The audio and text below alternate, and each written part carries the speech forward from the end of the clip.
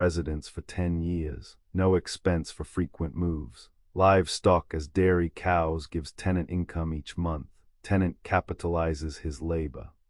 Tenant on farm long enough to gain the advantage of added benefits from livestock farming and the application of stable manure to fields.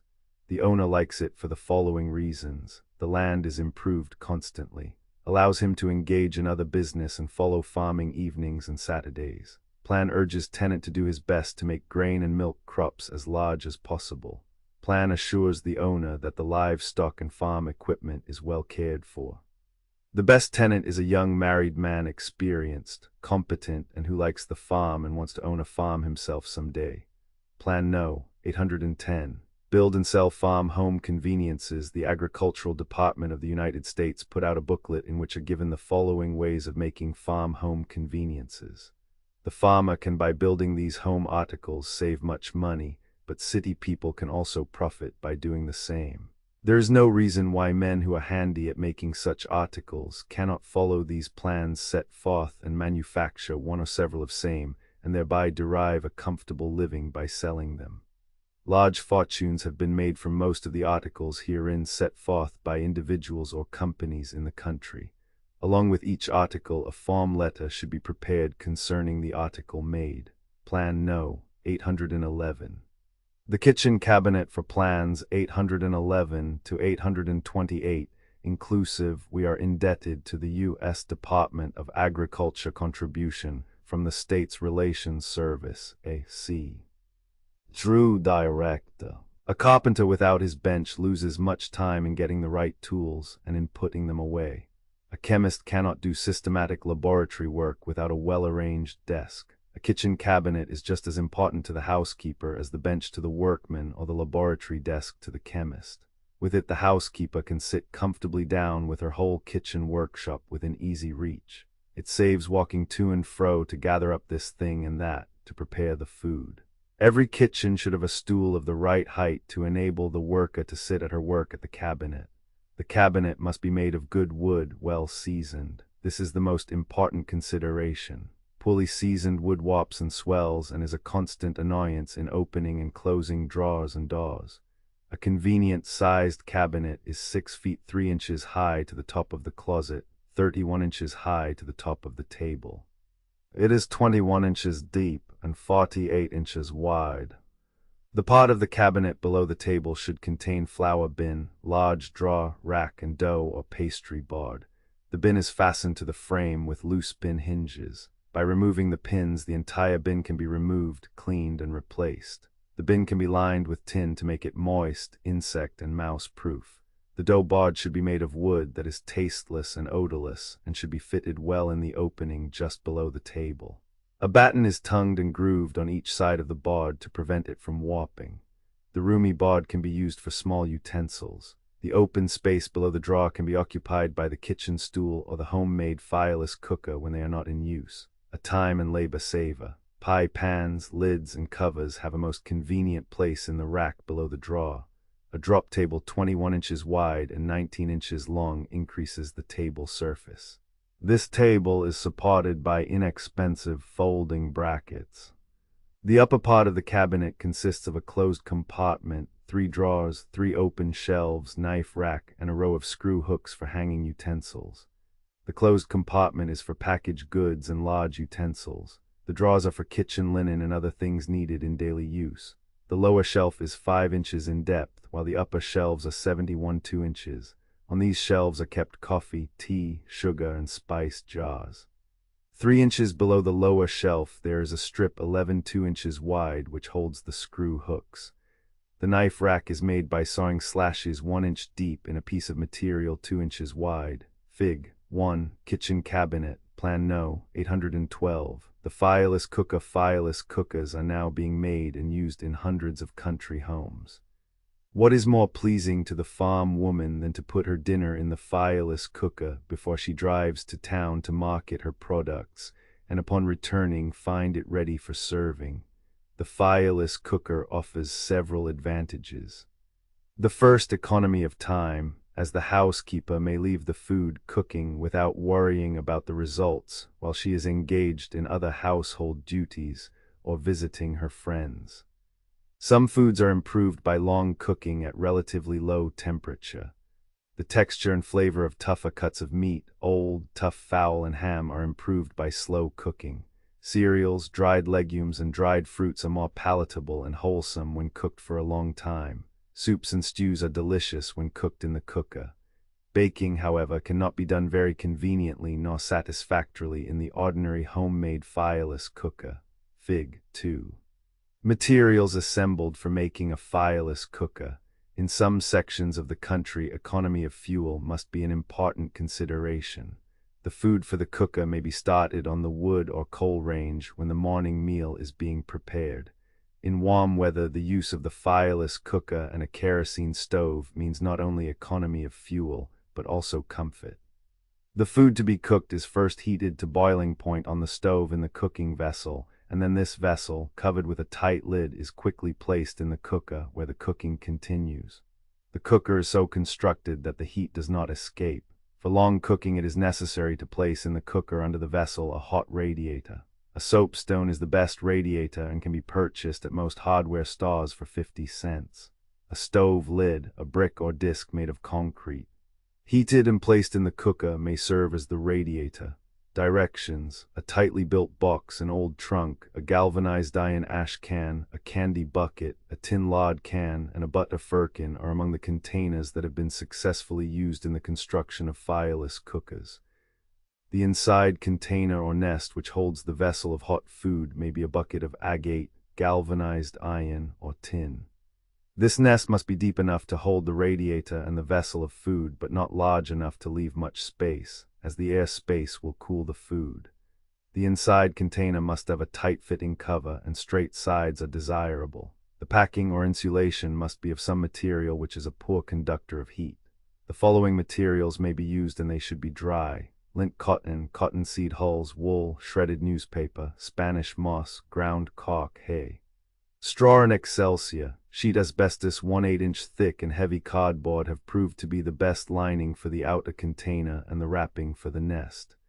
Heavy wrapping paper or several sheets of newspaper may be used for the lining of the outer container, but the nest should be wrapped with asbestos or heavy cardboard to prevent the hot stone from scorching or burning the packing. Fig. 3. The completed fireless cooker. 1. It is well to have the outside container large enough to permit 4 inches of packing below and around the sides of the nest. If a cooker is being made with 2 nests, 6 inches of packing should be allowed between the nests. Pack into the bottom of the lined outer container 4 inches of the packing. Place the nest or inside container wrapped with asbestos or heavy cardboard and hold steady while the packing is put around tightly and firmly until it reaches the top of the nest. 2. Make a collar as shown in the illustration of cardboard, sheet asbestos, or wood to cover the exposed surface of the insulating material. This collar should fit tightly.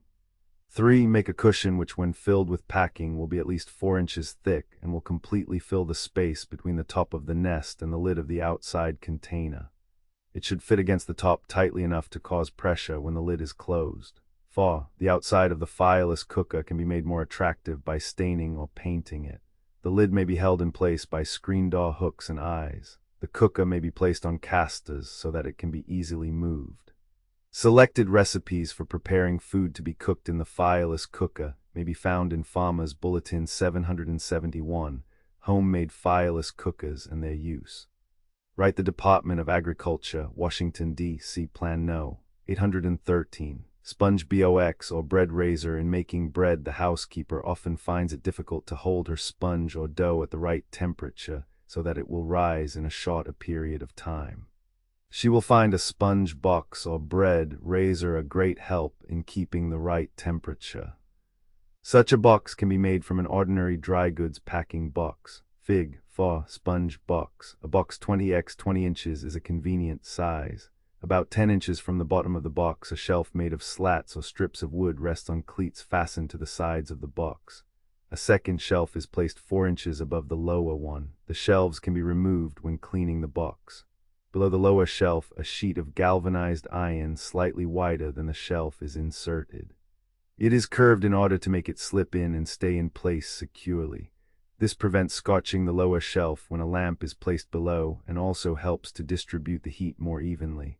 The door is hinged and fastened with a thumb latch or hook and staple. Several small holes are bored in the lower and upper parts of the sides and in the top of the box to promote circulation of air. A cork which has been bored through the center to admit a straight thermometer is inserted in one of the holes in the top of the box. A Fahrenheit chemical thermometer that registers as high as 100 degrees can be used. Such a thermometer may be ordered through a hardware dealer or directly from an instrument dealer. To avoid all danger of fire, the box should be lined with asbestos or tin when a kerosene lamp is used for heating the box. If an electric light is used, the lining is not needed. A 16-candle power light will heat the box nicely. A small and inexpensive night lamp is placed in the bottom of the box, and a shallow pan of water is placed on the lower shelf so that the air in the box will be kept moist.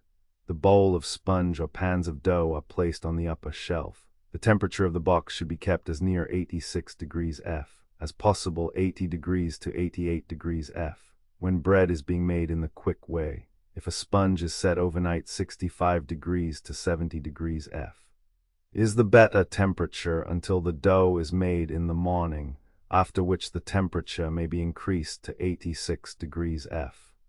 The temperature in the box may be varied by raising or lowering the flame of the lamp or by using warm or cold water in the shallow pan.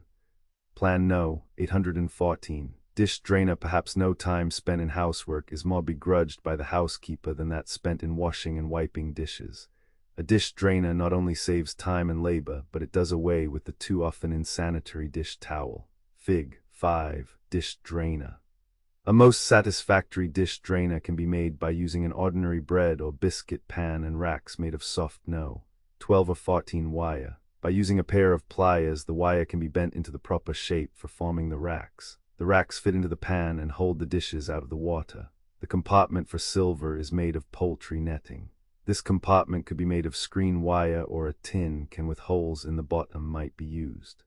After the dishes are washed, they are stacked in the racks and scalded with hot rinsing water.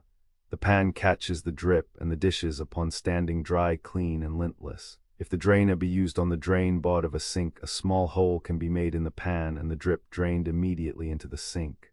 The wire racks can easily be removed so that the pan can be used for other purposes. Plan No. 815.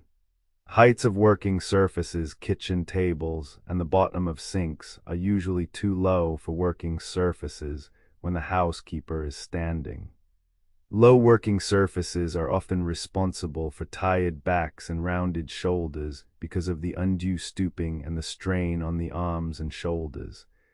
The following figures show the proper level of working surfaces for the height of the housekeeper, height of woman, proper height of working surface. Inches. 4 feet 10 inches, 27 5 feet, 28 5 feet 2 inches, 29 5 feet 4 inches, 35 feet 6 inches, 31. The kitchen table should be raised to the proper height by the use of blocks of wood. Different types of blocks for raising the height of tables can easily be made by you and sold. Fig. 6. Blocks for raising tables. A block of wood with a socket in which the table fits securely. B. A block of wood with metal strips and screws or nails for fastening the table legs or the cabinet table.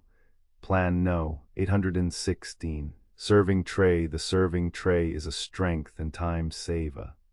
The tray saves many trips between the dining room and kitchen, both in serving and clearing away meals, especially in a large household where many dishes must be handled. The top and shelf spaces are sufficient to remove all dishes to or from the table in one trip. It saves steps in serving refreshments at social occasions. It is invaluable to use as a bedside tray in the sick room. The tray, when well made, is attractive as well as useful, and may serve as a reading table or flower stand. The upper part of the serving tray is box-shaped, 16 inches wide and 26 inches long. This is supported by 4 legs 15.8 by 15.8 inches, which measure 31 inches from the floor to the top of the tray. The top of the tray, or the lid of the china compartment, is edged by a 11.4-inch molding. The china compartment is 41 2 inches deep and is painted white within.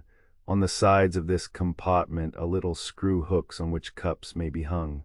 There is a space in the compartment for serving dishes for 6. Fig. 7. Serving tray opened. Below this serving compartment is a drawer 2 inches deep, which is divided in 2 parts. One side is used for linen and one side for silver. The side used for silver is lined with dark-colored felt or outing flannel. Fig. 8. Serving tray closed. In the space below the drawer, a large undershelf is placed. The serving tray is put on noiseless swivel casters, thus allowing the table to turn completely around, which is a great convenience. Instead of casters, small swivel wheels or the small wheels of a baby carriage or toy wagon may be used. A tray made by the dimensions given above is a convenient size and one that will go through doorways without danger of bumping. Plan No. 817. Folding ironing board. The ironing board can be fastened up against the wall and be put out of the way when not in use. It should be made of well-seasoned 1 or 11 4-inch material. A board of convenient size can be made by the following dimensions: 4 feet 8 inches long, 15 inches wide at the attached end, and 8 inches at the free end. About 2 inches from the attached end, the board begins to taper gradually. The free end is rounded. Fig. 9. Folding ironing board. A strip 11 4 by 4 inches by 15 inches is securely fastened by screws to the wall at a convenient height. The height at which the board is placed varies with the height of the user. For a woman of average height, it should be about 31 or 32 inches. The board is hinged to the wall strip with 2 butt hinges. The leg or brace, made of material 1 inch thick and 4 inches wide, is fastened with a 3 butt hinge to a strip of board 1 by 4 by 8 inches. The board strip is screwed to the underside of the board 11 inches from the free end. The length of the brace depends upon the height of the board, and when the board is in position, the brace rests against the baseboard of the wall. Skirts may be easily ironed without changing the position of the brace. A piece of galvanized iron may be tacked to the board, on which the hot iron may rest when not being used. The board is folded up against the wall and may be held in place by using the upper part of the rack for holding the portable ironing board. Plan No. 818. Rack for the portable ironing board. The ironing board rack or holder may be attached to the wall or to the inside of a closet door to hold a portable ironing board when not in use. The upper part of the holder is made of 21 2-inch material and is 5 inches in depth. It is 12 inches across the top and is shaped to fit the contour of the smaller end of the ironing board. In the center is a button which holds the top of the board in place. The button is made of metal and so shaped as to give it a spring and to provide a finger hold for easy movement. The upper part of the rack or holder is screwed to the wall or door. Fig. 10. Rack for holding ironing board. The bottom or lower part of the rack is 5 inches wide and 3 inches in depth and is made of 21 2-inch material. It is rabbeted on the side next to the wall. An inch rabbet is cut into for a rest for the ironing board. This part of the rack is fastened with 2 screws to the wall or door. Plan No. 819. Iceless refrigerator. A very useful convenience for the farmhouse where ice is not obtainable is the iceless refrigerator. It will keep meats, fruits, and vegetables cool and will extend the period for keeping milk and butter. It can also serve as a cooler for drinking water. In homes where large quantities of milk and butter are to be kept, it would be well to have one refrigerator for milk and butter and another for other foods. As milk and butter readily absorb odors from other foods, it costs very little to build the refrigerator and nothing to operate it.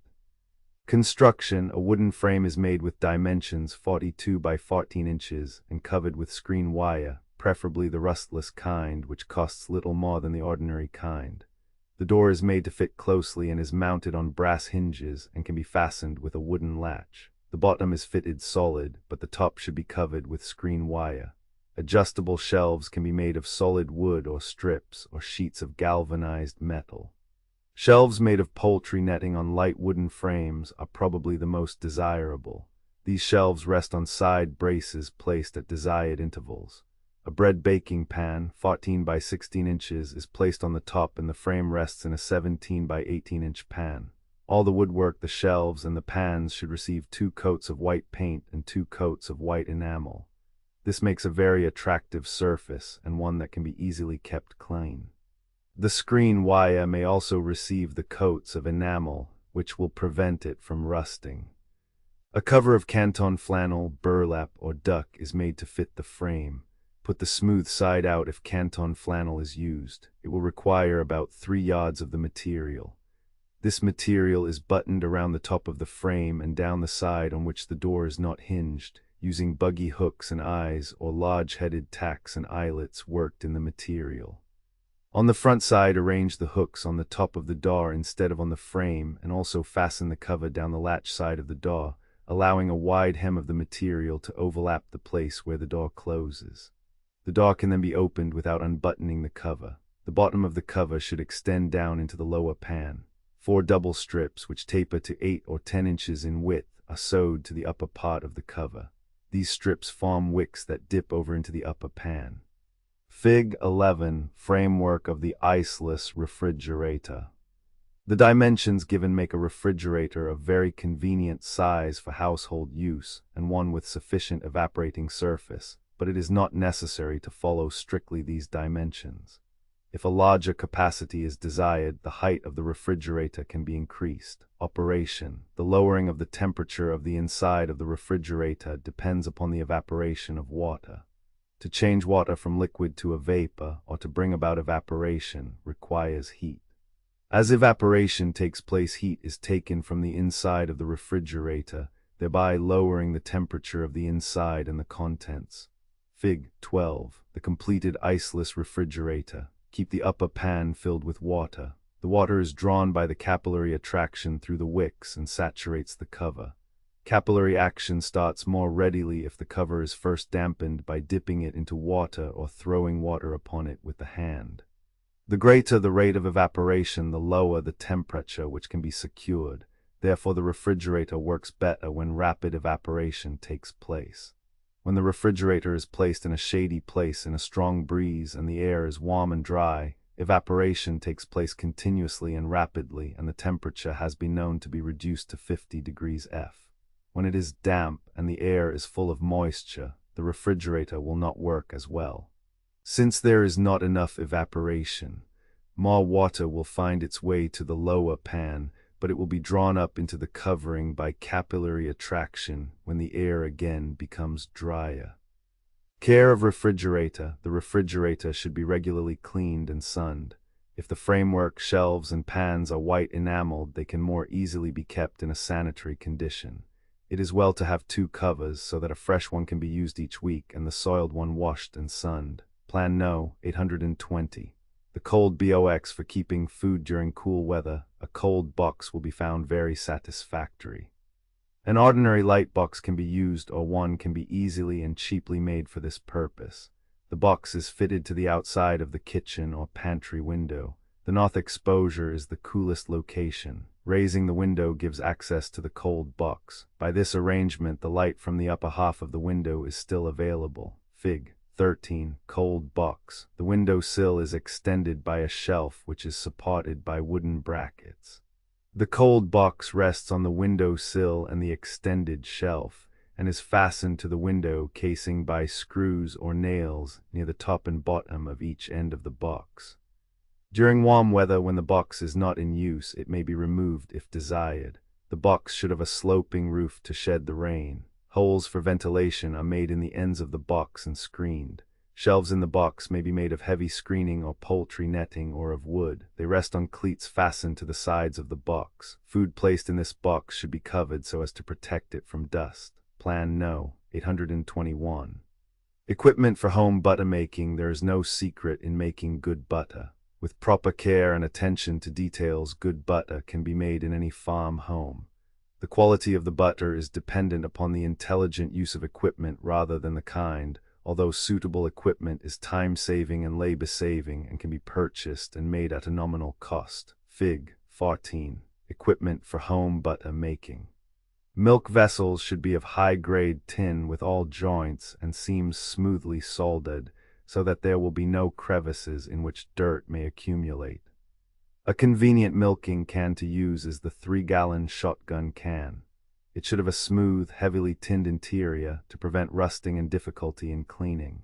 All butter-making equipment should be thoroughly scrubbed with a brush in hot water containing sal soda or washing powder. Never use a dishcloth or soap. Inexpensive stiff fiber scrub brushes or vegetable brushes can be purchased at any grocery or hardware store.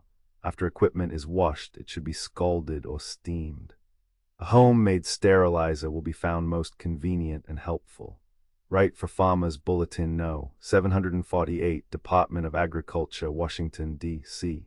A medium-sized dipper strainer with a fine meshed gauze has been found to be very satisfactory. It should be smooth and free from seams. Butter should not be touched or handled with the bare hands. It injures the quality of the butter and is very insanitary. Wooden ladles can be easily whittled from maple, ash or poplar or bark at a small cost. A thermometer is absolutely essential to successful butter making. Controlling temperatures is second only to keeping equipment clean. A floating dairy thermometer can be ordered from any dairy supply company. In making butter, the salt should be uniformly distributed and the granules pressed together into a close-grained mass and the surplus water worked out. This can most easily be accomplished by use of a V-shaped lever butter worker made of 1-inch material. This worker is made of maple, ash, or poplar, the material of which all wooden butter equipment is made. Any woods from which odors or flavors might be absorbed by the butter should not be used. For the amount of butter made in most farm homes, a butter worker 18 inches long, 16 inches at the wide end, and 2 inches at the narrow end is a convenient size. The sides are 3 inches wide and are screwed to the bottom. The corrugated roller having 6 or 8 sides is 24 inches long. One end of the roller is shaped to fit a small hole made in the pieces across the narrow end of the worker. This end piece is of a width that leaves a slot just above the bottom of the worker, which allows the water to drain off into a pan as the roller is pressed firmly backward and forward over the butter. The worker rests on 3 knobs or supports. The 2 knobs at the wider end are 2 inches high, while the knob at the narrow end is 2 inches. The most popular, convenient, and attractive butter mold is the brick-shaped or square-cornered shape. This mold can be made of 5/8-inch material. The mold most commonly used is 45/8 by 21/2 by 23/8 inches. An inch hole is bored through the center of the top and through the center of a plunger which fits closely into the mold. Through the hole in the top of the mold is inserted the round handle which screws into the hole in the plunger. Most satisfactory molds of this type can be found on the market when butter is to be sold. Parchment papers 8 by 11 inches should be used to wrap the pound print. Also, neat and attractive paper butter cartons should be used when butter is put on the market. It will bring a better price if packed well. To make the butter making equipment complete, a barrel churn should be added. The barrel churn is generally recognized as the most convenient and efficient kind of churn in use. When an extra large quantity of milk is handled, it pays to use a cream separator. A separator ensures more and better butter. Plan No. 822. Cheese-making equipment cottage, Neufchâtel, plain cream, and pimento cream cheese can be made in the farm home where a surplus supply of milk is available. Cheese is not only a very valuable food, but if a first-class product is produced, a good market can easily be found for it. The equipment for making cheese is very simple and most of it could be made at home. The rack for draining the cheese is 16 inches deep, 12 inches wide, and 24 inches long, and is made of pine. The bottom slats which hold the pan under the draining cloth fit into notches made in the lower side strips and can easily be removed when the rack is washed. The corner posts extend 3/4 inch above the strips at the top, and the corner loops of muslin or cheesecloth drain cloth are looped over the posts. A similar rack, as described, could be made out of an orange or vegetable crate. The press is made of 2 poplar or maple boards 11 4 inches thick and 141 2 inches square. Strips of wood 13 4 inches wide are nailed or screwed on the back of each board to prevent them from warping. The boards are planed and sandpapered until perfectly smooth. The lower board has a circular groove which has an outlet through which the whey drains as it is pressed out of the curd.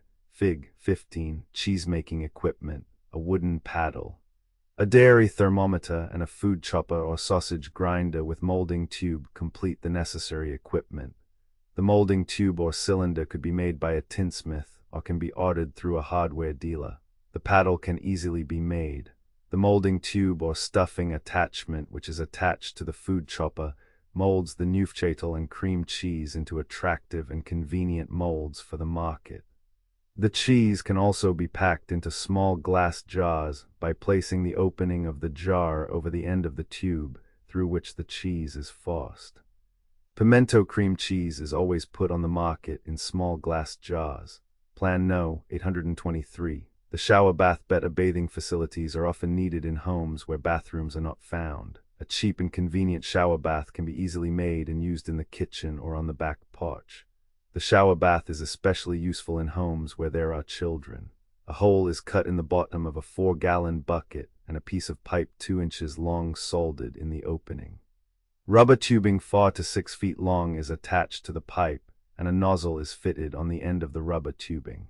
A sprinkler from a water can may be used instead of the nozzle. The bucket can be raised or lowered to suit the convenience of the person taking the bath by a rope fastened to the handle of the bucket and run through a pulley which is fastened with a staple to a joist in the ceiling. The end of the rope is looped over a hook, which is driven securely into the window or door facing, or into the studding in the wall. Fig. 16. The shower bath, a clothespin closed over the rubber tubing, serves as a stopcock to cut off the water if desired. The shower can be better regulated by using a device such as is shown in the illustration. The end of a piece of No. 12 or 14 wire is fastened to a disc of leather or tin, or a cap of a tin can, by making a hole in the material used, running the wire through and looping the end. This disc is placed over the hole in the bottom of the bucket, and the attached wire extends through the rubber tubing and the nozzle. The shower can be regulated by the disc being raised and lowered by means of the wire. The weight of the water in the bucket on the disc will form a sufficient seal when no flow is desired. A large tub is placed under the shower, in which the bather stands. The tub and bucket are more attractive when given 2 coats of white paint and 1 coat of white enamel. Plan No. 824. Well protection and inexpensive waterworks for a farm kitchen. The 3 important principles to consider in the subject of water supply for the farm home are: 1. It is necessary to have clean water. 2. There should be convenient and serviceable equipment to furnish running water in the house.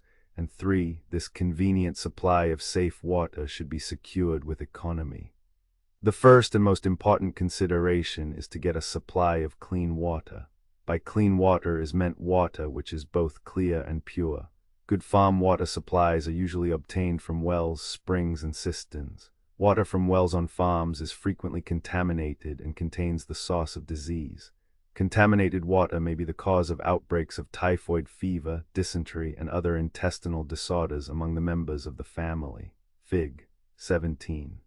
Dug well, concrete, or cemented brick lining. Both shallow dug wells and deep bored wells may be polluted by the entrance of filth, vermin, unclean water at the top, and also by seepage of contaminated soil water. These are the results of poor location of wells, generally unclean surroundings, open or loose well curbs, the absence of a well lining, or the presence of a poor well lining. The first step in securing a clean water supply is to remove all sources of possible contamination. Among the worst of these is the open privy vault, the leaching cesspool, and barnyard filth. A well in ordinary pervious soil, located lower than and within 100 feet of any of these, is almost certain to be contaminated. The well itself should be located as high as possible with regard to buildings, stock pens, and chicken yards, and as far away from all sources of contamination as convenience and local surroundings will permit. The final safeguards to a well water supply are to provide an impervious lining of concrete, cemented bricks, cemented tile, or iron casing, and to provide a watertight curb not only to keep out surface wash, animals, and vermin, but to prevent the pump drip and dirt from shoes and bucket from entering the well. Fig. 18. Dug well, vitrified tile lining. Fig. 19. Bored well. Fig. 20. Driven well. The same precaution with reference to the entrance of filth and polluted water from the surface apply to underground cisterns. Springs are subject to contamination by surface wash and because animals have access to them. They can be protected by fencing in from animals, walling in the spring to form a covered and watertight reservoir, and by keeping the surroundings clean. Spring water should be kept under close observation for any signs of surface pollution, especially those springs occurring in limestone regions. Having secured a clean water supply, the next step is to provide equipment to furnish running water in the kitchen at the turning of a faucet or by merely pumping. If the well or cistern is located close to the house, one of the simplest and cheapest methods of obtaining running water for the kitchen in the warmer climates is to place a covered barrel or other supply tank on a shelf outside the kitchen wall in such a position that it can be filled from the pump through a hose, as desired. A pipe attached to the bottom of the barrel or tank and passing through the wall has attached to it a faucet over a sink in the kitchen. The hose is detachable and can be removed from the pump when not in use. Fig. 21. Simple water supply system for farm kitchen. Larger illustration. The sink is connected by lead pipe through a trap to a drain, which should consist of cast iron soil pipe when it is used anywhere in the immediate neighborhood of the well or cistern. Do not under any consideration use cemented tile for the purpose within 30 feet of any source of water supply. When far enough away from the house or well, this drain can empty into an open jointed drain tile which may be placed in the garden soil or any other pervious soil, thus disposing of the waste water by absorption. The disposal tile should have a fall not to exceed 1 inch in 50 feet, else the water will rush to the lower end and waterlog the soil. In very porous or sand soils, 1 foot of 3 or 4 inch tile per gallon of discharge per day is sufficient. In heavier loam or clay soils, 2 feet of tile are necessary, and sometimes more for every gallon. Aeration of heavy soil can be brought about by the use of coarse cinders or gravel laid in the bottom of the tile ditch. Where there is danger of freezing or where the well is very close to the house, about the simplest and cheapest method is to place a pitcher pump or force pump over a sink in the kitchen. The suction pipe of the pump may be attached to the well or cistern and water obtained when desired merely by pumping. This is provided the vertical distance from the pump to the water in the well does not exceed 20 feet. As under ordinary circumstances, a pump will lift water satisfactorily by suction only to about that height.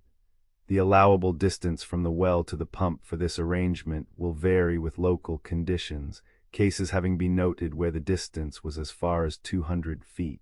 As water meets with resistance in pipes due to friction, elbows, and bends, it is well to take off about 2 feet from the allowable vertical pumping lift. For every 100 feet, the water is drawn horizontally. From the standpoint of economy, which is the third consideration, all local conditions which would have a bearing on obtaining clean water and putting it into the house with convenient and serviceable equipment should be determined.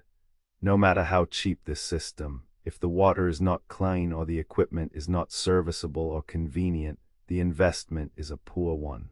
Plan first of all to do the necessary work to give absolutely clean surroundings. Next, secure the proper material to protect the well. By inquiry as to local prices of material and labor, the cash outlay needed can be easily determined.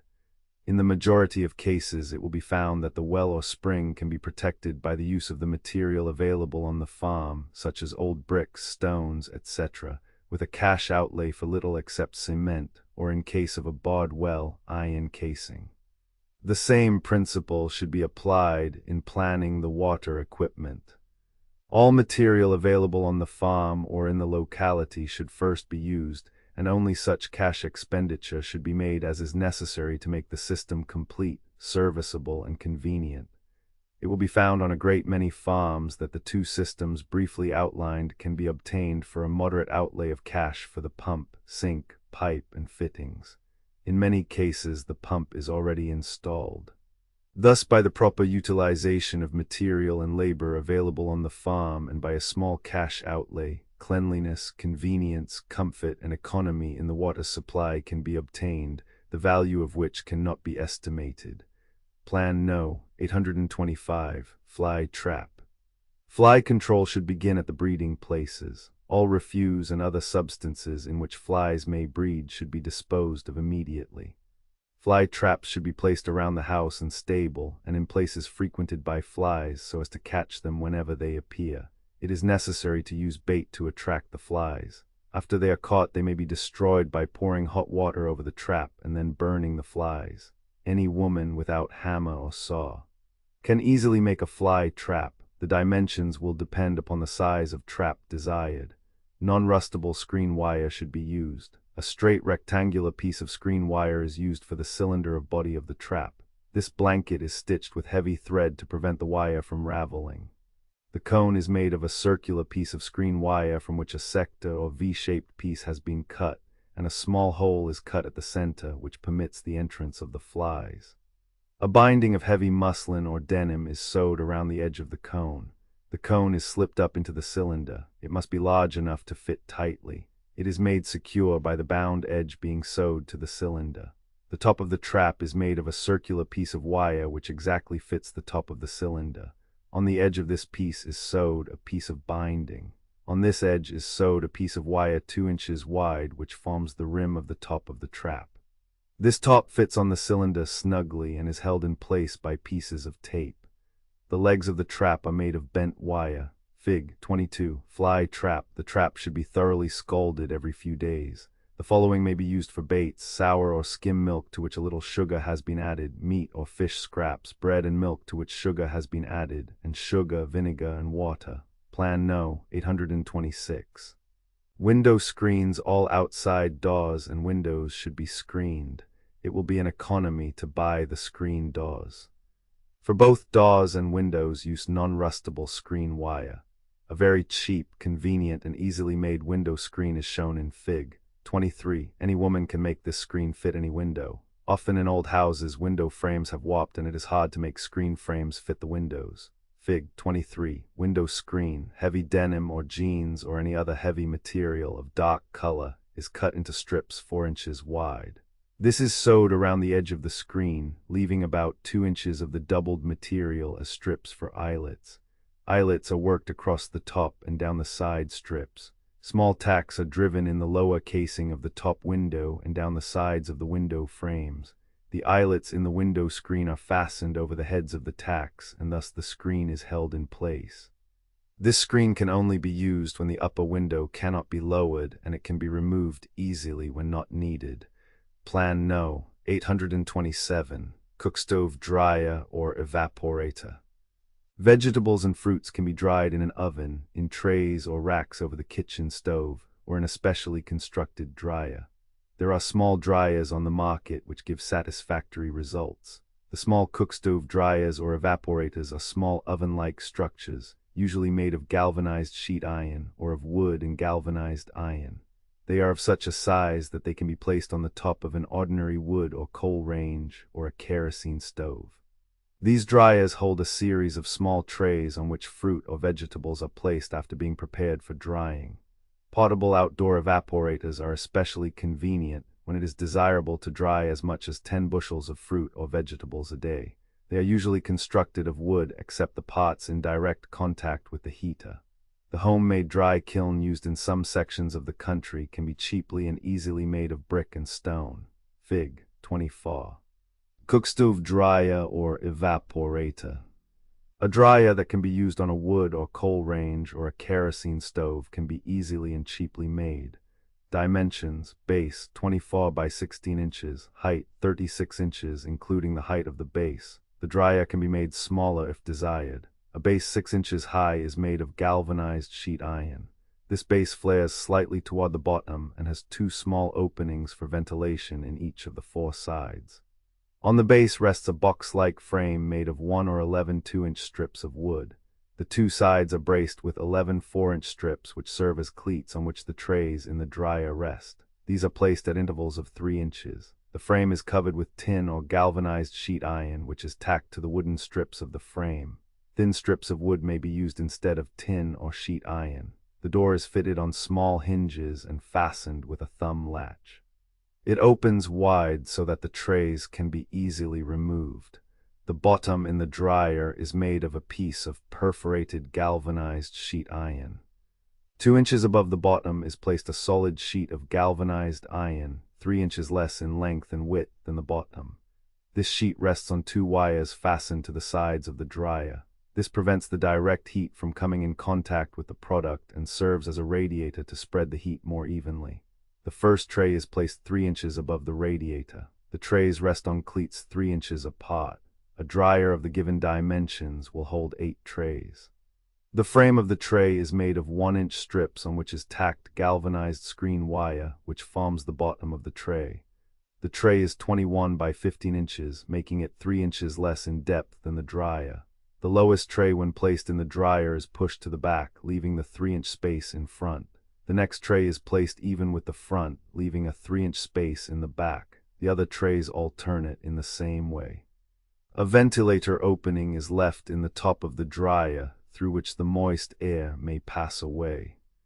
The principle of construction is that currents of heated air pass over the product as well as up through it, gathering the moisture and passing away. The current of air produces a more rapid and uniform drying. The upper trays can be shifted to the lower part of the dryer and the lower trays to the upper part as the drying proceeds, so as to dry products uniformly throughout. Plan No. 828, the cleaning closet. Entrance of dust and dirt into a house is unavoidable, and the housekeeper is compelled to spend some of her time and energy in the daily cleaning. Through the use of better equipment and more systematic planning, she is able to do the cleaning more easily and quickly. It is well to have a special place where cleaning utensils may be kept in the best condition and ready for instant use. Much time and energy is spent in collecting the utensils needed for cleaning. A closet cupboard. All wardrobe in the kitchen is the best place for keeping the cleaning utensils. A back stair closet is also a good place. One end of a back porch may be enclosed and used for such a purpose. The closet should have plenty of hooks and racks for utensils and a shelf for cleaning materials. The housekeeper should choose utensils according to her own needs and according to the requirements of her house. Those suggested below are inexpensive and will help to lighten the work of cleaning. Bucket with wringer for mopping. A piece of inch board 15 inches square with rollers makes a convenient platform on which to set the mop bucket and permits it to be moved easily without lifting. Wall mop made by tying a bag made of wool or cotton cloth over an ordinary broom. A broom with a hook screw in the end of the handle by which it can be hung up. A long-handled dustpan. Several brushes for cleaning purposes. Cheesecloth, worn silk, and flannelette for dusters. Dusters may be made by dipping pieces of cheesecloth in 2 quarts of warm water to which 1/2 cup of kerosene has been added. These cloths should be kept away from the stove and lighted lamps as they are inflammable. A blackboard eraser covered with flannelette for stove polishing. An oiled floor mop to use on oiled or polished floors. Several makes can be found on the market, or one may be made of old stockings or any discarded woolen or flannelette material. The material is cut into 1-inch strips and sewed across the middle to a foundation of heavy cloth. This is fastened to an old broom handle or used in a clamp mop handle. The mop is dipped into a solution made of 1/2 cup of melted paraffin and 1 cup kerosene and allowed to dry. To keep it moist, it is rolled tight and kept in a paper bag, away from stove or lamp. A carpet sweeper or a vacuum cleaner should be used in the daily cleaning of carpets and rugs. A vacuum cleaner operated by hand or electric power removes practically all the dust and dirt from carpets and rugs in a dustless manner. Plan No. 829. Basket borders during the war people have been thrown upon their own resources, and many methods of making a living have been attempted. Many suggestions have been given by the United States Department of Agriculture as to plans which would be feasible for making a living. One suggestion is a plan followed by a New York woman. She had a small income, but it was not sufficient to care for herself and small child. She arranged to board and room 15 girls and boys from the farm, and this board and room was paid with baskets of provisions from the farm from each of the children's parents. She conducted her home on a dormitory plan of a college. Each of the students took care of their own rooms and spent their weekends with their parents, at which time their washing was taken along or sent to the city laundry, at the expense of the student. This idea has wonderful possibilities. There are thousands of boys and girls from the farms that cannot go to high school because of the lack of ready cash. But if a woman who can furnish the best of references will charge them $10 a month and a weekly basket of provisions from their farms, it would be possible for them to have a high school or college education. With 15 children, this would mean an income of $150 a month, and the lady could figure out what kind of provisions from week to week she needed, and have the boys and girls regulate their baskets accordingly. If it was not practical for the boys and girls to return to the farms to bring baskets in person, the baskets could easily be sent in by parcel post. Any woman who has a family and is unable to go out to work can make a good income in this way, as well as do a great favor to the boy and girl on the farm. This is a good way for thousands of town and city families to escape the high cost of living and take from the farmer what he has to pay with, i.e., food for the education of his children. Opportunities in public office. There are many opportunities in public office in every city and county in the United States. Many a man with a dark outlook, if familiar with the many opportunities in public service, might find awaiting him just the kind of work he likes best. In this field there is work from the most ordinary labor to the professions. Activities of the city, county, state, and national government each year create opportunities which should not be overlooked by those who desire employment or who already have employment and desire work more in accord with their tastes. There is, perhaps, no more ideal work one can be engaged in. In public service, you work under the best conditions and the workers do not sacrifice their liberties. And the hours and pay are good. Civil service is now used by many city governments, which ensures permanency. The government every year offers great opportunities to workers through civil service, which is set forth in Plan No. 217. A space in this book will not permit me to enumerate the many opportunities given by governments in all cities, counties, and states. I have taken the city of Spokane, county of Spokane, state of Washington, as an illustration, and from this it will be easy for you to check up the opportunities in your own locality. This brief of public affairs will be suggestive to those people who desire to enter public service as a career, as from this they can determine what work best suits their abilities. The city of Spokane has been for a number of years under the commission form of government. The people elect 5 men at $3,500 each to run the affairs of the city. These men direct the affairs of the city, much like the manager of a business. The salaries encourages good business ability to contest for these offices. Each commissioner is given a department, and each department has a certain number of divisions, which are as follows. Those with a star before the name are either named by the commissioner at the head of the department or by the 5 commissioners together. Those names before which no star appears are covered by the Civil Service Board.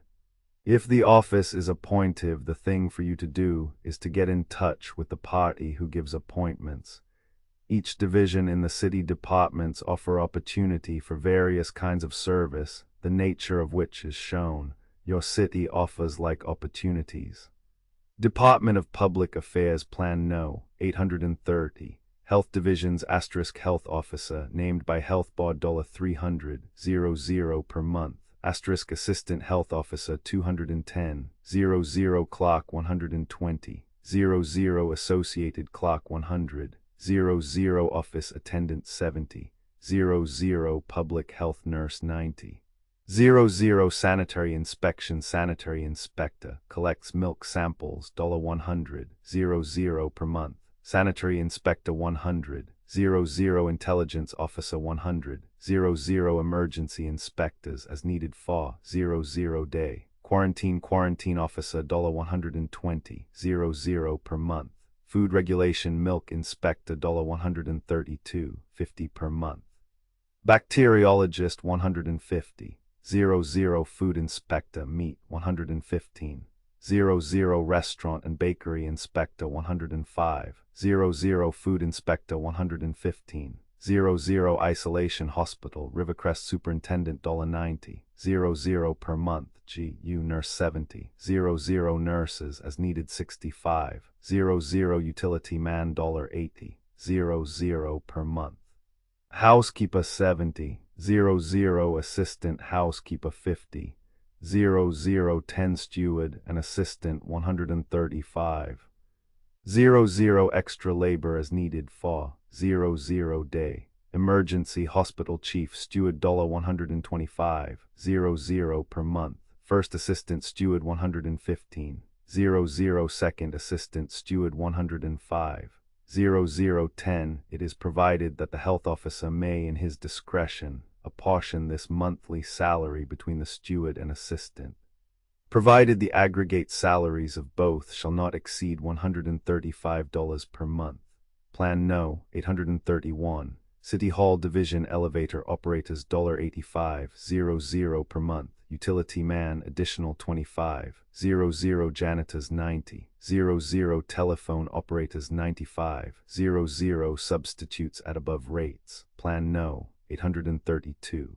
Weights and Measures Division Inspector $132, 50 per month. Plan No. 833. Labor Agents Division Labor Agent $165, 00 per month. Assistant Male 115, 00 Assistant Female 85, 00 Public Market Master as needed $85, 00 per month. Dental Clinic School Dentist 9½ months $85, 00 per month. Municipal Fish Market Salesman $100, 00 per month. Salesman 90, 00 Plan No. 834. Crematory Division Superintendent $200, 00 per month. Assistant Superintendent 120, 00 Night Foreman 110, 00 Bookkeeper 110, 00 Collector 95, 00 Household and Trade Refuse Collection Bondman $100, 00 per month. Blacksmith 115, 00 Utility Man 115, 00 Night Laborers 5, 00 Day Laborers 5, 00 Refuse Disposal Engineer $105, 00 per month.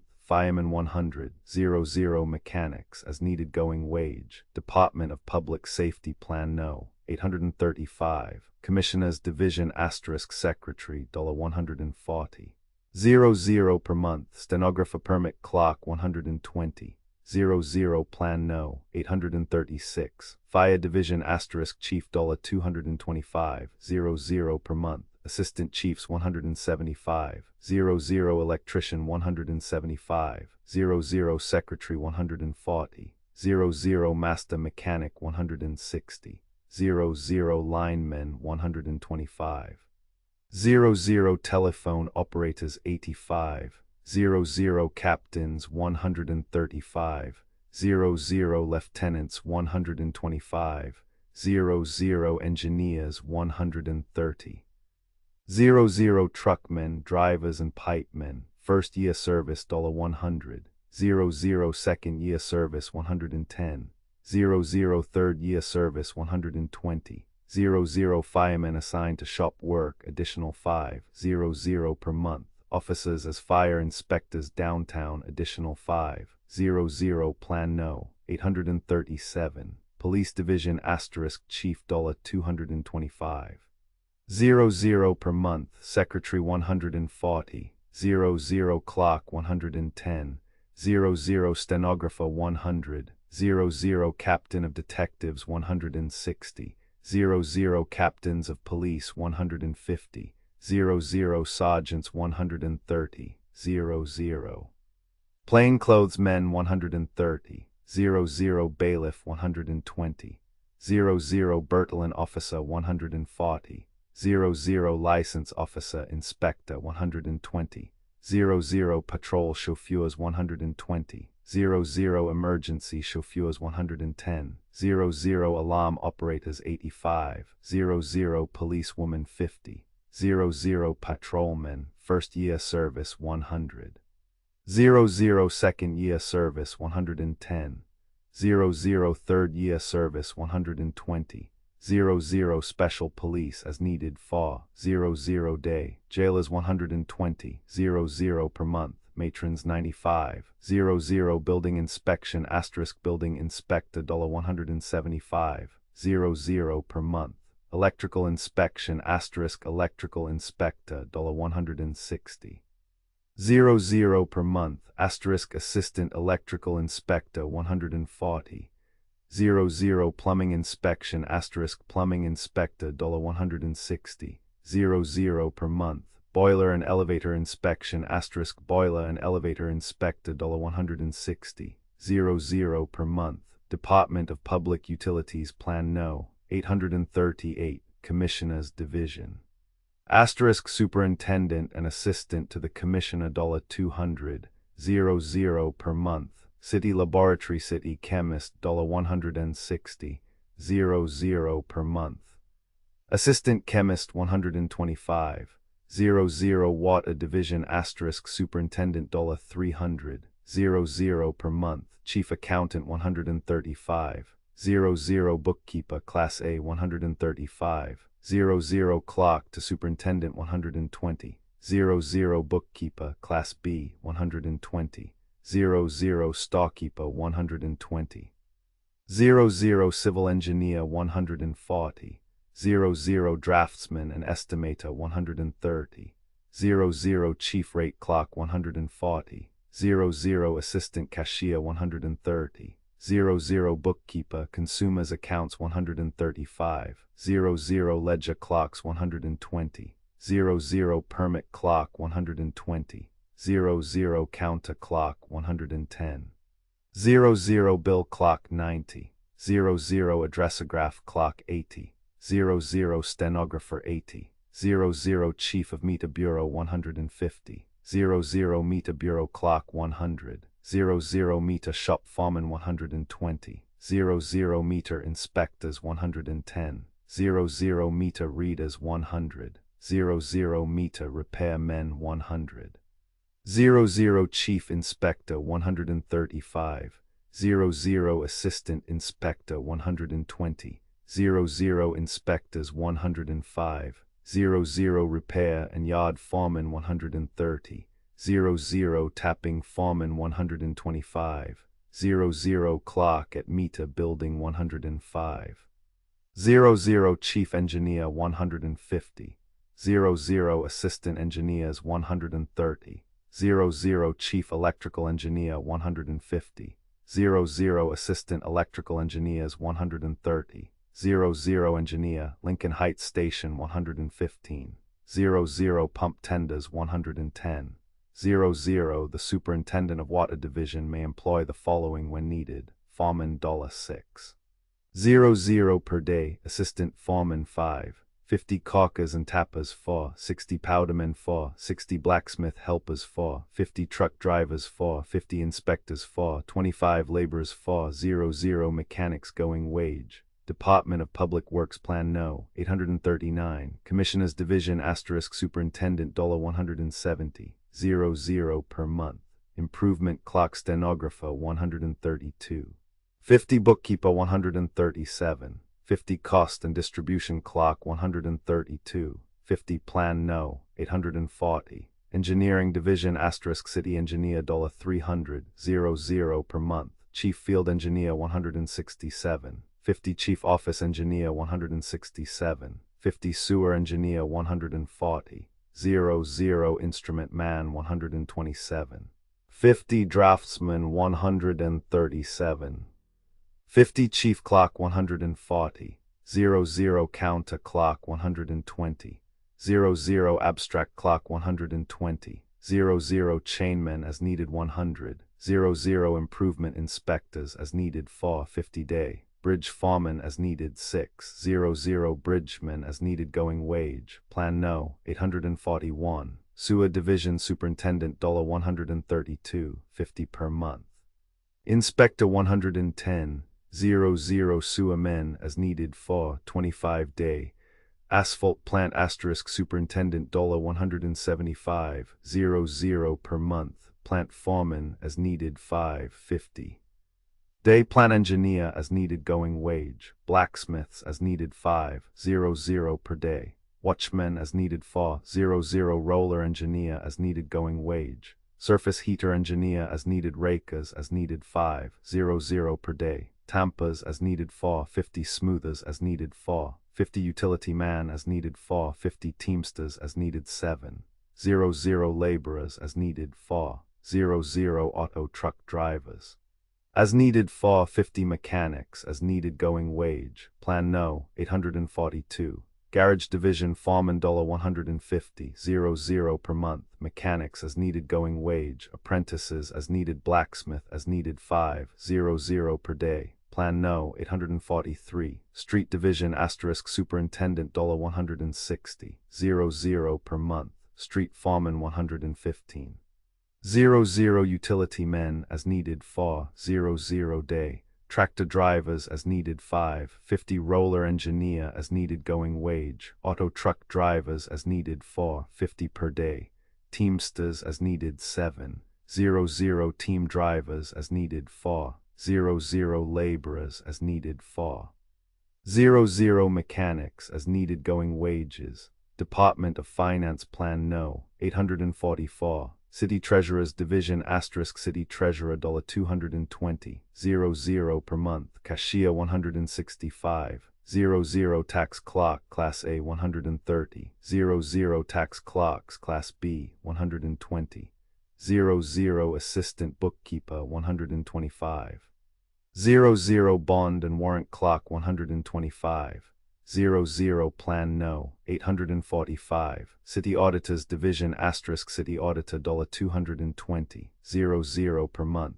Deputy City Auditor $155 Deputy and Counter Clerk $132, 50 Local Improvement Deputy $120 Assistant Bookkeeper $135 General Checker $165 Local Improvement Checker $135 Cage Checker $120 plan no 846, Purchasing Agents Division asterisk Purchasing Agent $220 per month, Stenographer Clerk $100 Storekeeper $120 Departments not under Individual Commissioner plan no 847, Legal Division asterisk Corporation Counsel $5,000 per annum, asterisk First Assistant $250 month, asterisk Second Assistant $175 Clerk $120 asterisk Claim Agent $130 plan no 848, City Clerk's Division asterisk City Clerk $220 per month, Deputy $130 Deputy $120 plan no 849, Civil Service Division asterisk Secretary $130 per month, plan no 850. Judiciary Division under the Mayor asterisk Police Judge $125 per month, Police Court Clerk 90 Probation Officer 75 County Government in the county, Civil Service does not apply, but your selection is largely dependent upon your political standing. Become an active man in your party, and if you are fortunate in supporting a winner, you will have employment. The county officers run as follows, plan no 851, County Commissioners elective 3 in number at $3,000 per year. Plan no 852, Judges of Superior Court 5 in number at $4,000 per year. Plan no 853, Justices of the Peace 3 in number at $1,800 each per year, one of which is to be police judge. Named by city and receives additional salary from city. Each justice names his own clerk. Plan no 854, Constables elective 3 in number at $960 each per year. Plan no 855, County Agriculturist named by County Commissioner. Part paid by government $125 per month. Part paid by county $125 Counter 60 plan no 856, Purchasing Agent named by Commissioners $160 00 per month. Assistant Purchasing Agent 110, 00 Plan No, 857, Heating and Lighting. Custodian of Cot House named by Commissioners $110, 00 per month. 3 engineers work 8 hours 110, 004 janitors 95, 001 watchman 90, 00 telephone operator 85, 00 relief operator 20, 00 Plan No, 858 steward jail named by county commissioners and bod $110, 00 per month. Plan No, 859, tubercular hospital Edgecliff lady head nurse $115, 00 per month. Bookkeeper 60, 00 X-ray doctor 75, 00 12 nurses 60, 00 4 cooks 40, 00 head cook 85, 002 waitresses 45, 00 dishwasher 35, 00 waitress and pantry girl 16, 003 ward maids 35, 003 hairdressers 35, 002 engineers 135, 001 gardener 40, 002 janitors 40, 002 orderlies 40, 00 county carpenter 150, 00 Plan No, 860 county auditor $3,000, 00 per year, 20 employees 125, 00 month. Plan No, 861 county treasurer $3,000, 00 per year, 20 employees 125, 00 month. Plan No, 862 county assessor $3,000, 00 per year, 20 employees 125, 00 month. Plan No, 863 county clerk $3,000, 00 per year, 15 employees 125, 00 month. Plan No, 864 county sheriff $3,000, 00 per year, 15 employees 125, 00 month. Plan No, 865 county prosecuting attorney $3,000, 00 per year, 8 employees 150, 00 month. County prosecuting attorney stenographer 75, 00 Plan No, 866 county superintendent of schools $166, 65 per month. 2 employees 115, 00 department superintendent 150, 00 Plan No, 867 juvenile court named by presiding judge 8 employees $100, 00 per month. Plan No, 868 chief probation officer $150, 00 per month. Chief Probation Officer Assistant 125, 00 Stenographer 100, 00 Plan No, 869 County Commissioner $166, 65 per month. Clock 150, 00 Plan No, 870. Spokane County Infirmary employees or poor farm named by county commissioners, superintendent $160, 00 per month, physician 100, 00 steward 90, 00 nurse 50, 00 cook 100, 00 engineer 90, 00 assistant engineer and laundry 60, 00 farmer 75, 00 milker 60, 00 Plan No, 871 county coroner $100, 00 per month. Plan No, 872 county engineer $200, 00 per month. 15 employees engineers $150, 00 per month. Draftsman 140, 00 roadman 140, 00 each of the 5 superior court judges elected names his clerk, bailiff, and court stenographers. State government people generally are not aware of the great number of men and women employed by the state government. The state of Washington is comparatively a young state, and yet it employs at least 2,000 people in its different departments. Abilities of every description are required. The governor has great power, as most of the different department heads are appointed by him. In some cases, the state law limits him as to a certain number of appointments, but as a rule, the governor is allowed to make all appointments. If you desire to learn the nature of work, you can apply to the secretary of the various departments. The following offices not marked elective are filled by appointment. Plan No. 873, Congressional Office, Elective, U.S. Senators $2,800 per year, U.S. Representatives 7,500, Plan No. 874, Governor Elective $6,000 per year. Secretary to the Governor, Plan No.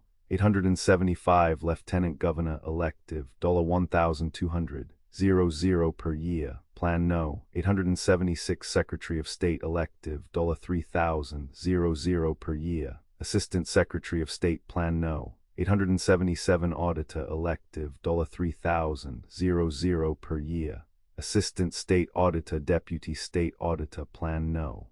878, Treasurer Elective $3,000 per year. Deputy State Treasurer, Plan No. 879, Attorney General Elective $3,000 per year.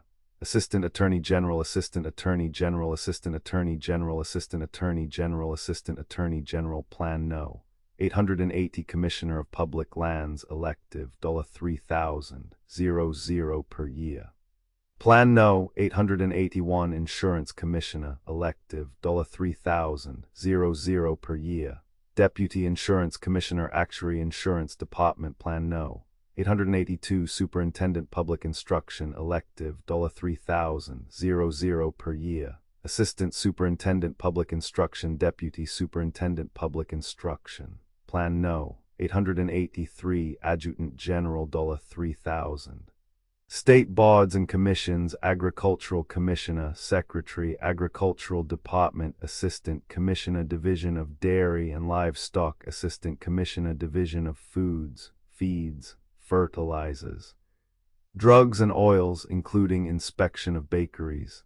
Chief Deputy Oil Inspector, Assistant Commissioner of Horticulture, State Fair Secretary, Director of Farm Market, State Labor Commissioner, State Librarian, Assistant State Librarian, Superintendent Traveling Library, State Fish Commissioner, and Chief State Game Warden, Deputy State Game Warden, Coal Mine Inspector, Public Printer Bank Examiner, Deputy Examiners, Hotel Inspectors, Fire Warden, Highway Commissioner, Assistant Highway Commissioner, State Geologist, State Chemists, State Commissioner of Health, State Fiscal Agency, State Superintendent of Weights and Measures, Deputy Superintendent of Weights and Measures, Inspector of Weights and Measures, Commissioner of Statistics, Deputy Commissioner of Statistics, Clerk of Supreme Court, Superintendent of Election Division, State Printing Expert, Hydraulic Engineer, Assistant Hydraulic Engineer, Agricultural Advisory Board, Board of Accountancy, Secretary, Board of Barber Examiners, Secretary, Board of Control, Secretary, Board of Dental Examiners, Secretary, Board of Education, Secretary, Board of Embalmers, Ex Officio Secretary, Board of Medical Examiners, Secretary, Board of Health and Vital Statistics, Secretary, Board of Optometry, Secretary, Board of Pharmacy, Secretary, Board of Chiropody, Bureau of Inspection and Supervision of Public Affairs, Secretary, State Labor Commissioner, Assistant State Labor Commissioner, Secretary, Forest Commission, Secretary, Industrial Insurance Commission, Secretary, Library Advisory, Board State Medical Aid, Board State Nautical Board Nurses, Examining Board State, Board of Park Commissioners, State Capital Commission, Bar Examiners, Public Service Commission, Chief Grain Inspector, Industrial Welfare Commission, Tax Commissioner. 00 per year. Assistant Adjutant General, Plan No. 884. Governor's appointments. The following offices are filled by the governor, and the boards and commissions are partly, if not all, determined by him. These different department boards and commissions employ many people in the state. There is hardly a type of work that is not to be found from the most ordinary labor to the professions. The number of people employed are more than 2,000. Assistant Tax Commissioner, Uniform Legislation Commission, Veterinary Examining Board, State Humane Bureau, Board of Regents, University of Washington, Board of Regents, State College of Washington, Trustees, State Normal School, Cheney Trustees, State Normal Schools, Bellingham Trustees, State Normal School, Ellensburg State School for Deaf, State School for Blind, State Training School, State School for Girls State Soldiers, Home Washington's Veterans, Home Western Hospital, for Insane Eastern Hospital, for Insane Northern Hospital, for Insane State Penitentiary State Institution, for Feeble-Minded State Reformatory Superintendent U.S. Government. If you are out of employment, it is well for you to examine carefully the activities of the government in your city or county, or any place in the state where it may have general offices. Any man who is out of work cannot say he has done his best to obtain employment when he has neglected looking up government work. Because the civil service applies to certain positions, do not let this stand in the way. Go to the head of the department in whatever locality it is and ascertain whether there are any possibilities of taking a civil service examination in the different departments, or find out whether there is not a temporary position that you can fill. This condition often exists, and many times employment is obtained in this way, and civil service examination is given later. Read out Plan No. 217 in connection with the following plans in Spokane County, State of Washington, a town of about 125,000 population. The government employs more than 600 men. I will take up the various departments of the government in Spokane County and give you a statement concerning these different departments, which might assist you if you are desirous of obtaining employment which are also represented in your state. Plan No. 885. Postal Department. This department is headed by the postmaster, who receives a salary of $6,000 per year, and an assistant postmaster who receives $3,150. About 200 employees work in this department. The rural route employs about 10 men. The male men in the city receive from $1,350 to $1,668 per annum. The civil service governs this department. The rural mail carriers receive from $1,100 to $1,600 per annum. They are also under civil service. Plan No. 886. Secret Service Department. There are 2 employed in this department. Their salaries range from $1,500 to $2,200 per year. These employees are appointed by the Chief of the Secret Service, Washington, D.C., and confirmed by the Secretary of the Treasury. The title of this department is self-explanatory. Plan No. 887. U.S. Marshal is appointed by the President and confirmed by the Senate. This officer has 4 deputies. U.S. Marshal receives a salary of $4,000 per annum, while the deputies receive from $120 to $170 per month. This department names bailiffs for the federal judge. Plan No. 888. Federal Attorney's Office. The attorney in charge is appointed by the President and confirmed by the Senate and holds office for 4 years. He receives $4,500 per annum. He has 1 assistant, appointed by the Attorney General under advice of the District Court, who receives $1,800 per year. Plan No. 889. Custom House Inspector. There are 2 employed in this department, the man in charge and his assistant. The appointment is made by the Secretary of the Treasury at Washington, D.C. The salary received is $800 per annum. The office is subject to the civil service. Plan No. 890. Immigration Officer. This department is subject to the civil service, the salary received being $1,380. The man in charge attends to all immigration matters and also cooperates at different times with the Secret Service Office. Plan No. 891. Internal Revenue Agent. This department has 4 in its employ who receive about $1,800 to $3,600 per year and are called inspectors. The business of this department is to investigate all income tax return. Civil service applies. Plan No. 892. Internal Revenue Collector. There are 4 employed in this office. The civil service does not apply. The duties of the employees of this office are to collect about 6/7 of all government tax in a certain territory. A pamphlet put out by this department deals with the law governing collection by the government. Salaries $1,200 to $3,000. Plan No. 893. The Weather Bureau. This department is under civil service, there being 3 employed. People who know of the activities of this office and the information it furnishes concerning weather conditions realize its value to the farmers. Plan No. 894. Custodian of the federal building. This department is under civil service. The number of employees engaged is 15. Their duty is to look after the federal building in the city. There are 6 laborers who receive a salary of $800 or $840 per year. Charwomen who work 5 hours a day are paid at the same rate as the laborers. There are 2 watchmen at $840 per annum, 1 elevator conductor. Salary approximately $840, 1 engineer at $1,320, and 1 assistant at $1,320.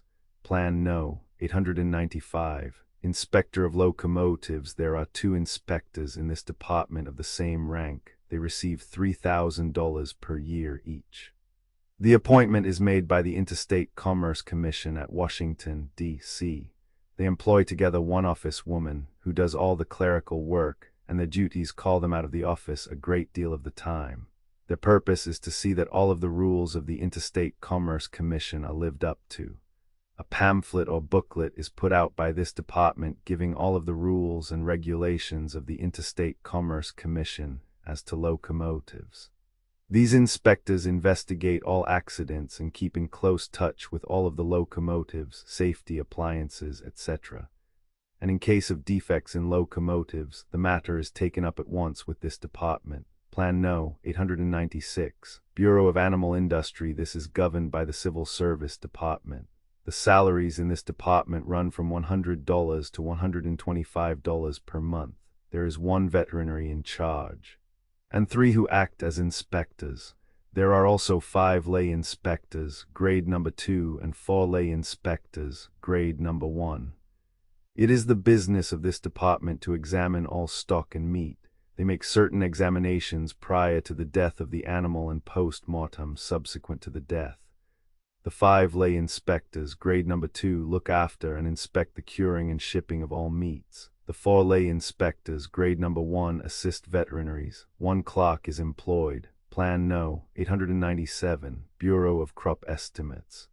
There are 2 persons employed in this department under the civil service, one being the field agent and the other the stenographer and clerk.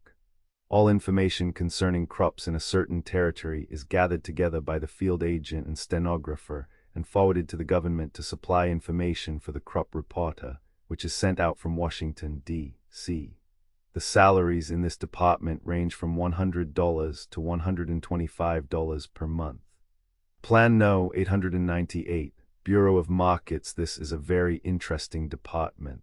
It has in its employ 2 telegraphers, receiving $1,400 per annum, 3 stencil cutters and persons who can run the mimeograph, who receive about $1,200 per year each.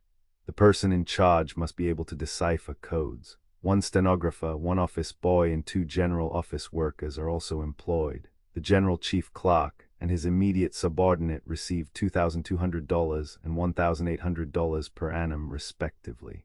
There is also a special man sent out from Washington, D.C., who is on the road most of the time.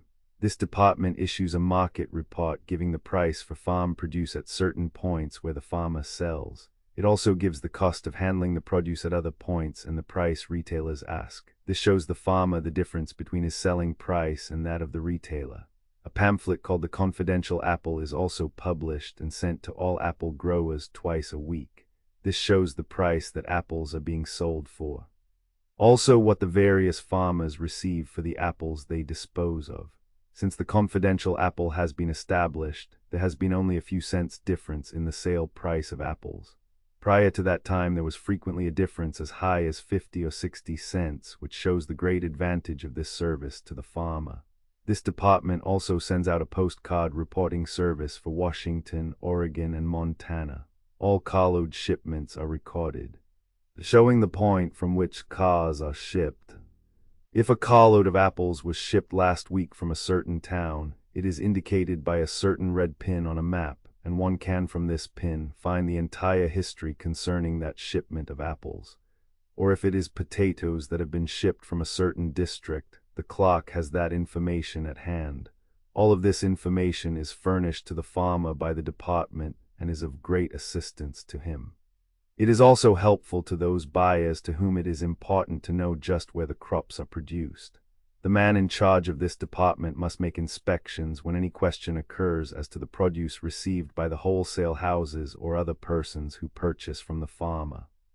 This service is of great value to the farmer, because if he has sent in a load of good potatoes and the market has changed in the meantime, the inspector has to examine the potatoes. And if they are as good as represented by the farmer when they arrive, he will recover for any loss. Or if a bad quantity of apples or other farm produce is shipped to the wholesale houses, they can call upon the government inspector and show what was forwarded to them, and this inspector's opinion is a basis for settlement. Plan No. 899, Hay and Grain Inspectors. There are 2 employees in this department, 1 clerk and 1 manager, both being subject to the civil service and receiving from $100 to $150 per month. A letter, called a market letter, is issued. The inspectors see to it that the rules governing hay and grain are lived up to by the farmer. Plan No. 900. Seed Inspector. There are 2 employees in this department, the man in charge and the clerk or stenographer. A letter is also issued by this department, which will also furnish all desired information as to seeds and their value. Plan No. 901. Clerk of District Court. This appointment is made by the federal judge. 4 officials are also employed besides the clerk, serving out of the city. Salaries run from $2,500 to $5,000 per annum, fixed by the United States Attorney General. Plan No. 902.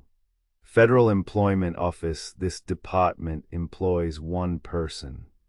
It has not existed long enough to come under the civil service, so work in the office may be obtained by appointment from federal director and confirmed by the Department of Labor. In 1918, this office filled more than 197,000 positions in the state of Washington. The salary is $130 per month. Plan No. 903. Federal Land Office. There are 4 employees in this office, 1 registrar and 1 receiver, who receive their appointment by the President and are confirmed by the Senate. Each has an appointment of 1 clerk. The department is established on the fee basis, the registrar and the receiver getting not more than $3,000 in fees per annum and not less than $500. This department issues a circular relative to the law covering government lands. It will furnish you information about the area of the government land in various counties of the United States and will give you such information as the department has on file. To this department come matters relative to homesteads, minerals, desert claims, timber claims, and oil matters. Final proof to the land you locate is made in this office. Salaries received by the clerks range from $125 to $135 per month. Plan No. 904. Clerks of the Railway Mail Service. This department is under the civil service. 7 persons are employed in the city, and more than 170 men report to the office in the city of Spokane, Washington. Civil service. It often happens that a man who has occupied a position for years finds the work in which he is engaged is injuring his health. For example, the labor he is performing has an effect on his lungs, like marble working or some similar trade, and he desires a change. Or perhaps he is in some service that is not suitable to him and he is unable to progress. For such a man, it is well to run over the preceding list very carefully and ascertain what field of work appeals to him. He should also read carefully Plan No. 217.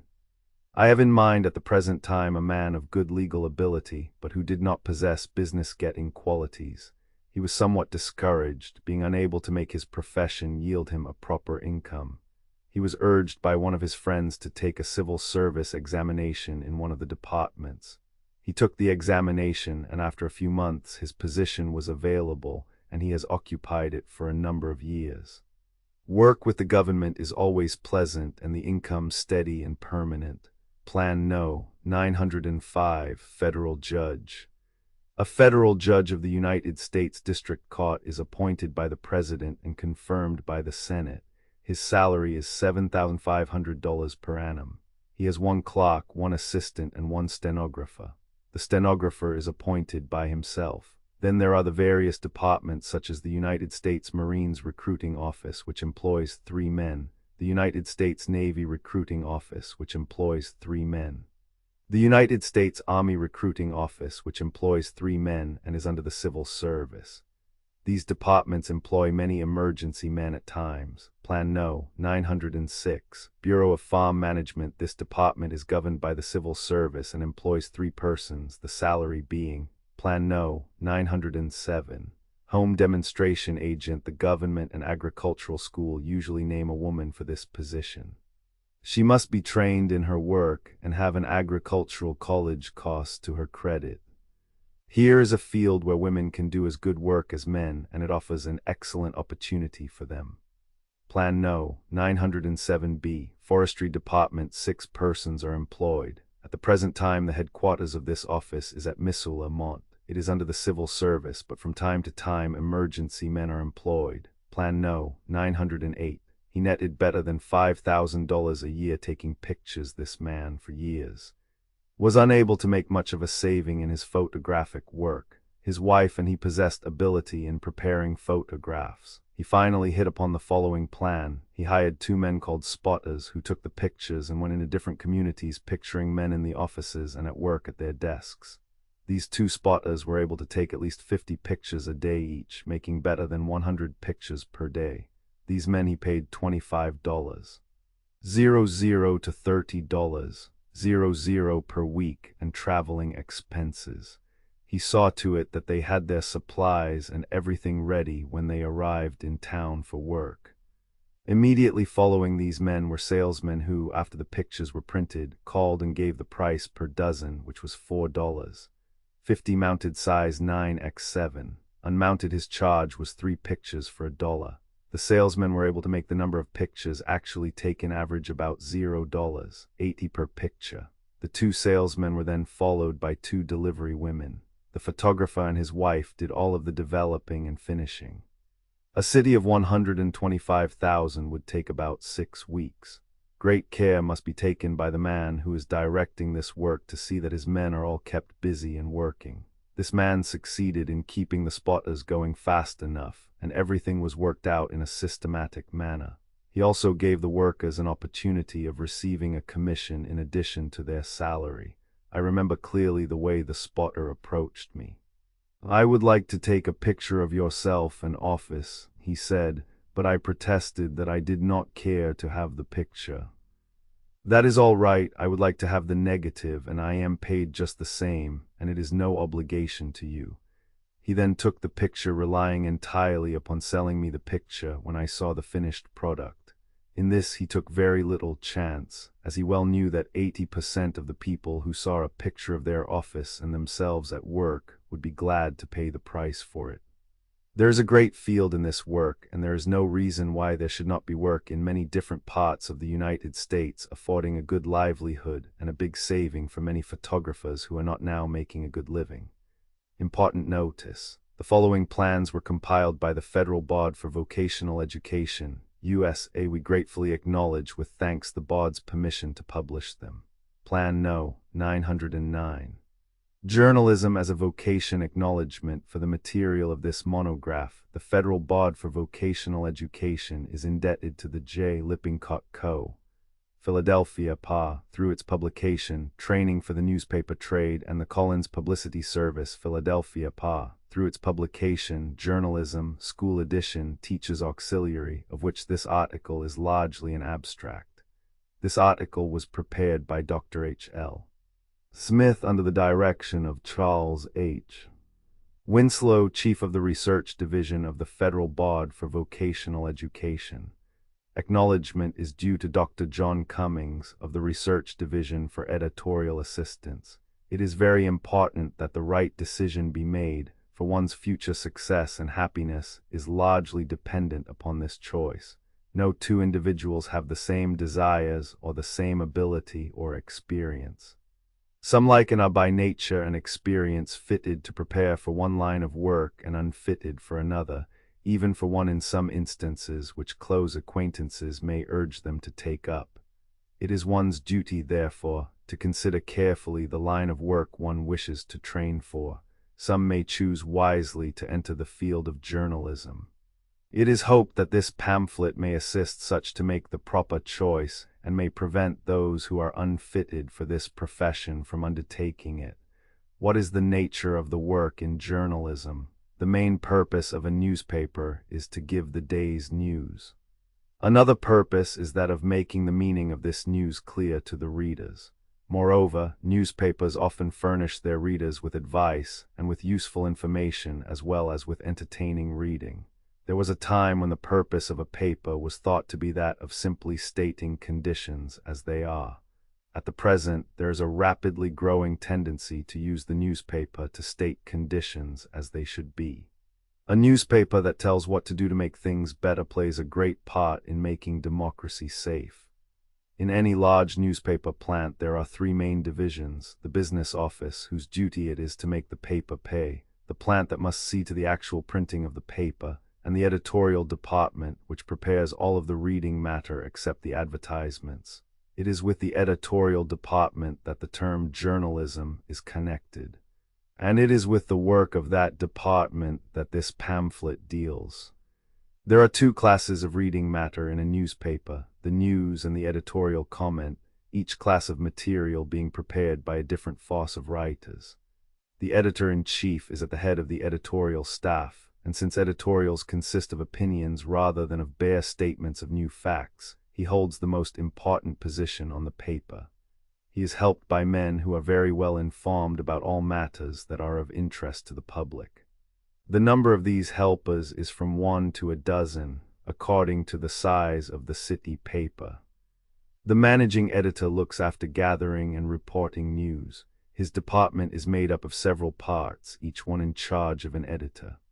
The news editor looks after all out-of-town news, that is, all news from other countries or from this country outside of a distance 75 miles from the city of the newspaper. The telegraph editor looks over copy sent in by outside reporters and decides what is good and what is poor. The Sunday editor gets up the pictures and other features and special articles outside of strictly news articles. The art editor decides upon the pictures to be used and the method of making those pictures. The cable editor prepares the foreign news by filling in cable messages and making long articles out of them. The city editor hires and directs reporters on city work and on work outside the city, but within a distance of 75 miles. Having sometimes as many as 75 helpers within the city and as many as that outside, called local correspondents. The sporting editor looks after news of sports and has an assistant for each kind of sport. The night city editor covers late news, being in charge after 6 p.m. to receive copy brought in by reporters previously assigned to their duty by the city editor. The night editor is in charge of the make-up of the paper and the getting of the paper to press.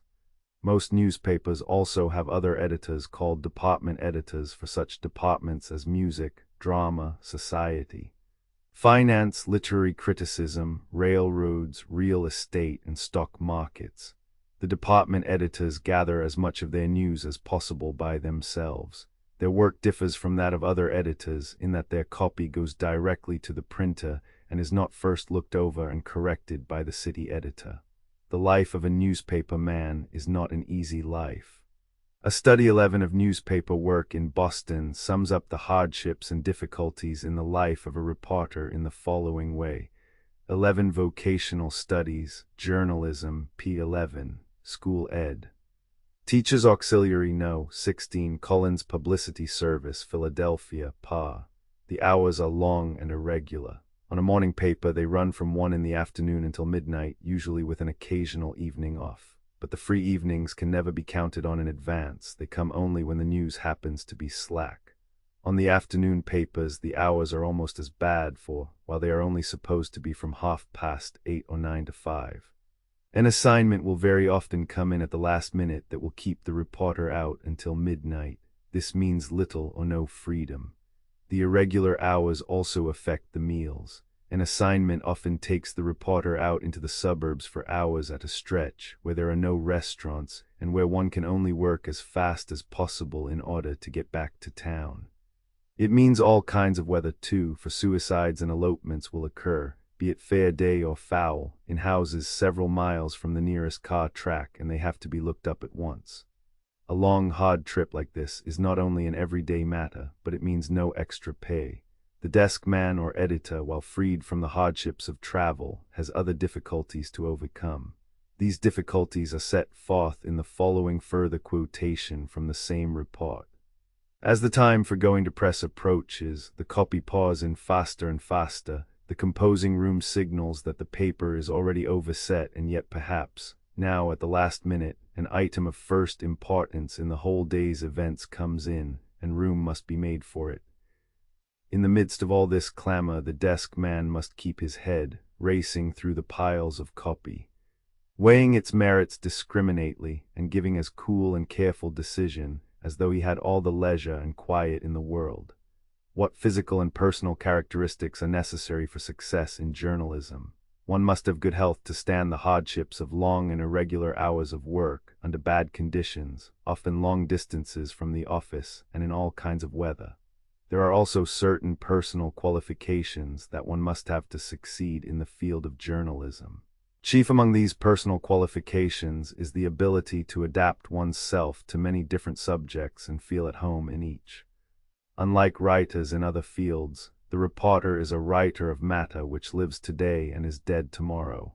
He is not so much in need, therefore, of the artistic quality in his writings as he is in need of the ability to pass quickly from subject to subject, writing briefly but to the point on each. Another thing one must have for success in journalism is what may be termed the news instinct. This is the ability to recognize news in any form, even in the most commonplace events, and to write these commonplace things up in such a way as to interest the reader. This ability is not found in the person who does not observe carefully. A clear, easy style full of dash is necessary for the reporter. This style can usually be gained with a little practice by the man or woman with a sense for news. The reporter's main aim is to catch the public eye. After that, he needs most to produce copy at great speed, remembering all the while that his work is not likely to be read more than once. Other qualifications a reporter should have are intelligence and an understanding of people. He must have tact and be a good mixer, capable of easily gaining the confidence of people in order to draw them out in his search for news. What training is necessary for success in journalism? A college education is a help, of course, but it is not absolutely necessary in the journalistic profession. One who wishes to become a journalist may enter the newspaper field as a reporter at almost any time after he has had enough experience and general knowledge to make him well acquainted with a number of subjects, and when, in addition to this, he has learned to write his thoughts in clear, forceful language. Certainly a grade education is necessary, and some high school education is advisable for the beginner. More and more as the field of newspaper work enlarges and broadens, a full 4-year high school course is becoming essential. The best opportunities will more and more open up only to those of wide experience and knowledge. Toward this experience and knowledge, a college education adds very much, particularly if the college education deals with the theory and methods of newspaper organization, as well as with practical training in reporting and in editing work. Whether the foundation education is gotten in the grade school, in the high school, or in college, one must have acquired somewhere along the line the ability to write correctly and briefly in language that cannot be misunderstood. Much of the ability to do this comes from the practical school of experience. Much of it, however, can be given in schools. More and more the emphasis is being placed upon thorough preparation before entering the profession of journalism. Once the college man in a newspaper office was thought of as a joke by others in the office. They sneered at his style. Two things have happened to change that feeling. In the first place, college men are now trained in a simpler style of writing than they once were. In addition to that, they now get more practical training than they once did. Besides this, so many college-trained men have done well in journalism that newspaper men are beginning to see that their success is due largely to the college training. On many papers today one will find the staff made up very largely of college men. On many papers now, when they are looking for a new man for the writing force, they often look for a man with a college degree. The first school of journalism in the world was started by Joseph Pulitzer in 1904 at Columbia University. In the words of its founder, the purpose of this school was to raise the standard of newspaper work through better education of those who enter the profession. "I am deeply interested in the progress and elevation of journalism," he wrote, "having spent my life in that profession, regarding it as a noble profession and one of unequaled importance for its influence upon the minds and morals of people. It will be the object of the college to make better journalists, who will make better newspapers, which will better serve the public. It will impart knowledge, not for its own sake, but to be used for the public service. It will try to develop character, but even that will be only a means to the one supreme end, the public good." 1212 Vocational Studies, School Ed, Teachers Auxiliary No. 16, Collins Publicity Service, Philadelphia, PA. Since the beginning of the Pulitzer School of Journalism at Columbia University, about 20 colleges and universities have put in courses in journalism. One of the requirements for entering these courses is the full 4 years of high school work. The course itself ranges from courses of lectures by newspaper men to a complete course, 4 years in length, which usually leads to a Bachelor of Arts degree or its equivalent. Instruction in journalism includes a study of the English language, literature, and composition, the work of the reporter and editorial writer, the methods of gathering news, the technique of newspaper making, the general management of papers, the history of journalism, together with general history, economics, sociology, psychology. Typewriting and often stenography are also required for graduation. The college work in journalism is accompanied by actual experience on papers, either college publications or papers published in the city or town in which the college is located. Students trained in such courses know how to write a story, how to get up a headline, and how to write editorials, and because of this fact men so trained get promotions in shorter periods of time than others. For the benefit of those journalists who have not the chance to take the full college course, several phases of journalism are given in the summer schools of many colleges, and special courses in newspaper and magazine writing are given in evening schools. Such courses can be taken at the same time that one is employed on a newspaper. It is clear, therefore, from the above, that more and more journalism calls for education and training before one begins actual work as a regular reporter on a paper. How much income may one reasonably look forward to if successful in the field of journalism? In few vocations is there greater difference in salaries than in the field of journalism. So far there does not seem to be any general standard that all the papers of the country attempt to live up to. The managers of certain newspapers follow the practice of employing only experienced men, taking them wherever they can be found from the staffs of other newspapers. Such papers, of course, pay good salaries. Other publications are willing to take on a few or even a large number of beginners. Such papers naturally pay smaller salaries. Seldom, however, is the beginner in journalism paid less than $12 or $15 per week on the daily papers, though some receive as low as $10 a week. Often a paper works not only on a basis of straight pay, but on the basis of the space the articles contributed occupy. Space rates range from $2 to $10 per column, the amount varying with the standing of the newspaper and with the character of the news itself.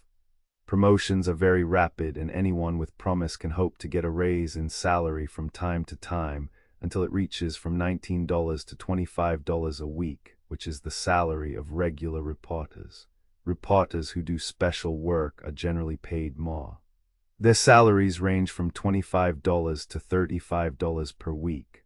On the very best papers, there are very few reporters who draw salaries ranging from $35 to $50 per week. Such men are as well paid as men in the editorial department. The chiefs of the different editorial departments draw from $30 to $50 a week. Managing editors and editors-in-chief get salaries ranging all the way from $2,500 to $10,000 per year. From the mere money point of view, there are other lines of work far easier to master and more certain to bring large money rewards than journalism. The tendency now, however, is to pay bigger salaries to newspaper men. As it is, the income is greater than that of the minister and equal to that of a lawyer. What are the other rewards to a journalist, aside from the financial rewards? With many men in journalistic work, however, ideals mean more than money. The public good with such men means more than private gain. Another reward to the young man in this profession is that he comes in contact with mature people. He learns to know even personally many of the great men in business, in politics, in law. The newspaper is one of the very greatest educational agencies. What it does for the adult in an educational way is like what the public schools do for children in an educational way. Among the mature there are masses of ignorant people, ignorant in letters and ignorant in citizenship. The journalist, through the newspaper, has all the people as his audience. Through his opportunity for instruction, the journalist may exercise great influence in politics in connection with work for municipal reform, clean streets, better schools, etc., and against machine control in politics with its bribery and election frauds. Some people have objected to newspaper work because they thought such work corrupted beginners. The truth is that journalism is to each man in it what he makes it. There is more freedom of action in journalism than in the ministry or even than in law or medicine, but a code of ethics is rapidly being developed in the newspaper world that compels each one to do more nearly the right thing. Certainly the reporter does not know the full significance of his stories, headlines, and editorials until he realizes the probable effect of his writings on the ideas and ideals of his readers. Especially is the opportunity for such influence by the journalist good in America, where there are twice as many papers published as in any other country, and far more than twice as many copies issued. It is estimated that more than 5 billion copies of newspapers of all kinds are printed in the United States yearly.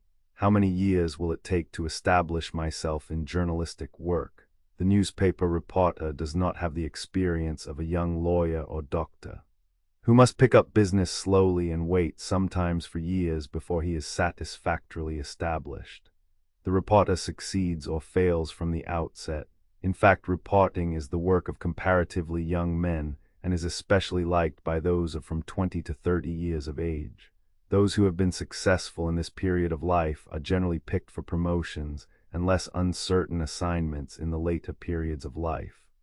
Very often men who have been successful in early life as newspaper reporters take up magazine writing later. It is often stated that magazine writing is postgraduate newspaper work. The monthly magazine has become an important influence in the modern world, many of the more popular magazines having a larger circulation than any newspaper. On the staff of each periodical, there are usually several special editors in charge of separate departments. These editors are often assisted by a regular staff of writers. Frequently, however, those who write for magazines are not connected with the regular staff, but are freelancers contributing articles from time to time on subjects which they are especially fitted to write about. The question often arises, where shall the start be made? Is it best to begin in the country or in the city? The editor of one of the New York dailies says that there are many changes in the staff on a city paper, so a man who is capable has a chance to get a pretty good position, in fact a very good newspaper position, within a half-dozen years' time. This editor also says that it takes about as long to get a good position on a country paper. And after that, if one goes to the city, he must begin at the bottom and work up, so that much time is wasted. The advantage in beginning on a paper in a small city rather than a large one is that one is more likely there to gain an all-around knowledge of everything that must be done in a newspaper office. How great is the demand for men in the journalistic field! There are in the United States and Canada at the present time approximately 25,000 newspapers and periodicals being published. Nearly 40% of all such publications in the world are published in the United States and its outlying territories. In 1915, these publications in the United States gave employment to over 100,000 people, approximately 35,000 of whom were editors and reporters. The total circulation at that time aggregated 164,468,040. Moreover, newspapers are being circulated in larger numbers every day, and are being read by an increasing number of people every day. The whole field of journalism is constantly enlarging, and the claim is made by those who are expert in the field that the profession is not overcrowded with good workers. How much will it cost to prepare for newspaper work? If you are a soldier or a sailor discharged from the service since October 6, 1917, with a disability for which the Bureau of War Risk Insurance will grant you compensation, your education will be furnished free by the government. The Bureau of War Risk Insurance, through its compensation, will meet a part of the expenses, and the Federal Board for Vocational Education will supplement that amount to a minimum of $65 a month, with the purpose of meeting all of your expenses for living, clothing, transportation, tuition, and incidentals. The lumber industry. Lumbering is the felling and conversion of trees into lumber. The extraction of the timber from the forest is known as logging, and the manufacture of the logs into lumber is known as sawmilling. Plan No. 910. Logging regions. The chief centers of the logging industry are in New England, the Lake States, the Southern Appalachians, the Southern Pine Region, the cypress swamps of the Atlantic and Gulf coasts, the Inland Empire, Montana, Idaho, and eastern Washington and Oregon, and the Pacific Coast. Methods and labor conditions. The methods of logging and the opportunity for employment in this work present many different aspects in these regions. Animal logging prevails in the Northeast, the Lake States, and the Inland Empire, and power logging in the other sections, although no one method is universally used in any of these regions. The demand for labor, both skilled and unskilled, in every section is now greater than the supply, and competent men can readily find some form of employment to which they are adapted. Conditions surrounding work in the forest vary greatly in the different regions, and one who is not familiar with local conditions should weigh carefully his own ability and the opportunities which each section may offer to him. Who should undertake the work? Logging work will appeal most strongly to one who has been accustomed since his early years to an outdoor life, and who is familiar in a general way either with outdoor manual labor or with some mechanical trade. The best opportunities for men who wish to make lumbering a life work are with the larger companies, since they have organizations in which employment is more continuous and in which there is the greatest possibility of advancement. Small lumbering concerns offer but little inducement unless a way is open to secure an interest in the business. Advancement to the beginner in the lumber industry is not rapid, and therefore it holds more promise to the young single man who can afford to serve an apprenticeship than to the older man who has a family to support and whose financial requirements are greater at the beginning. Felling timber is hard work, but appeals to strong, robust men because the wages paid for it are among the highest paid in a logging camp. The work is too heavy for one past the prime of life, or for a young man who may be physically incapacitated. Where logging is done by animals, the position of teamster may be filled by older men as well as that of swamper, grab setter, tongue hooker, scaler, and like positions which do not call for heavy manual labor. Power logging, which is common in the South and in the far West, affords an excellent opportunity for active young men with mechanical ability, since skilled operators are required to run the skidding machinery and to keep it in repair. A northern logger should not consider employment in the cypress swamp forests, because it is work which appeals chiefly to those who have grown up in the cypress brake region. Plan No. 911. Railroad construction and operation. Men who have had experience with railroad construction or operation will find a promising field in the lumber industry, since on most large operations the logs are hauled from the forest to the mill over logging railroads. Locomotive engineers and firemen are in demand and command a fairly high wage. The hours are long because it is necessary to deliver a certain quantity of logs to the mill daily, and in case of delays in schedule, the crews must work until the necessary quantity of logs has been delivered. On large operations, new railroad lines are continually under construction, and opportunity is afforded for employment to those who are familiar with railroad construction. Log driving. Where logs are transported downstreams to the mill, log drivers are required during the spring and summer months. On rough water, this work requires experience and skill, and is hard work which must be done often in inclement weather. It is not a class of work to which an inexperienced man would be adapted. Social conditions in the different regions have played a prominent part in the distribution of labor in the lumber industry. The trend of labor migration has been from the east to the west, and not from the north to the south, because woods workers from the north and east have found both climatic and social conditions more to their liking in the west than in the south. Northern and eastern loggers have gone south in small numbers to fill positions of responsibility, but in general, the unskilled laborer has not found living and working conditions to his liking in the lowlands and southern pineries. An important factor to be considered in this connection is the color line, which is more or less sharply drawn in the south. In some sections, both whites and Negroes work together on the same operations. The standard of work and the social conditions which prevail in southern logging camps, however, do not appeal to the northern man, and but few are content to remain for any length of time. In the West, the northern logger meets with conditions similar to those existing at home, and therefore, he is satisfied to become a permanent resident in the region. Logging work in most sections is more or less removed from settlements, and in general, it is not possible for the logger to enjoy family life. The exception to this case is the logging camp of the southern pineries, which is a community comprising the loggers and their families. The buildings are small, portable houses, two or more constituting the home of a single family. Medical facilities are provided by the company, along with a school and a church, and each community comprises a settlement in itself. Although both white and colored laborers may live in the same camp, the quarters are separated and the two races do not intermingle.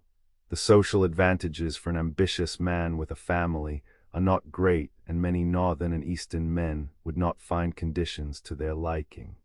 Only men familiar with local conditions should seek employment in southern logging camps.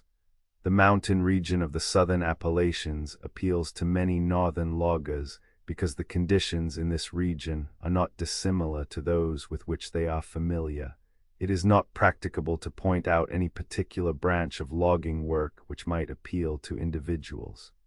Each man, after choosing the region in which he desires to work, should try out the various classes of employment to which he may find himself adapted, expecting ultimately to find that class of work for which he is best fitted.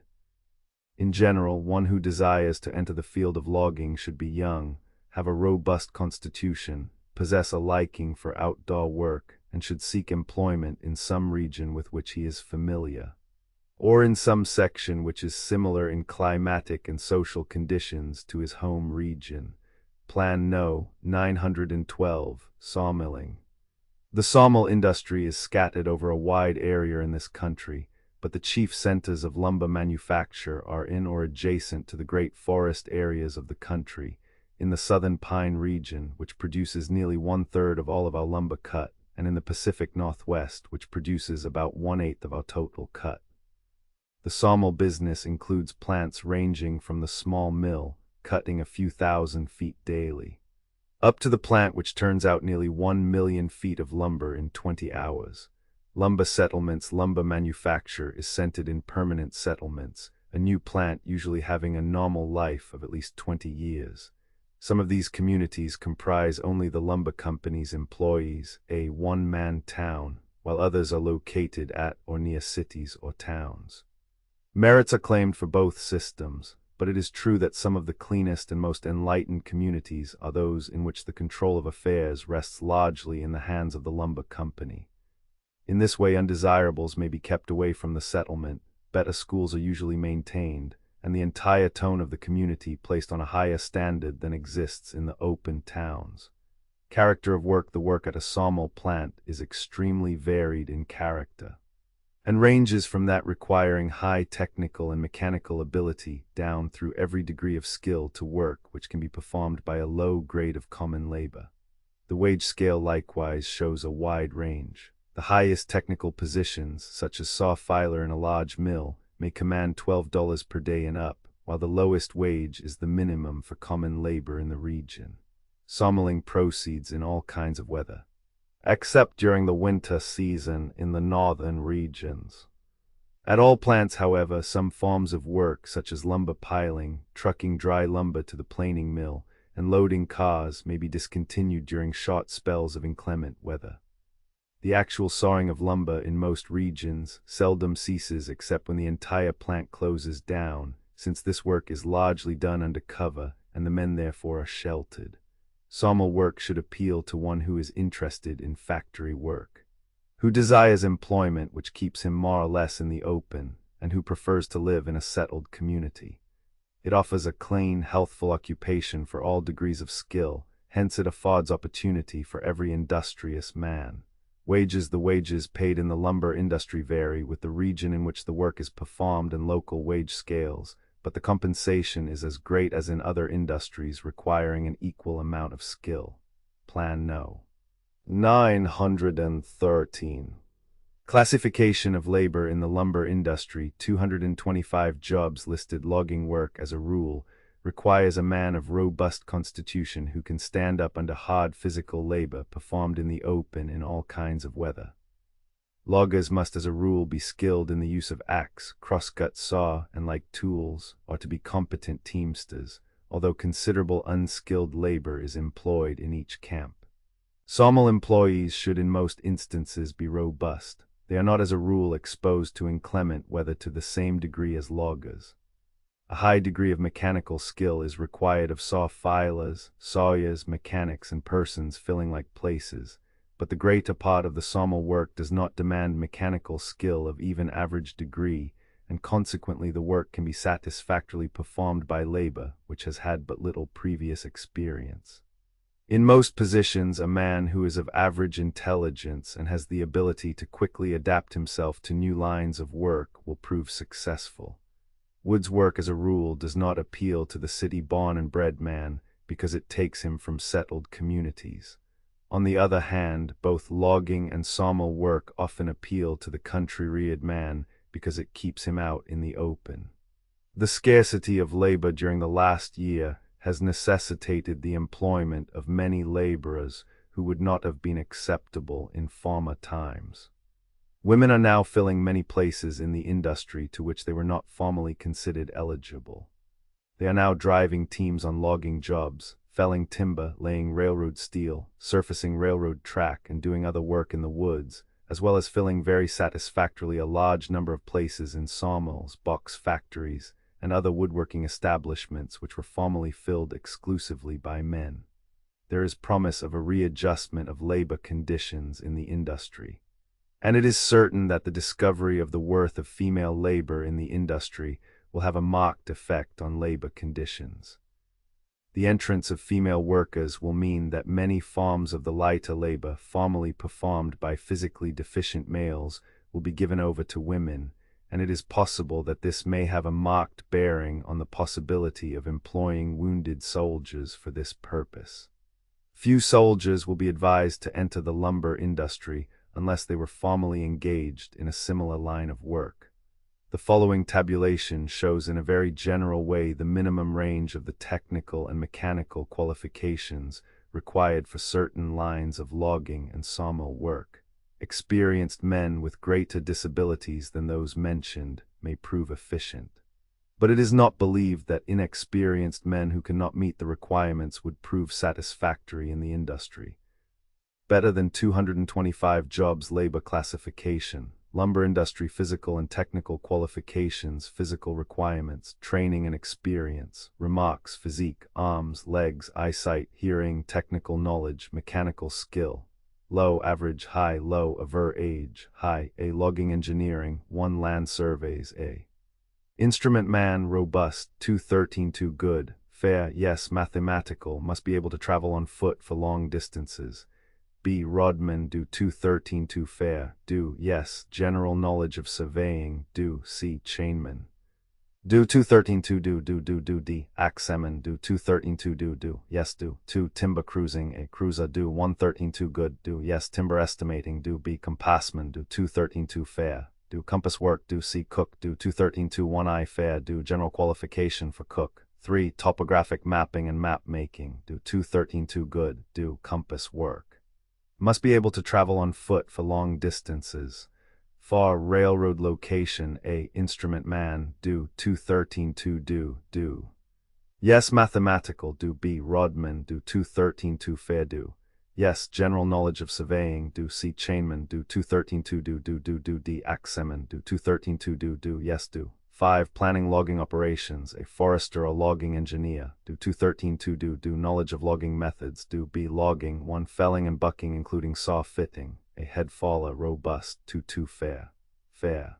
Yes, B. Second faller, do 2 do yes, C. Saw filer, fairly robust, 2 good, fair to poor, knowledge of saw fitting, D. Saw boss, do 1 I fair do 2 skidding and yachting animal, a teamster, robust, 2 fair do yes, must be a skilled teamster, B. Swamper, do 2 do yes, must be able to handle an axe, C. Grab setter, do 2 I do yes, D. Tongue hooker, do 2 do.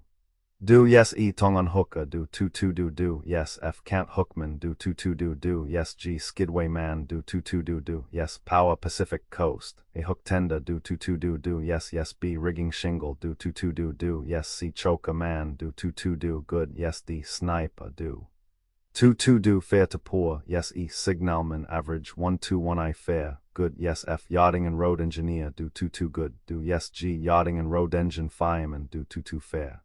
Fair, yes, H. Woodbuck, robust, 2 do fair to poor, yes, I. Head loader, do 2 do fair, yes, J. Second loader, do 2 do yes, K. Loading engine engineer, average 2 do good, yes, L. Loading engine fireman, do 2 do yes, M. Pump man, do 2 do fair, yes, O. Master mechanic, do 2 do yes, N. Blacksmith, robust, 2 good, do yes, P. Carpenter, do 2 do yes, Q. Car repairer, do 2 do yes, R. Pole road construction foreman, do 2 fair do yes, S. Pole road construction laborers, do 2 do yes, T. Landing construction foreman, do 2 do yes, U. Landing construction men, do 2 do yes. 3. Transportation, a locomotive engineer, do 2 good, yes, B. Locomotive fireman, do 2 do yes, C. Conductor log train, average 1 do yes, D. Brakeman log train, robust, 2 do yes, E. Section foreman, average 1 do fair, yes, F. Section man, robust, 2 fair. Fair to poor, yes, G. Railroad construction foreman, do 2 do fair, yes, H. Railroad construction men, do 2 do fair to poor, yes, I. Rafting or boom foreman, do 2 do fair, yes, J. Rafting or boom men, do 2 do yes, K. Driver foreman, do 2 good, do yes, L. River driver, do 2 fair, do yes. For timber measurement, a scaler, average 1 or 2 good, do yes, B. Scaler's helper, do 2 fair. Fair to poor, yes. 5. General camp crew, a foreman, robust, 2 do yes, wide. Experience, B. Bondman, average 2 do yes, C. Cook, robust, 2 do general qualifications for industrial camp cook. D. Flunky, average 2 I fair do E. Chaboy, do 2 fair do F. Camp clock, do 1 do ordinary clerical ability. Lumber manufacture, C. 1 log storage, a log car unloaders, robust, 2 do fair, yes. Loss of 1 or 2 fingers, no detriment, B. Pond foreman, average 2 I fair do yes, do C. Sinker razor, robust, 2 do yes, do D. Boom men and jack a feeder, do 2 do yes, 2 sawmill proper, a dock man and scaler, average 2 good, fair, yes, loss of 1 or 2 fingers, no detriment, B. Sawyer, robust, 2 do yes, C. Setter, do 2 do yes. Loss of 1 finger, no detriment, D. Carriage rider, do 2 fair, do yes, loss of 1 or 2 fingers, no detriment, E. Swamper or off bearer, do 2 do yes, do F. Tripper, average 2 do yes, do G. Edgerman, robust, 2 good, do yes, H. Tail edger, do 2 fair, do loss of 1 finger, no detriment, I. Slasherman, average 2 do loss of 1 or 2 fingers, no detriment, J. Gang Sawyer, do 2 good, do yes, loss of 1 finger, no detriment, K. Gang feeder, robust, 2 fair, do L. Gang tailor, do 2 do M. Trimmer loader, do 2 do N. Trimmer leverman, average 2 good, do yes, O. Cleanup man, do 2 fair, do loss of 1 finger, no detriment, P. Oiler, do 2 good, do yes, do Q. Foreman, do 1 do yes, R. Saw filer, do 2 do yes, S. Saw filer helper, do 2 do yes, T. Jump saw operator, do 2 fair, do yes, loss of 1 or 2 fingers, no detriment, U. Millwright, robust, 2 good, do yes, V. Watchman, average 1 do loss of 1 finger, no detriment.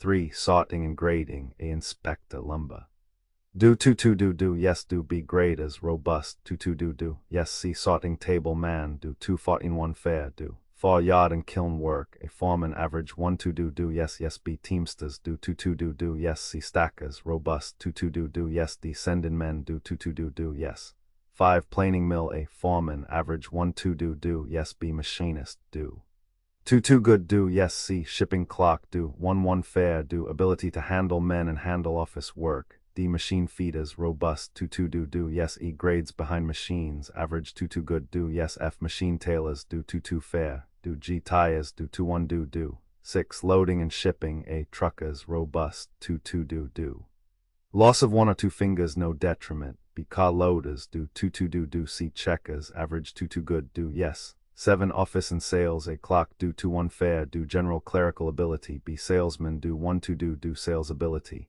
8 commissary employees do 2 1 1 I fair do general stock clock ability 9 powerhouse, a engineer do 2 2 fair do yes B fireman do 2 1 do yes C common labor do 2 2 do 10 machine shop, a foreman do 2 2 do yes B blacksmith robust 2 2 good do yes C machinist do 2 1 do yes D boiler maker do 2 2 do yes E pattern maker do 2 1 do yes F welders do 2 2 do yes G electrician do 2 2 do yes H helpers do 2 2 fair do yes I common labor do 2 2 do 11 miscellaneous, a timekeeper average 2 1 do average clerical ability B common labor robust 2 2 do D lath manufacture, a foreman average 2 1 fair yes B slab picker robust 2 1 do C machine feeders do 2 2 do D machine tailors do 2 2 do E lath bundlers and graders average 2 2 do E shingle manufacture, a foreman do 2 1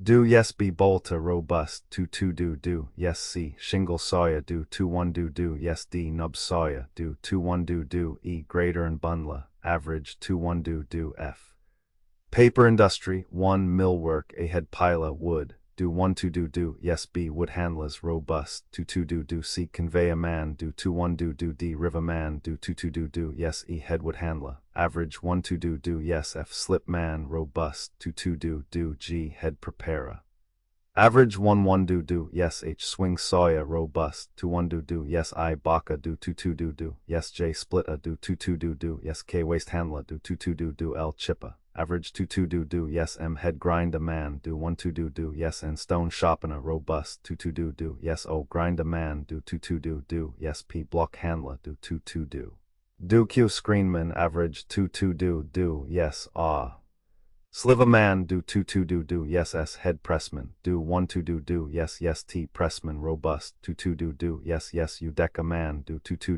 do yes V sulfur burner average 1 2 do yes W acid maker do 1 2 do yes X lime slacker do 1 2 do yes Y lime handler do 2 2 do Z towerman do 2 2 do R cook digesters do 1 1 do yes BB cook first helper do 2 2 do CC cook second helper do 2 2 do DD blow pitman do 2 2 do E screamman do 2 2 do yes FF waste handler do 2 2 do GG head pressman robust 2 2 do yes HH pressman do 2 2 do yes Roman 2 head beat a man average 1 1 do yes JJ beat a man robust 2 2 do KK clay and size man average 2 2 do yes LL machine tender robust 2 2 do yes MM machine man others do 2 2 do yes NN head finisher average 1 1 do yes U cut a man do 2 2 do yes PP rewinder do 2 2 do yes QQ weigher do 2 2 do RR marker do 2 2 do SS balers robust 2 2 do TT oilers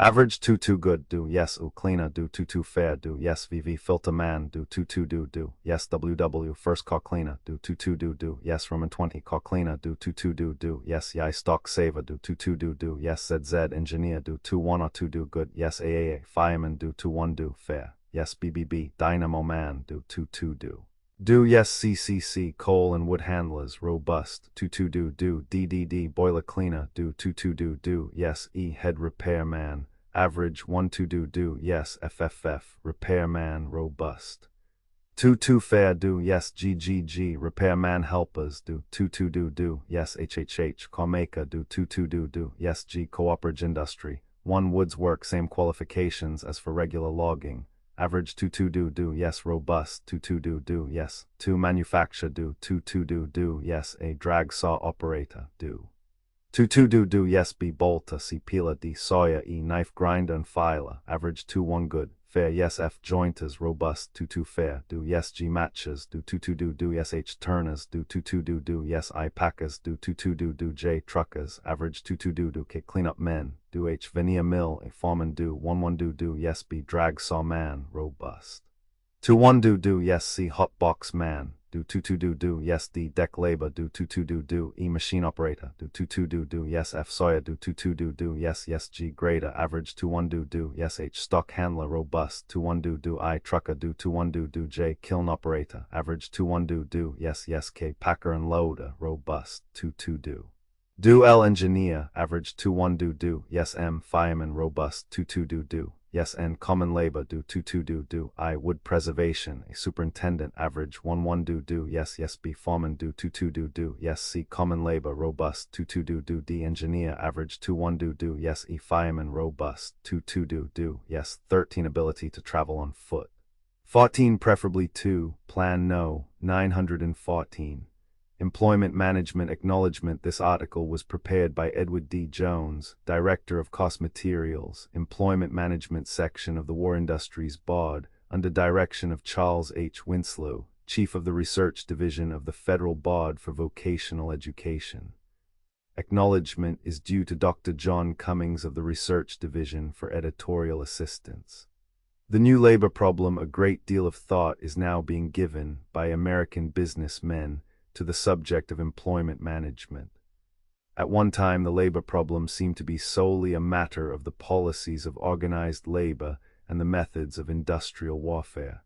It now shows itself to be chiefly a question of the intelligent handling of the human relations which result from the normal course of business day by day.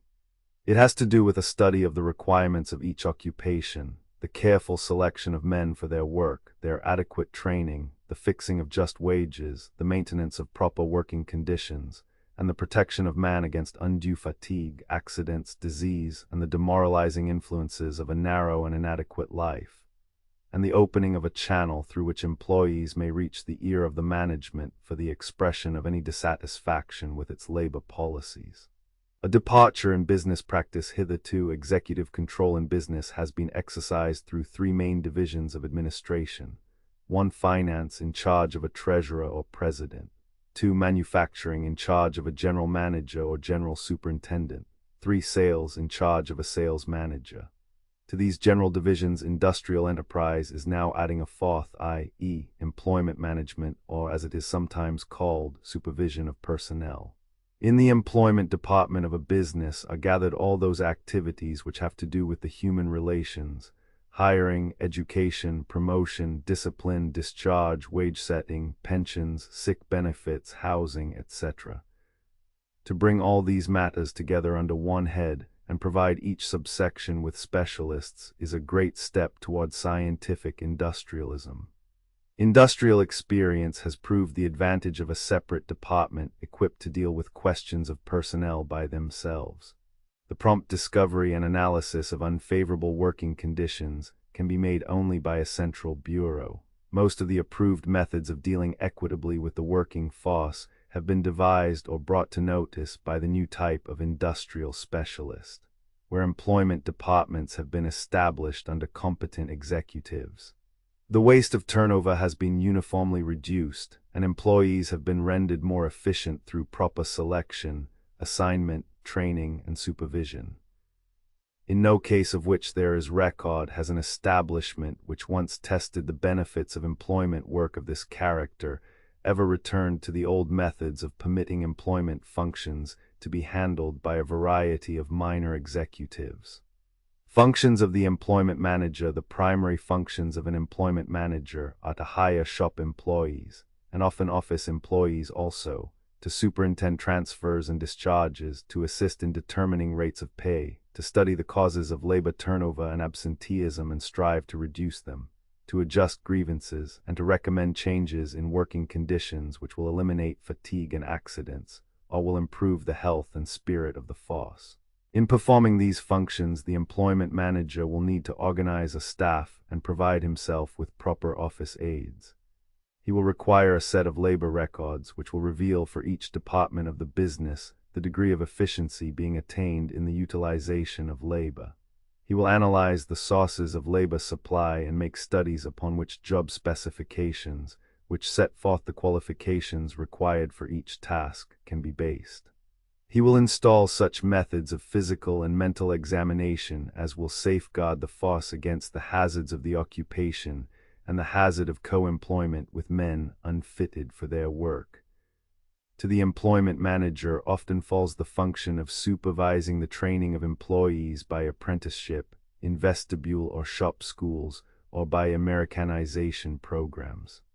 The employment manager should be the chief agency of his corporation in forming and executing the policies which may be adopted for keeping the worker up to the standard. These efforts may take any one of a variety of forms. In one case, a restaurant may be opened. In another, housing may be provided. In one plant, a mutual benefit organization may be a success. Elsewhere, local transportation may be a serious problem. Or a recreational or thrift campaign may occupy the most attention.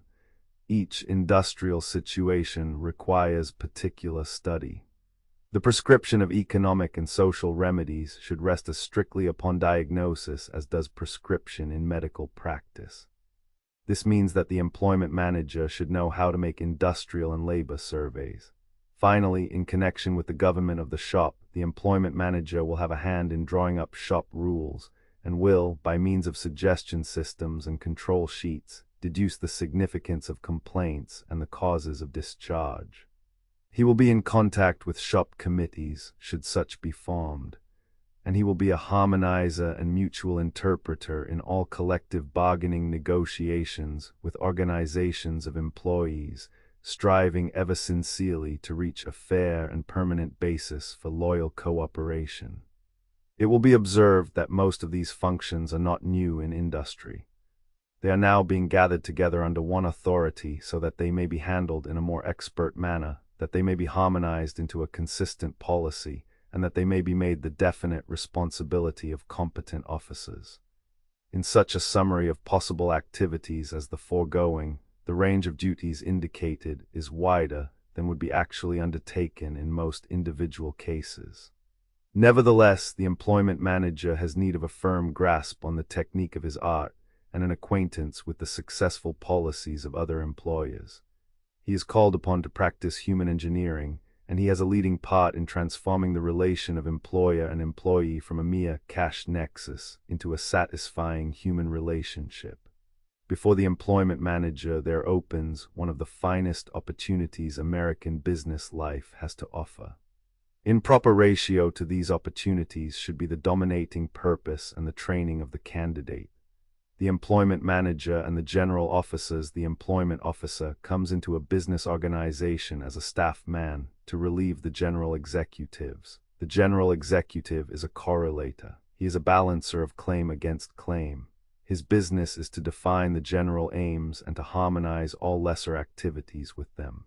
To do this work well, he must be supplemented by specialists who do not have a wide range of functions, and so can concentrate upon some special phase, and upon demand can furnish him with detailed knowledge and standardized special agencies. The line executive in war determines where a battery shall go and what it shall do, but he depends upon staff men to breed a reliable artillery horse, to design convenient gun carriages, and to prepare service tables for sighting guns. In industry, the function of staff departments is already understood with reference to mechanical equipments. The general executive decides to construct a factory or a warehouse, but he depends upon an architect to design a building which will resist the probable stresses. He desires a product, but he organizes a designing department and an inspection department to control the dimensions of parts. He would not pretend to a mastery of all the sciences involved. The analogy between the function of the purchasing agent in a modern organization and that of the employment manager is close. Formerly, factory foremen thought they knew best how to purchase raw materials. The development of the purchasing agent proved the fallacy of this, since his testing laboratory and specialized knowledge made the results far superior to those obtained by the individual foreman. This principle of staff service is now being carried over into the field of human administration. General executives demand well-chosen men, men who are physically examined and pronounced safe for the work they are to do, men who are properly paid, and men who are so handled that they become permanent, contented, and loyal cooperators in the general plans of the enterprise. Of all the standardized agencies which a service department can put at the disposal of a general executive, the supreme one is a first-class man. When it is recalled that the general superintendent of a modern factory is responsible for general supervision of the purchase, repair, and use of equipment, for the purchase, testing, storage, and accounting of materials, for shop schedules, promises of delivery, and measurement of output, for cost estimates, inspection of product, tool accounting, and all production orders, it can readily be seen that he has little time or energy to consider the interests of the workers in other than a very general way. There is some excuse for his looking upon men as merely the tools of production. With such an administrative blockade already existing, even in small businesses, there has intervened in recent decades the enormous growth of American corporations. This growth has so overwhelmed executives with functions, and so regimented each class in industry by itself, that officers and wage earners have been swept apart, and the friendly elbow touch of the earlier day of small shops entirely destroyed. The effort is now being made to build a bridge between employer and employed. The chief span in this bridge is the employment department. The employment manager and the foreman, from the shoulders of the overloaded superintendent, there have slipped down upon the foreman of the shops a mass of heterogeneous functions. In establishments where the modern plan of functionalizing the foreman is unknown, each foreman is for his own shop a jack of all trades, endeavoring to deal directly with the details of a great variety of duties. The inefficiency of such methods has been amply revealed by the analyses of the exponents of scientific management. The remedy is specialization. This means that groups of related duties are put in the charge of special foremen or service departments, such as the stock clerk, the engineer in charge of repairs, the planning room, and the tool room. From the foreman's point of view, the employment manager is such another functionalized foreman. In this way, the general shop foreman is relieved of hiring friends of employees in his own department who importune him for selected jobs merely on the basis of friendship and not fitness. He is no longer a bouncer. He no longer can sell jobs or hold his pets in soft assignments. He has not the easy device of covering his own incompetence by firing a man. He can ask for the transfer of unsatisfactory employees. But if enough of these transfers show that discarded persons are able to make good in another shop where the foremanizing is different, he prepares a prima facie case against himself. The foreman gets a more even and dependable run of workmen from the employment department than he can provide for himself, and he is freed from many distractions to become an expert in shop manufacturing processes. The employment manager must find a way to secure the enthusiastic cooperation of the foremen with whom he works, and to enlist their sympathy with the policies of the management and of his own department, as if those policies were their own. Will employment managers be needed after the war? The movement which is developing human engineering is not a temporary nor sporadic demand, but is in response to an underlying trend of our economic life. It has not been dominantly, nor even largely, a product of war conditions, except as the war has made men everywhere appreciate more keenly the social virtues, and has made them long more earnestly for a new justice and comradeship. After the war, the underlying economic forces, which are all based upon the urgency of human wants, will steadily drive forward those economic reforms for which human knowledge has prepared the way. The distinction between the economics of the war period and of the post-war period lies in this. During the war, the competitive struggle was chiefly to save time. After the war, it will be to reduce costs. During the war, speed outweighed economy. The employment manager was demanded because time was lost by absenteeism and turnover, and the training of new men. Time was lost when workers were put at jobs for which they were unfitted, and time was lost by sickness, accidents, and strikes. After the war, efficiency will appear to be more a matter of cost. If the losses of this war are not recouped by the efficiency of superior organization, and the only means of making them good is a curtailment of consumption, we may look for the struggle to lessen costs and lower prices to be more intense than has ever been known in modern times. In such an event, the employment manager will be demanded by intelligent employers, because sickness and voluntary absenteeism mean idle equipment, because labor turnover means the cost of breaking in new workers, because an antagonistic attitude means waste of materials and tools, spoiled work and soldiering, while strikes mean the entire loss of overhead charges.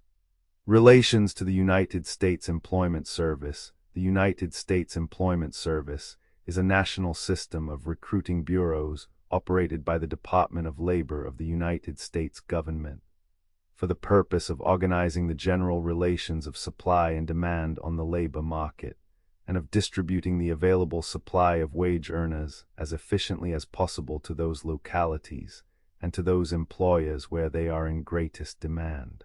The employment manager is the representative of private business, which has the task of selecting such labor as it needs and of utilizing it to the best possible advantage in the actual work of production. If, therefore, the government assists in finding men for industry, it is the function of the employment manager to use those men with intelligence, to take such steps as are appropriate for private industry to maintain their productive efficiency unimpaired, and to see that no condition which can be remedied throws them upon the labor market to be placed again. By the new system, the employer is brought into contact with public officers who seek a justification of his demands. It is necessary for employers to state accurately what types of skill they require, a thing which requires job analysis. It is necessary to give advance notice of wants, for this a labor schedule is needed.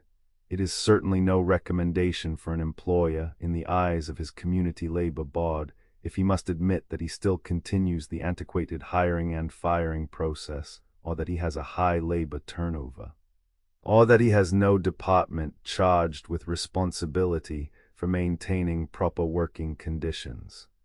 A permanent demand. We have spoken of the underlying forces which are creating a demand for specialists to deal with the human factor in industry. It would be difficult to point to an industrial reform which is more clearly the converging point of a number of progressive movements. Employment management is a result of the evolution of cost accounting, of the idea of supplementing line executives by competent staff departments, and of the movement to specialize the work of foremen. It is an opportunity to apply vocational guidance and industrial training. It provides the expert required for setting wages by investigation rather than by dispute. It gives the needed supervisory agency for safety first, industrial hygiene, and medical aid. And it provides an officer able to deal intelligently with shop committees and collective bargaining. The personnel officer, as an accountant, applies the methods of cost analysis to the factors which influence labor efficiency. As a hiring officer, he has an opportunity to make vocational guidance more definite than it has yet been, because he can supplement the analysis of the individual with a parallel analysis of jobs. He has a powerful motive for competence in industrial training work, for he graduates his pupils in rather than out. His students benefit from the psychology of doing real work for pay in a real shop. The employment manager is related to recent movements in psychology. He has an opportunity to apply appropriate performance tests and general intelligence tests for the purpose of sorting out those persons who, although adult in physical development, have still the minds of children. These classes he identifies, not to reject from employment, but to place at appropriate work, not to browbeat and terrorize, but to protect and guide by patient and educative formanizing to ensure their becoming happy and permanent members of the productive community. The evolution of wage systems demands a specialist. The ideal form of reward is that of the man who is in business for himself, whose remuneration rises or falls according to his talent and effort. In the complexity of the modern corporation, it is difficult to devise such a wage. In general, it may be said that to take a step toward greater fairness in wage setting, it is necessary to achieve greatness in measuring the basic factors involved in wages. Such are the worker's talent, the nature of the task, the character of the working conditions, the chances of permanency and promotion, and the local cost of living. There is need of some agency to supervise the prolonged process by which each craft or skill in an establishment is placed at its proper point in the wage scale with reference to the others. Safety first has exerted a great influence toward personal supervision. Workmen's compensation laws have enforced responsibility upon employers. Students of accidents maintain that a greater number of disabilities result from the carelessness or ignorance of the working force than from faults of equipment and processes. This puts the matter as much in the domain of the personnel officer as of the engineer. A great advance has been made in medical science in recent decades. This advance has laid bare the intimate relation between good water, ventilation, digestible food, a reasonable work schedule and home conditions, on the one side, and accident rates, fatigue, absenteeism, antagonism of mind, and strikes on the other. The interlacing of these factors accounts for the profitableness of the health work which has been undertaken by progressive employers. Employment supervision represents a movement in the direction of the democratic shop, in which a voice is given to labor in determining working conditions. It may be said to be a method of applying to the relations of employer and employed those conceptions of truth and service which have revolutionized salesmanship and advertising. As the customer is sold a finished product, that is to say, is convinced and satisfied by square and generous dealing, so the workman is to be sold his job. The latter must be satisfied as to the task, the working conditions, the wages, the formanizing, and the general policies before he becomes a genuine employee. All of these movements, which have so rapidly shaped the new art of employment management, are functions of a rising level of intelligence, of an increasing power to produce wealth, and of growing interest in ideals of social welfare, as contrasted with ideals of personal luxury or arbitrary power. We may look upon them, therefore, as enduring forces and destined to work a progressive change in business management. Upon them the future of employment management rests. That future is secure. Necessary qualifications: the employment manager, who measures up to the new standards now being set, is a first-class executive, standing on a parity with the sales manager or the production engineer. He has the more need of talent because of the newness of his position, a circumference which emphasizes flexibility of ideas, the ability to conduct investigations, the courage to be a pioneer, and the power of commanding the confidence of others in his pioneering. Again, his position is difficult because he stands between parties which have been traditionally opposed to each other, namely, capital and management on the one side and labor and craftsmanship on the other. He must always perform the functions of a mutual interpreter and often those of a peacemaker. In considering a proposed occupation, it is wise to present a sober view of its conditions, so that persons who lack a sufficient persistency and depth of conviction for success may be early dissuaded. Wherever there is authority, there is responsibility. Wherever there is reward, there is struggle. If the general significance of employment management lies in its accord with the progressive tendencies of the age, the greater part of the energies of the individual employment manager is absorbed by the practical problems of finding enough workmen, of supervising records, and of hearing and adjusting complaints. It may be the lot of an employment officer to deal with a hard-headed proprietor who is habituated to take the defensive against new plans. He may encounter the open or concealed opposition of foremen who, for the sake of prestige, cling to functions they cannot properly perform. He may find organized labor cold to benefits which the unions have not won, and which look toward the substitution of a vertical bond uniting employer and employed for the horizontal union of employees of different establishments. All of this means that the successful employment manager must be a person exceptionally fitted for leadership. He needs good native ability, made serviceable by adequate general and special training. He should possess a well-balanced and absolutely impartial judgment. It is a powerful aid if he possess humanitarian instincts and a sympathetic disposition. These must, however, be real attributes and not a mere pose or policy, for no deception will long blind those with whom he is associated.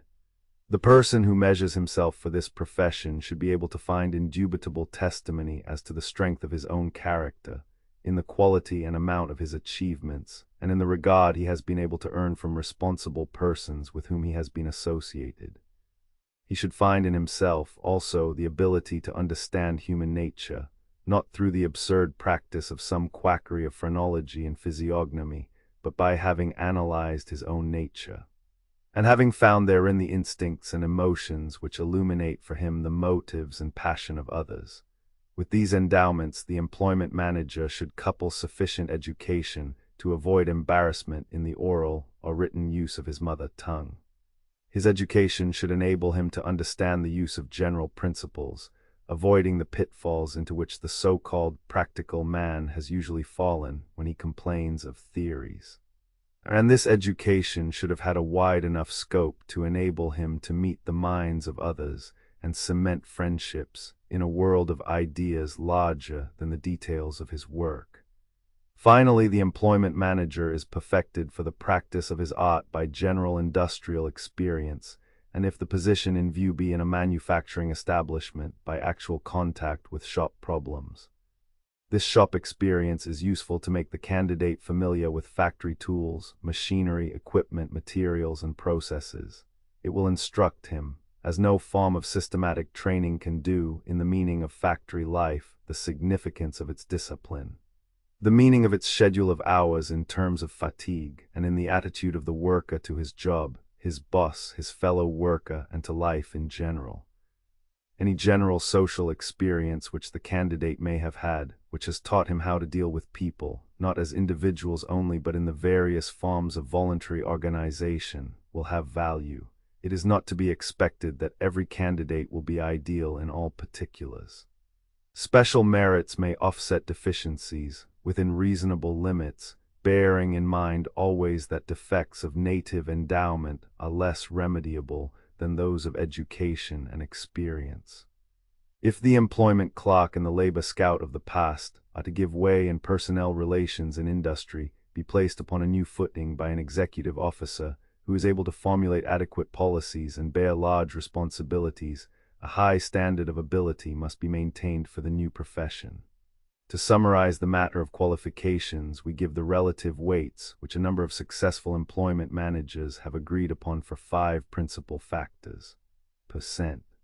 Personality 35, general industrial experience 25, executive experience 20, shop experience for employment managers in manufacturing establishments 15, experience with organized social movements 5, total 100. What a maimed man can do. Employment management is a thinking job, a matter of judgment and organizing ability and tact and personality. If a man has lost an arm or leg, but still has a good head and a noble heart, he may become a success in this field. Without a leg or even both legs, a man may still get about enough within a plant to keep in touch with his shops and be known by the rank and file as something more than an armchair officer. If he has lost an arm or even both arms, he may be able to work out with his stenographers and secretarial aids. Such a detailed and searching division of labor between hand and brain as to make a success. Robustness and dependable health may play the same role in this work as in other administrative positions. Nervous poise and stability of temperament are highly essential. Remuneration. The employment manager's remuneration is salary and not wages. This signifies that its amount is fixed rather by an estimate of the standard of living of the class of persons with whom the employment manager should associate on terms of equality in the business world than by an effort to measure his exact contribution to the income of the company. At present, the salaries of employment managers, the great majority of which probably fall between $2,000 and $5,000, are not equal to those commanded by sales managers and production engineers of equal ability. This discrepancy is due partly to the recentness of the function and to its more subtle and indirect relations to the profit-making process. It is due further to the fact that the work of the employment manager is a form of social service which is deeply satisfying to many natures, and which in itself provides a reward able to compensate for some inadequacy of salary. Educational agencies, literature, etc. It may be remarked concerning untrained candidates for an important position that those who are best qualified by nature and general education will usually possess a certain insight which gives them warning of future difficulties and makes them willing to take preliminary training and to work at first in subordinate positions. Those without this insight are likely to argue that training is unnecessary and that they are qualified to take at once responsible posts. Thus the line is illustrated, "Fools rush in where angels fear to tread," to indicate the scope of any vocational course of training dealing with the art of employment management. A brief analysis of the subject into its major and minor component parts is given herewith. Organization and equipment of an employment department, causes which have produced the need of employment management. Functions of employment departments, the administrative organization of a department. Relations to other departments of a business. Types of records and reports used in labor accounting, forms, office management, layout of an employment department, the employing of the worker, job specification, analysis of the labor market and its sources of supply, problems of dilution, the selection of employees, physical examinations, mental tests, discharging, paying off, and the collection of control statistics, definition of labor turnover and its calculation, the law of the labor contract. The training of the worker, apprenticeship indentures and schools, vestibule schools, Americanization, the psychology of the presentation of the task to the worker, the payment of the worker, wage setting, minimum wages and the cost of living, wage scale formation, technique of wage paying, promotions and deferred benefits, the control of working conditions, health, hygiene, sanitation, medical aid, fatigue, mental strain, motion study, working hours and rest periods. Problems connected with the introduction of women into industry. Efforts to keep the worker up to standard, accidents, accident prevention, insurance, and workmen's compensation. Canteen economics, local transportation, home conditions, housing, community efficiency, recreation and its effect upon productive energy, thrift, loans, relief and legal aid, pensions and the problem of the aged worker, the relation of the employment manager to local and state agencies, the government of the shop, shop rules, rule books, formanizing, absenteeism, suggestion systems and the treatment of complaints, the organization of shop committees and their functions, collective bargaining contracts and procedure, associations of employees, the ultimate basis of discipline and loyalty. Fortunately, there is now a considerable body of literature available to the person who would inform himself. It should be remembered, however, that mere reading is not study, and that even earnest study only yields correct conceptions. It is experience alone which teaches us the uncommunicable art of applying the powers of our personality in the pursuit of a course of conduct which receives its guidance from our conceptions. There is a great difference between being informed on a group of subjects and being expert in the practice of a profession. If you feel qualified to undertake this training, talk it over with the vocational advisor of the Federal Board for Vocational Education. Following is a brief list of references which may be called the employment manager's 3-foot bookshelf.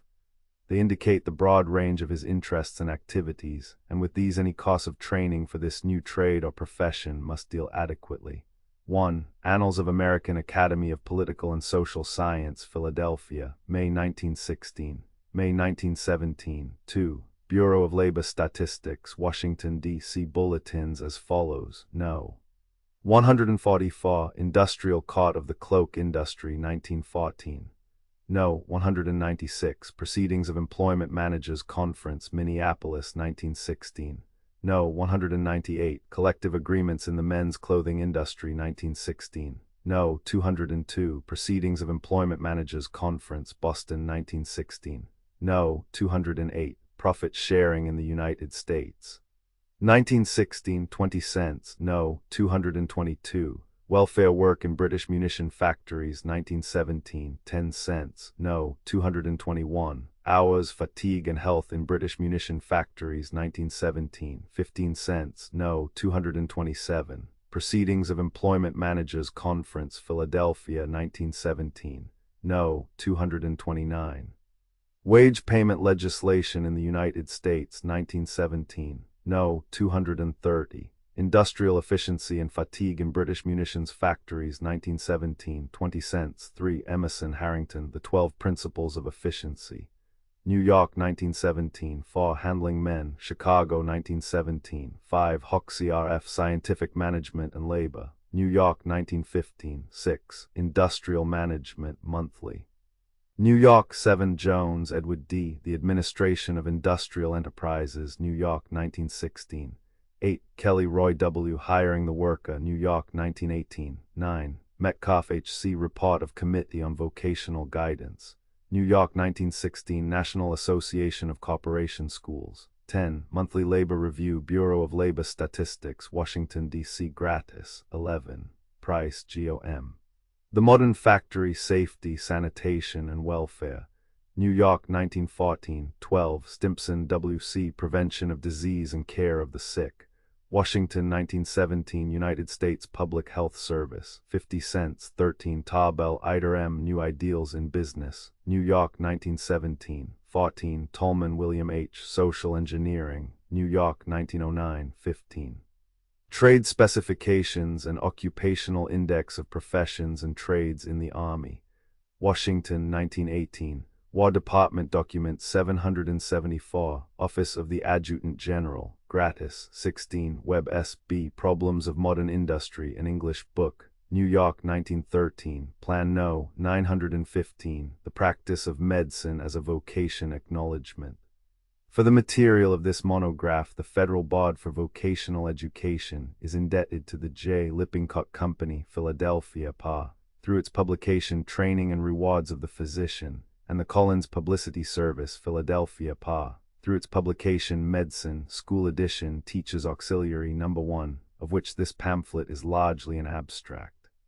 The monograph was prepared by Dr. H. L. Smith under the direction of Charles H. Winslow, Chief of the Research Division of the Federal Board. Acknowledgement is due to Dr. John Cummings of the Research Division for editorial assistance. Nature of the physician's work. The work of the physician is twofold. It is his duty to cure those who are sick and to keep the well from becoming sick. Usually he is not called upon until there is illness, so that the bulk of his work is with the sick. There are two general fields of activity for a physician, that of the general practitioner and that of the specialist.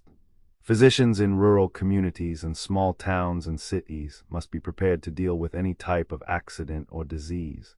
In cities, the tendency is to specialize on some particular disease or on disturbances connected with some particular part of the body. Some specialists in large cities are able to confine their activities to office work altogether. The work of the physician is difficult. There is a great mental strain connected with his work, for often even the life of the patient is at stake. With the general practitioner, there is a great physical strain due to irregular meals and sleep, and trips in all kinds of weather. Particularly is this true of the practice of medicine for its curative effects. More and more thought in medical science is being directed in modern times to preventive medicine, that is, to ways and means of keeping well rather than of getting well. The preventive work can be done under conditions more nearly those that the physician himself chooses rather than under conditions forced upon him, as is usual in the case of curative work. Physical characteristics essential to success of all the professions, the practice of medicine makes the greatest demands along the line of a good sound body. In some professions, a man with even severe physical defects can, through careful living, be successful. Good health, however, is essential to the physician in order that he may successfully withstand the long periods of strain, the irregular hours for meals and sleep, the bad weather he is often forced to go out in, and the dangers of infection. Personal characteristics essential to success. Not only must the physician be practically fit, he must have a natural aptitude and love for his profession. He should care more for medicine than for any other calling in life. By natural aptitude for medicine, is meant certain foundation qualities which are essential. It goes without saying that the physician, because of his close relationship with his patients, must be of the highest moral character in order to gain and retain the confidence of his patients.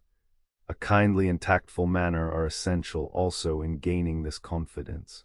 One must be alert, too, particularly at the present time when rapid advances are being made in medicine, more rapid than in many other professions. Self-reliance is essential in medicine because unexpected situations are constantly arising, and emergencies, too, in which the help of other physicians cannot readily be gained. To practice medicine successfully, one must be constantly learning. Because of the rapid changes in medical science, one's apprenticeship is never completed. Each day some new method or means of treatment must be mastered. Moreover, one's work is never ended. One great element of success is faithfulness to the patients one already has. This means love for the work and enthusiasm over the idea of service to mankind. Among the characteristics that lead to failure in the practice of medicine are dislike of the work, inability to decide quickly and definitely, and lack of ability to get along well with other practitioners and with patients. General education necessary as a basis for a course in medicine. As a basis for a course in medicine, one must have completed not only the 8 grades of common school work, but the 4 years of high school. 28 medical schools require 2 years of college work for entrance, and there is some tendency to require even 4 years of college work. This tendency, however, will probably not grow very fast. Certainly, if the requirement is made, it cannot be a hard and fast rule, for the simple reason that it would raise the age of graduation from the medical school to a point higher than the age at which it is wise for one to begin practice. The question of what subjects should be taken in pre-medical work is very important also. Not long ago, some 300 graduates of the Harvard Medical School were asked to fill out answers to questions, giving their opinions in regard to the value of their pre-medical education. They were asked to state whether they thought it best in this pre-medical work to have a large amount of general culture, such as history, philosophy, economics, literature, and art, or a large amount of natural science, such as physics, chemistry, and biology. Of the 300 reporting, 120 favored a large amount of science, while 110 favored a large amount of general culture. 70 favored an equal amount of general science and culture. It would seem, therefore, that according to the present opinion, there should be an equal amount of general culture and science in one's college education previous to taking up the special training in medicine. Available records show that in 1904, there were only 20 states that had made any legal provision for preliminary education to go before the definite education in medicine. Now 26 states have such a provision. At that time, only 10 states required 4 years of high school as a minimum amount of preliminary pre-medical education and none required college work. Now 30 states require the 4 years or an equivalent, and 8 of these 30 require either 1 or 2 years of college work in addition. At that time, 36 states required that all candidates for license be graduates of legally chartered medical schools. Now 44 states make this requirement by law. At the present time, 48 states require an examination to be taken by all those who are seeking license to practice medicine, unless they hold a license granted by some other state. It is necessary, therefore, that the course of instruction taken in medicine shall include courses that will qualify the graduate to meet the requirements of the examination for license to practice in the state in which he wishes to locate. There is a tendency at present for the examination to consist not only of questions and answers, but of some practical test of one's ability to practice medicine successfully. The length of the medical course itself at the present time, one cannot hope to get a satisfactory medical education without taking a full 4-year course in the medical school. The course of study in American schools of medicine at present is definitely laid out, and one can know beforehand just what subjects will have to be taken. Even at the end of the 4-year course in medicine, it is not advisable to begin the practice of medicine immediately. Those who are looking for good positions in the profession should add to the theory gained in college some actual practice. The best way to get this practical work is to serve as an internee in a hospital. Appointments to such positions are often made on the basis of an examination. Such positions last sometimes for 1 year and sometimes for 2 years. During the first period of his work in the hospital, an internee is directed to some extent by other physicians, but largely by his senior interness.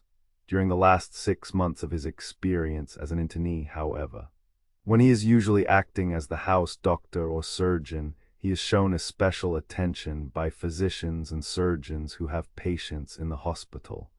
There is generally no pay given the internee aside from board and lodging. The period in which one acts as an internee is considered as a further educational period. It has been said that the experience gained during the 2 years internship in New York City's largest hospital is considered equal to that acquired in 10 years of ordinary undirected practice. But even after one actually begins the practice of medicine, his education is not complete. In order to keep up with the times, he must do a great deal of reading. He must attend district medical meetings and also state and national meetings. Moreover, he should visit other cities and thus come in contact with the ideas of other practitioners in other communities. An ideal standard of medical education is outlined in the following quotation. The American Medical Association's ideal standard of medical education, as set forth by the Council on Medical Education, after years of extensive study, research, and investigation, is given herewith. A preliminary education sufficient to enable the candidate to enter our recognized universities, such qualifications to be passed upon by the state authorities. B. A course of at least 1 year to be devoted to physics, chemistry, and biology, such arrangements to be made that this year could be taken either in a college of liberal arts or in the medical school. C. 4 years in pure medical work, the first 2 of which should be largely spent in laboratories of anatomy, physiology, pathology, pharmacology, etc., and the last 2 years in close contact with patients in dispensaries and hospitals in the study of medicine, surgery in its various branches and the specialties. D. A 6th year as an internee in a hospital or dispensary should then complete the medical course. Under such procedure, the majority of students would begin the study of medicine at about 18 years and graduate from the hospital internship at about 25. 1515 Vocational Studies, School Edition, Teachers Aux. No. 1 P4 Collins Publicity Service, Philadelphia, PA. The income that can reasonably be expected in the practice of medicine. The practice of medicine does not hold out the hope of any great financial reward. There are some medical practitioners who have made small fortunes in their practice, but such cases are few. The ordinary practitioner cannot count on much more than a comfortable living, in accordance with the living standards in the community in which he lives. Not only is the physician's salary generally small, but it is uncertain as well. The following table gives the incomes of Harvard medical graduates by classes and by years of experience, according to a study recently made. Average earnings of Harvard medical graduates by classes and by years of experience. 16 years in practice classes: 1901, 1902, 1903, 1904, 1905. 1906, 1907, 1908, 1909, 1910, first $866, $787, $541, $362, $625, $502, $350, $533, $425, $1,237, second $827, $1,089, $799, $195, $773, $826, $588, $1,250, $874, $1,083 third, $1,181, $1,539, $1,412, $1,295, $995, $1,262, $1,353, 1,025, 1,370, 1,578. Fourth, 1,505, 1,694, 1,720, 1,566, 1,559. 1,765, 1,963, 1,575, 1,632, 1,835, fifth, 2,027, 1,556, 1,966, 1,981. 1,818, 2,359, 2,347, 1,847, 2,156, 2,341, 1,837. 2,333, 2,277, 2,347, 2,997, 3,202, 2,360. Seventh, 2,527, 2,161, 2,654, 2,967, 3,000. And 43, 3,650, 3,545, 8. 3,003, 2,491, 3,155, 3,000. And 43, 3,337, 4,332, 9th, 3,560, 2,900. 3,616, 3,604, 4,510, 3,524, 2,963, 4,135. 4,535, 11th, 3,885, 3,691, 4,604, 12th, 4,422, 4,130, 13th, 4,680, maximum number of men 38. 39, 29, 39, 33, 26, 29, 29, 25, 26, 16, training rewards of the physician. Cabot J. Lippincott Co., Philadelphia, PA v. 136, other rewards connected with the practice of medicine. The fact that the physician's work has a great effect upon the length of life of the patient is in itself a great reward. During the past 3 centuries, medical science has made so great an advance that the average working life of the English-speaking people has been almost doubled.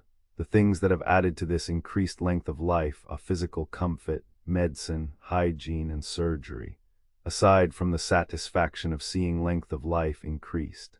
The worthy physician enjoys the satisfaction of holding a position of trust and leadership in his community. As a result of this, he is in a position to teach others what they should know. Through his work also, a physician has a chance to come in contact with all classes of people. The length of time it will take to establish one's self in the practice of medicine, if one decides to establish one's self as a general practitioner, he must count upon at least a year of patience and hard work with little income. At the end of the year, however, if he has been fortunate in the choice of location, and if he has a good personality, he can reasonably hope soon to inspire confidence and come into public recognition. Often he can hasten this public recognition by giving his services, free of charge, to those whom he knows to be worthy of such assistance and consideration. If it is necessary for the graduate from the medical school to become an actual earner immediately, he will probably apply for an official position in some public institution, such as health officer, teacher, medical missionary, or research worker. The extent of the need for physicians, it has been said that in America the number of doctors, in proportion to the number of people, is greater than in any other country. A recent study shows that there were in the United States 151,132 practicing physicians and surgeons, 16,920 students in medical schools, and 6,955 instructors in medical schools. Before the European War, the supply of physicians in the United States was large, so large, in fact, that the income of physicians was being materially affected thereby. As a result of the war, however, new fields of practice will be opening up for American physicians in other countries because of the fact that many physicians in those countries were either killed or disabled, and also because students have not been graduating from the medical schools in those countries during the past few years. It is said that it will take 5 or 6 years to develop or to train a new group of physicians in England, France, and in other warring nations. How much it will cost to prepare for practice of medicine if you are a soldier or a sailor discharged from the service since October 6, 1917, with a disability for which the Bureau of War Risk Insurance will grant you compensation, and if a course in medicine is approved for you by the federal board, your education will be furnished free by the government. The Bureau of War Risk Insurance, through its compensation, will meet a part of the expense. And the Federal Board for Vocational Education will add to that amount to a minimum of $65 a month with the purpose of meeting all of your expenses for living, clothing, transportation, tuition, and incidentals. Plan No. 916. Safety and Fire Protection Engineering Acknowledgement. This monograph was prepared by J. Albert Robinson, Special Agent for Safety and Hygiene. Acknowledgement is due Mr. Jos B. Finnegan, Professor of Fire Protection Engineering, Armour Institute of Technology, to Mr. R. M. Little, Director of the American Museum of Safety, and to Mr. F. M. Griswold for excerpts from his address entitled The Inspector and the Insured. For editorial assistance, acknowledgement is due to Dr. John Cummings. Of the Research Division of the Federal Board, you who have been under fire at the front and have come back disabled have had an insight into life that of necessity affects your outlook on the future. Things which once assumed importance in your mind have lost their appeal. Positions which you held before going over may now seem ineffectual after the vision of war which you have beheld, in the months of facing death and later of adjustment to a new condition. Your outlook has broadened beyond a mere material view. You have been in the fight for world peace and safety, and the impetus gained in helping the other fellow still carries you on. This feeling is not a weak sentiment, but an appreciation of the fact that life has more windows than the one which looks out on material welfare. Perhaps no form of work offers more opportunity for a combination of success in material and altruistic lines than safety and fire protection engineering, especially in safety engineering. A man himself disabled carries to everyone with whom he comes in contact a warning and an encouragement. There is nothing more inspirational than a man who has ignored or made use of his handicap in his own forging ahead. Handicapped himself, he may prevent others becoming so. The safety engineer is a guardian of the people's happiness and future. The work offers to those who have the insight and opportunity to join in the general drive for world safety from an industrial point of view and for conserving human power. This aim and a purpose holds also in the case of the fire protection engineer. To him falls in large part the work of saving the created and natural resources of the nation. While it is true that men disabled by amputation cannot so easily take up this profession as that of safety engineering, the war's statistics show a larger percentage of the returned men to be disabled by disease and internal wounds which have undermined their strength than by dismemberments. For these men, the vocation of fire protection engineer is particularly suitable. No work which is done for the material gain alone can satisfy a man's ambition, and these two important professions are doors which open to service as well as to material welfare. Plan No. 917. Safety engineering in a broad sense of the term is a new profession in industry which offers good opportunities for well-qualified men. It undoubtedly offers a broader field than fire protection engineering, yet in many ways these two professions are analogous and they are frequently combined. A soldier or sailor disabled in service who wishes to be trained for this vocation may be given the opportunity. In order to benefit by the training and be assured of a good position in an industrial plant, certain qualifications are necessary. Education. A high school education or its equivalent is practically essential, and if this education has been secured in a technical high school, it will have a special value. Men who have had more advanced training in technical schools, colleges, or universities stands a better chance than others of becoming leaders in the profession. A knowledge of the fundamentals of any of the other leading engineering professions is helpful in safety engineering as in fire protection engineering. Personal qualifications: to become a good safety engineer, one needs to have a clear mind, capable of analysis and of constructive thinking, a pleasing personality, and the qualities of leadership. Safety engineering has quite as much to do with the human element as it has with mechanics. In general, it is divided into two parts: structural engineering and engineering revision, and mechanical safeguarding, coupled with safety organization in industrial plants and educational methods aiming to reach managers, superintendents, foremen, and workmen. It is apparent, therefore, that mechanical and engineering technique, coupled with educational ability and leadership, are necessary qualifications in safety engineers.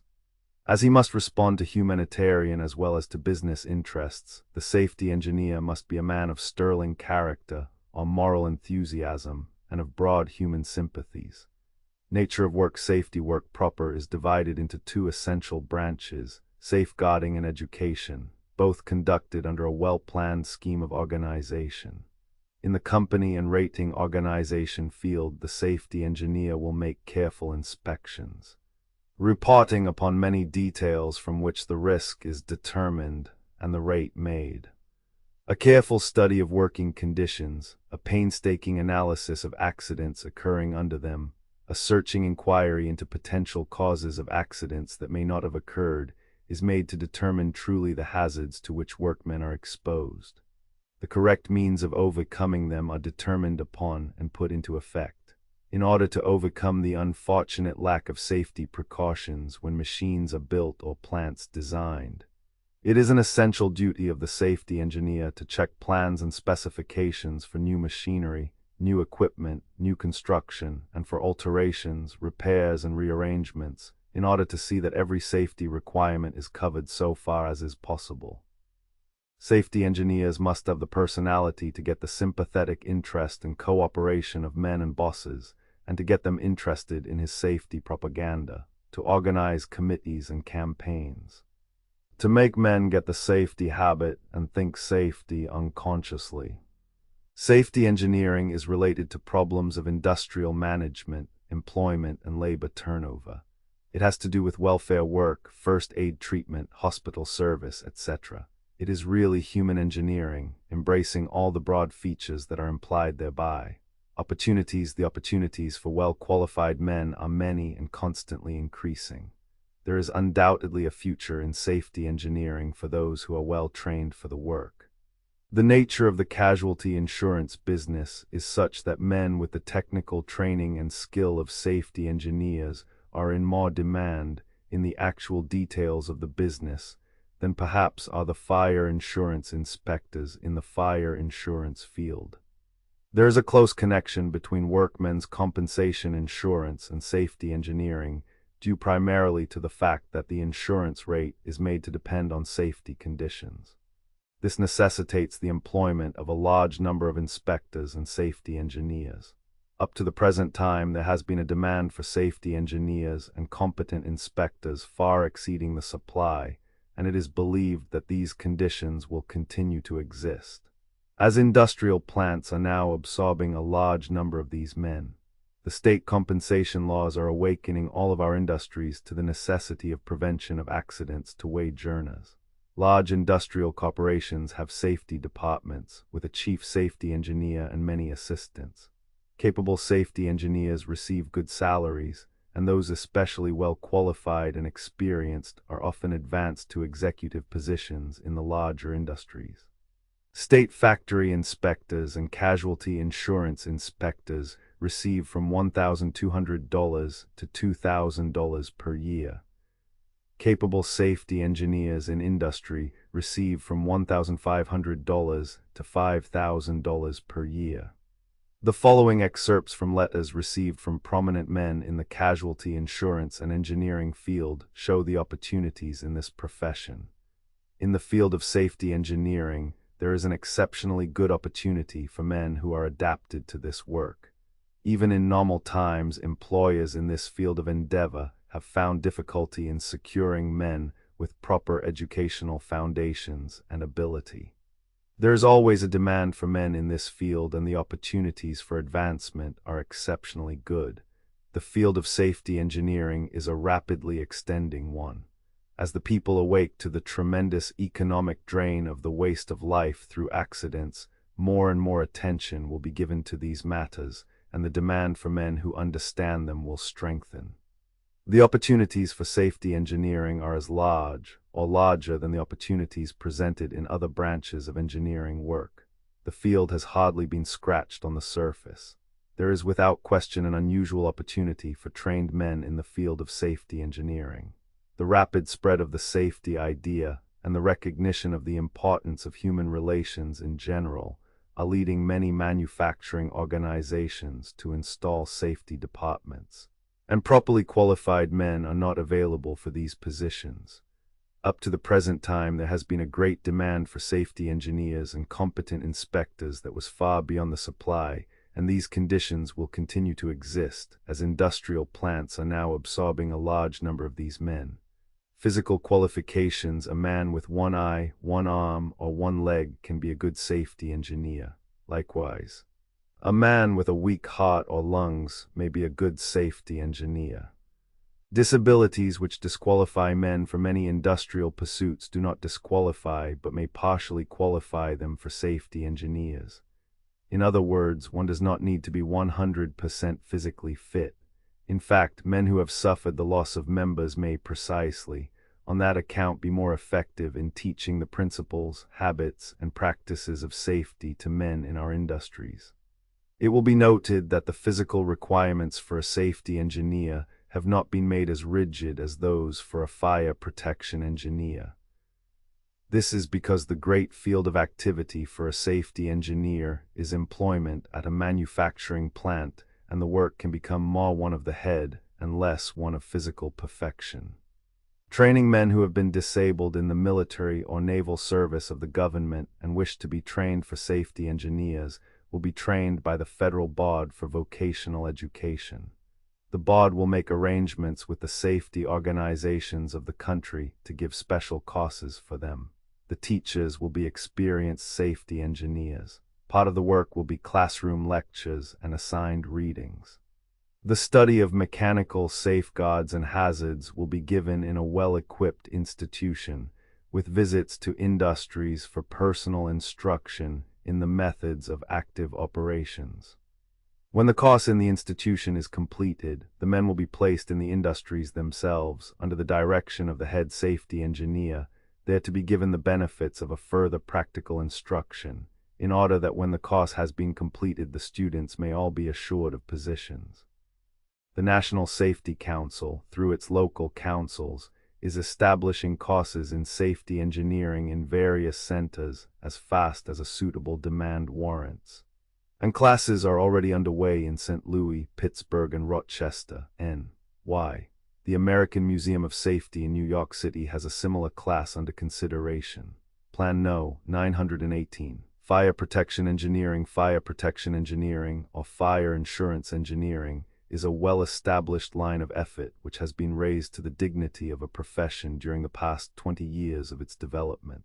The fire insurance inspector belongs to this profession, as do inspectors in municipal fire prevention bureaus such as the large cities are organizing as an auxiliary to their fire departments. There are certain institutions in which instruction is given, and ways whereby a disabled man discharged from the military and naval forces of the United States may be trained for this vocation. In order to benefit by the training and be assured of good opportunities, certain facts should be considered. Education: primarily, it may be conceded that the man who has had a technical education can generally get on in the profession more rapidly than one who has not. When technical knowledge and scientific attainments are secured in the hard school of experience, the graduate has paid dearly for his lack of earlier training.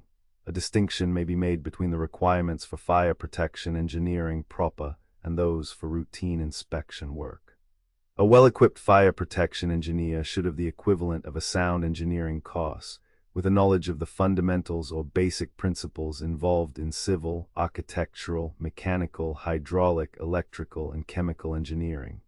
These principles can be utilized in the problems of plan drafting, proper building construction, occupancy equipment, public and private fire protection, and common and manufacturing hazards. Experience has demonstrated, however, that such foundation is not absolutely essential, and that many possessing the requisite personal qualifications have succeeded without it. For instance, many industrial occupations provide valuable experience as a foundation for development of the necessary technical ability. Men who have had experience as building inspectors, construction or factory engineers, piping foremen, estimators for automatic sprinkler concerns, and men who have been employed in municipal fire departments or in fire alarm and signal work have been successful in routine inspection work and have risen to places of eminence in the world of fire protection engineering. Graduates of engineering departments other than fire protection engineering have repeatedly shown themselves to be readily adaptable to work in this field, after a period of readjustment to enable them to acquire the point of view necessary to a man to whom the causes and prevention of fire, rather than other phases of engineering problems, are significant. Personal qualifications, whether technical qualifications be founded on training in a technical school, or be the result of later effort, the aspirant for success as an insurance inspector should be familiar with insurance practice, and should be endowed with a broad complement of common sense. He should have an inquisitive and observant mind, coupled with a desire to investigate the why and how of every problem, a constantly receptive brain, a retentive memory, and should be competent as a teacher of those less thoughtful or less well informed than he. Above all, a successful fire protection engineer must not minimize the importance of accurate observation and faithful reporting of small details which may have most vital import in determining the conditions of a plant. Finally, he should be resourceful and capable in planning and carrying out to a successful issue the details of technical propositions. Tact and judgment must be exercised when dealing with men who may not always appreciate the viewpoint of the inspector, and courtesy is always a prime essential. Nature of work. It is the work of the inspector to scrutinize closely all conditions and materials which may in any manner create or increase the fire hazard, including the character and nature of raw stock or material used, all the processes of manipulation, from its reception at the plant, its handling and storage, to the completion of the operations necessary to produce the finished goods or article. The inspector must carefully note and define the hazards incident to each state of progress where physical or other changes affecting the conditions may take place. In addition to these purely technical investigations and conclusions, he should closely observe and study shop practice or management, including supervision and discipline of employees, as related to the cleanliness and care of hazards, which form the basis of good housekeeping and are important essentials in securing safety from fire in all classes of property. The apparatus and appliances for fire protection or fire defense need to be very critically examined and described. This often necessitates going into dark basements or low pits to locate automatic sprinkler valves, etc. Water supply tanks for automatic sprinkler systems have to be climbed to examine their condition and to ascertain water levels, and when the assent and cooperation of the insured can be secured.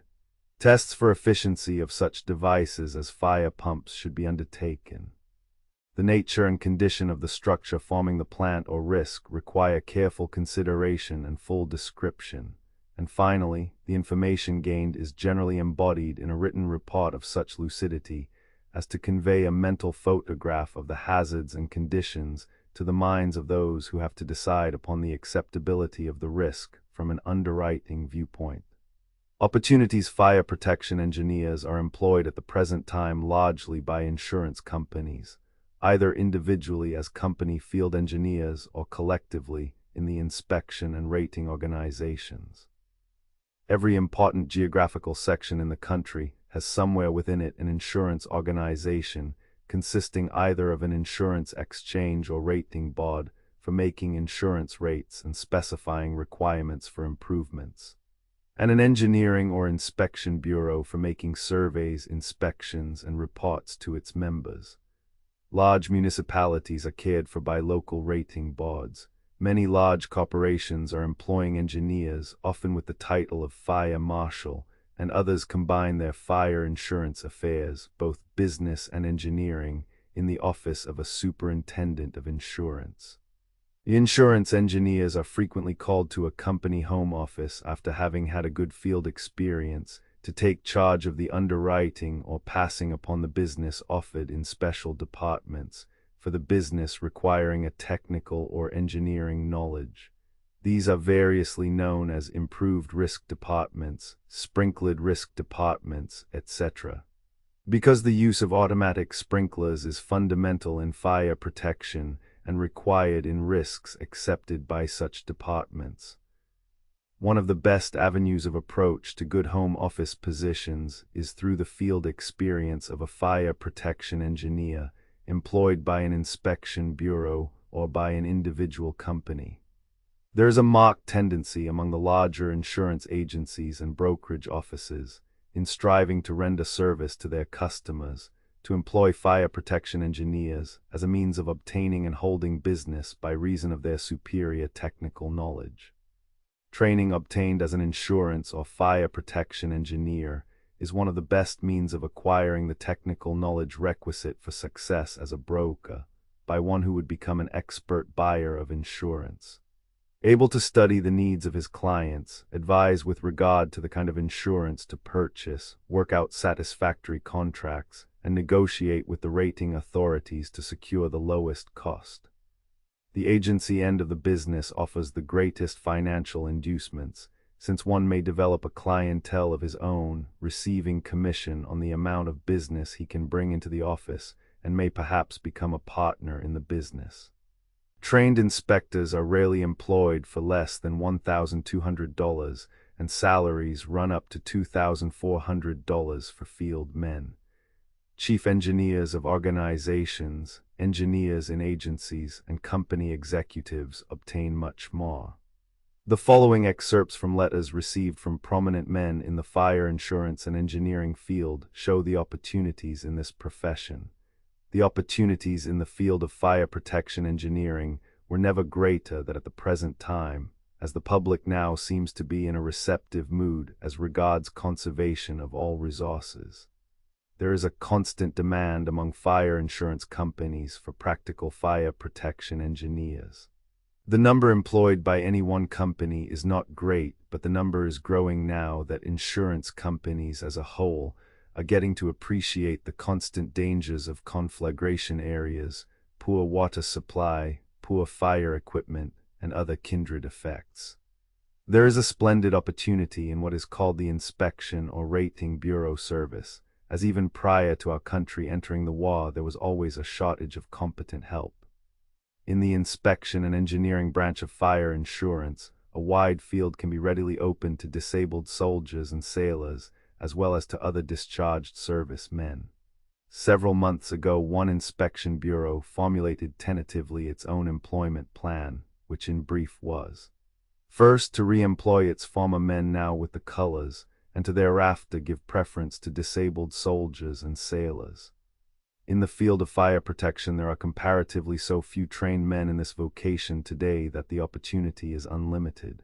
Where yesterday the idea was the protection of property by fire departments, water supply, etc., today it is one of fire prevention, i.e., checking the cause of fire before it may have an opportunity to do any damage. Fire prevention today is confined mainly to organizations covering wide fields. There is no question but what in the future each industrial plant of any size will have their own fire protection or fire prevention engineer, and probably the same will be extended to each city of any considerable size. Graduates of the Armor Institute of Technology and former students who have not graduated have been in demand. In most cases, the employment entered into immediately after graduation has been moderately remunerative, but advancement has been much more rapid than in the case of untrained men. A few graduates have been employed by companies manufacturing and installing automatic sprinkler equipments. The typical case is that of a man who enters an inspection bureau, and after 3 or 4 years assumes work of responsibility with a fire insurance company. Recently, several companies have shown a tendency to depart from the traditional plan of looking to the bureaus as training schools and have engaged men with the institute's degree, but without field experience. A large proportion of the classes of 1917 and 1918 who entered military or naval service upon leaving school will probably be employed by insurance companies immediately after discharge from the service. There are now, as at all times in the history of the department, applications for more graduates than are available. Physical qualifications, disfigurements, or physical incapacities which are not too serious need not be a handicap for pursuing the profession of fire protection engineering. These can be more than offset by good education, technical training, a pleasing personality, and enthusiasm for the work. It must be remembered, however, that this work involves a great deal of traveling, either about the country or locally in large centers, carrying usually 2 grips. While making an inspection, an engineer is constantly called upon to climb around in unfinished buildings and through manholes to roofs, which ordinarily requires the use of both hands and legs. Measurements are made, notes taken, plans drawn, and reports written up. Minor handicaps such as loss of an eye, pieces of bone removed, claw hand, stiff knee joint or slight limp, etc., need not debar men from the profession. Those having tubercular tendencies to a degree necessitating an active outdoor life should be materially benefited and should recover both health and strength by this line of activity. This would apply to other cases where fresh air and activity are desirable, but it must also be borne in mind that a certain amount of physical stamina is necessary, and that exposure to weather, walking and climbing about for many hours at a stretch, might affect some forms of disability adversely. It is obvious that loss of a leg or an arm, except in unusual cases, would be a serious handicap. Field experience is important as a means of training for inside consulting or executive work in this profession. However, men who have become used to artificial limbs can best judge if they are qualified to undertake these activities. Training the Federal Board for Vocational Education will make arrangements with certain institutions and insurance organizations of the country to give special courses for men who have been disabled in the military or naval service of the government who wish to be trained as fire protection engineers.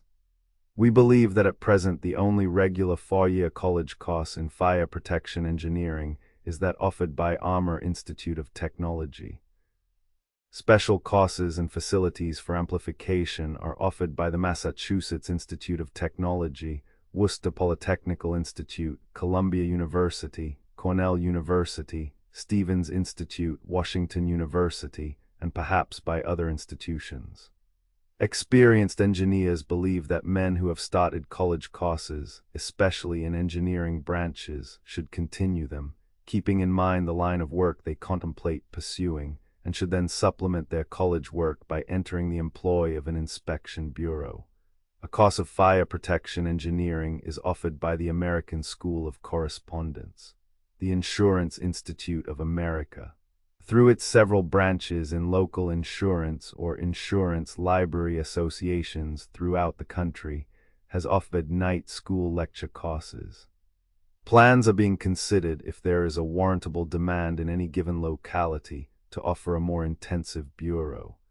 In some cases, these inspection bureaus may cooperate to the extent of giving a well-rounded training to a man who has had sufficient general technical education or experience to justify such action. Plan No. 919, The Metal Trades Acknowledgement. This monograph was prepared by Eugene C. Graham, Special Agent for the Federal Board under direction of Charles H. Winslow, Chief of the Research Division. Acknowledgement is due to Dr. John Cummings of the Research Division for editorial assistance. A Metal Working Age. Nearly every industry depends to some extent, and most industries depend to a very great extent, upon metal working, either by employing metal workers directly in some processes, or by using metal products as raw materials in the manufacture of other products, or at least by using tools, implements, machines, and engines, which are products of metal working trades and industries. And in addition, these trades and industries produce a great variety of finished utensils and furniture ready for consumption in households. More than any other, ours is a metal-working age. Machine work and handwork. Metals must be worked largely by machine processes, but they must be worked also in many instances by hand processes.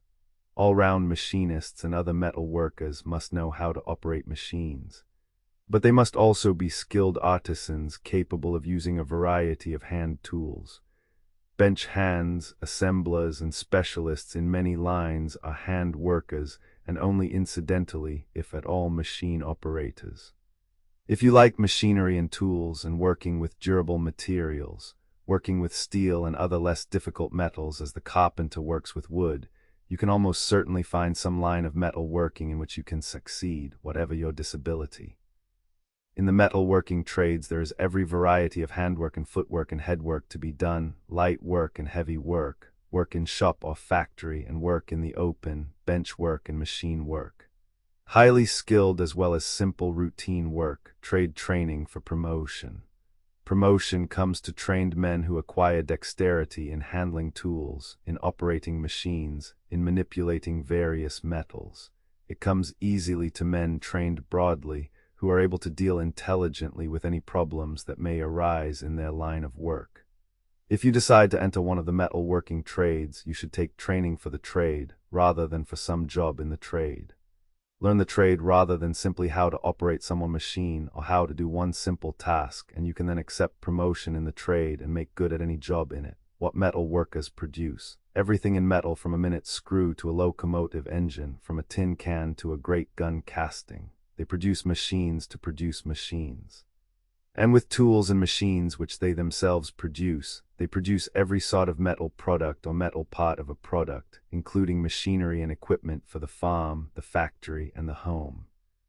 Nearly every article of common use, whether made of metal or of other material, is more or less a machine product, and practically the whole machinery for producing non-metal as well as metal products is originally the product of the metal trades. Specifically, the product of a machine shop may be a complete machine, a rebuilt or repaired machine or machine parts sold to other firms. For such a product, raw material of cast iron, sheet iron, steel of varying degrees of hardness, wrought iron, brass, or bronze, comes from the foundry or from a stock department in which are kept sheets, steel bars, castings, and forgings. Much of the labor in some shops must be employed in producing shop equipment, including formed cutters, reamers, drills, and various metal working tools made in the shop. Processes. Molding, which is a basic operation in the metal industries, is a comparatively simple process, especially when standardized parts are being cast, and it is not necessarily heavy work since castings in various metals may be of any size and weight. Molten metal, pure or alloyed, is poured into a mold formed by a pattern in sand or loam. In many instances, castings must be finished by machinery. When a part is to be subjected to hard usage or to severe strains and stresses, forging or hammering rather than casting may be the process employed in shaping it. Drop forgings are made by means of automatic power hammers and dies. With few exceptions, forgings also must be finished by machining. Sheet metal workers lay out work on sheet metal, cut it, shape or bend it, and solder, rivet, or weld it into various forms. Such as are required in building up ornamental cornices for buildings, or in constructing hot air heating apparatus, or in manufacturing filing cases, various sorts of containers, and many other articles. Some of the work is outside work, but an increasing number of processes are being performed in the shop with the use of machinery. Metal stamping and electric welding machines are used to form and weld together parts of, for example, automobile bodies, doors, and fenders. Of all the metal working trades, that of the machinist is the most varied in its hand and machinery processes, although many workmen never learn more in the trade than how to operate someone automatic machine or how to do someone's simple task. In general, the machinist should know how to operate all of the machinery of his trade, and in addition he must acquire skill of hand in metal working, and especially in the processes of building, repairing, assembling, and erecting every sort of engine and machine. Plan No. 920. Molder's variety of employments. Foundry employments generally will not be found to be suitable for men who have suffered serious physical injuries, or for men whose physical strength has been seriously impaired by exposure or illness, and they are not generally employments for which any extended course of training is required. These employments are, however, more varied in character than they are commonly supposed to be, and some lines of molding and casting may very well be undertaken by men who have been disabled. Especially in cases where previous experience and training in foundry work will prove helpful. Practically all floor molding is heavy work. Shovels and various hand tools are used in building molds around patterns or templates which determine shape and size of castings.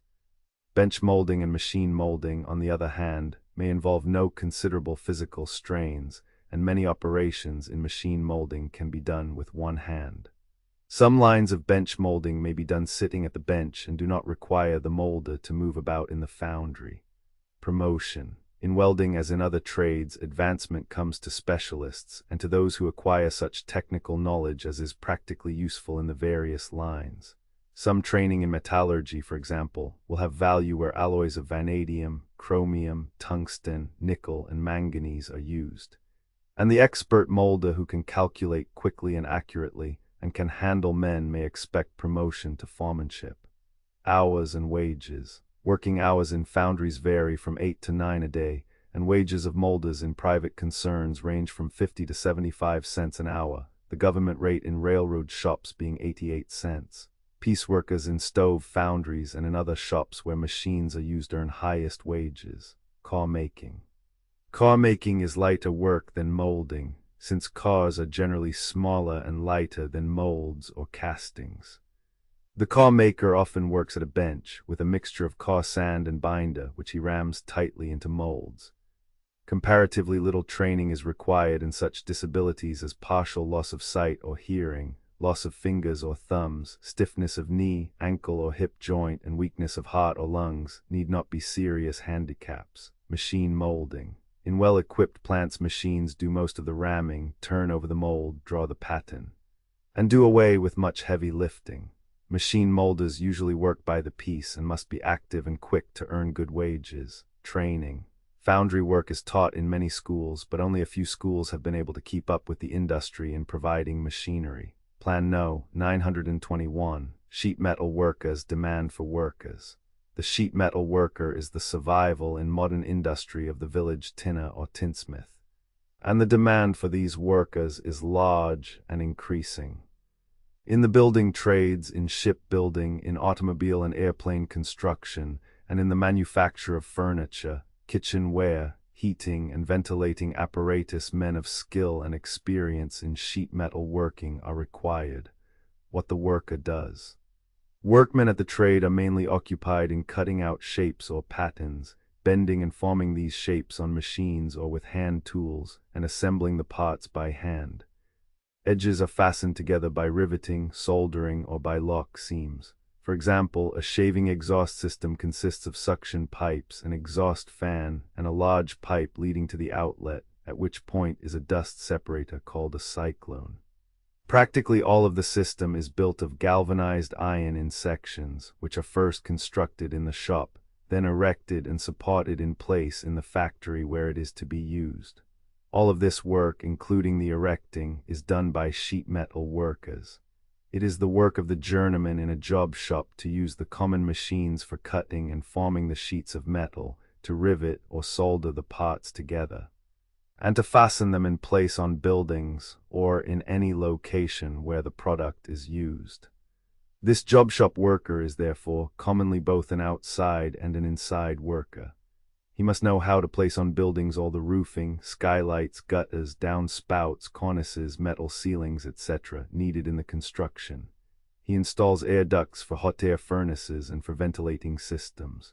He may be called on for a variety of repairs on sheet metal, to line tanks with lead, copper, or zinc, and to make and attach guards for machinery. The material for this work is bought in the form of sheets of various sizes, and the workman spends a large part of his time in the shop cutting up his material and working it into the required form. Extreme accuracy of measurement is seldom necessary, and not much attention is paid to finish since much of the work is immediately painted. In the building of ships there is a great variety of sheet metal work done. Heavier gauge metal is used than on most architectural work, and the joints are more often required to be oil and watertight. In the automobile and motor truck industry, many men are employed in the making and assembling of bodies, fenders, tanks, and radiators.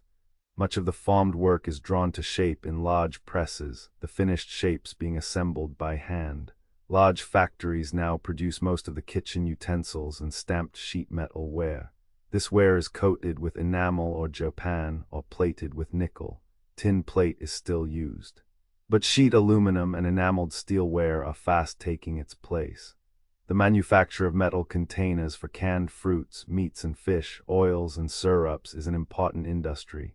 Very few machines for any purpose could dispense with sheet metal parts without increasing the weight or the cost.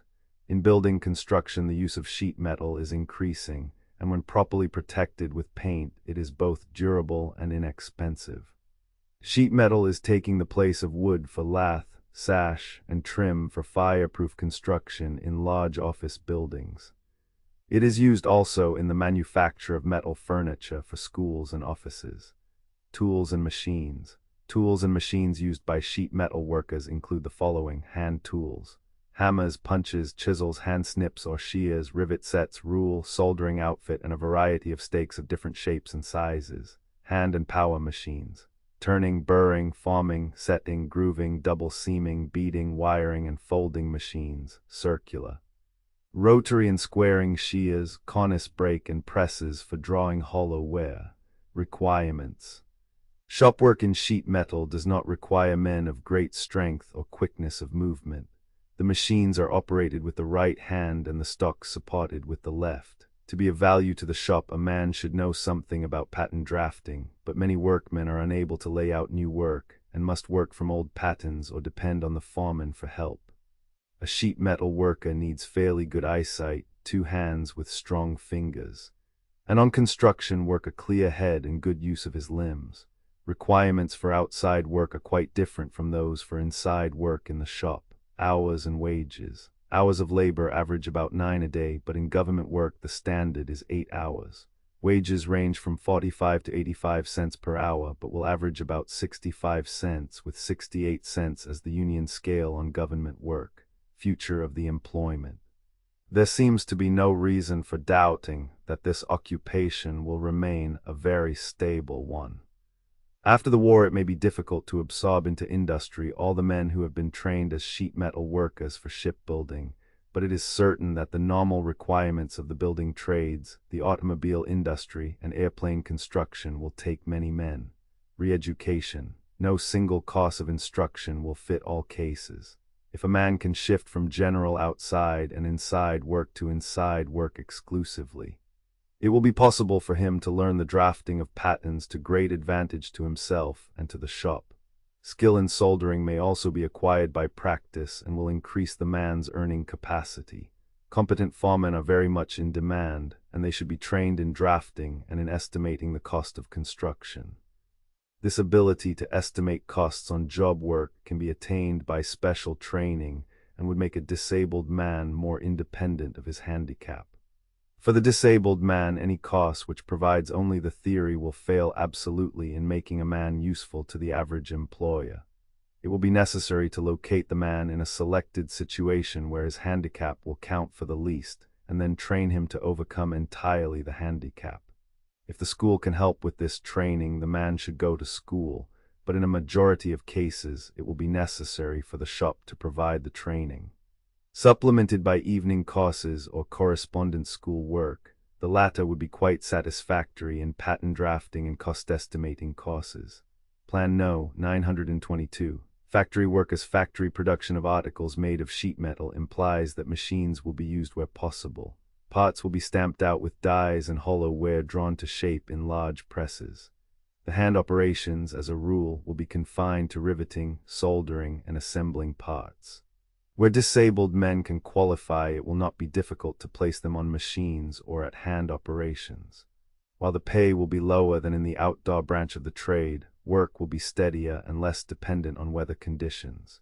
Men with a variety of disabilities can find places. Training will be given on the job by foremen. Previous experience in any branch of sheet metal work will be of value, and since the machines are largely automatic, only a short period of training will be required.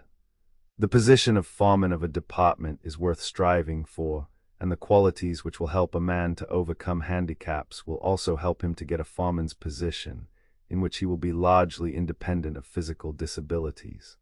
Plan No. 923. Machinists and machine operators' previous training and experience in some of these metalworking employments will greatly help you if you elect to take up some related line of work.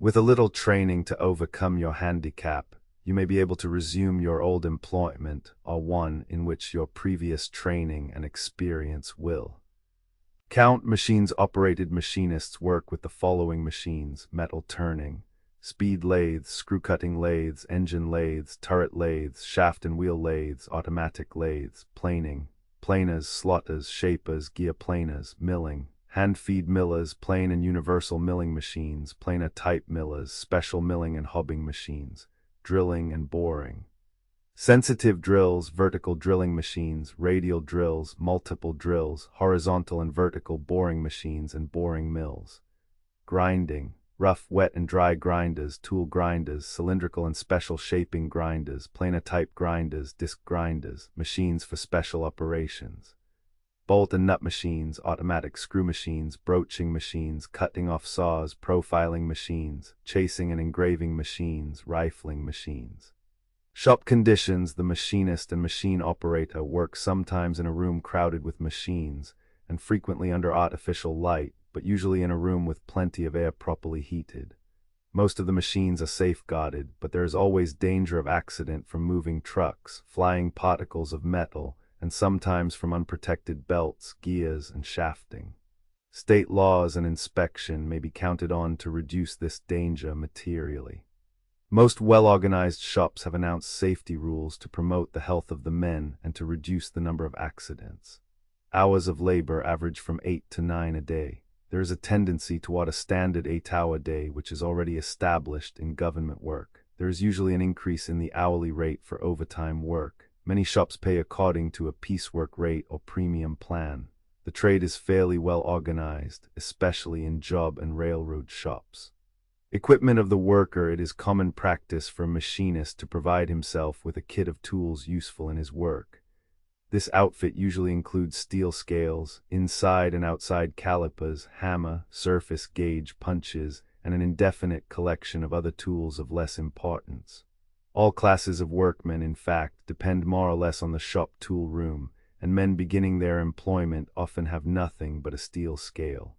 Opportunity for promotion: a highly skilled general machinist who can handle men has an excellent opportunity to become a foreman, and workers who understand the technique of their trade may fairly expect to advance rapidly in wages and position. Men who can figure costs and devise economies in production, especially, are in demand. Future of the trade. The war has very greatly increased production in machine shops. The manufacture of guns and munitions and the demands of the shipbuilding industry for tools and machinery for ships have multiplied the demand for men many times. While there must be a readjustment after the war, it is certain that the manufacture of standard products will be very greatly in arrears, and since all industry, including agriculture, transportation, and the arts, depend on the machine shops for their product, there will be a continued demand for trained men. Wages: where machinists or machine operators receive wages at an hourly rate, this rate approximates the government scale in railroad shops, which is 68 cents an hour. In shops where the piecework or premium plan prevails, the amount earned by employees varies. It is safe to say that most men employed at any branch of the trade get more than $4 a day in wages. Muscular strain: a machinist is commonly expected to do some lifting, varying from very light weights to more than 100 pounds. Operators of large machines doing heavy work are often provided with air hoists or jib cranes or with chain hoists to help serve their machines. Probably the operator of a machine working on medium-weight parts on lathes or grinding machines may have the maximum of physical strain due to the quality production expected of him. Your disability, it would be foolish to make many general statements as to the effect of the loss of various members on the future of a man who desires to be a machinist or a machine operator. So much depends on the willpower of the man and on the exercise of wisdom and foresight in selecting a line of work. Talk it over with the placement officer. A study of the rehabilitation in industry of those injured in industrial accidents shows that most men have been taken back to work after such injuries as the loss of fingers, thumbs, one eye, or similar accidents. Others with more serious injuries have often been taken on again and provided with jobs, perhaps as watchmen or gate tenders, without any re-education. They accepted their job, lived up their industrial insurance, and were down and out industrially. This should not happen to the man injured in industry and must not happen to you, because there is a better way which will keep you in a good wage-earning occupation and make you independent. It will be necessary, of course, for you to take account not only of your physical condition and of the requirements of the trade, but also of your previous experience, your resources, and your aptitudes. Plan No. 924. Bench hands kind of work done in the construction of machinery, including the repair of worn and broken parts. There are many operations which cannot conveniently be done on machines. This work is done by hand at a bench, fitted with a vise for holding the work. The work done consists of chipping and filling to remove metal, the laying out of centers, circular arcs, lines, and limits for the operator, and a variety of operations which require the use of hand tools. Examples of this work are fitting piston rings to grooves and to standard test gauges, filing machine parts to provide smooth surfaces and to remove burrs, laying out and marking parts for drilling and other operations. Much of this work is necessary in making special jigs and fixtures to increase quantity production. Tools. The bench hand uses a variety of files, marking punches, light and heavy hammers, cold chisels, measuring tools and gauges, and often uses hand or power machines such as bench drills, hand taps, and dies. Hours, wages, and conditions of work. The hours of labor are as a minimum 48 a week and will average between 51 and 54. Wages are generally according to the scale paid to machinists and are subject to overtime, piecework, and premium rate changes. For instance, the wage scale in railroad shops is now 68 cents per hour and in shipyards 72 cents. Other shops seldom pay as much, but the union scale is from 50 cents to 75 cents an hour in sections where large shops predominate. The health of the worker is not apt to be impaired by his work, as the muscular strain is not severe, and the sanitary conditions of shops are not generally unfavorable. The importance of the bench worker in the metalworking industry is decreasing with the increased use of automatic machines, jigs, and fixtures which do away with laying out, and with improvements in molding and casting. All repair work in railroad, automobile, and other shops, however, require much handwork at the bench. Handicaps, filing, chipping, hammering, etc., may be done by men provided with an artificial hand or arm. The training required before a man can become accustomed to this substitute will take some time, since the bench worker is required to use a variety of tools, and the output of work will depend on the skill of the worker in handling these tools. Previous experience in the employment will go a long way towards starting a man in the trade again. The use of hand tools is relatively less complicated than that of machine tools, and previous experience should provide the man with the essential knowledge of processes. Re-education for any line of bench work should take all possible advantage of previous experience. Many of the things done by the bench hand can be taught in a school in short courses, but experience at the bench on productive work may be obtained at the same time. If the school is provided with satisfactory benches of the proper height and with standard vises, the course may require no longer than from 3 to 6 months, allowing for instruction in the reading of blueprints. The use of tools and for getting accustomed to the work again. Plan No. 925. Assemblers and erectors, the parts which go to make up the finished machines, come from the shop and after inspection are ready to be put together. Men who work at a bench in the assembling room or on the erecting floor fasten these parts together.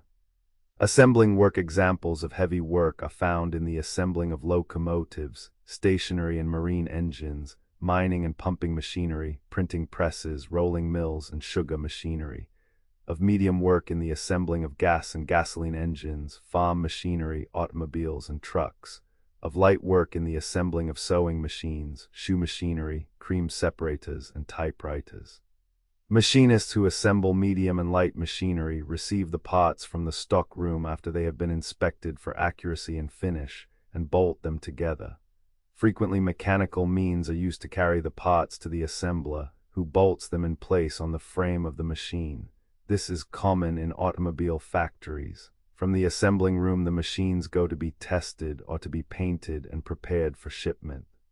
In contract work in job shops, the routine described is not usually followed, and the work is performed by all-around men who take the place of the assemblers. Erecting work machinists who work as erectors usually fit the parts together, bolt them solidly, then test the machine for alignment. Shafting is fitted to bearings and sliding surfaces brought into contact by scraping with steel scrapers. Oil grooves are cut in bearing surfaces and all accessory parts fitted. Then in most cases the machine is taken down for shipment, and after reaching its destination is erected again on permanent foundations. Traveling machinists are frequently sent out from the shop to do this work in the field. Tools assemblers and erectors use a variety of wrenches, hammers, and other tools. They are often provided with cranes and hoists for all heavy lifting. In the field they may have to devise special means of moving heavy machinery. Hours, wages, and conditions of work. The hours and wages of labor are the same as for the machine operators and bench men, the hours ranging from 48 to 54 a week. The position of the assembler or erector is very important. There is no possibility of his being displaced by the introduction of machinery. The increase of production will demand more men. But it is fair to say that there are very many men who are qualified to fill the lower grades of work in this occupation. Only through experience and training on the job can men learn to be competent machinist erectors. These men hold responsible positions in industry, and there is a constant demand for competent men. Handicaps: the workman in this branch of the trade must be active and have physical strength, good eyesight, and considerable skill in the use of hand tools. He should know something about machine tool processes and may find it necessary to operate machines on occasion. Any handicap must be considered from the point of view of the man and the job he expects to take. If the man has had experience in the given line of work and wants to re-enter it, he will be a very good judge of his own ability. Nearly every disabled man who has previous experience in a machine shop will find it possible to use this experience to advantage. Handicapped men who are preparing to enter this occupation may be trained in special classes in the factory where the work is done. A group of 10 or 12 such men may be taken to a large factory and trained for special jobs under the instruction of a practical teacher.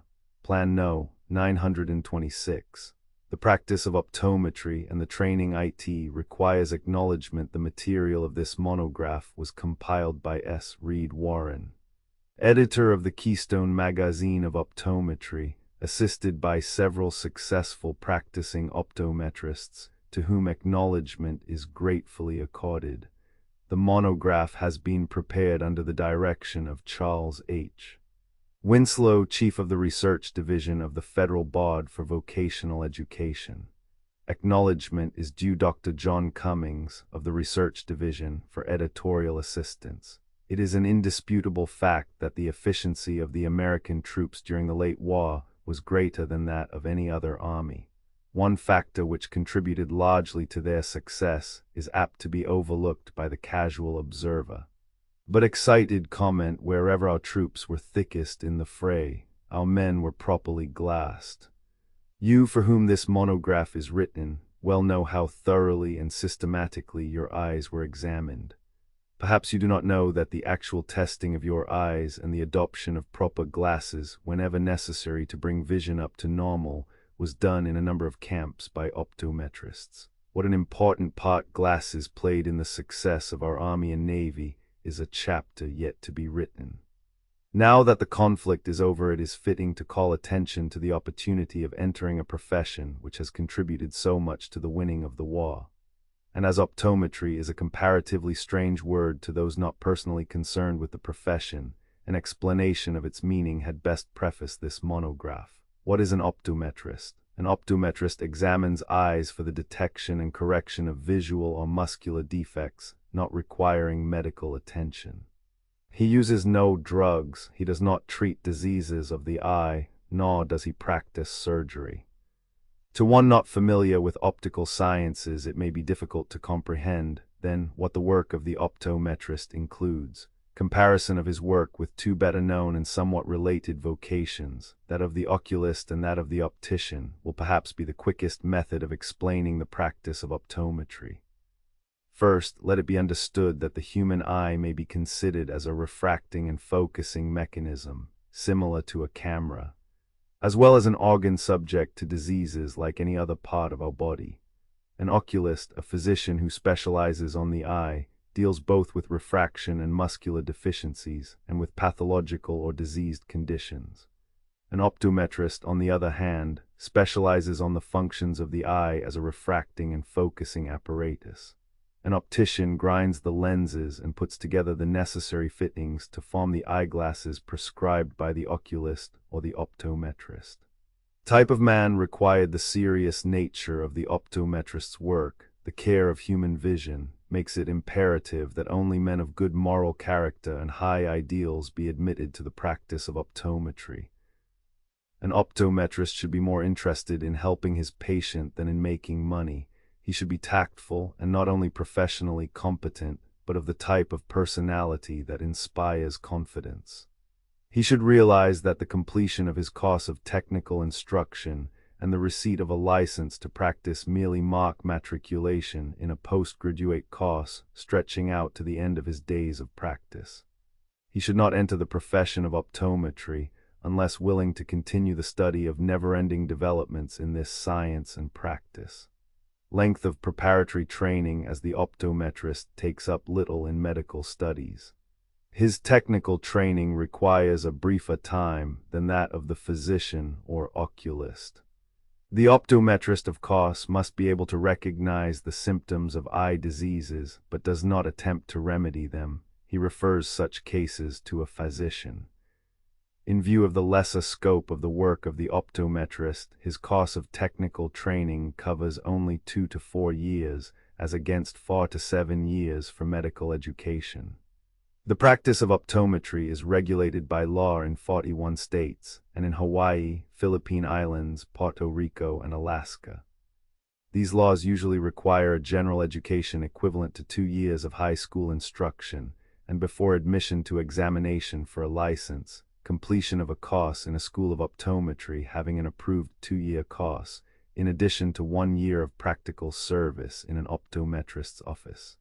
The laws of the different states vary considerably as to these requirements, and the prospective optometrist should inform himself as to the provisions of the law in the state in which he expects to practice. A few optometry laws have reciprocity clauses, making it permissible for licensees of one state to practice in another. Most of the schools have 2-year courses, some longer. One of the universities, Ohio State, has an optometry course laid out over a period of 4 years. The course at Columbia University is planned to cover 2 years. In a number of instances, it has been covered in 1 year by students who were exceptionally well prepared. The studies in optical subjects can be counted toward a B.S. degree, for which 4 years are required, as is usual. Besides these universities, a number of schools of optometry in various parts of the country have 2 to 3 year courses. A list of such schools and their addresses may be obtained from the Federal Board for Vocational Education. The optometrist's work. The word optometry is made up of 2 Greek words, optos, visible, and metron, a measure, meaning the measurement of the visual powers. Examination for detection of visual deficiencies includes tests by the use of charts and of certain precise measuring instruments. For example, one instrument permits inspection of the interior of the eye, another, measurement of the curvature of the cornea, still another, the field of vision. With the data obtained by the intelligent use of all these instruments, the optometrist can determine the nature of the lenses required to correct any refractive errors found. Formerly, glasses were given merely as an aid to vision. Now they are prescribed for the relief of strain and its resultant symptoms, such as headache, etc. They are also supplied for efficiency and protection purposes to factory employees. For some, workmen without glasses will exhibit as much eye fatigue in 5 hours as others will in 10, and employers are now recognizing this to their own advantage. Thus, the field of usefulness and profit for optometrists is ever enlarging. Indoor work, physical requirements. An optometrist confines his practice to office work, there being no traveling or outdoor activity. If desired, his office may be established in his own home. As the work is all indoors, there is no great physical strain. While sound health and normal strength are always desirable, robustness is not a first requirement of this vocation, nor is possession of all the members essential. A man who has lost a hand, an arm, a leg, or even both legs could successfully practice the profession of optometry, if properly fitted with artificial equipment. It is also quite possible for a man with one eye to practice optometry. To a determined man, this would not prove an insurmountable obstacle, though he might be at a disadvantage because some patients might think he could not do his work as well. This is, of course, unreasonable, but should be considered. Several instances are known to the writer of successful optometrists who have lost the sight of one eye through cataract or other cause. A Colorado woman who has been practicing optometry for a number of years sums up some of the advantages of this profession in the following words. There are fewer objectionable features, and more to commend the practice of optometry than in any other profession or semi-profession. No midnight calls, as in the case of the physician, no direct contact, as in osteopathy or chiropractic, no proximity to offensive breath, as in dentistry. Variety and fascination attached to the work. Besides the joy that comes with doing something that relieves suffering and is beneficial to humanity. The time required for preparation and getting established is somewhat less than for other professions, the expense incurred more moderate. The demand for optometrists, no man taking up the study of optometry need fear a lack of opportunity when his course is completed. There is a scarcity of optometrists all over this broad land, and in thousands of optometrists' offices today opportunities are open for assistance. As such, an optometrist can develop a following and eventually start for himself. Moreover, the call of young men to the defense of their country cut down the number of students in this, as in all other vocations. Hence, the number of graduates from the optometric schools and colleges is insufficient to meet the demand. Another advantage in following this vocation is the fact that the profession is still in the formative stage. For this reason, there are unusual opportunities for progressive, studious, conscientious men of the professional type.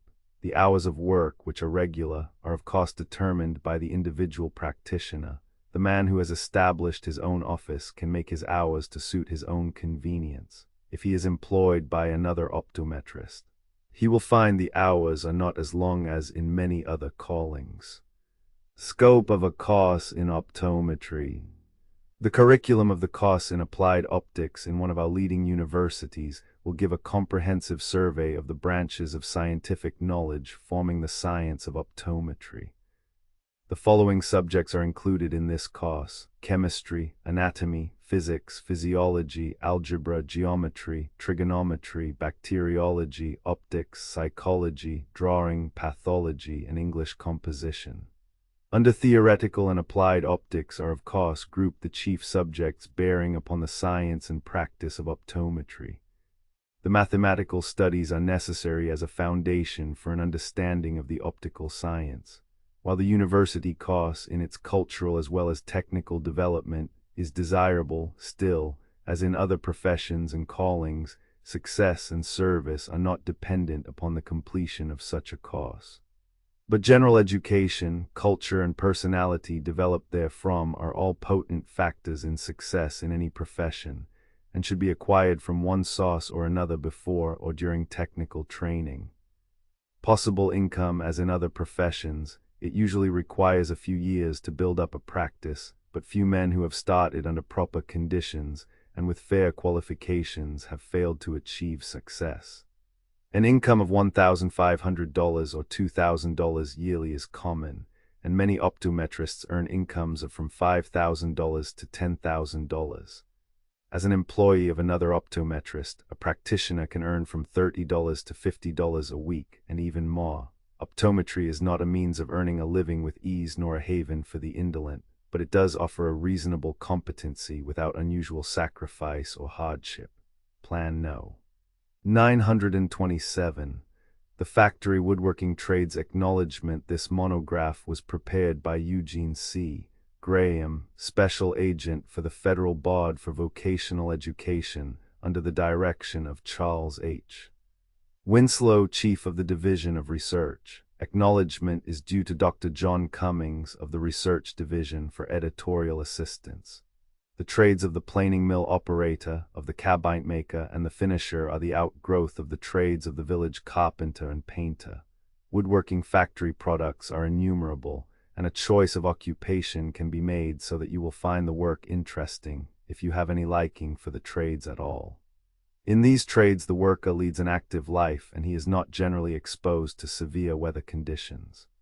The work is not usually heavy, and practically all of the men employed work indoors. The industries are bound together by the use of common materials and machines and related operations, while their products, as noted below, cover a wide range. Many of the operations are similar, whether the product is furniture, interior finish, boxes and crates, truck bodies, or musical instruments. Plan No. 928. Classes of workers and what they do. Workers in these trades may be grouped as in the following tabulation. Classes of workers. What the men do. Yardmen prepare raw material and keep machines and tools in order. Dry kiln men, lumber inspectors, swing saw men, planer and resaw men, filers, millwrights, machine operators operate machines and prepare stock for assembling. Off-bearers, gluers, carvers, turners, cabinet makers assemble prepared pieces of stock into built-up products.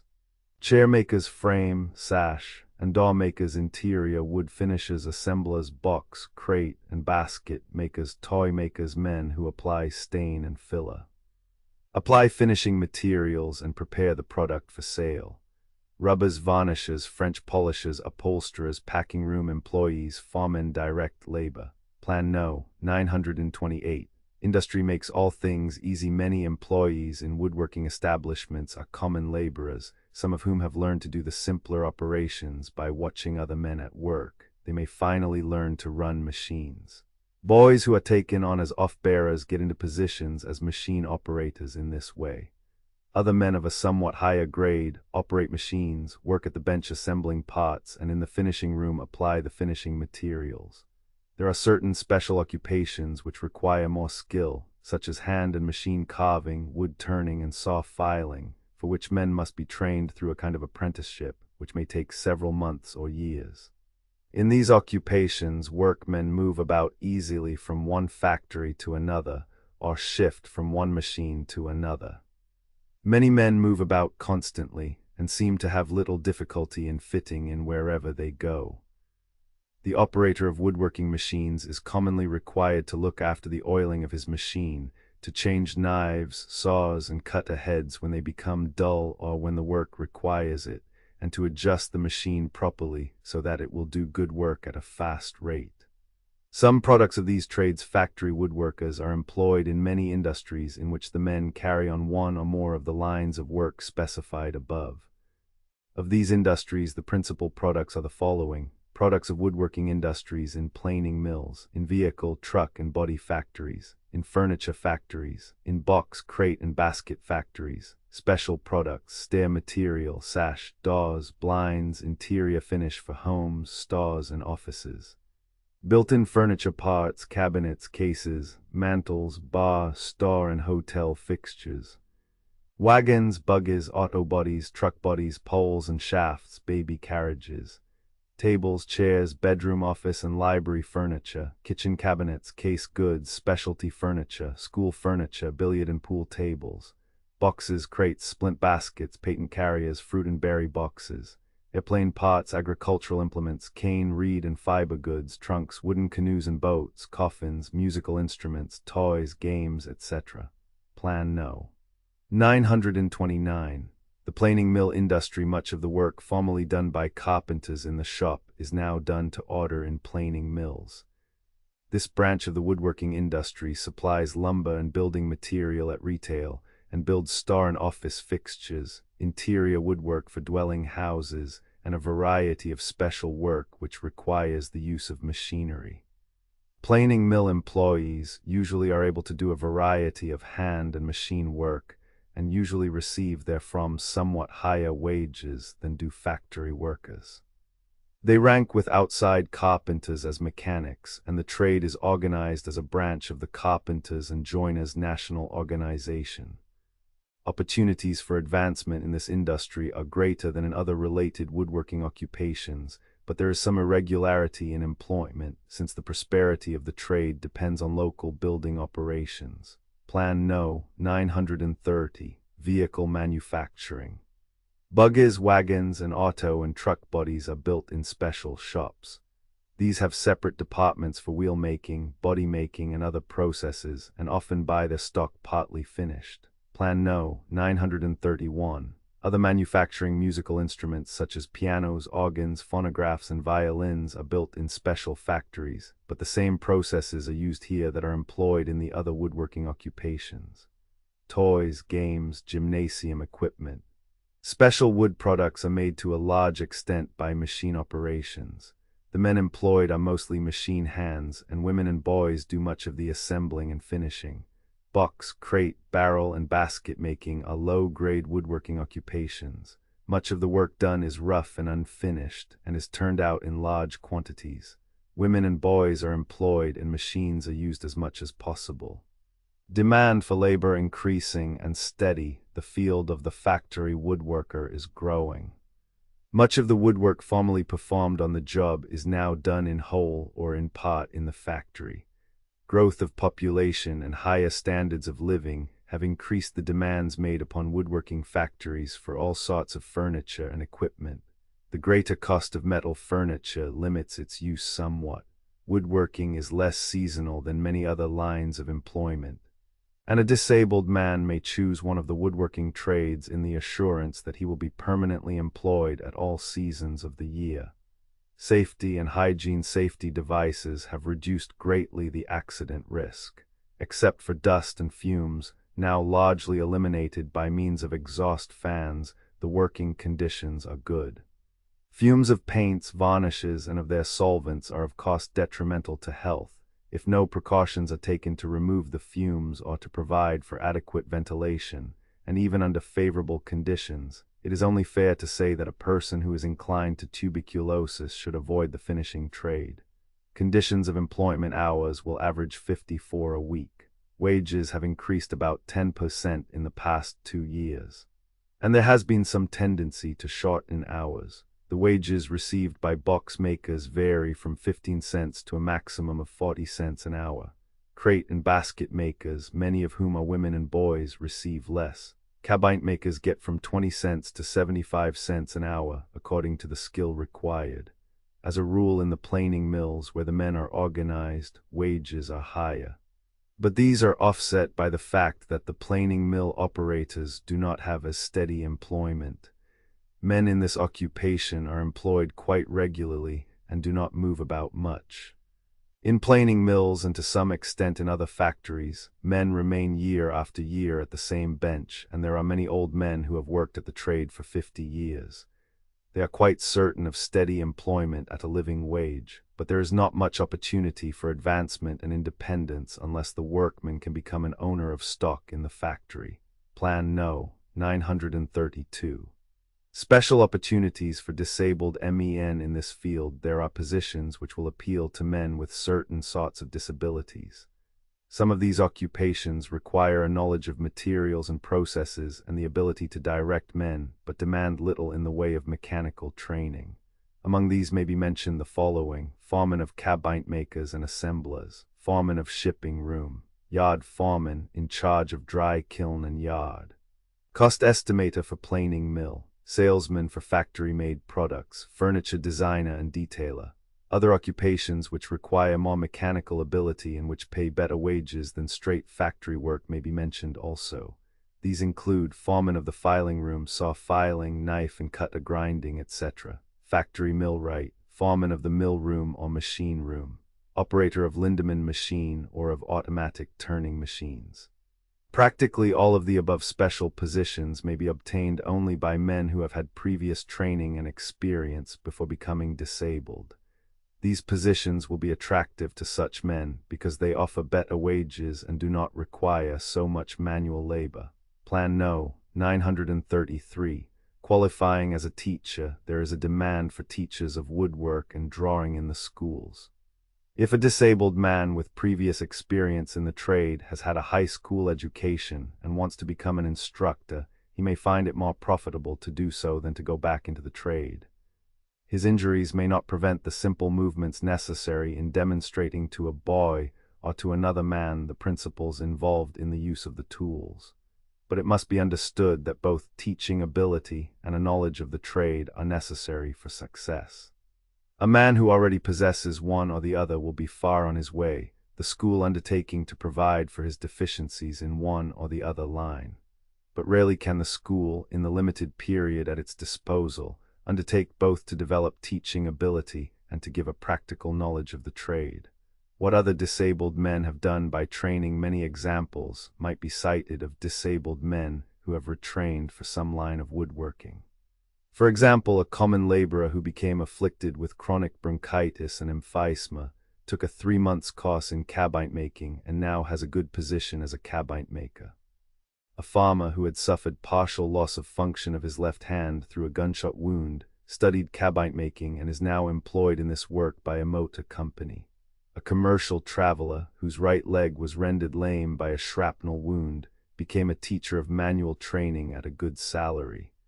By taking a teacher's course, other disabled soldiers who had a knowledge of some woodworking trade secured promotion through special courses. Their wounds brought them an opportunity of which they took advantage. A wood machinist, for example, whose hearing was seriously impaired in the service, took a course in lumber estimating and specification work in lumber yards, and now has a position in that field. A cabinet maker who suffered deformity of his left forearm studied drafting and building construction and secured a position where his training counts with a large sash and door company. A cabinet maker whose left leg was greatly weakened by a gunshot wound obtained a position as instructor in manual training by taking a teacher's course in this subject. Plan No. 934. Machine operating tools and equipment. The machine operator needs no personal equipment of tools, and most workmen carry only a folding pocket rule and a pencil. He operates a variety of machines, of which the principal ones are listed below: saws, planers, sanders, lathes, boring and mortising machines, shapers and profilers, special machines.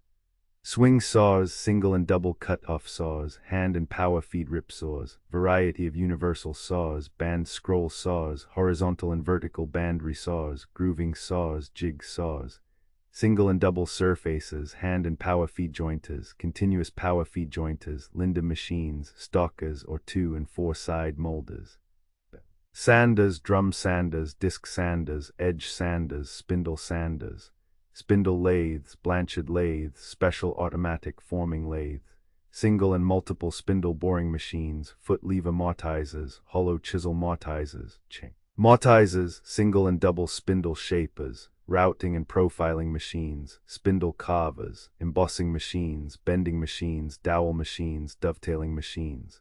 Plan No. 935. Disabilities for machine operating. Such disabilities as slight deafness, blindness in one eye, hernia, or minor troubles of the heart, liver, kidneys, or digestion will not bar a man who can turn out fair work.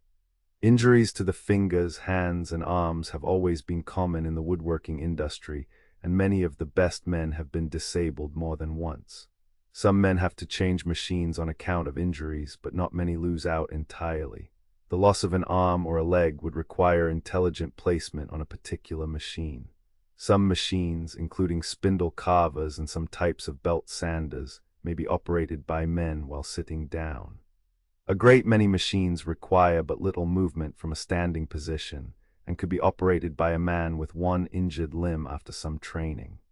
There is usually considerable dust in the air of a machine room, and this dust may be injurious to men with tuberculosis.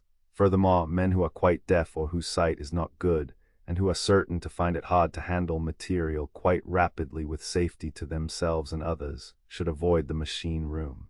Overcoming handicaps. In order to become accustomed to disabilities, men will be trained in schools or shops to use injured members, and thus to overcome the natural disinclination to use such members freely.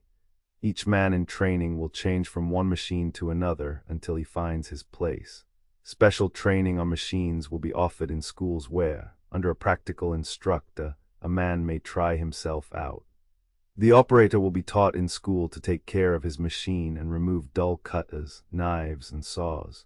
If he can be trained to set the knives and cutters in an automatic machine, his future employment at good wages is assured. There is at present a strong demand for men who can operate automatic machines and set them up for a variety of work.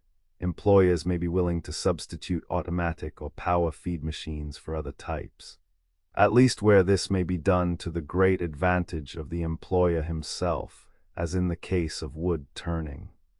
A disabled man operating a modern automatic lathe can turn out a quantity of perfect work quite as easily as any other workman. Unlike the machinist, the machine woodworker does not often work from blueprints. He needs only to learn to understand a stock bill stating the dimensions of the finished parts in plain figures, and is not concerned about the destination of these parts. All routing from machine to machine is looked after by the foreman. Previous experience and asset. Previous experience and training will often provide the man who is trying to come back with certain useful information about machine processes, adjustments, and lubrication. For instance, a carpenter who is incapacitated for climbing or for outside work, or a sawmill hand who requires indoor employment because of his injury may easily fit in as a machine operator. Conditions of employment: machine operators work about 9 hours a day. They receive in wages from 25 cents to 50 cents an hour.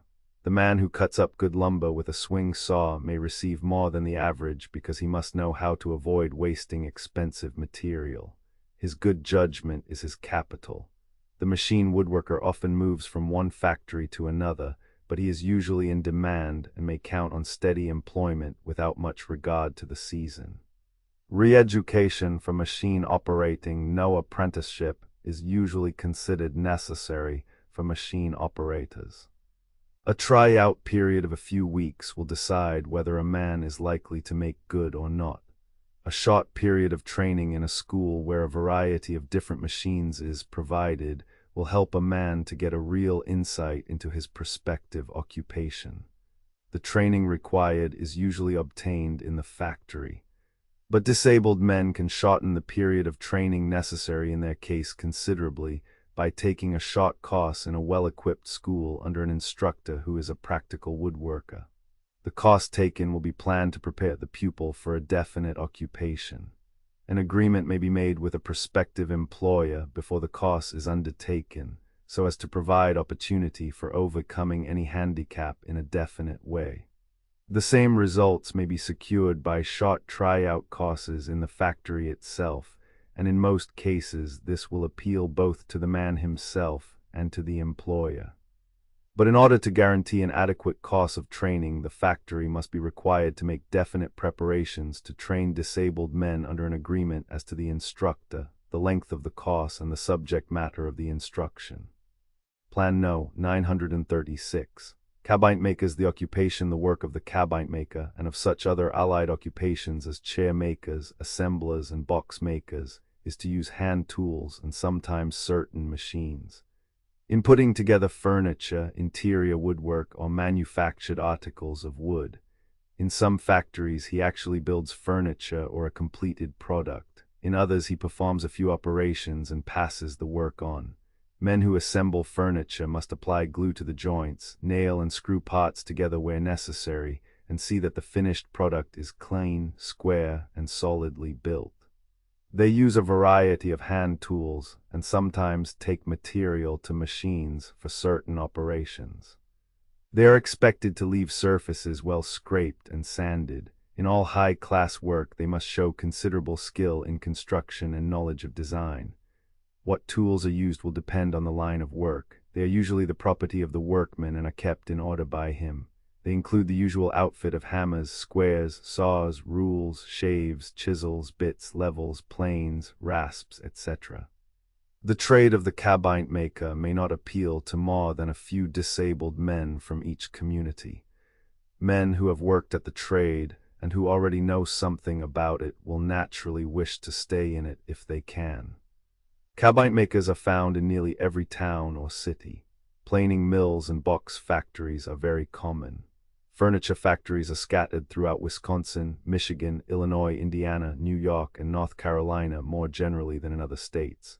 Handicaps: since the cabinet maker must be a skillful user of hand tools, any injury which prevents him from using his hands and arms easily will interfere with his success. But as he does not need to move about much in the factory, foot and leg injuries need not constitute serious handicaps.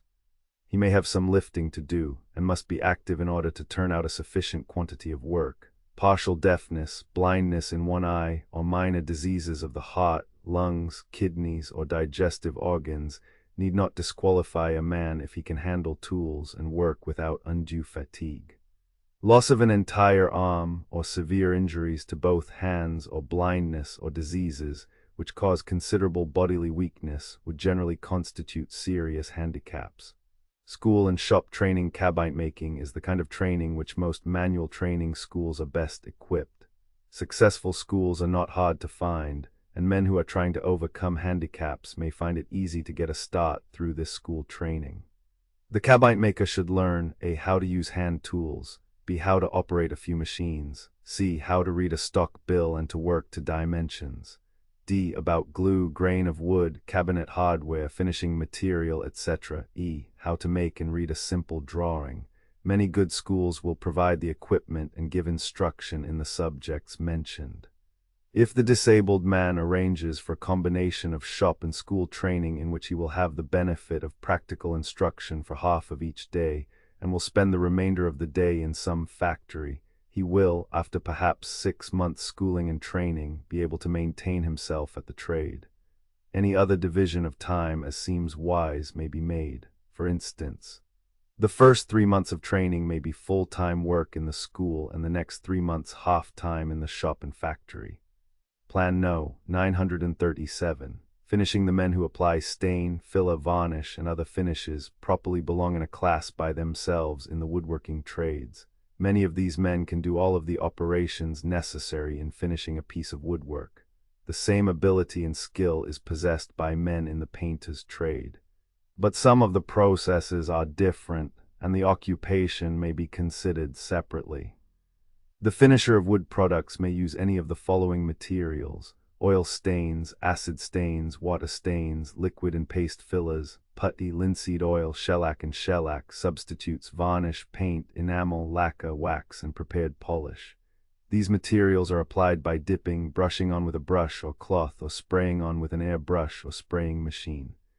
Excess material is removed by wiping with cloths, cotton waste, or vegetable fiber.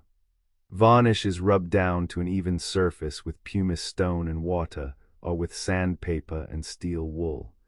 Drying ovens or hot rooms are often used to hasten the processes. The air brush is a spraying machine which atomizes the liquid finish and spreads it on a surface quickly and evenly. The machine consists of a tank, an air hose, and nozzles which spray the material in a fine mist. Various materials such as varnish, shellac, and stain may be applied with this machine. Men who apply filler, stain, and putty need very little training. Their skill consists in doing the work rapidly without waste of material. The same may be said of men who use rubbing machines or hand blocks in rubbing down varnish.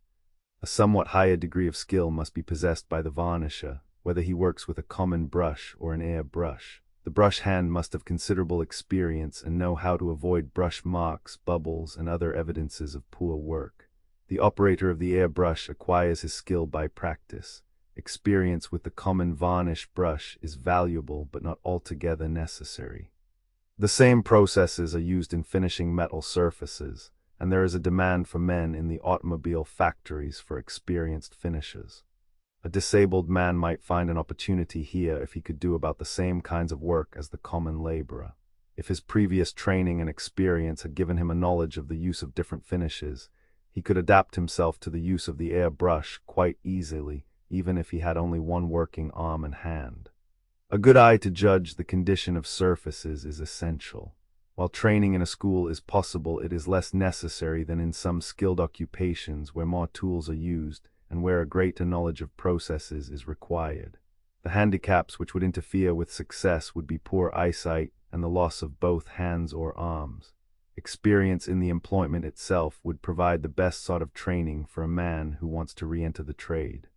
A painter who is disqualified for outdoor work and for climbing could qualify for this work. Men who have had one arm fitted with a working hook could handle furniture in the process of dipping and could apply and remove the excess of stain and filler. With factory training, they could advance to brush hands and varnishes without great difficulty if the opportunity offered. To handle a common brush or an air brush and to operate a rubbing machine requires one good hand. But disabilities of the feet and lower limbs can be overcome. Men receive from 25 cents to 60 cents or more an hour, according to the work done and the skill required. The hours are usually the 54 hours a week of most factory trades. There is some danger to health in handling wood alcohol, turpentine, or lead paints, but the use of any one of these materials is not constant enough to make the whole occupation dangerous. Those suffering from chest complaints should, however, avoid this trade. The trade is quite stable and the demand for men fairly constant. Employment in this trade is fairly certain and apparently will continue to be so in the future. The demand for experienced men for airbrush work will increase with the more general utilization of machines, which is almost inevitable. The use of the airbrush and the drying room or kiln has greatly increased the output of the finishing room per man employed. But increase in the quantity of the articles finished has offset this increased efficiency so that unemployment has not resulted. Hand varnishing, however, will continue to be done, and skill in this work will be a valuable asset to the workman, whether he uses a hand brush or a machine. A short apprenticeship or try-out period in the factory will start many disabled men in this trade, but no school training is required. Plan No. 938. Technical Agriculture as a Vocation Acknowledgement. This monograph was prepared by Dr. Walter J. Quick, Special Agent for the Federal Board for Vocational Education, under the direction of Charles H. Winslow, Chief of the Division of Research. Acknowledgement is due a C. True, Director, States Relations Service, E. W. Allen, Chief, Office of Experiment Stations, W. H. Beale, Chief, Editorial Division, and Edwin B. Reed, Chief, Division of Publications of the United States Department of Agriculture, for suggestions and data. To the Curtis Publishing Co., for use of illustrations, also to Dr. John Cummings of the Research Division for editorial assistance. Positions in agricultural colleges, agricultural experiment stations, and in agricultural extension service, many responded to the call to arms from the student bodies and the faculties and staffs of the state agricultural colleges, experiment stations, and extension service. These institutions have lost also to war service, at least temporarily, numerous scientific associates, lecturers and teachers, research experts and assistants, extension workers, county agents, and others in cooperative agriculture.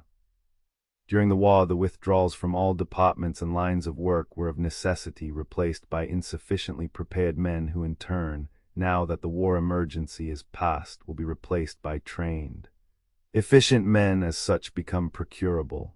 It is to be noted further that agriculture in city high schools and other public school grades is at the present time being taught largely by regular teachers not specially trained in the subject, the number teaching and demonstrating in the agricultural high schools of the country being about 2,500.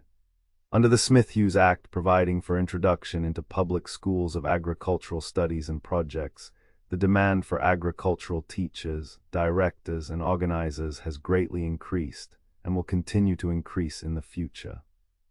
In the establishment throughout the states of vocational courses under this Vocational Education Act, great difficulty has been experienced during the war in securing a sufficient number of men qualified to teach agriculture. From year to year, as more federal and state funds become available, the vocational schools will broaden the scope of their work and more instructors and trained scientific men will be required. In the higher institutions and services, the agricultural colleges, agricultural experiment stations, and agricultural extension service staffs, new appointments are constantly being made because of promotions, creation of new positions, changes for various reasons, resignations, and deaths. The agricultural colleges and experiment stations employ approximately 3,500 on their faculties and staffs, including associates, assistants, instructors, and helpers. The extension service workers number approximately 6,500, and the number would be greatly increased were trained men and funds available. Hundreds of counties have no agricultural agents. Compensation in these various lines is liberal and proportioned to service rendered, increasing with promotion from lower to higher positions.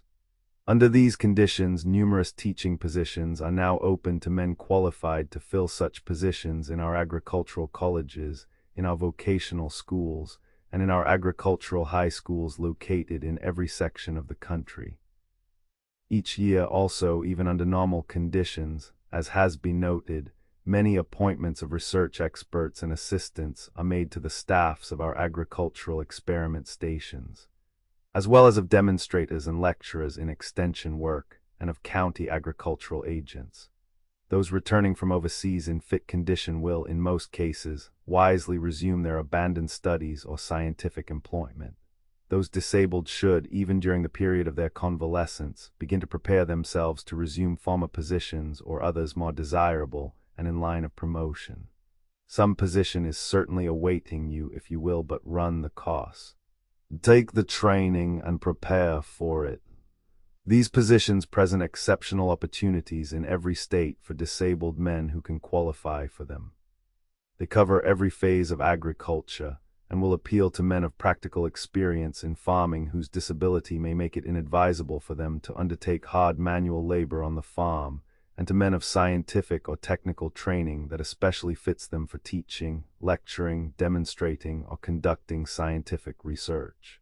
In general, the positions most suitable for men who have been disabled, where such men have had practical agricultural experience and some agricultural education, and where they are disposed to take the necessary vocational training, will be positions as county agricultural agents, or as demonstrators in the cooperative extension service, or as organizers and directors of the club work in animal husbandry and cropping.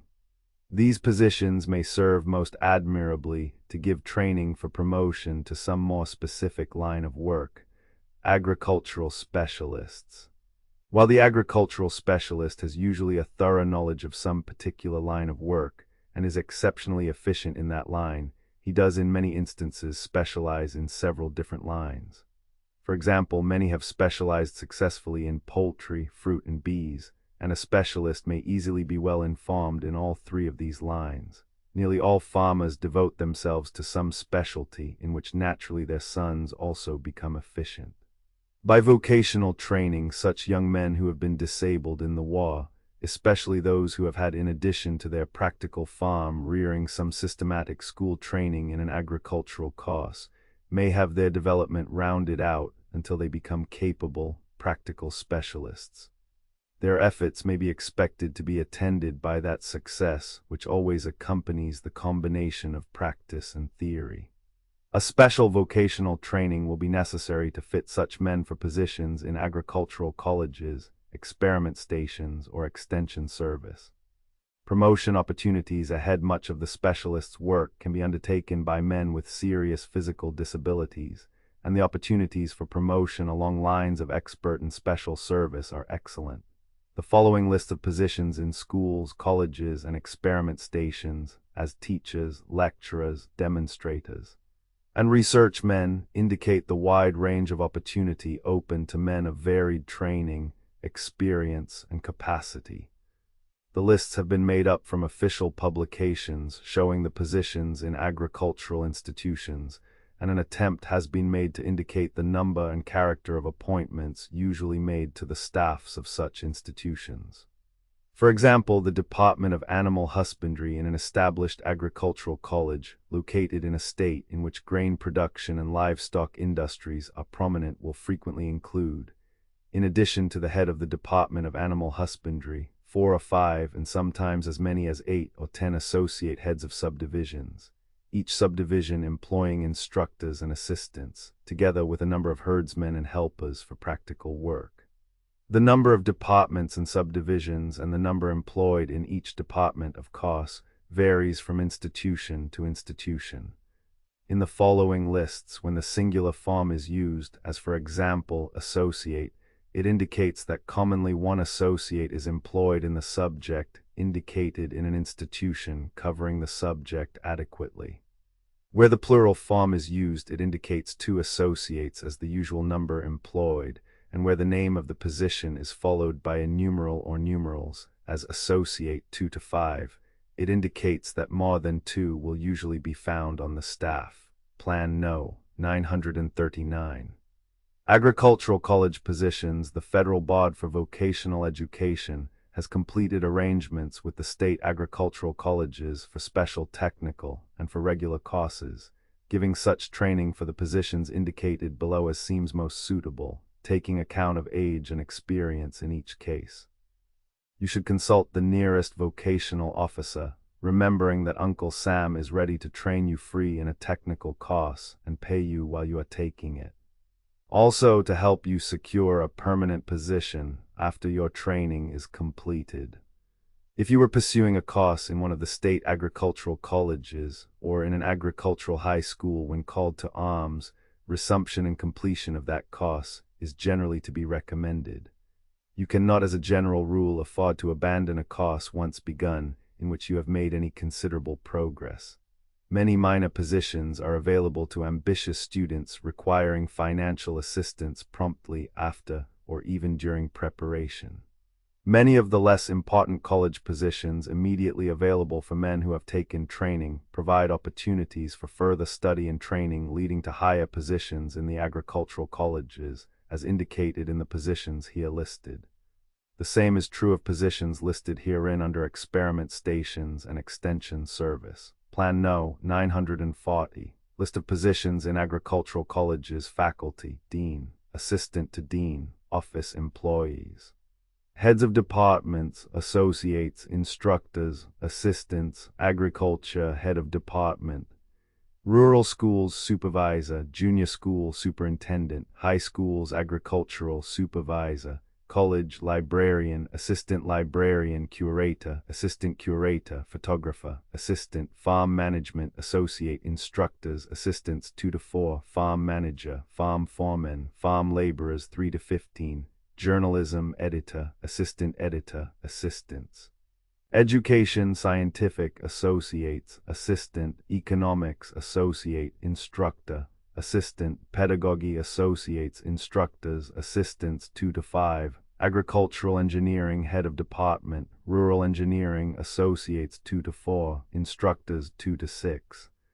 Assistants 2 to 4, highway engineering associate, irrigation engineering associate, assistants, drainage engineering associate, assistants, agronomy head of department associates 2 to 5, instructors 2 to 4, assistants 2 to 4, seed analysts, farm crops products associate, instructors, plant breeding associates, instructors, assistants, soil investigations, biology associates, assistants, physics associate, instructors, assistant, soil analyst, bacteriology associate, fertilizers instructor, assistant, animal husbandry head of department, associates 2 to 5, instructors 2 to 4, assistants 2 to 4, cattle associates 4 to 10, instructors 4 to 6, assistants 2 to 4, horse associates 4 to 10, instructors 4 to 6, assistants 2 to 4, swine associates 4 to 10, instructors 4 to 6.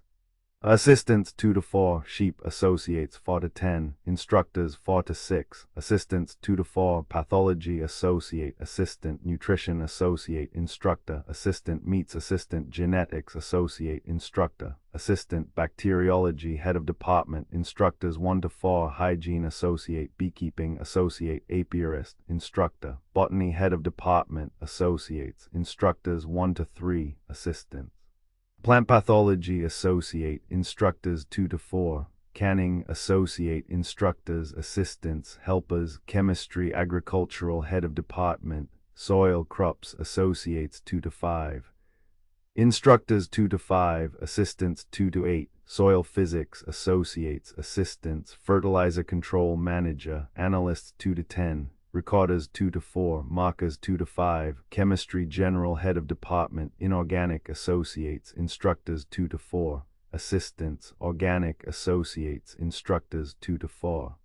Assistants 2 to 4, physiology, associate, assistant, daily husbandry, head of department, associate, instructor, assistants, dairy industry, associate, instructors 1 to 3, assistant, dairy bacteriology, associate, entomology, head of department, associates, instructors 2 to 4, agriculture, instructor, insecticides, instructor, assistant, limnology, associate, instructor, assistant, floriculture, head of department, associate, instructor.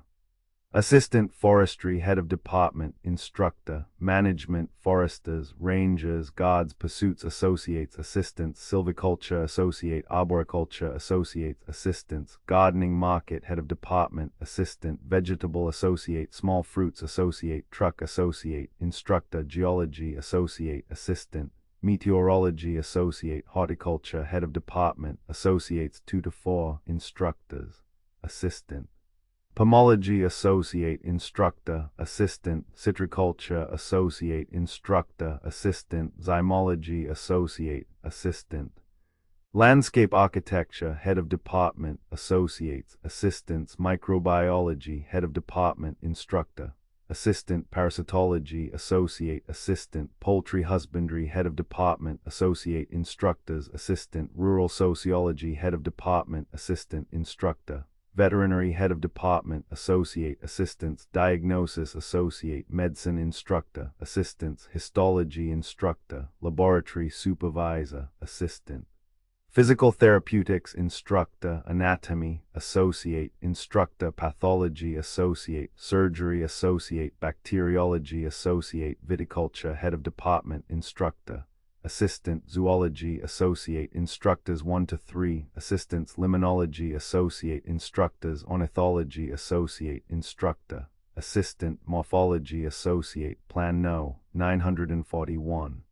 Agricultural experiment station positions, technical books have been in such exceptional demand by the wounded in the hospitals that the American Library Association could hardly fill the orders. It is noted, and that vocational education has received a big stimulus from the soldiers having acquired the vocational study idea, which argues well for efficiency in their future undertakings. It is difficult to adequately comprehend the value of the soldier's experience educationally. He has learned discipline and devotion to a cause, and that simple reading is not study. Study has been required, and he knows how, with concentration of his supple mind, to acquire definite knowledge and employ it.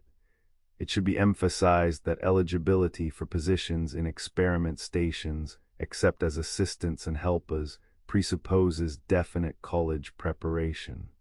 The college course pursued should include training in experiment work in some technical line, in agricultural experimentation or demonstration as a vocation.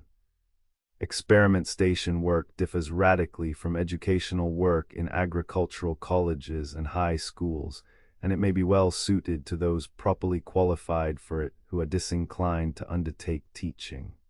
Experiment work is exceedingly interesting in preparation, for it can to greater advantage be undertaken by those who have had some agricultural college training or even agricultural high school training, combined with practical experience in agriculture.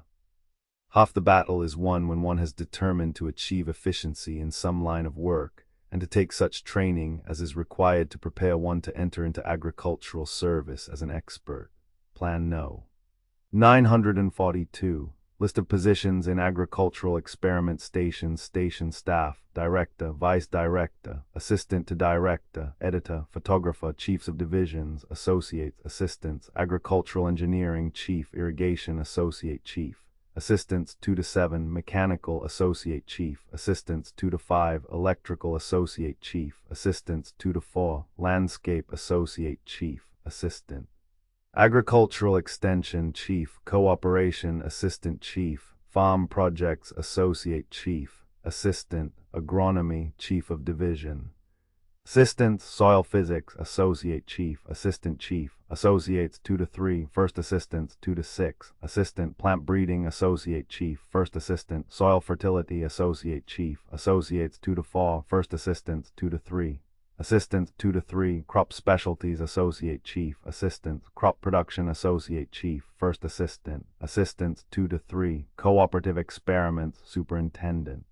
Soils Laboratory Assistant Chief, Soil Biology Assistant Chief, First Assistant, Soil Analysis Associates, First Assistants, Assistants, Rust Work Assistant, Dry Farming Assistant, Seeds Control Associate, Laboratory Analyst, Testing Assistants, Animal Husbandry Chief, Associates 2 to 3, First Assistants 2 to 3, Assistants 2 to 3, Animal Nutrition Associate Chief, Associates, Assistants 2 to 3. Swine Husbandry Assistant Chief, Assistants, Sheep Husbandry Assistant Chief, Assistants, Horse Husbandry Assistant Chief, Assistants, Cattle Husbandry Assistant Chief.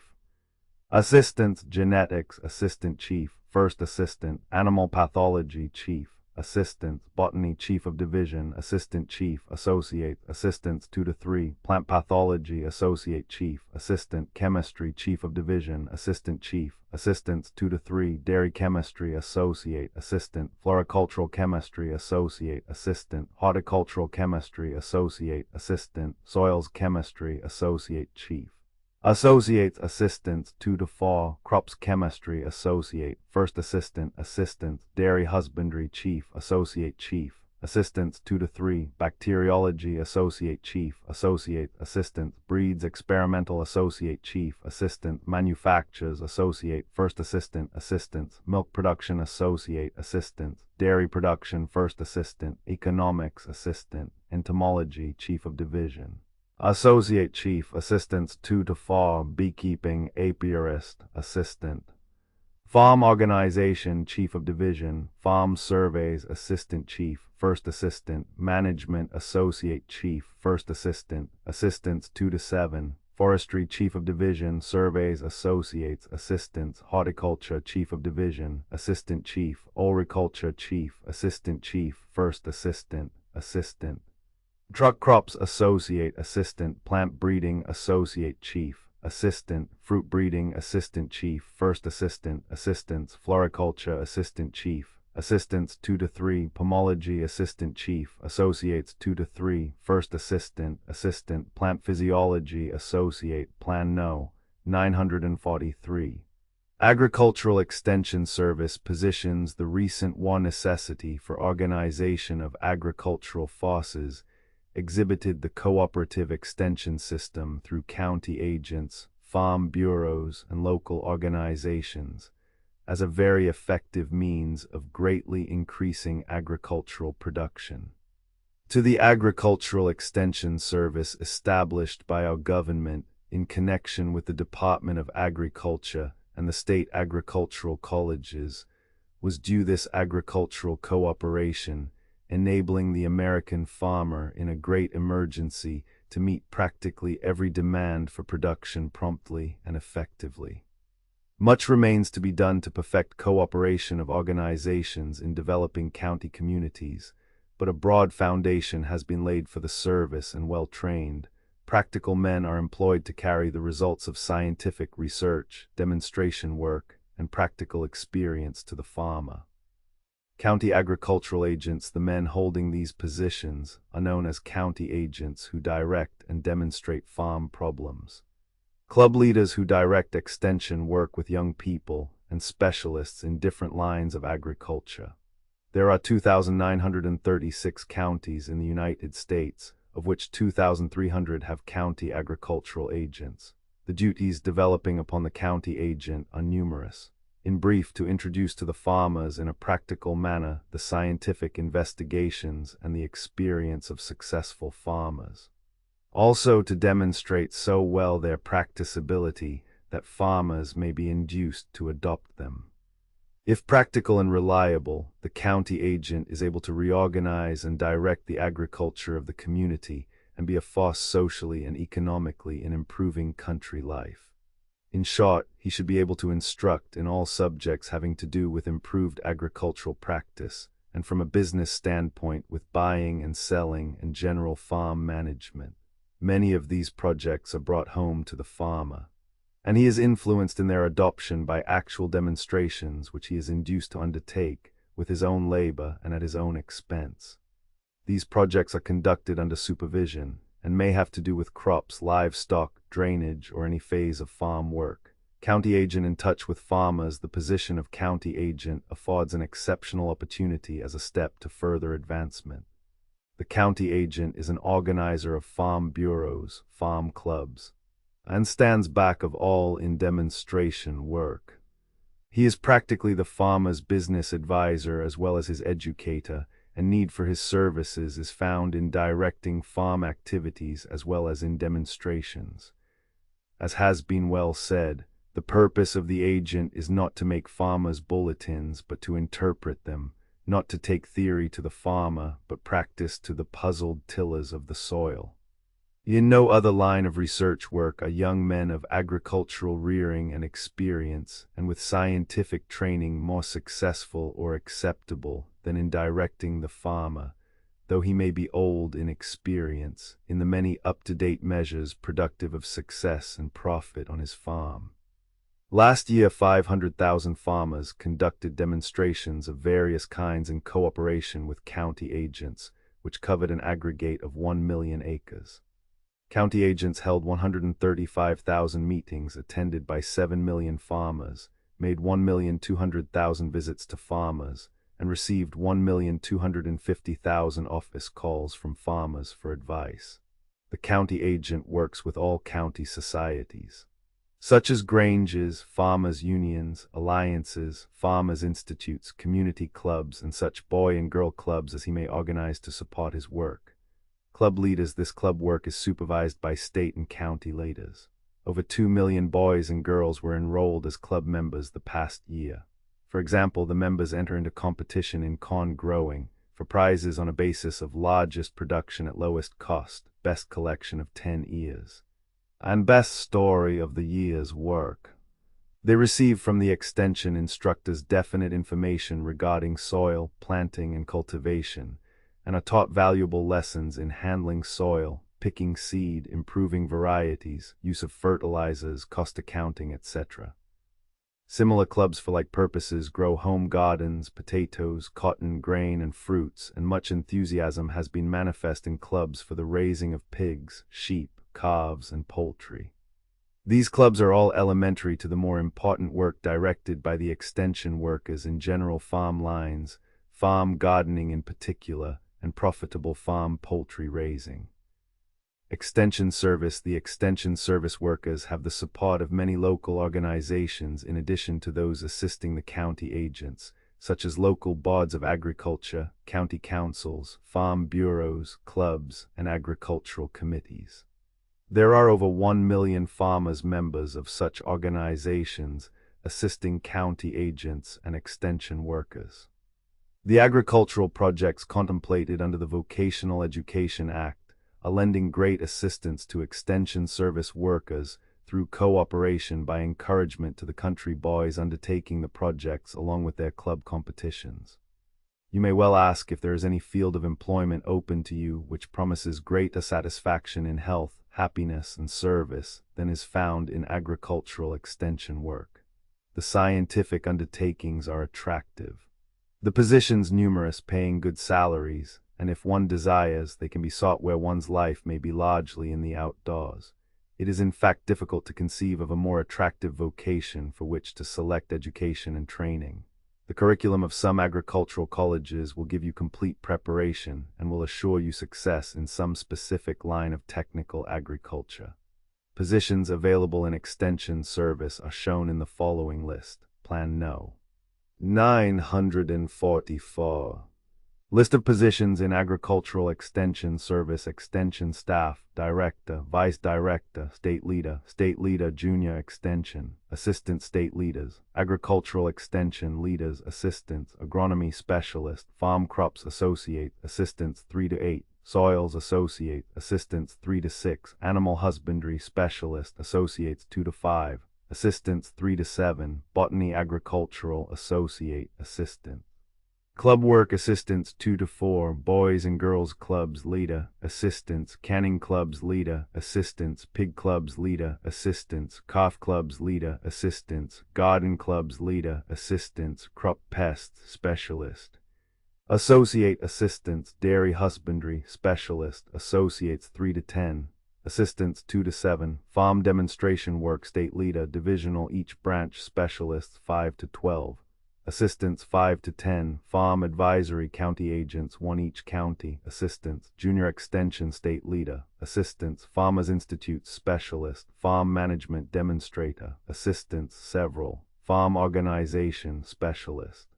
Associates 2 to 7, Assistants 2 to 8, Hog Production Assistant, Horticulture Specialist, Demonstration Assistants 3 to 8, Spraying Specialist, Assistants, Market Surveys Associate, Assistant, Poultry Husbandry Specialist, Associates, Assistants, Management Associate, Farm Poultry Associate, Publications Editor Assistants, Rural Engineering Assistant, Short Courses and Exhibits Superintendent, Associates, Assistants. Veterinary Extension, State Veterinarian, Associate, Assistants. Photography, Photo Engraving, and 3-Color Work Acknowledgement. This monograph was prepared by Prof. David J. Cook, demonstrator and instructor in the Bissell Colleges at Effingham, Ill, under direction of Charles H. Winslow, Chief of the Research Division of the Federal Board for Vocational Education. Acknowledgement is due to Dr. John Cummings of the Research Division for editorial assistance. In the field of photography, photo engraving, and 3-color work, you can succeed and re-establish yourself in civil life as an independent worker, in spite of your handicap, provided you have natural aptitude for the work. You can do this even if you have lost your hearing, or lost a hand, an arm, a foot, or a leg, or both legs, or an arm and a leg. In the best studies and shops of the country, from $25 to $75 a week may be made by competent men. Or one may establish himself in business with pleasant surroundings and ideal working conditions. The photographer and photo engraver meet people at their best, and the taking of a picture or the making of an engraving becomes merely an incident in a pleasant business transaction. Much of the work may be done while seated, and the work as a whole requires but little strength. Photography, photo engraving, or 3-color work may be practiced as an art, as a business, as a profession, or as a science. And one has a wide range of choice in electing just the kind of work suitable to one's condition, preferences, and past experience. Plan No. 945. AIR brushwork. Airbrush work pertains to the working up of enlargements and contact prints in black and white, sepia, or color. Expert operation of the airbrush is little less than magical in its delicate shading and color effects. Operators of the airbrush command high salaries and are in great demand. Plan No. 946. Bromide printing. This is a trade in itself, and numerous houses make a specialty of bromide enlargements for the trade. Plan No. 947. Commercial photography. Photographing machinery, furniture, fixtures, fabrics, glassware, and manufactured products is a distinct branch of trade, and the commercial photographer often builds up an enviable business, conducted with but little overhead expense. He is moreover much in the open, and he can choose practically his own time to do his work. Some commercial photography is commonly done also by the regular portrait photographer, and much of this work can be done in the studio under cover. But little equipment is required, and the compensation is fair. Plan No. 948. Copying, coloring photographs and lantern slides, slide making, working in backgrounds, mounting, spotting and finishing, retouching and etching, all of these special services are embraced in regular studio practice. Good workmen in any one of the lines indicated command good pay and steady employment. The demand for experts generally exceeds the supply, especially for retouchers and etchers who can improve negatives artistically and correct the seeming exaggerations of the camera. Good retouchers may establish retouch studios in the larger cities and secure work from local photographers at from 30 cents to $1 per negative, depending upon the amount of work required per negative. A good retoucher can do up to 20 negatives a day, piecework. Plan No. 949. Landscape and architectural photography. This work takes one out into the open, is very healthful, and quite a bodybuilder. One with a knowledge or liking for building and construction work may fairly expect to succeed well. Practically all railroads employ view photographers, and their work is exceedingly interesting on account of the travel from place to place. Plan No. 950. Press photography. The press photographer leads an exciting life, and the man with a nose for news items finds himself ideally located at a good salary. Many of the best men recently engaged in war photography were formerly press photographers. Plan No. 951. Amateur finishing. Amateur finishing offers a good field for profit, and many establishments in large cities, and even in smaller communities, provide amateur finishing in sufficient amount to keep a photographer busy long into the night in the busy season.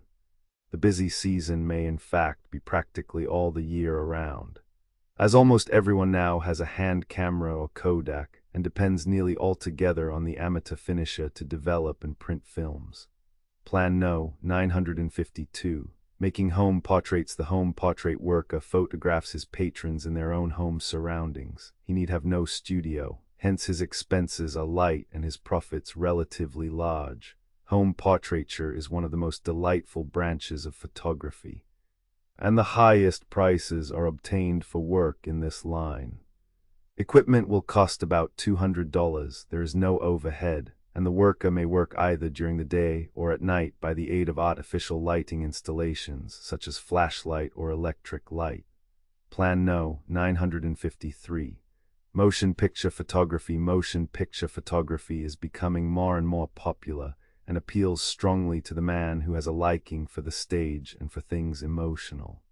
Good operators make perhaps the highest salaries paid photographers. Here again one can specialize as a cameraman, a laboratory man, or a printer. The laboratory work is chiefly that of developing the negative and positive films. Plan No. 954. Portrait photography. The portrait photographer must maintain more of an establishment than is required for some other lines of work, and may perhaps have to invest more money, since his place of business should be in some degree an art gallery. His is a busy and interesting life, and the maker of portraiture by photography should be a real artist, comparable with the artist who works with brushes and pigments. The artist photographer's work is just enough varied in artistic lighting of the subject. Development of the negative, retouching, mounting and finishing of the photograph to stimulate interest. Every portrait is just a little bit different and presents new problems for the photographer. Many studios employ 5 to 50 workers, and the incomes of some of our best studio owners amount up into 5 figures. Some workers specialize in portrait operating, printing and finishing, and developing and laboratory work, all highly paid branches. Plan No. 955. Photo engraving and 3-color work. Photo engraving in half-tone, line, and 3-color work seems bound to take its place along with its great ally, the art of printing. All sorts of texts are being more profusely illustrated, and the demand for good photo engravers keeps pace with the demand for good printers. The following subjects may be listed as indicating specialty branches in this field, each of which provides subject matter for a systematic course of training. Subjects taught line operating, making the negative without the use of the screen for a literally exact reproduction of pen and ink work, etc. Line printing, printing the line negative onto the coated metal. Line etching, corroding the metal with etching solutions after it has been printed upon, thereby producing a printing surface. Half-tone operating, the process of making screen negatives ready in every respect for the printer. Half-tone printing, printing of the stipple negative on the coated zinc or copper plate.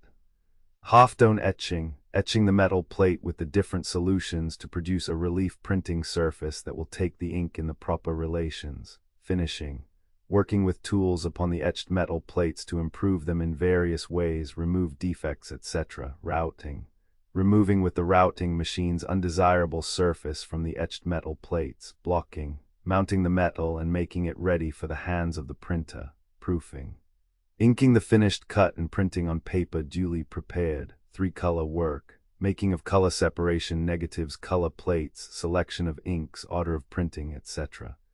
In photo engraving and 3-color work, one may be an all-around workman or a specialist. In shop practice, one is usually employed at a single operation, and being highly skilled in that, one obtains correspondingly high remuneration.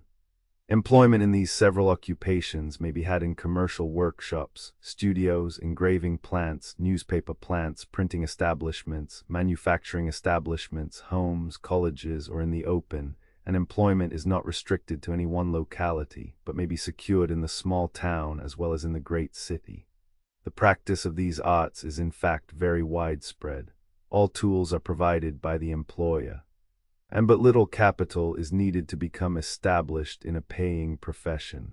A camera and lens and a half-tone screen are the principal essentials, why training is necessary.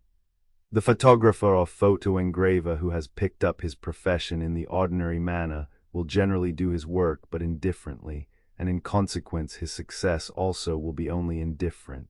He may have learned to do things simply by rule of thumb.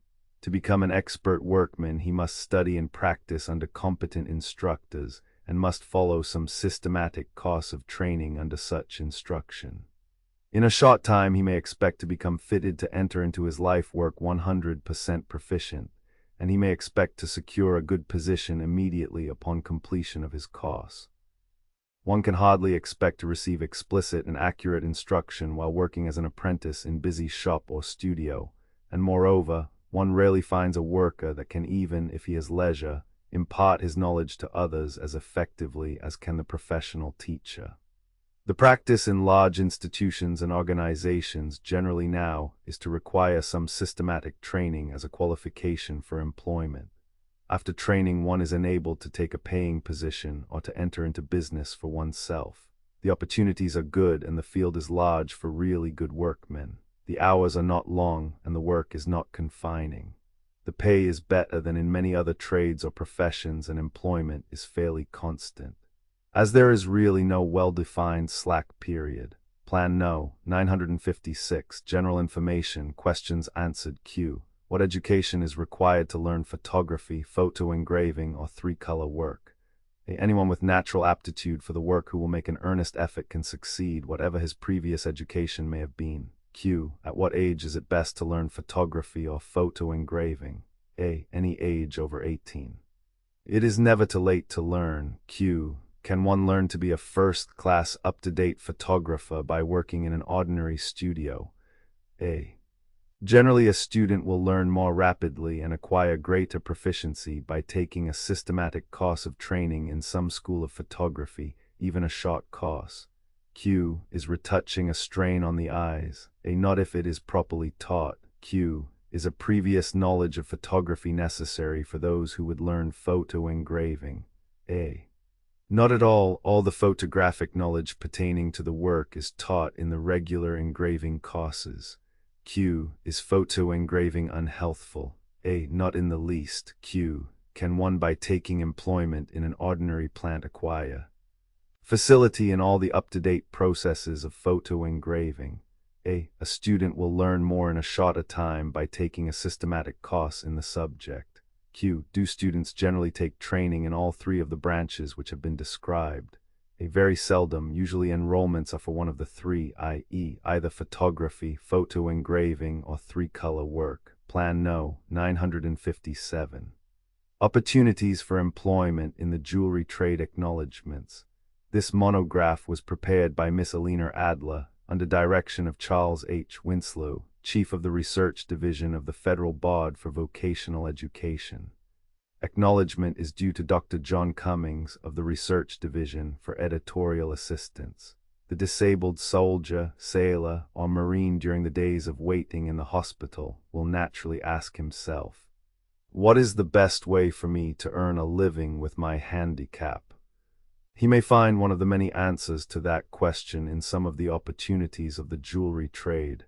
If he has two good hands and good eyesight, and if he has any mechanical bent, he may become in this trade the equal of any worker in it. One artificial leg or even two constitutes no serious handicap in this line of work. If in addition to mechanical aptitude he has any artistic creative capacity, he can become very expert and earn an assured income permanently. Jewelry making is an old trade with a pedigree. Reaching back into medieval and ancient times, in those days it was more an art than an industry. Its master craftsmen were known by name and were famous for their particular skills. In recent times, the installation of machinery has made it possible to produce some standardized articles by the gross instead of by the piece, thus greatly cheapening output. Fine-grade factories working chiefly in platinum still use hand processes and make their necklaces, brooches, and other pieces from individual designs and patterns. Cheaper-grade factories work more in gold and make many of their articles, such as cufflinks, bracelets, and rings, of a standard pattern which is stamped out by machines, the articles being turned out by the gross or dozen. Plan No. 958. Working in platinum processes in the platinum jewelry trade, the hammering, drawing, and soldering of the precious metal require skilled craftsmanship. The designer first makes the original picture or pattern of the brooch, necklace, or other piece, and if the details of the design and general character are approved, he then makes an accurate pen and ink line drawing. He is paid from $35 to $75, possibly $100 a week. The modeler makes a model in wax in the same way that the designer makes the picture. His wages are the same as the designer's. Designers who are also modelers are much in demand. The sketch or wax model then goes to the engraver, who transfers the design from the picture or wax to a flat piece of metal, engraving it lightly in order to make a permanent record of the design. Engravers have to be very skilled and are paid from $40 to $60 per week. The metal next goes to the jeweler, who makes the piece, that is, takes the flat piece of metal and hammers and models it, using a soft lead block upon which he rests his platinum plate. Face downward and modeling from the reverse side with various sized blunt-nosed punches and a mallet whose head is made of rawhide. 17. He then cuts out the design by following the engraved outline with a saw about the thickness of a coarse thread. All the leaf and so-called demel decoration and other piercings are made in this way. The work is skilled and requires a steady hand and long practice, but can be developed from any good mechanic. It is paid by the hour. 75 cents to $1. 25. 1817 Jewelry by DeWitt A. Davidson in an exhibition of American industrial art. 18 unions claim that the wage ranges from 85 cents to $2.50 per hour. Next, the piece goes to the polisher, who polishes the back and attaches it to a frame or catch. Polishers in platinum factories are usually girls and are paid from $20 to $25 per week. The stone setter then puts the piece into a bed of shellac to hold it firmly and mounts the diamonds, working up platinum beads out of the flat metal to hold the stones in place. Setting a row of diamonds so that they seem an uninterrupted line of brilliancy is called pave work and requires great skill. Stone setters are paid by the piece and make $40 to $125 per week. 1919 unions claim that the wage for this work ranges from $60 to $125 per week. The metal is then taken off the shellac, goes once more to the polisher, and then to the finisher, who is merely a jeweler doing the particularly skilled work of final inspection and adjustment. The number of processes in a platinum factory varies. In some cases, they are so combined that one man performs several different processes. One expert may even make a whole piece from beginning to end. The tendency in this line is in fact back to the old guild conditions at a time when the value of a jewel setting lay in its uniqueness. Very beautiful work is sometimes done in the homes of workmen. The material is called for and the article is designed, wrought, and returned completely finished. In cheaper grade factories, on the other hand, processes are more subdivided, machine work being substituted for handwork. For instance, the engraver may be eliminated by stamping work out by dies instead of engraving it by hand. In this way, platinum jewelry can be turned out faster and in larger quantities than when engraved in single pieces, and of course the same skill is not required. The average wage is $25 per week. Cheaper grade factories all subdivide their processes more in this way, use more machines, and turn out work by the dozen in platinum and by the gross in gold instead of by the piece. Plan No. 959. Working in gold, a factory that works with gold employs designers in the same way as does the platinum factory. The metal itself first goes to a melter and roller, who puts it into crucibles, then into the furnace, and then rolls it into ingots. The work is heavy and necessitates standing and the use of both arms and feet. Wages are $25 per week. In the cheaper grade factories, the gold, instead of going to the engraver for piecework, goes directly to the press and stamping room, where it is pierced by machines, stamped and pressed into patterns by the gross. Conditions of work are the same as in the first department, except the press work, which is fairly light, but necessitates the use of one leg. Wages range from $18 to $25 per week. The article then goes to the jeweler, who assembles the parts, solders them in the center, and shapes them by the aid of small machines and blowpipes, according to samples shown him. Wages are from $18 to $40 per week. The work next goes to the polisher, either a man or a girl, who does the polishing seated at a buffing wheel. The polisher earns from $18 to $35 per week. If the article is to be dipped in a solution to change its color, it then goes to the colorer, who is often also a polisher, and earns the same wages. When fine work is done by an engraver, his work is much the same as in a platinum factory. Very expert work is paid from $40 to $60 per week. The same statement applies to the stone setter, who is paid by the piece, and often makes from $70 to $100 per week. The article lastly goes to the finisher, who is here again merely an ordinary jeweler who inspects the completed work. The toolmaker has charge of making the stamping dies at 75 cents an hour. Advantages of the jewelry trade. The advantages of the jewelry trade for men with disabled legs are many. First of all, the work is seated and requires little physical strength. Most of the processes are carried on at long tables near windows, with articles laid on a sort of easel in front of the men and manipulated with small instruments. The trade itself is such as to ensure good working conditions, good light, sanitary workrooms, fair precautions against fire. The sprinkler system is in many factories and space sufficient to avoid overcrowding. There are no unpleasant odors or unsanitary byproducts such as are found in many industries, and there is little noise. Hours have been shortened in the past 10 years from 55 to 44 per week in New York City and Newark, and to 48 throughout the rest of the country. Employment is stable, and the fairly skilled mechanic finds work all the year round. The busy season is in summer and fall, but the spring, which is light, is utilized for developing new ideas for quality production later and stock-taking for the holiday season. As an old stone setter put it, training in jewelry work is a good investment and never leaves a man with a trade on his hands and no value in the market for it. Another important advantage of the jewelry trade is its demand for man labor. The industry is a steady, probably a developing one. With possibilities of extended export trade, it can probably absorb a large number of men. Jewelers find it hard to get apprentice boys, chiefly because the apprenticeship is long and poorly paid, but that difficulty is done away with for soldiers who are paid by the government while in training. Platinum factories employ on an average 70 to 80 men, gold factories from 400 to 500.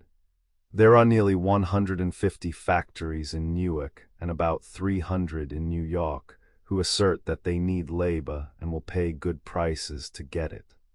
Employees start at some such process as soldering at $10 to $15 per week, and can work up to $20 to $30, and in the better class work later to $60 and $75 or even $125. Plan No. 960. Area of employment. The area of employment in the trade is largely in the East, about 75% in New York, Newark, and the cheaper grade factories in New England. There are some jewelry factories in Chicago and other large cities in the West. Tools and machines used. The tools and machines used in the trade are chiefly the following: drop hammer up to 200 pounds to a large degree, power lifted, punch and cut presses, lathes, machine and speed, power plate and wire rolls, power draw benches, welding and soldering outfits, polishing lathes, lapping lathes to polish metal, blowers to supply air in connection with soldering, melting furnaces of various sizes, annealing furnaces, hand tools such as workbenches, files, saws, hammers, drills, alcohol, ammonia, emery paper, various shellacs and acids. Unions. Local unions are fairly strong in New York City, but are not officially recognized by manufacturers. They have, however, enforced competitive bidding, which has driven prices up very high and has made conditions practically those of the closed shop. They claim a membership in New York City of 3,500. In Newark, they are not so strongly organized. Bonuses. There is no recognized system of benefit funds. A few factories have individual associations for sick benefits, which are rather discouraged by the unions. Some distribute bonuses on the 1st of January. Training. There are at present no adequate courses of training for the jewelry trade. A jeweler is put at the bench and starts in with the simpler processes. He is usually broken in at so-called jewelry work, chiefly at soldering processes, if he is quick.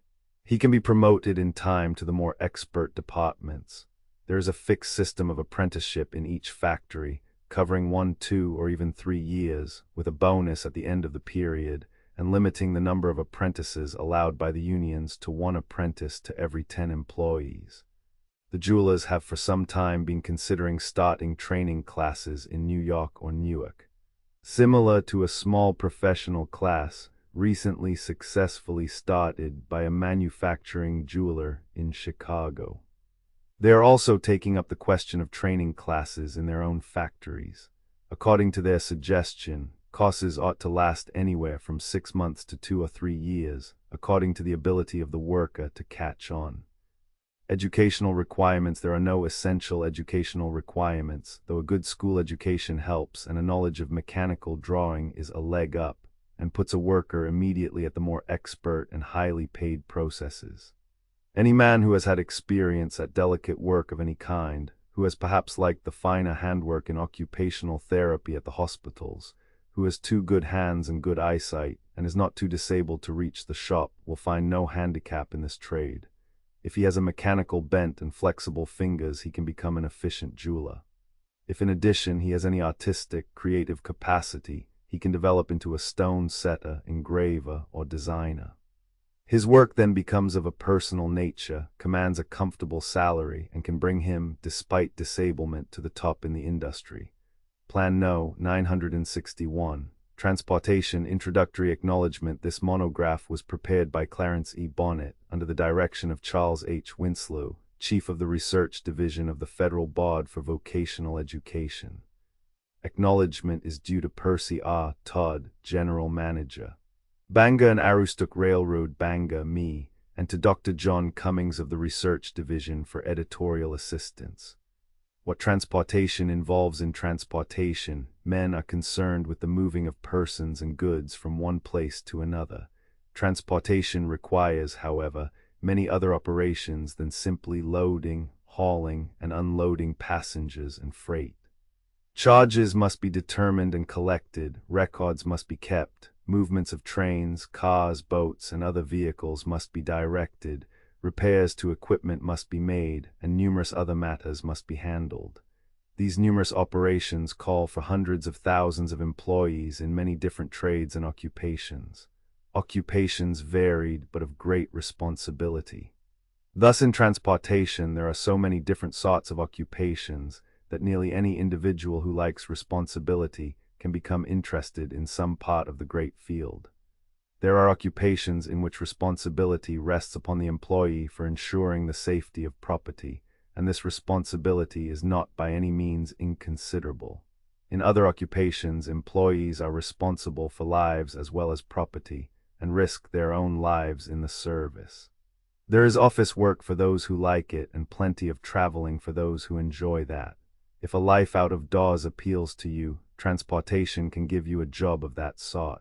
In short, if you have a liking for responsibility, you can find a job in transportation service that will suit you. Disabilities and retraining. If you were engaged in transportation before you were disabled, you are probably still interested in this work, and would return to it if you did not feel that your disabilities unfitted you for your old job. If you wish to go back into transportation and cannot take up your old job or a new one in that field without retraining, you want to know how to get retraining and how retraining will help you. Retraining and devices may help you to get your old job again. Retraining ought to do more than simply this. It ought to get you a better job than you had before.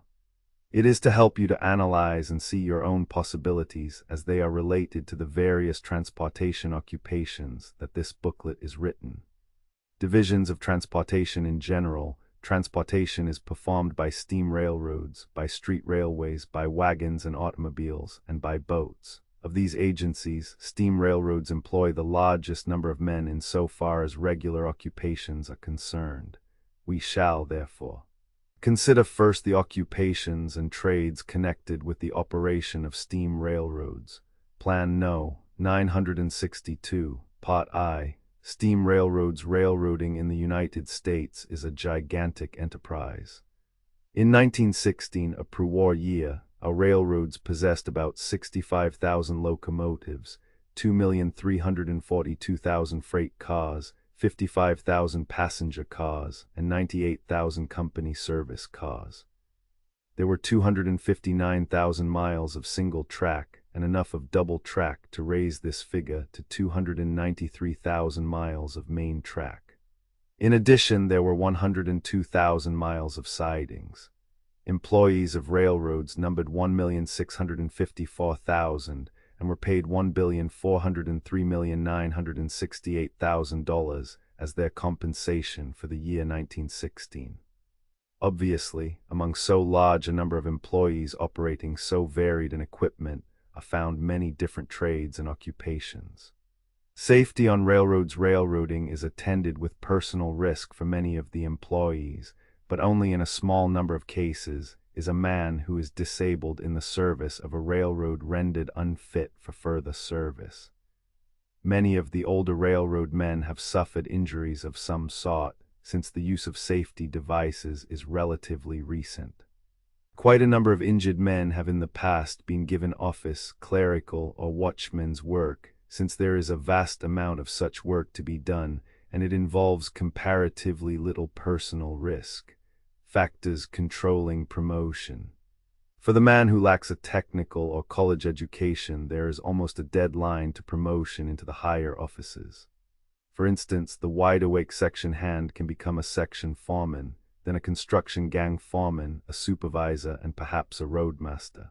But he can hardly ever hope to become an engineer of maintenance of way unless he acquires in the meanwhile an extended knowledge of civil engineering, especially as applied to railroading. The disabled soldier or sailor, if unfitted to pursue his old occupation, can secure this very desirable training through the Federal Board for Vocational Education. He can thus secure an advancement that he might not otherwise have obtained. There have been three conflicting forces governing promotions in railroading: favoritism, seniority, and efficiency. At one time, favoritism was so strong that graft and toadyism gave inexperienced men promotion over men with long experience. The seniority rule was introduced by the labor organizations to offset the old evil, and for two men of equal intelligence and native ability, selection by seniority is a fair method of giving promotion. In such a case, seniority coincides with efficiency. But seniority of itself does not necessarily in all cases give the higher position to the man best fitted for it, since long years in the service will not train the thoughtless. Careless man as well as a few years will the alert man. Railroad employees in all branches of the service strongly contend as a group for their seniority rights. This means that an outsider usually has a long waiting period for advancement into the best positions. Efficiency is becoming more the rule, but the old influences still prevail in some departments, partly because standards of efficiency are rather indeterminate, largely because changes in a widespread system cannot be wrought in a day. If favoritism could be abolished, employees would not insist so strenuously upon their seniority rights. Since the railroads have been subjected to public regulation, they have appreciated the value of courteous treatment of the public. Accordingly, they reward the courteous employees by promotion, and no longer tolerate a grossly uncivil one as they did in the early days. Loyalty to the railroad organization is regarded today by railroad officials as the foremost requisite for those wishing promotion, a loyalty that places the railroad organization first, whether it be a question of public regulation or of labor unionization.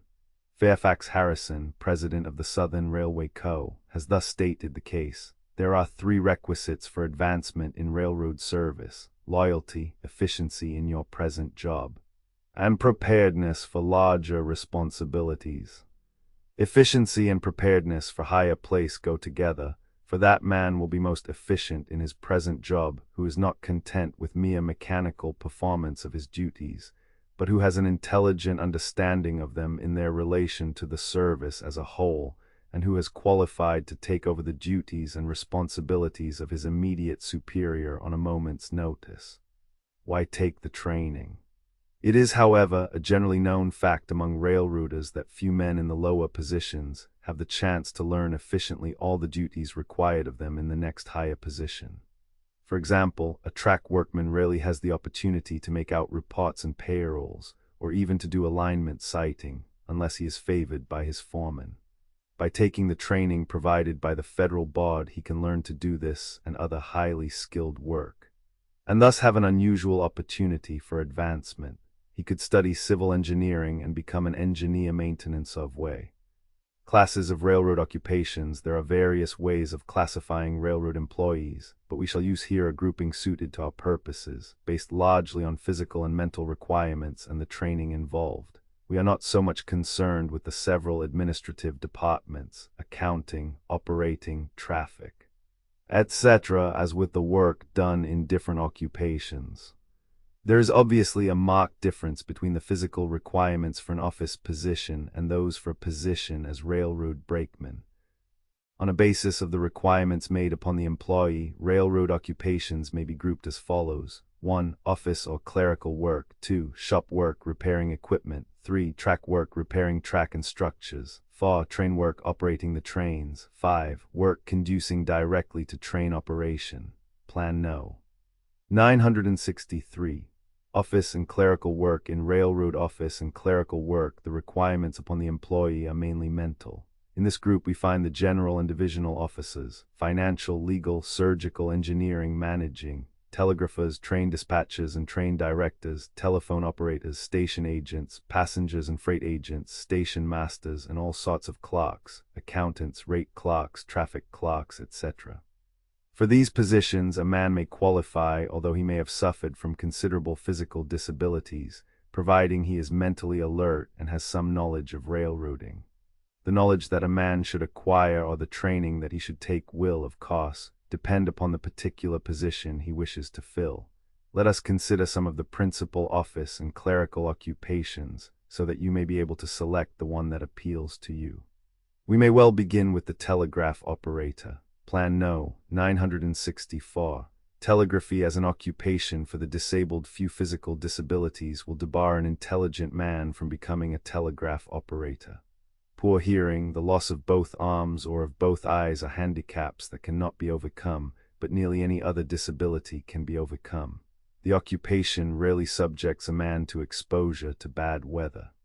Telegraphers' cramp and electric shocks are the chief occupational hazards to be guarded against.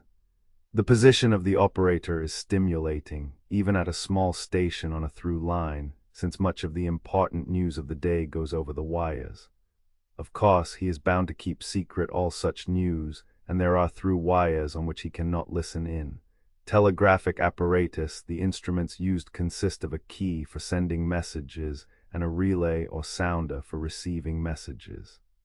To install an outfit is a simple matter for anyone who is at all familiar with the action of an electric current, for the principle of operation is merely that of breaking up the flow of current into dots and dashes in various combinations. Training for telegraphy. However, facility in transferring letters into dots and dashes and translating dots and dashes into letters is not so easily acquired. Only after much practice does the beginner form the habit of doing this readily. He must of course memorize the Morse alphabet, but further than that, he must become so familiar with the dots and dashes that when he hears them in combination he thinks that he is actually hearing a word, not a certain number of dots and dashes. He must form the habit of thinking words in dots and dashes without thinking of the clicks, just as one reads a page without thinking of the separate printed letters that go to make up the words. The operator needs further to acquire a rapid legible handwriting, so that he can write down rapidly the message as he receives it and never get very far behind the sender.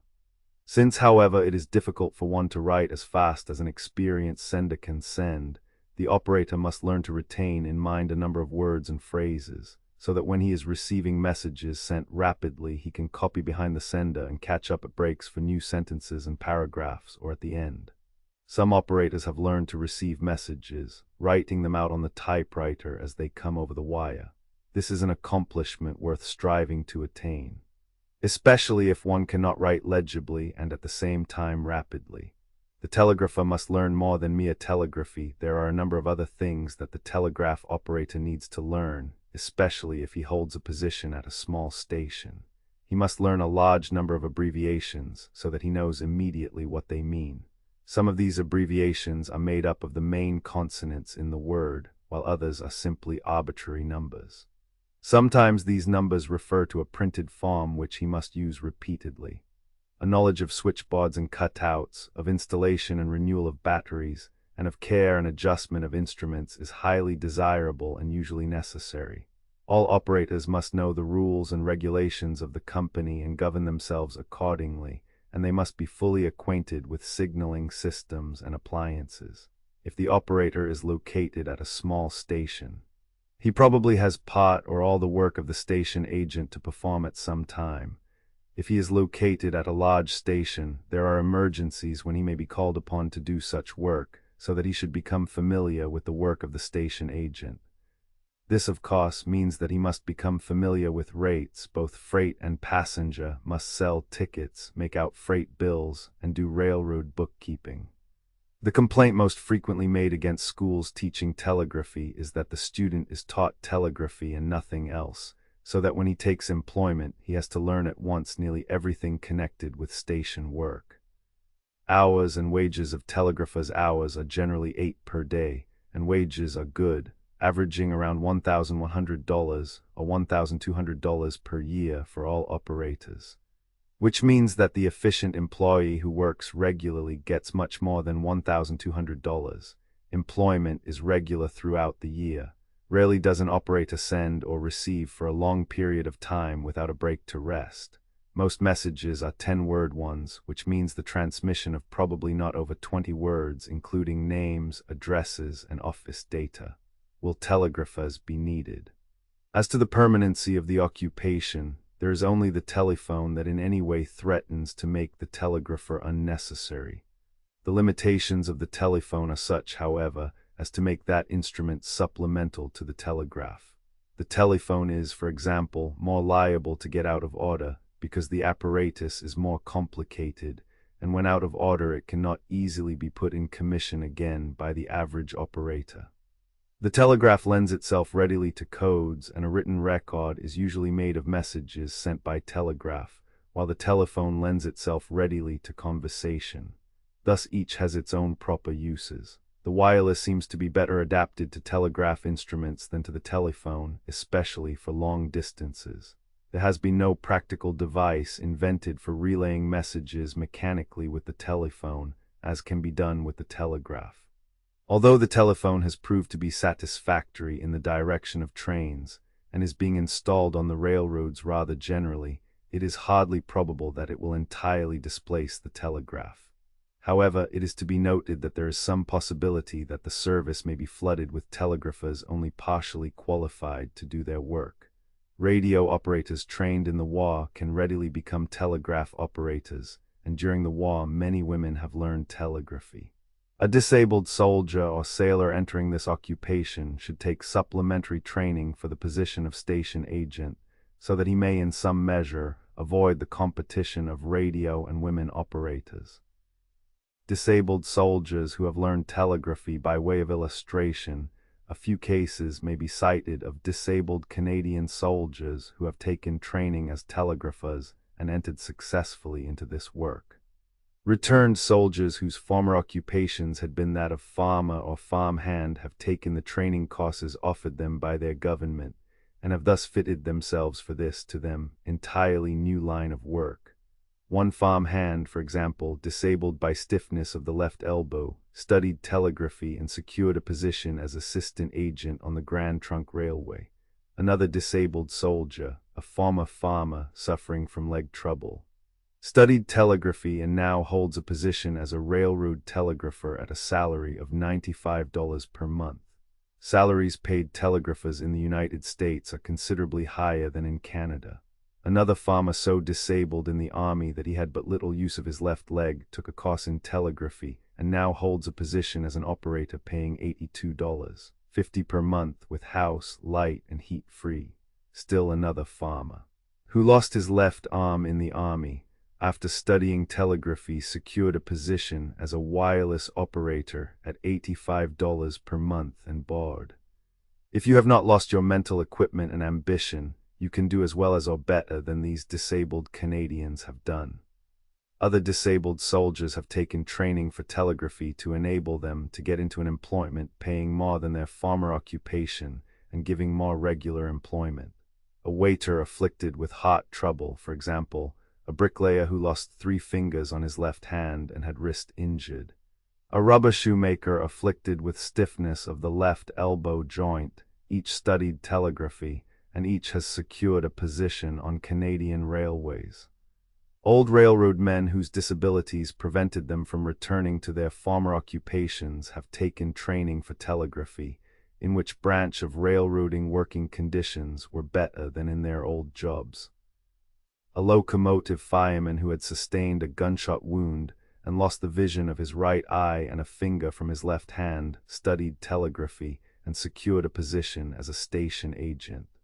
A lineman whose legs were too weak for his old position took both the commercial and telegraphy courses and now has a position as an operator at $88 per month.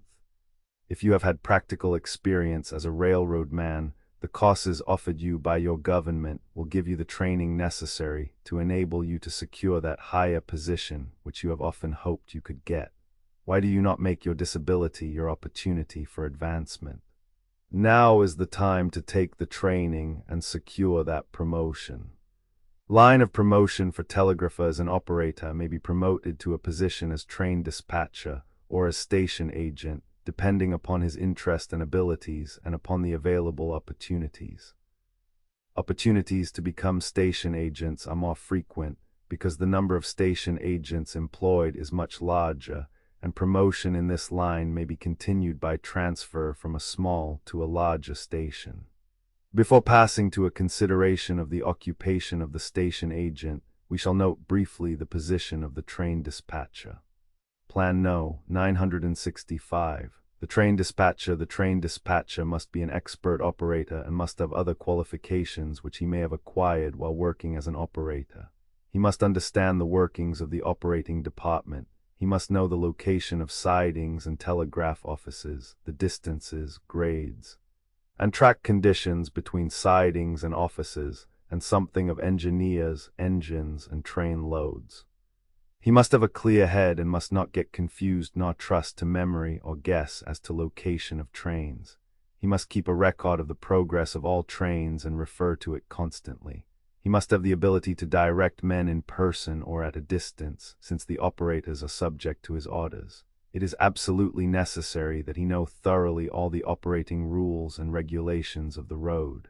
The position is one of great responsibility, especially on roads with heavy traffic on a single-track system.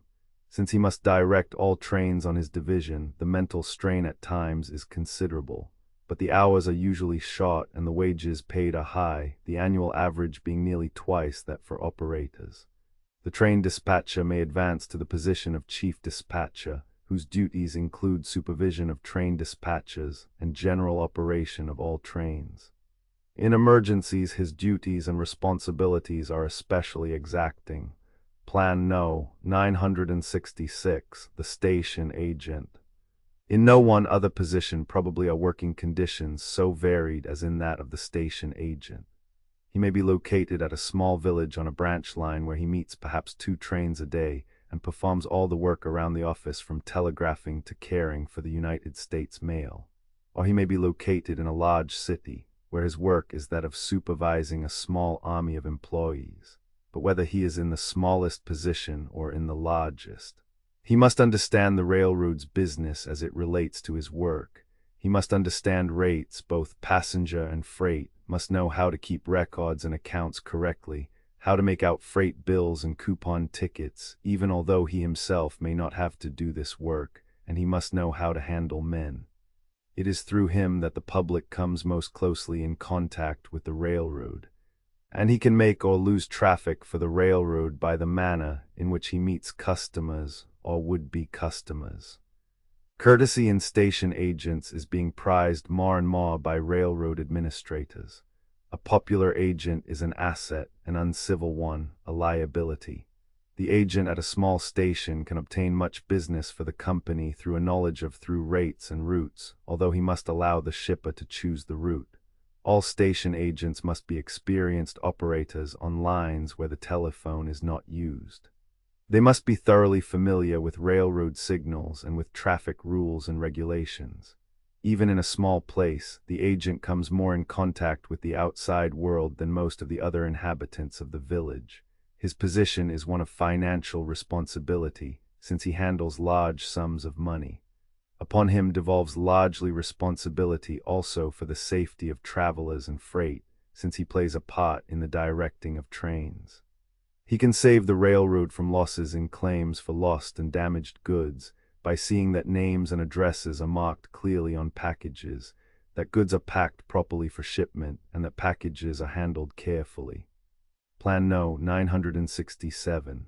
Station clerks, baggagemen, and other workers at the larger stations. The work of the station agent is that of supervising a large number of clerks, baggagemen, and other workers. Among these clerks are ticket sellers whose duties are to calculate rates and fill out coupon tickets with correct routings and to sell local and excursion tickets. They must be very careful to make correct charge for the tickets sold. They make out detailed reports of the tickets sold and money received. The head baggageman and his assistants receive and forward all baggage left with them, determine if there is any excess, and collect the charges for excess. They issue duplicate checks for baggage left with them when the passenger presents his ticket and asks for the checks. They also give out baggage arriving at the station on presentation of the duplicate check issued at another office. The head baggageman must be able to handle men and direct them so as to avoid making mistakes, but he must usually be physically able himself to handle baggage. In the freight department are rate clerks who give information as to rates and classifications, billing clerks who bill freight, enter weights, etc., and other clerks who attend to accounts, records, correspondence, and claims. Disabled soldiers or sailors with good common school education could, after short periods of training, fill any of these positions. Salaries average slightly less than $1,000 per year.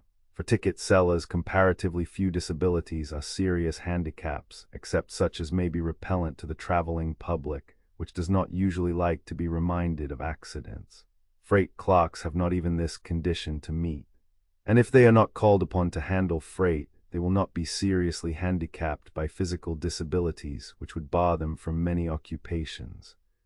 At important freight centers, a considerable number of employees are directly engaged in handling freight under the supervision of a freight house foreman. This foreman has charge of the freight house, directs the placing of cars at the warehouse and the loading and unloading of freight. and is responsible for keeping records so that freight may be readily found. He must be able to handle men and must know how freight should be packed and stored, both in the freight house and in the cars. He must be able to classify freight and to file properly all records relating to freight. He has usually been promoted from a position as checker, warehouseman, or trucker.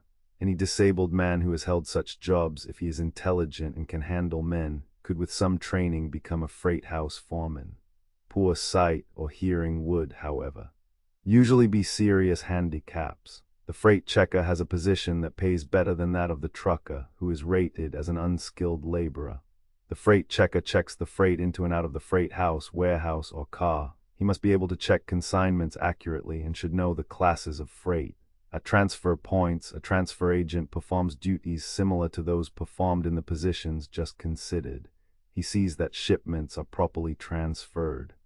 He makes the necessary notations on waybills and keeps a complete record of the transfer and of the cost incurred. He must understand loading and unloading freight and must be able to handle laborers. Not infrequently he has been promoted from a position as agent at a small station. A disabled man with good sight and hearing who can write might be trained for this position. Plan No. 968. Division supervisors at division points on the railroads.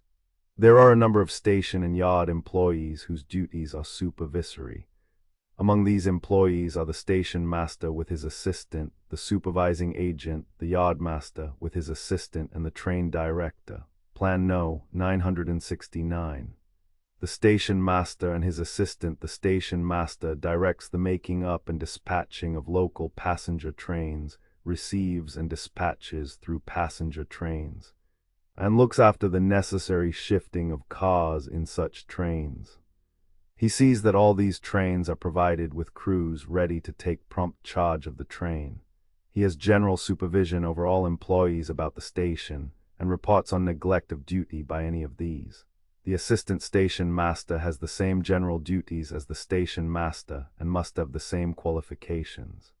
The assistant works when the station master is off duty, or in the larger stations relieves the station master of part of his work. These men must be courteous to the traveling public and must have had experience in the operation of trains in the yards so as to be able to direct train movements efficiently. They must have the ability to handle men and to make sound decisions quickly.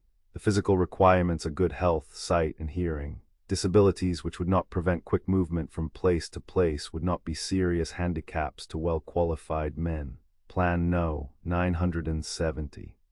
The supervising agent. The supervising agent has general charge of passenger, baggage, freight, and scale agents. He employs and supervises the employees who take care of the station grounds and buildings. He must possess executive ability and must have had experience in the positions he supervises to enable him to select properly qualified men and to direct their work intelligently. Plan No. 971. The yardmaster and his assistant. The yardmaster has immediate supervision over yard employees and yard operation. On some railroads he has also supervision over the calling of train crews and the train seniority list. He is aided in his work by assistant yardmasters and by yard clerks. The assistant yardmaster's duties and qualifications are of the same general character as those of the yardmaster.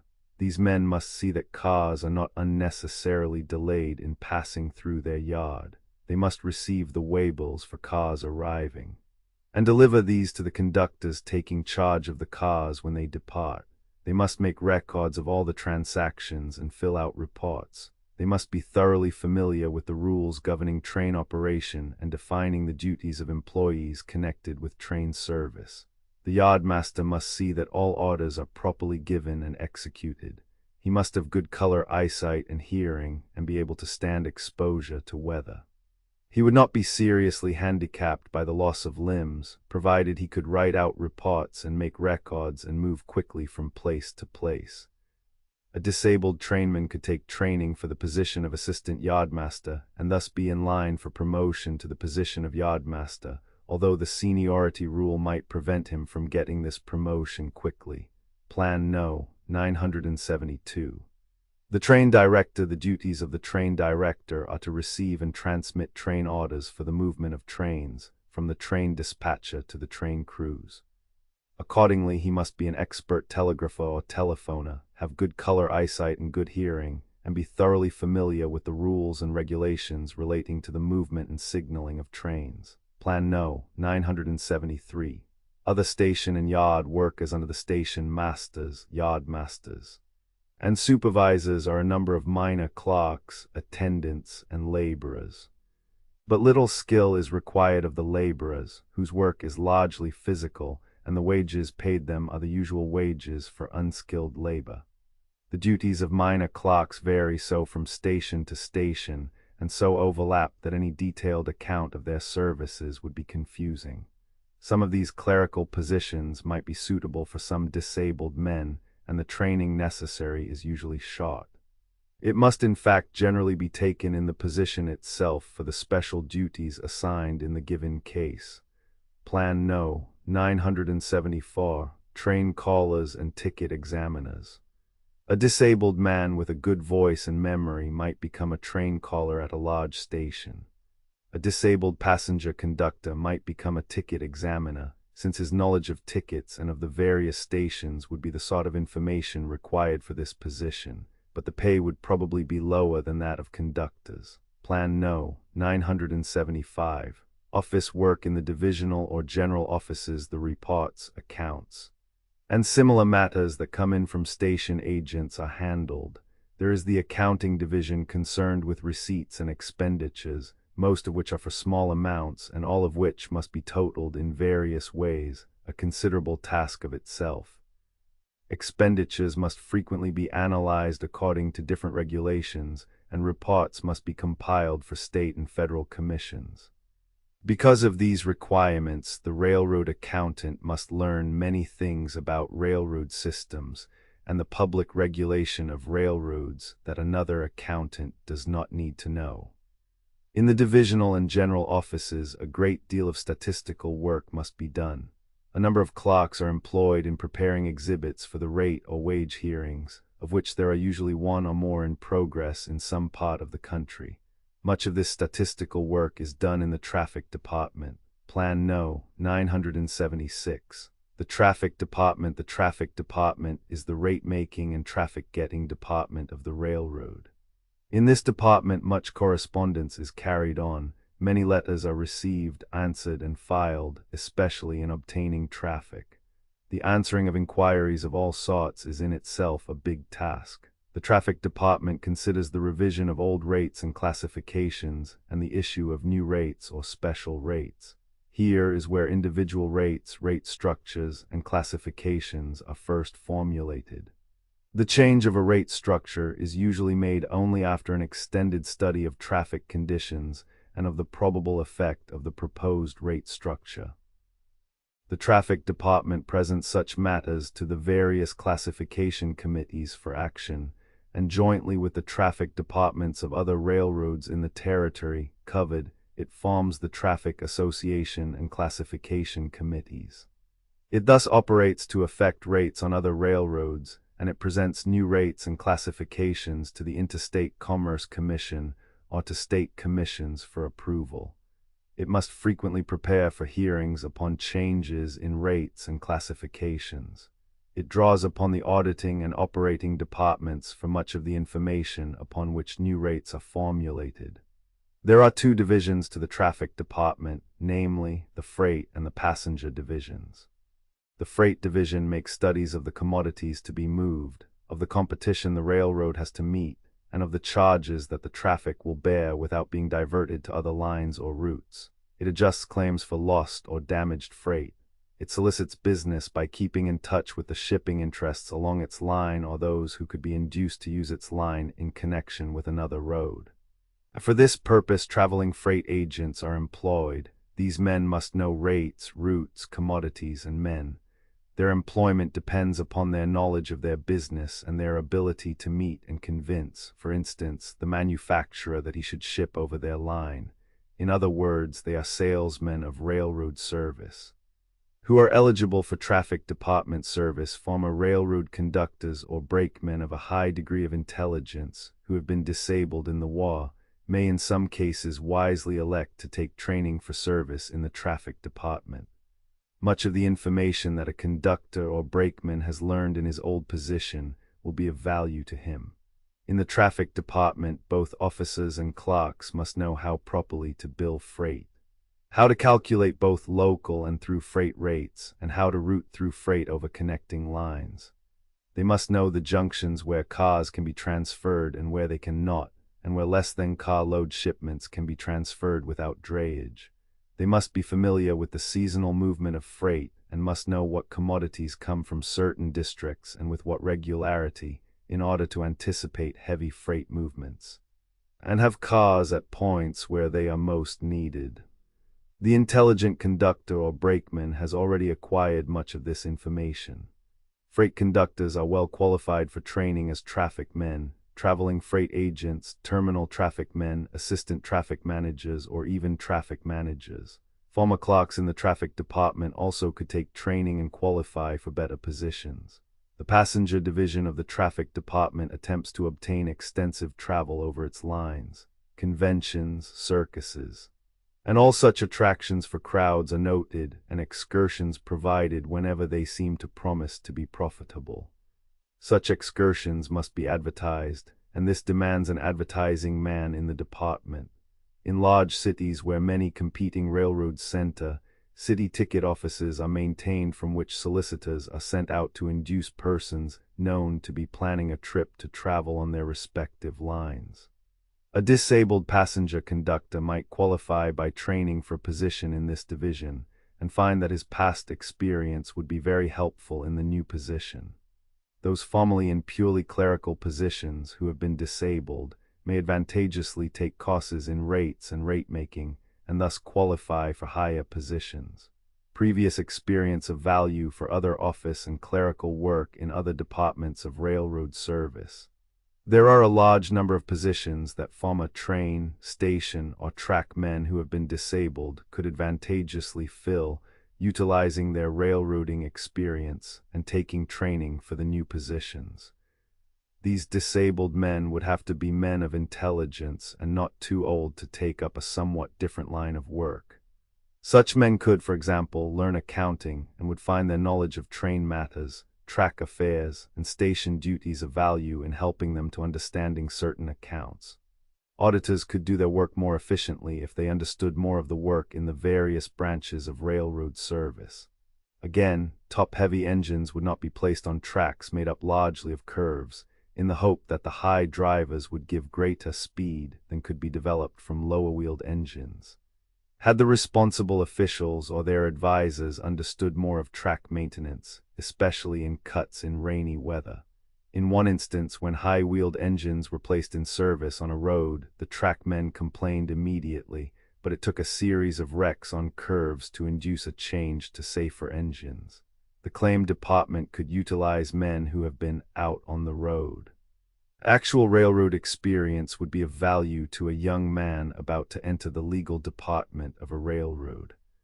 A young railroad man inclined to legal affairs could take the training provided by the federal board and thus make his disability a means of advancement to one of the highest paid positions on railroads. The purchasing agent and his assistants could undoubtedly gain in efficiency by having in their offices men who have had actual experience in handling the materials that these agents must purchase. When to insist upon strict compliance with all specifications, and when in the case of certain specifications to make concessions, are matters that may involve large sums of money, and in such matters the advice of men with actual experience in using the materials would be very helpful. Plan No. 977. An estimate of a railroad general manager Percy R. Todd, assistant to district director and general manager, Banga and Aroostook Railroad, Banga Me. Says there always has been, and in my judgment, always will be a demand in excess of the supply for the following classes of employees, particularly relating to office work, viz., stenographers, tariff clerks trained in the framing and publication of freight and passenger tariffs in accordance with Interstate Commerce Commission rules, freight claim clerks trained in the handling of both overcharge and loss and damage freight claims, Weighball clocks. There has always been great difficulty in obtaining trained men to make weighalls at stations. Telegraph operators, expert railroad accountants, clocks trained in valuation of railroads. In all of the above-mentioned lines, so far as my personal experience goes, there has always been a shortage and probably always will be. As to stenography, I consider it the very best medium through which any young man can make progress on a railroad, as it lifts him at once above the mass of clocks and gives him an individuality and a touch with executive officers which almost invariably leads to his promotion. In this connection, I might add that the traffic manager of the New York Central Railroad, was at one time my stenographer when I was connected with the New York Central system, and rose from that position to be traffic manager of all their lines. The president of the Chicago, Burlington, and Quincy Railroad, who died 3 or 4 years ago, started as a stenographer with the Michigan Central Railroad at Chicago. The general manager today of one of the New England railroads started as a stenographer with the same company, and I could give a great many more instances of what stenography has done for men who had the brains to back it up. Plan No. 978. Shop work for the second group of employments designated. Shop work. The physical requirements are higher than for office and clerical work, since shop work generally calls for at least ordinary strength and eyesight. Shop workers include general foremen, gang and other foremen, machinists, boiler makers, blacksmiths, carpenters, painters, upholsterers, electricians, air brake men, car inspectors, car repairmen, mechanics helpers, and apprentices. A number of men now employed in these occupations have suffered injuries to hands or feet or have defective hearing. Foremen can perform their duties under disabilities that would be serious handicaps for workmen, but a foreman needs good eyesight. Skill required for shop work. Practically all of these occupations require considerable skill and general knowledge of railroad equipment. While the workmen have machines with which to perform many operations in the shop, still much handwork must be done. This is the case because repair work is varied, and the work must usually be done partly on the car or engine, sometimes out on the road. The machinist's work is generally heavy and greasy. Some of the carpentering and paint work is rough, as is that on box cars, while some, such as the cabinet making and varnishing of passenger coaches, is highly skilled. Training a skilled machinist or mechanic can learn to do railroad work very quickly after he gets on the job. Others must spend a period of apprenticeship to learn the trade. Quite a number of railroads have regular apprenticeship courses. Woodworking and metal trade schools also give much of the training required for railroad shop work. We give below a description of the occupations to suggest to the disabled soldier the training he will probably need, and to enable him to decide whether the occupations are suited to his disabilities. Great demand for shop workers. For the disabled soldier or sailor who is mechanically inclined, the railroad shop offers an opportunity for good wages and advancement. The depreciation of the great amount of mechanical equipment of a modern railroad is very large, and railroads have not had in the shops for a number of years sufficient men to keep the rolling stock in good condition. The number of bad order cars and locomotives has been large, and they have not moved out of the shops as rapidly as they should. The automobile industry has undoubtedly been a strong competitor for the mechanics who otherwise might have gone into railroad shops. Some railroads have attempted to provide themselves with sufficient machinists by training apprentices in considerable numbers. Plan No. 979. The heads of the two departments, the master mechanic, has charge of the machine shop and the employees therein. Under him are usually shop foremen, roundhouse foremen, road foremen, and sometimes other supervisors. He may himself be under a superintendent of motive power or directly under the division superintendent. Usually on a par with the master mechanic is the superintendent of the car department, sometimes called a master carpenter, who has charge of car builders and painters, repairmen and inspectors, cleaners and oilers. The work of the two departments is not clearly differentiated today, since the introduction of the steel car has required mechanics for its upkeep rather than carpenters. Previously, the line was drawn at the wood and metal parts. The two departments attempt to keep the railroad equipment in running order. Plan No. 980. Clerical positions in these departments are found also clerks who keep records and help in making reports and in correspondence. The storekeeper and his assistants are usually under the supervision of the master mechanic. Since none of the positions are essentially manual ones, they could be filled by disabled men having the necessary ability, training, and experience. Experience in the lower positions is required to fit for any of the higher ones. For executive positions, ability to handle men as well as the other qualifications are essential. For clerical positions, the qualifications are chiefly educational. In the railroad shops, we find generally the following skilled workmen: machinists, blacksmiths, boilermakers, sheet metal mechanics, pipe fitters, electricians, molders, and inspectors. Plan No. 981. Machinists. Railroad machinists in small shops do all sorts of repair work, but in large shops they are frequently assigned to special work. A machinist may, for instance, work only at a large lathe truing up flat wheels or journals. Since power cranes are now used to set the work in place in the lathe, no heavy lifting is required.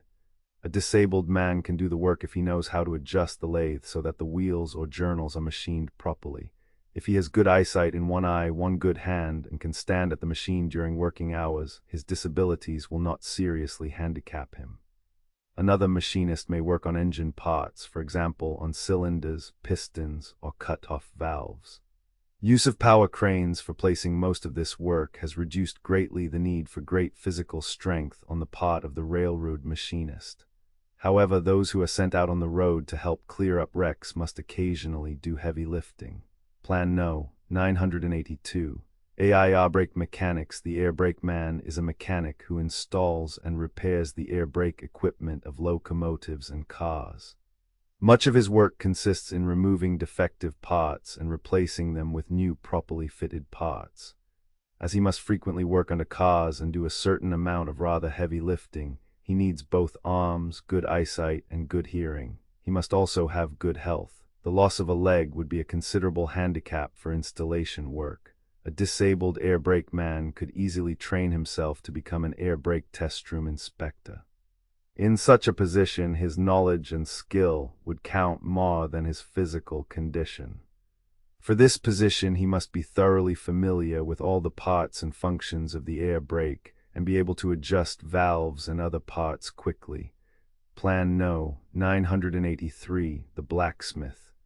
The railroad blacksmith must forge or weld light and heavy pieces for all sorts of railroad equipment. He may forge a steeple bolt for hand car, cut and fit the parts for crossing frog, set the steel tires on the drive wheels of a locomotive, or straighten a bent driving rod. He must be able to read blueprints and to take old, worn, and broken pieces as a guide to construct a new piece. He must be able also to do all sorts of welding and to heat large pieces properly. He must understand how to temper steel for the use to which it is to be put. His work thus requires technical knowledge and manipulative skill, but since power hammers and cranes are used on heavy pieces, his work is not so heavy as formerly. The loss of one or two fingers, or of a leg, or of the sight of one eye, would not handicap a well-trained man. Poor hearing would not ordinarily be a serious handicap. Plan No. 984. The boilermaker. The boilermaker keeps in repair the locomotive and stationary boilers of the railroad. He must be able to retube, patch, overhaul, and construct boilers. Ordinarily, his heaviest duties are to remove old leaky tubes from boilers and place in new ones, and to patch up or even renew the fireboxes. However, wrecks frequently cause him to take boilers apart and put in new pieces, so that he almost reconstructs the boiler. He must be able to read blueprints and use templates in laying off plates and angles. He must know how to punch, shear and rivet the parts, and calc the boilers, and how to weld or cut pieces with an oxyacetylene torch. The work is heavy and dirty, but good hearing is not essential, and the loss of an eye is not a serious handicap. The boilermaker must, however, have strength and the use of both hands, although he may have lost a finger or two from either hand. The work and qualifications of the steel car repairer are not radically different from those of the boiler maker. The metal car repairman also must be able to drill or punch holes, to cut out broken parts of metal, replace them with new ones, and rivet them in, but his work is not so technical as that of the boiler maker. Plan No. 985. the electrician with the installation of electric headlights and electrically lighted passenger cars. The electrician's duties in repair shops have increased greatly in recent years. He must keep in repair the dynamos on locomotives and the dynamos and storage batteries on passenger cars. The growing use of the electric locomotive means that the demand for railway electricians is sure to increase. Repair of motors for these, as well as for electric cranes used in a number of shops, calls for amateur winders in increasing numbers. Both technical knowledge and manipulative skill are required, but ordinarily the work is not heavy. Disabled men with good eyesight in one eye, with 2 arms and 1 good hand, who are able to move about easily, could do the work. Plan No. 986. Inspectors of boilers and of other parts of locomotives and of the metal parts of cars must know thoroughly the parts to be inspected. Usually they have had considerable experience in the repair of these parts. Frequently they must help to make the repair or must supervise the work when they find a minor defect in railway equipment at a location not convenient to the shop. Plan No. 987. Car repairmen. Repairing or rebuilding of wooden cars is done by car builders or repairmen and painters. It is largely carpenter work. These men must be able to remove any broken or damaged piece of a car, replace it with a new piece, and paint or varnish it.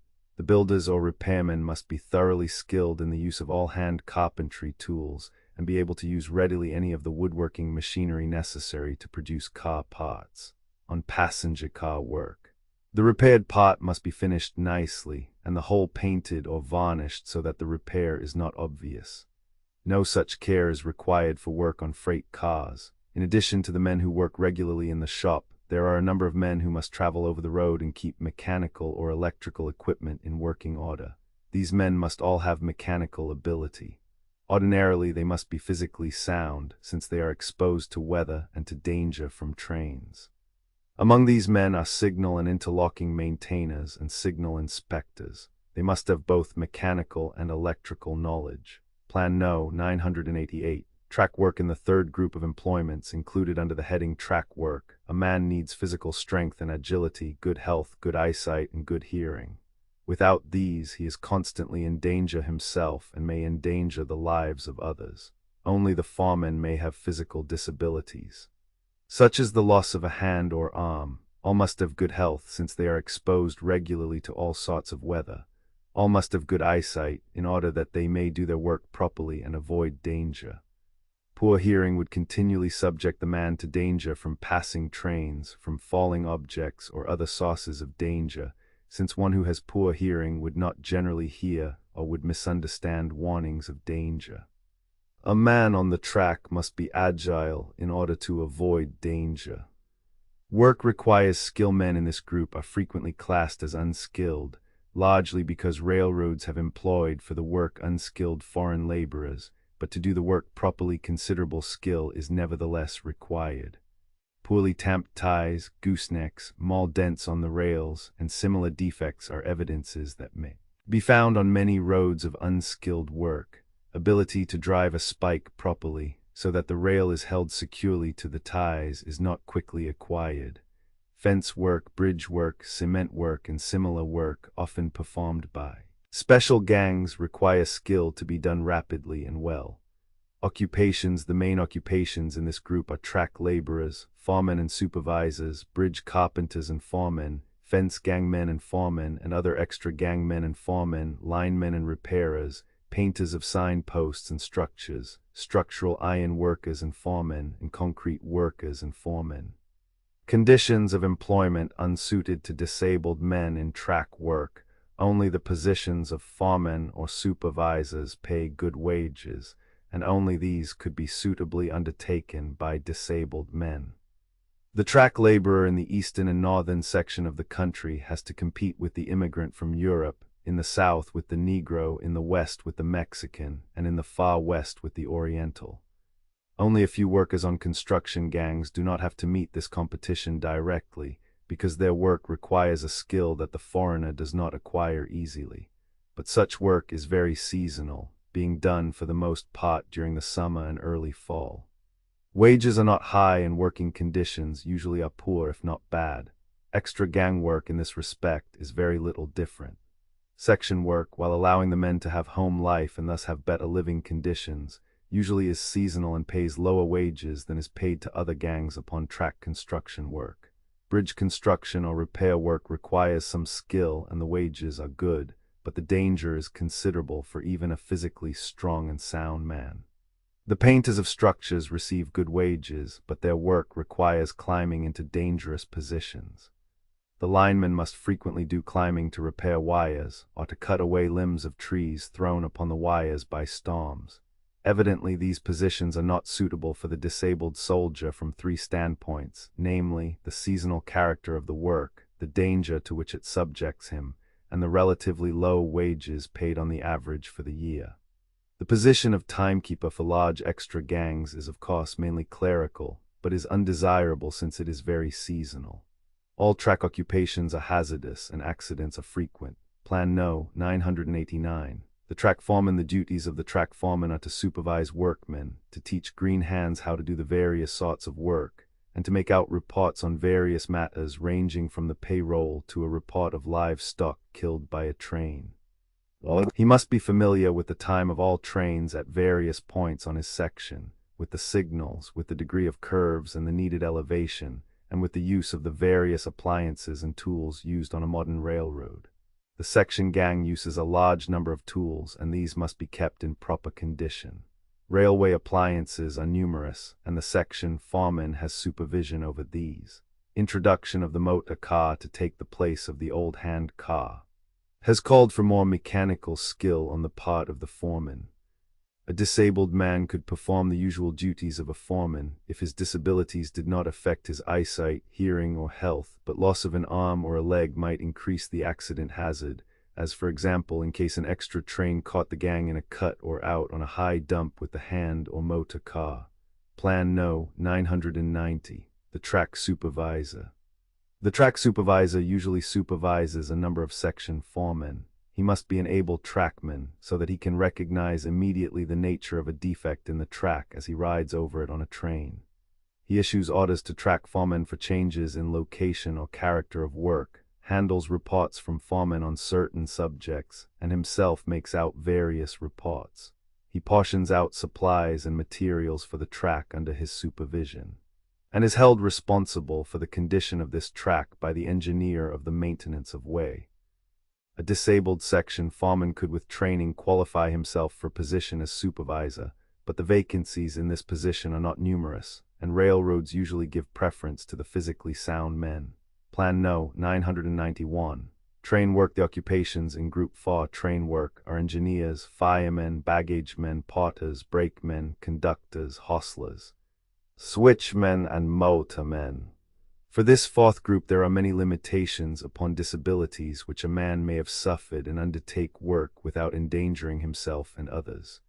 In none of these jobs can a man's hearing or eyesight or nerves or heart be defective, and no one who is color blind can hold any of them. The loss of an arm would usually debar a man. Even passenger conductors who have lost an arm are now infrequent. There are a few firemen and engineers successfully holding their jobs who have lost a leg, but a freight brakeman could hardly do his work if he were thus disabled. The loss of a hand generally unfits a man to be brakeman, fireman, or engineer. The occupations. There are 3 classes of engineers, firemen, brakemen, and conductors, namely, those working in the yards, those on freight trains, and those on passenger trains. A yard engineer, fireman, or conductor may have suffered disabilities that the men in the freight and passenger service cannot have without being handicapped in competition with normal men.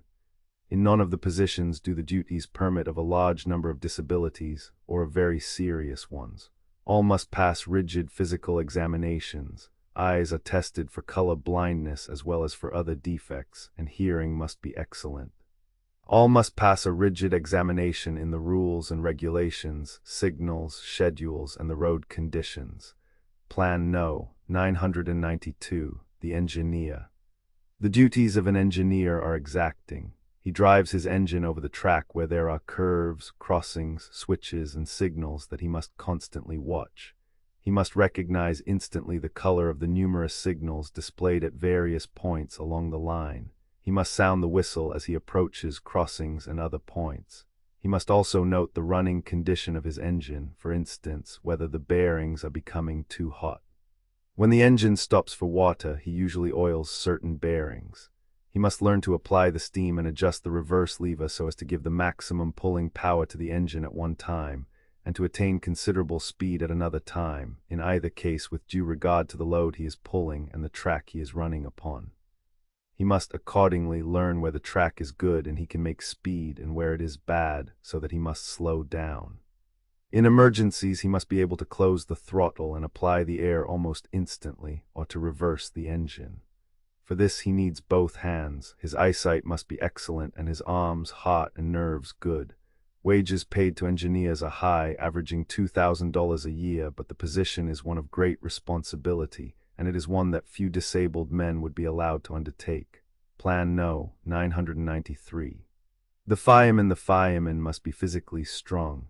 He must shovel coal into the firebox so that the steam pressure will be sufficient at all times for the pulling power of the engine, and yet not be blowing off frequently.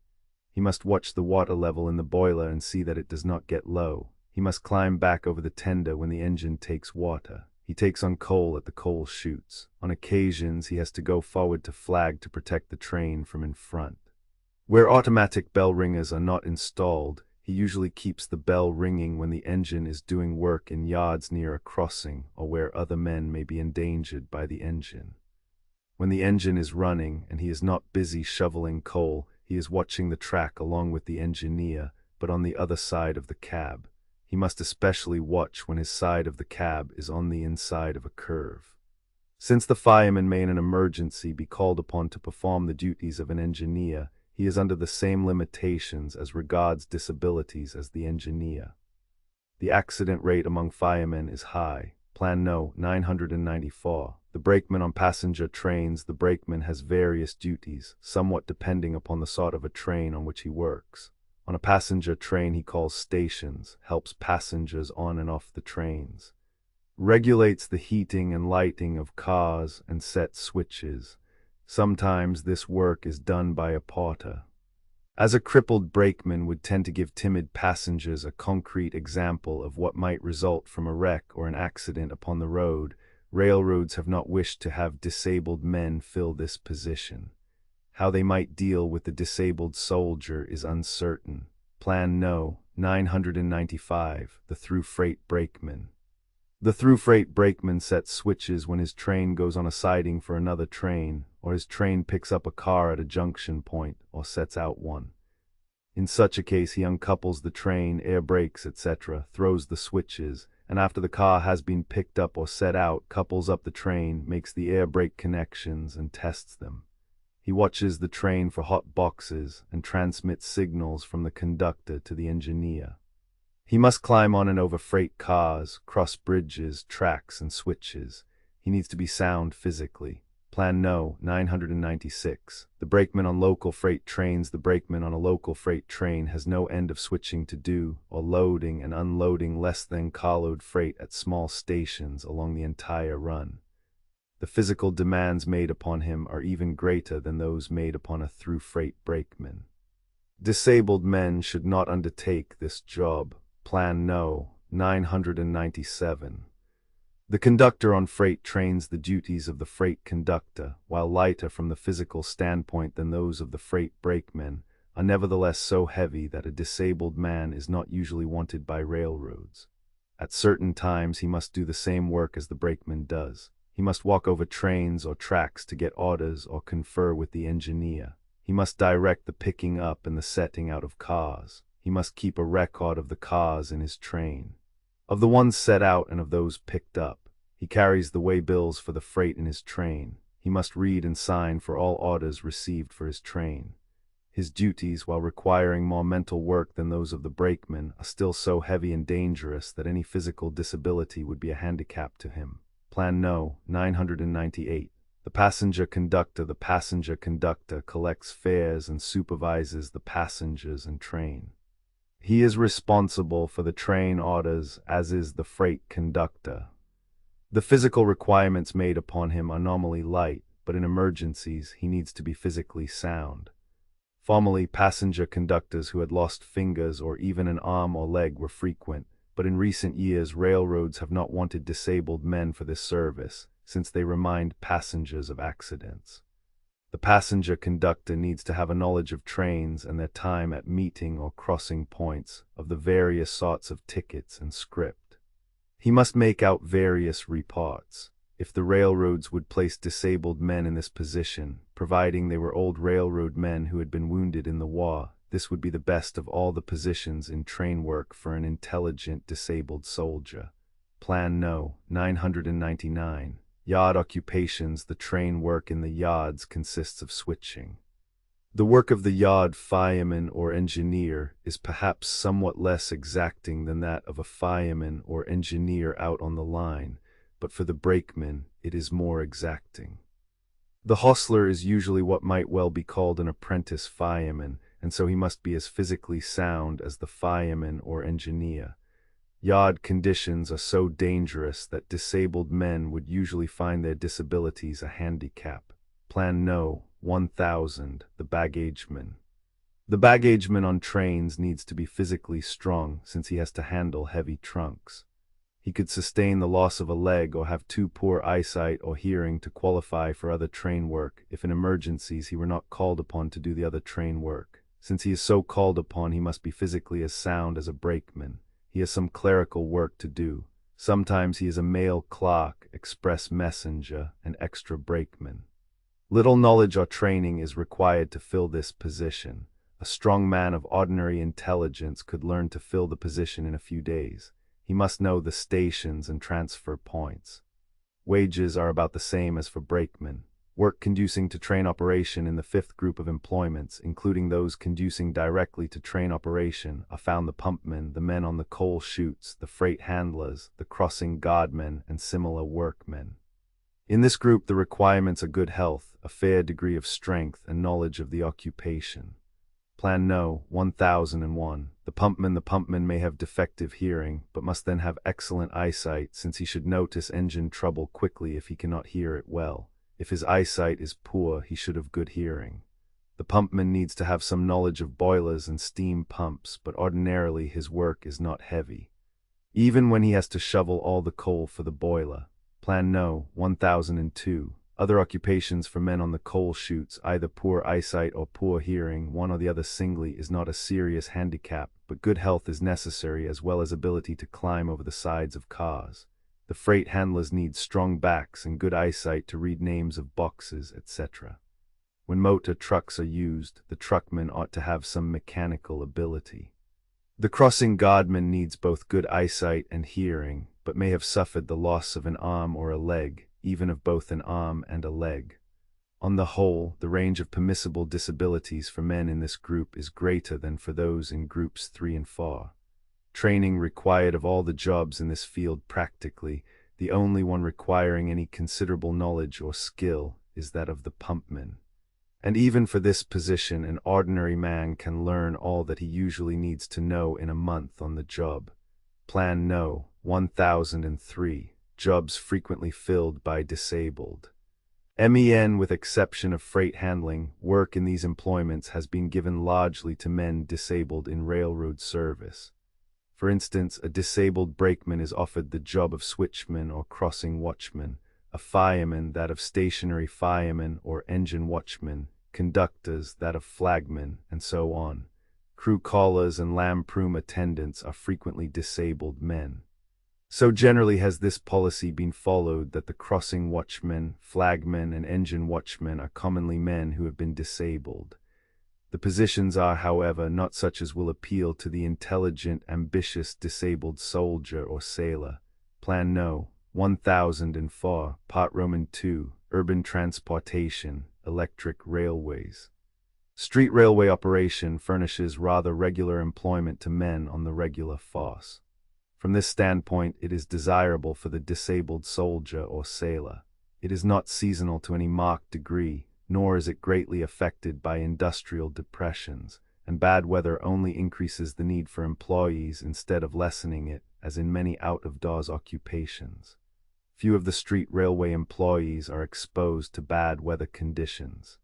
Although the work is not so protected as in an indoor occupation, they are, however, exposed to dust from the streets and contagious diseases.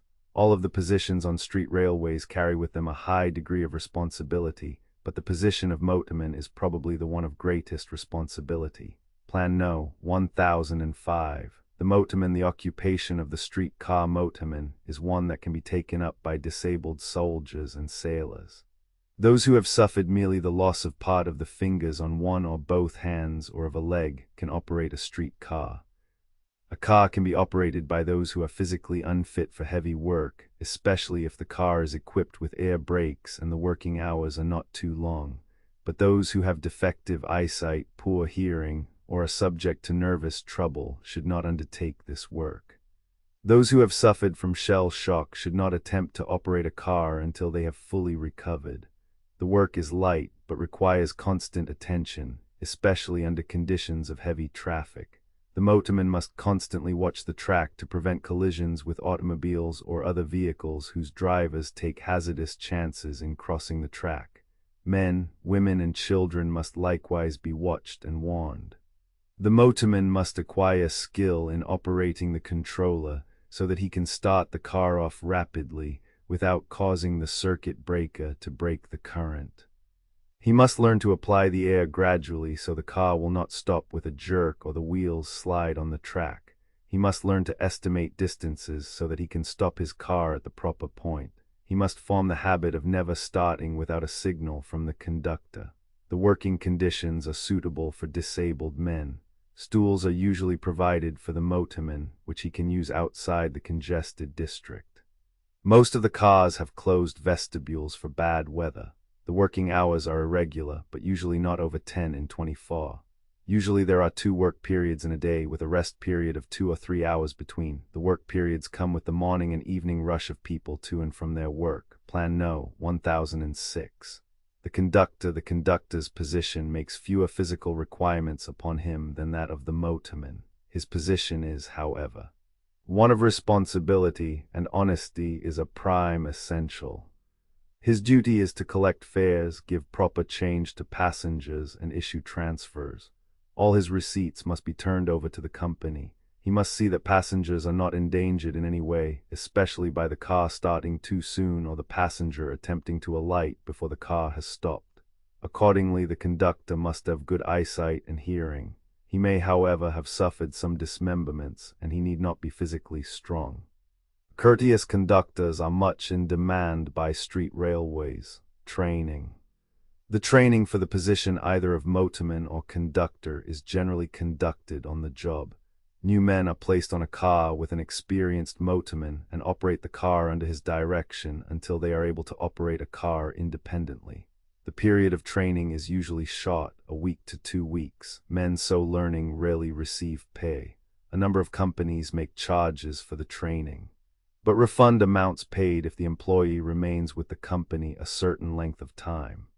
Wages for motormen and conductors are approximately the same, and in 1917 ranged from 15 to 45 cents per hour, with average between 25 and 30 cents for the entire country. 20 advances in the past year have probably raised this average to 30 cents or above. 20 Bulletin of the United States Bureau of Labor Statistics No. 204. Promotion. Men are usually promoted from the ranks of motormen and conductors to be inspectors or supervisors. They must have a thorough knowledge of operating conditions in the city, a knowledge that can be acquired only by considerable experience on the job as motorman or conductor making all routes in the city. Plan No. 1007. Other occupations in electric street railway operation. There are various other occupations, some of which require skilled workmen. The skilled workers include machinists, electrical workers, armature winders, carpenters, car repairers, linemen, track foremen, and inspectors. Since the other occupations are filled with men who are unskilled or who are taught on the job, we are not concerned with them, as the training is not such as the federal board could easily give. With exception of inspectors, the work of these men does not differ materially from that of the shop men and track men on steam railroads. These have already been described above. In the shop work there is opportunity for the disabled soldier or sailor who has defective hearing, as well as for those who have lost a hand or leg. The work is usually lighter than on steam railroads, but wages are generally somewhat lower. The greater number of employees receive from 24 to 29 cents an hour. Plan No. 1008, Part Roman 3. Road and street transportation. In road and street transportation, the main occupations are those of chauffeurs, proprietors and managers of taxicab concerns, livery stables, and transfer companies, foremen of livery and transfer companies, draymen, teamsters and expressmen, carriage and hack drivers, hostlers, and stable hands. The automobile is rapidly supplanting the horse, and to such a degree as to affect the demand for labor in these several occupations. The demand declining in those dealing with the horse and increasing in those concerned with the automobile. Work in these occupations is not markedly seasonal, but is affected adversely by industrial depressions. Equipment. If a person is in business for himself, his outlay for equipment ranges from $500 upward, but if he is an employee, the equipment is furnished by the employer. Plan No. 1009, Chauffeurs. A chauffeur may drive a taxicab, a truck, or a car for a private family. He needs good eyesight and hearing and must not have nervous troubles. Loss of fingers or of a foot might not handicap a man for this work. It does not usually require much physical strength. Men who have suffered from chest trouble are frequently auto drivers in the Rocky Mountain states. This occupation gives them out-of-doors work that is light, and in a good climate in fair weather is highly beneficial and desirable for such persons. Training. Auto drivers should have some mechanical training and aptitude so that they may be able to make adjustments and repair minor defects in their machines.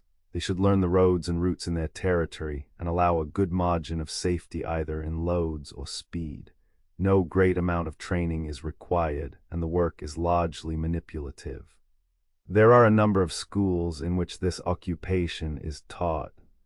Hours, wages, and working conditions are far from being standardized the country over. If you are interested in this work, you should find out what conditions prevail in the locality in which you wish to work. Plan No. 1010. Managers and proprietors. Managers of taxicab companies must know the automobile thoroughly as well as the neighborhood from which they draw their trade. Only in a small concern does the keeper or manager need to be able to drive a car. It will, however, be advantageous at times if he can drive or repair a car. The greatest qualifications for success in this undertaking are ability and skill in handling men and money. Although the rate of profit is usually large in the business, there are many leaks to guard against. The manager must know how to keep accounts accurately, or at least understand them and be able to see that they are properly kept. The work requires business ability rather than physical activity, and so can be done by disabled soldiers or sailors who have this ability. Courtesy is a valuable asset since the manager must come in contact with the public. It is this contact that makes deafness a handicap, particularly where much business is done over the telephone. Practically the same thing may be said of proprietors and managers of livery and transfer companies. The proprietors and managers must have business ability and know how to manage men. Disabled men with these qualifications can undertake this business if none of their disabilities will interfere with business dealings.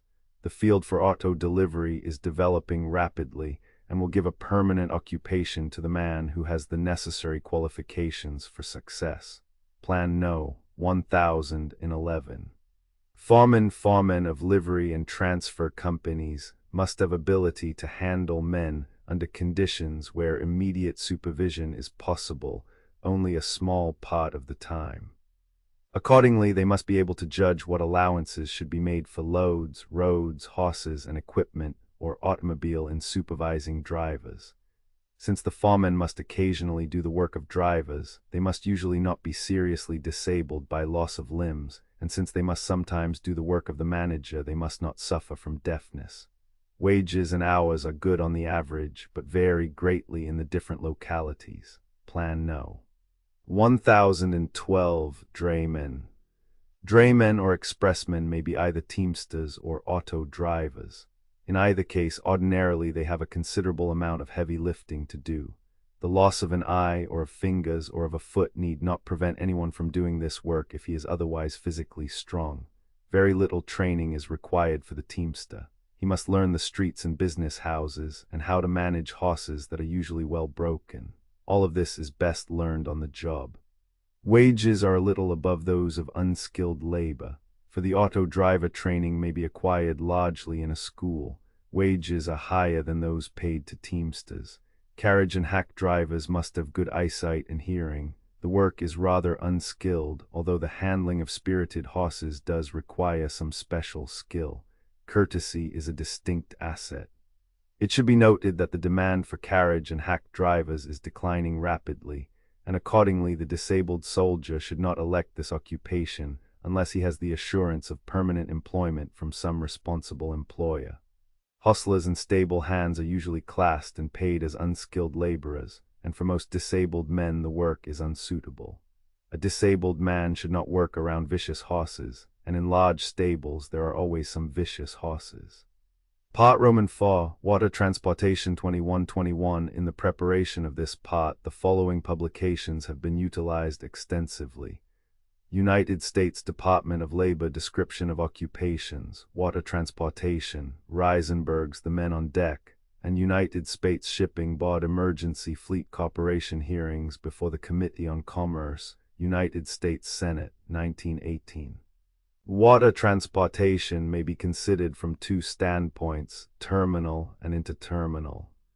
Terminal transportation does not differ materially from transportation upon the rivers and canals. Interterminal transportation, whether on the Great Lakes or on the sea, is practically the same. In this place we shall, accordingly, deal with only terminal and ocean transportation. Plan No. 1013, Terminal Transportation. Terminal transportation has to do with the loading and unloading of cargoes, and is usually heavy work that requires men with strong backs and little training. The men who supervise the laborers on the boats must have executive ability and a knowledge of boats, equipment, and harbors. The chief qualification of a captain of a barge, a scow, a lighter, or a covered barge is ability to direct other men at the work of loading and unloading the vessel, of handling lines, and of shifting the boat, and ability to make minor repairs. On lighters and covered barges, the captain tallies and signs up for the cargo received. The master steers the boat, gives orders to the crew, and signals the engineer for movement of the boat. He is responsible for the safety of the passengers and the crew. He must have keen eyesight and the ability to act quickly and efficiently in an emergency. He must be thoroughly familiar with the harbor and with harbor conditions. He supervises the pilot if one is carried on the boat. On smaller boats, the pilot acts as master, and then his duties are the same as the master's. The wheelsman is an assistant to the master and performs part of the latter's duties. Deckhands sometimes act as wheelsmen and may advance to that position or higher to pilot, captain, or master. The engineer is usually a man of considerable skill and experience and possesses a thorough knowledge of the machinery of the boat. He sees that the engine is properly cared for, oiled, and kept in good working condition.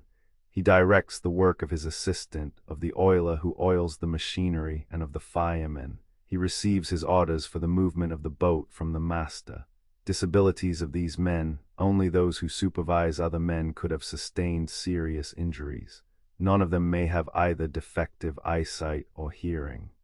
The loss of an arm would usually be a serious handicap, and also the loss of a leg would be such an inconvenience for most men in climbing on and about the boat as to be a serious handicap.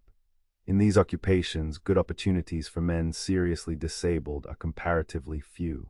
Ocean transportation on board a large ocean liner is to be found a complete organization of officers, supervisors, clerks, and skilled and unskilled laborers, as a general rule. All of these men must be physically sound, and about the only disabilities allowable are the loss of fingers, of a foot, and perhaps of one eye if the remaining eye is very good. For men so disabled there is some slight opportunity for advancement. Only the clerical positions such as the purser, assistant purser, or freight clerk can be filled by men who have lost a hand or leg, or who are otherwise physically unfit for climbing about on slippery decks in a rolling sea. Wages paid during the war have been abnormally high. Ocean vessels vary greatly. There are two general classes of ocean vessels, sail and steam, steam vessels being in many instances equipped for sailing. In these two general classes there are, however, all sorts and types of boats and ships. Plan No. 1014. Crew and duties likewise vary. The crew of a steam vessel has three departments: deck, engineers, and stewards. 22. The United States Shipping Board has made the following announcement of free training for deck officers and engineers. The United States Shipping Board is creating a new national fleet of merchantmen controlled by the United States government. The Shipping Board needs for these ships 4,000 new watch officers and 4,000 new engineers. Men of proper experience will be trained free of charge to take examinations for licenses in either branch of the service to fill these positions. The experience required ranges from 2 to 3 years at certain maritime occupations. You can learn more about this opportunity to get training by conferring with representatives of the Federal Board for Vocational Education. The deck crew of a steamer depends upon the size and type of the vessel, and ranges from as low as 9 on a small steamer to 972 on the Olympic, officers included. The average number of able seamen is about 7 for ocean-carrying vessels. The others are officers, ordinary seamen, deck boys, etc. It has been charged that boats frequently ship without any able seamen and depend upon ordinary seamen and deck boys in emergencies. Deck duty is varied and crowded with emergencies. The sailor's daily work in all kinds of vessels and weather, at the wheel, on the lookout, and on deck, teaches him to know the sea and how to work with it. His work with tackles, lines, and cables, in hoisting and lowering, trains his judgment of strains and distances. 23. The amount of gear and equipment used in the deck department on different classes of steamships varies greatly, but the difference is one of degree rather than of the kind. 23 International Conference on Safety at Sea, p. 119. 24 International Conference on Safety at Sea, p. 121. Plan No. 1015. Naval versus merchant marine crews. The crew and the work done on a merchant vessel are so different from those on a naval vessel that the disabled sailor would have much to learn in going from a naval vessel to a merchant vessel. One fundamental difference is this: the merchant vessel carries generally only about 1/3 the crew, ton for ton, that the naval vessel does. On a naval vessel, the men work in groups. On a merchant vessel, the man works as an individual and not in a group. The crew of a large merchant vessel consists more or less of the following officers, seamen, and attendants: master, chief mate, second mate, third officer, fourth officer, senior quartermaster, master at arms, chief steward, chief second-class steward, chief third-class steward, chief engineer, first assistant engineer, second assistant engineer, third assistant engineer, junior engineer, deck engineer, leading fireman, oiler, electrician, carpenter, boatswain. Able seamen, ordinary seamen, deck boy, water tender, lookout, purser, assistant purser, freight clerk and bakers, chefs, cooks, buglers, butchers, cadets, storekeeper, and watchmen. Plan No. 1016. The master or captain. The master has general supervision over the vessel, crew, and passengers. He has complete charge of the vessel at all times, but during a severe storm or other emergency, he stands on the watch continuously day and night and issues the necessary orders. He is responsible for the safe navigation of his vessel. His responsibility extends to the management of the various departments as well as to the vessel and its care as a whole, for the safety of the lives of passengers and crew, and for the safe storage, carriage, and unloading of cargo. He must have a thorough knowledge of navigation, which subject he must have studied thoroughly, and in which he must have passed a rigid examination before he received his license as a master. He must likewise possess a legal knowledge of the laws governing right upon the sea and determining his duties as regards the ship and its passengers, crew, and cargo. Among his other duties are to keep the log properly and to inspect the ship regularly as to ventilation, warmth, and cleanliness. He must be the last man to leave the ship in case of disaster, and must do everything within his power for the safety of the passengers and crew. He must have received much of his training in lower positions upon the sea, but he must also have studied navigation in some school or under some able master. He must have executive ability of a high order and be able to act efficiently in an emergency. Plan No. 1017. The chief mate. Next to the master in authority and responsibility comes the chief mate. He shares with the master responsibility for safe and proper navigation of the ship. He is the chief executive officer and must organize and supervise the routine work of keeping order throughout the ship. He is held responsible for discipline. Under him is the master at arms, the ship's policeman, who keeps order among the crew and steerage passengers. His knowledge of the vessel, its equipment, stores, and complement of men must be thorough. He supervises the preparation and care of the holds, and the loading, stowing, and unloading of cargo. This is done under his personal direction or under another officer to whom he has delegated the duty. He sees that the cargo handling gear is kept in proper working condition. It is his duty to inspect the lifeboats and have them kept properly equipped and in working order, and to hold regular lifeboat drills. The firefighting equipment is likewise in his care, and he must also hold fire drills regularly. His training and knowledge is very similar to that required of the master. Ordinarily, he takes his turn with the third and fourth officers at a watch on the bridge. Plan No. 1018. The second mate stands his watch on the bridge, takes various observations, and gives orders to the quartermasters. On large liners, he has complete charge of the navigating equipment and is known as the navigating officer. When the vessel docks, he supervises matters at the after end of the boat. In general, he has charge of the after holds, the after cargo, and the after gears. Only in experience and degree of training do his qualifications differ from those of the chief mate. Plan No. 1019. Watch officers.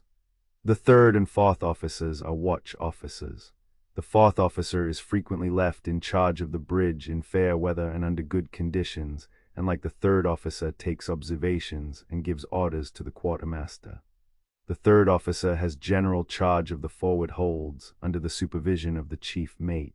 On some vessels, he is the signal officer and has charge of the care and use of the signal flag and other signaling equipment. Frequently, he supervises the placing of the gangway and the embarkation of the passengers when the vessel docks. Both of these officers must have had instruction in navigation and must be alert and attentive to duty. Plan No. 1020. The chief engineer and his assistants. The chief engineer, the assistant engineers, the junior engineers, the deck engineers, the firemen, oilers, and electricians care for all machinery of the ship. The chief engineer stands no watch, but the assistant engineers do, and are responsible for all that takes place in the engine room and fire room during their watch at sea.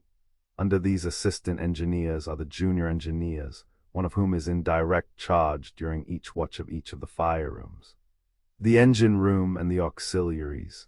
In part, the junior engineers help the other engineers, the firemen, and the oilers in the repair, packing, and overhauling of the machinery. The chief engineer is held responsible for the proper functioning of the engines and boilers, the deck machinery, the electrical, refrigerating, and sanitary equipment, and for all steam connections on the ship. He must see that the regulations of his department are carried out, that the engine and fireroom crews are qualified and conduct themselves with sobriety. At the end of each voyage, he reports on these matters and on the working of the machinery, its breakdowns and repairs, especially any exceptional one made away from port, the miles traveled, temperatures, and consumption of fuel. It is his duty to have the steamer properly coaled, both as to quality and quantity of coal. He must possess executive ability and must have studied engineering in a nautical school or under a competent engineer for a period of years. The first assistant engineer has as his special duty the general charge of all boilers and machinery in the engine department. The second assistant engineer usually employs the fireroom crew and reports to the chief engineer on their qualifications and conduct. He has charge of the repairs and overhauling of the main engines and auxiliaries on the starboard side. The deck engineer supervises and keeps in repair the deck machinery, the steering gear, windlass engine, capstans, and the sanitary systems.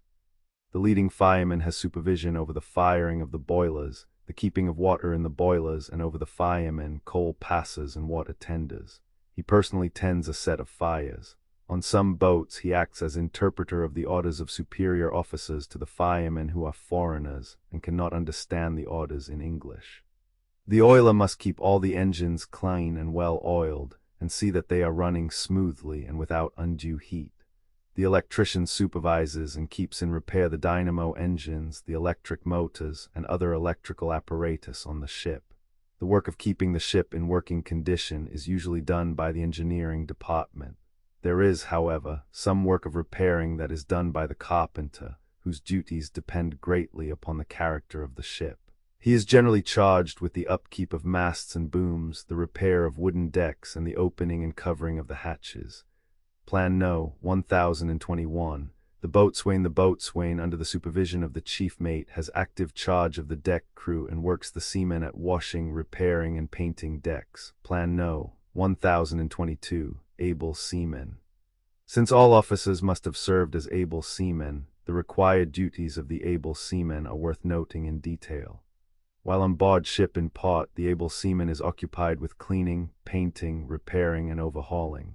When the vessel is at sea, the able seaman washes decks and the outside of deck houses, slacks off exposed gear when shrinking too tight in damp weather, and tightens it again when it becomes too loose in dry weather.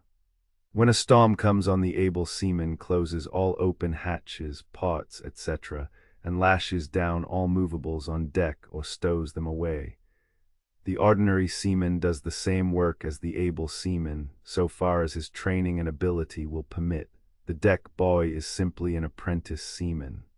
The man who expects to be known as an able seaman on a steamship must know the use of rigging screws, fids, marlinspikes, serving mallets, the palm and needle, calking tools, and most of the carpenter tools, the mixing of paints and colors, how to obtain strong leverages with bars, ropes, tackles, how to brace with wedges and shaws, besides knowing the various knots and splices, and to worm, parcel, serve, and seize with rope and wire, and must be able to hold up his end of a job when it comes to climbing and working in places where both armhold and foothold is difficult. He must know the lead line, not only its marks, but how to use it to get correct sounding when the ship is in close quarters, the night dark, and the sea heavy, whether he stands in a smother of sea on a low freighter or far up the side of an immense liner. The compass, of course, is a familiar object to him, but he must know how to use it, how to steer the ship under all conditions, what to expect and how to meet it when he is steering across a current as well as with it or against it, through the swift rush of a narrows, passing at close quarters in and out of the suction of another heavy ship under speed, with the wind light or strong from any direction, heading into a heavy sea, taking it on either bow or quarter or a beam, under check or full speed, rolling and pitching heavily or running before it, when a blunder may mean total loss of ship with lives and cargo. The man at the wheel must know his work, what to expect, and how to meet it instantly, in calm or storm, daylight or dark, in clear weather or in fog. The man who learns to be a reasonably good helmsman in even 3 years is an exception, because, regardless of the aptitude of the individual, the personal knowledge of varying conditions, different ships and how they act under differing circumstances, familiarity with the various steering gears, can only be gained through experience, necessarily covering a good deal of time. The steam steering gear, rendering less physical strength necessary and making possible the handling of larger ships, requires greater skill than the old hand method, which permitted the man at the wheel to feel the increasing or decreasing rudder pressure and thus warned him of just how the ship was acting. Prepared paint is seldom brought on board ship. The raw material is put on board and is mixed according to needs by the able seaman. Graining, filling, varnishing, and lettering is done as well as ordinary flat painting. Sailors become sufficiently skilled at this work to qualify as journeyman painters on shore. The deck crew cleans all outside parts of the ship, except the funnel, from the masts and booms to the deck houses, decks, and sides of the ship. 2525 International Conference on Safety of Life at Sea, pp. 124 to 125. Hours of labor. The hours of labor for workmen are, on deck 2 shifts, watch and watch, 12 hours each. In the engine room 3 shifts of 8 hours each. In emergencies, the hours are greatly lengthened.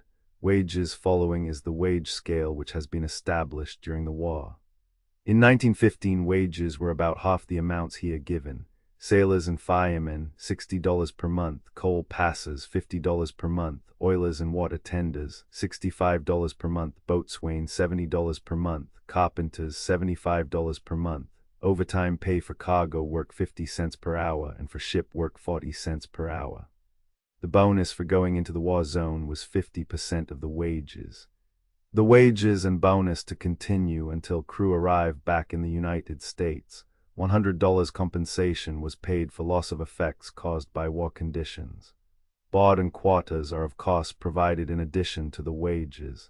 2626 United States Emergency Fleet Corporation hearing before the Committee on Commerce, United States Senate, pp. 854 to 857. Training seamen are required to have 3 years' experience at sea to receive able seamen's certificates. Vessels differ greatly today, and conditions and duties abroad are so radically different, while the voyages to various parts of the globe subject seamen to so many varied emergencies, that a long training at sea is necessary to make an able seaman. It is the rule for seamen to change from ship to ship. There are training schools for seamen. During the war, the school at Boston gave intensified training for 6 to 8 weeks, then placed the learner on a boat at sea. And after about 6 weeks he qualified as an ordinary seaman. For a man to get his sea legs requires this long a period. It takes some time for a man to get himself so accustomed to the sea he can walk along the deck without holding himself fast to something when the vessel is rolling and pitching. Safety: the seaman is exposed to bad weather conditions, accidents, and disease. The mortality rate among seamen is very high, much higher than among some occupations commonly thought to be extra hazardous to life and health. English mortality statistics show that the death rate among seamen is far greater than among miners and railroad trainmen. Since it is a dangerous calling for men sound in limb and body, it is, accordingly, very undesirable in general for disabled men. Plan No. 1023, the lookout. The lookout has a position of responsibility. Stationed in the crow's nest or on the forecastle, he watches for everything that comes in sight, and especially for things that might damage the ship, such as derelicts, icebergs, submarines, and oncoming steamships. When he sights anything, he reports it immediately to the bridge, either by shouting, speaking tube, telephone, or telegraph. He must have keen eyesight and attend strictly to duty. A disabled soldier or sailor with these qualifications, and whose disabilities do not prevent his climbing readily, or holding himself in position in stormy weather, might qualify for this position. Plan No. 1024. The purser, a position for disabled soldiers. A far better position for the disabled man is that of the purser or assistant purser. The purser is a treasurer, accountant, and chief clerk on the ship. Money and valuables may be deposited with him by the passengers for safety. He acts as a sort of cashier for the passengers and crew in changing money and cashing travelers' checks, etc. He keeps the wages account of the crew and is present when the crew is paid off. He collects or supervises the collection of all tickets and checks these against the passenger list as soon as practicable after the vessel has sailed. He is responsible for the manifests, bills of health, clearance papers, and cargo. He should know everything about the passengers and cargo. Although the master must record in his log any death aboard, the purser must get the details for his own report and for the master's log. He supplies information and encourages entertainments among the passengers. He should be able to speak the languages of the countries at which his ship comes to port. He should possess tact and be courteous to the passengers. The freight clerk has a position that for the freight is somewhat similar to that of the assistant purser for the passengers. Plan No. 1025.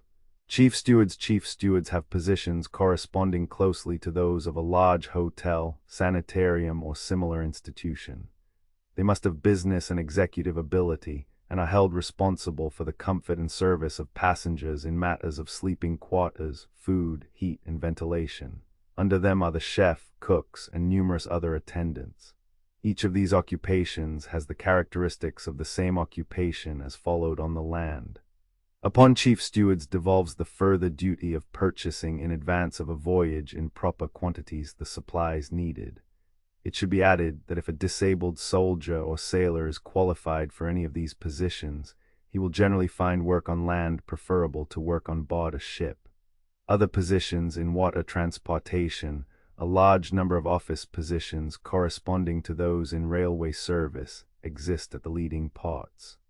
Disabled sailors could qualify for these and find their former experience of value. Plan No. 1026. Occupations in Navy Yards. Acknowledgement. This monograph was prepared by Charles R. Allen, Special Agent of the Federal Board for Vocational Education. Acknowledgement is due to Dr. John Cummings of the Research Division for editorial assistance. Perhaps you have been on a ship when she was in the yard. In that case, you have some notion of the various jobs that are carried on. Perhaps you have seen in one part of the yard a ship under construction on the ways, and have seen and heard the riveters, bolters up, chippers, and calkers at work. Perhaps you have been in the shops and have seen the boiler makers, the sheet metal men, the machinists, the jointers at work. In short, perhaps you already have a pretty good idea of the different kinds of work that are carried on in a Navy yard, but would like to know more about it. Perhaps you never were in a Navy yard, or if you were too busy to notice what went on. In that case, you may be still interested in knowing how many different trades are carried on in a Navy yard and how they are carried on. In either case, if you followed a trade before you entered the service, if you learned a trade while you were in the service, or if you intend to take advantage of the opportunity offered to you by the Federal Board for Vocational Education to take further training in your trade or to take training for some new trade after your discharge, you may be interested in finding out what a Navy yard is, what trades are carried on, how they are carried on, what their requirements are. What a man must do to qualify for a Navy yard job, what sort of working conditions he would work under, what the chances of promotion would be, how much pay he could get, and in general, whether there is anything in Navy Yard employment that appeals to you and that you would want to try to get into. This pamphlet gives you some general information about Navy Yard employments and tells you how you can get more detailed information if you are interested in finding out more about opportunities for Navy Yard employment. General working conditions. If you go to work in a Navy Yard, you get an 8-hour day, with Saturday half holidays from June 15 to September 15. You can be granted 30 working days leave of absence each year without loss of pay during such leave, but it would be lawful to allow you pro rata leave only after you have served 12 months or more. During the second year of service, you could be allowed 60 days leave with pay, 30 days at any time during the year, and 30 days at the rate of 21 days a month as earned from the beginning of the service year. After 2 years of service, you could get 30 days leave per year at the rate of 21 days per month. Should you be injured in the usual course of employment, you would be entitled to receive compensation under certain conditions. Stability of employment. Of course, during the war Navy Yard work has been rushed and a large number of extra men have been taken on, but under ordinary conditions, such as existed before the war and will exist after the war, Navy Yard work is pretty steady, and if you are a good man when you are once employed, you are likely to hold a steady job. Should you be laid off on account of lack of work, you can get your name on a furlough list for reinstatement. As a civil service employee, you cannot be discharged at the whim of your superior, but only for cause. Rates of pay will average well with those paid for similar work in private concerns, and there is little danger of loss of employment through the concern going out of business. All of these conditions make employment in Navy Yards desirable from the standpoint of holding a steady job when you are once employed. What are the health conditions in Navy Yard employment? The list of Navy Yard trades and occupations show you that the general health conditions in the different shop trades are about the same as in the same trades anywhere. Since most Navy Yards have been established for a good many years, many of the shop buildings are not up to modern shop standards, especially as regards lighting, but new buildings are constantly being erected that are much better than the old ones. The yard trades are mostly carried on in the open air, which might be a very desirable thing if you need outside work for your health and could stand the heat in summer and the cold in winter. As a general rule, few, if any, of the Navy yard trades and occupations would be rated as extra dangerous to health on account of dust, dangerous gases, etc. Chances for promotion if you are employed as a laborer or at work that requires no mechanical skill or trade knowledge, you cannot be promoted, but you can, as can anyone else, enter open competitive examination for higher positions. With the trade and technical knowledge that you now have, or that you can secure through training with the help of the Federal Board for Vocational Education, you will not have to take jobs of that kind. Without such knowledge and training, however, these are the only sort of jobs that you could get. If you start in a position that requires some mechanical skill or trade knowledge, such as an apprentice or helper, you can secure promotion in several ways. If you have rendered 6 months satisfactory service, you may, if the head of your department requests it and the commanding officer approves, be promoted to a position in the artisan group upon passing the tests of fitness required by the Civil Service Commission. If you are employed as an artisan, promotion to such positions as foreman, leading man, quarterman, etc. is open to you if you possess the necessary qualifications. How to apply for work in a Navy yard. In applying for a job in a Navy yard, you do not go to the gate or to a superintendent or a boss, as you would if applying for work in a private concern. All employees in Navy yards are employed under the civil service rules. Under these rules, when there is a vacancy, it is filled by offering the job to the individual whose name stands highest on what is called the eligible list. The way to get in line for a Navy yard job is, therefore, to get on the eligible list with as high a rating as possible. As a disabled sailor or Marine, you have a special advantage here, as is explained later. Getting on the eligible list for detailed official information as to just what your qualifications must be, and just how you must proceed to secure a place on the eligible list for employment in Navy yards, you should secure a copy of instructions to applicants for employment at Navy yards and naval stations. Probably you can get a copy from your vocational advisor, or you can write to the United States Civil Service Commission, Washington, D.C. Probably you will want to get some explanations from your vocational advisor, and you should take the matter up with him. The following will give you a general idea of how individuals for Navy yard appointments may proceed to get their names on the eligible list for their trade or occupation. Your first step is to apply for examination for a civil service rating. At nearly all yards and naval stations, there are labor boards that receive applications for employment in the yards to which they are attached. The instructions, already referred to, will give you exact information on this point. If men are needed or are likely to be needed, arrangements will be made to determine your qualifications and rate you. In general, if you are applying for examination and rating as an artisan, as you probably would be, you would be rated on your experience, your training, and your physical ability. If your physical ability is affected by your services in the Navy or the Marine Corps, it is the understanding of the Office of the Federal Board for Vocational Education that wherever a soldier, sailor, or Marine has been disabled in the war and desires employment in any occupation in a Navy yard or shipyard under the jurisdiction of the United States government, the question of his physical ability to discharge the duties of the position properly will be passed upon individually for each case. Should the Civil Service Commission determine that, notwithstanding his handicap, he is able to do the work of the position in a satisfactory way, any general rule or regulation regarding disability now in operation under the rules of the Commission will not apply. Therefore, if you are a disabled soldier, sailor, or Marine interested in Navy yard occupations, you should first communicate with representatives of the Federal Board for Vocational Education regarding your case.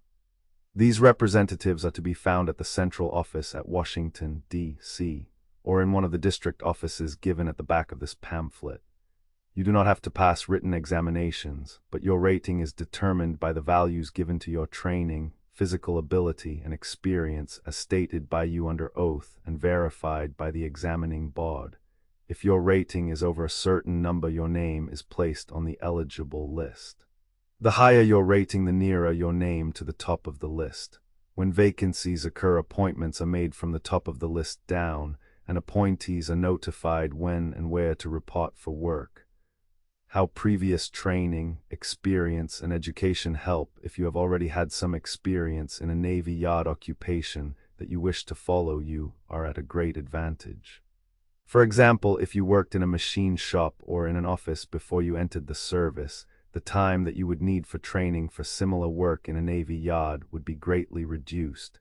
The more you know, the more time you can save.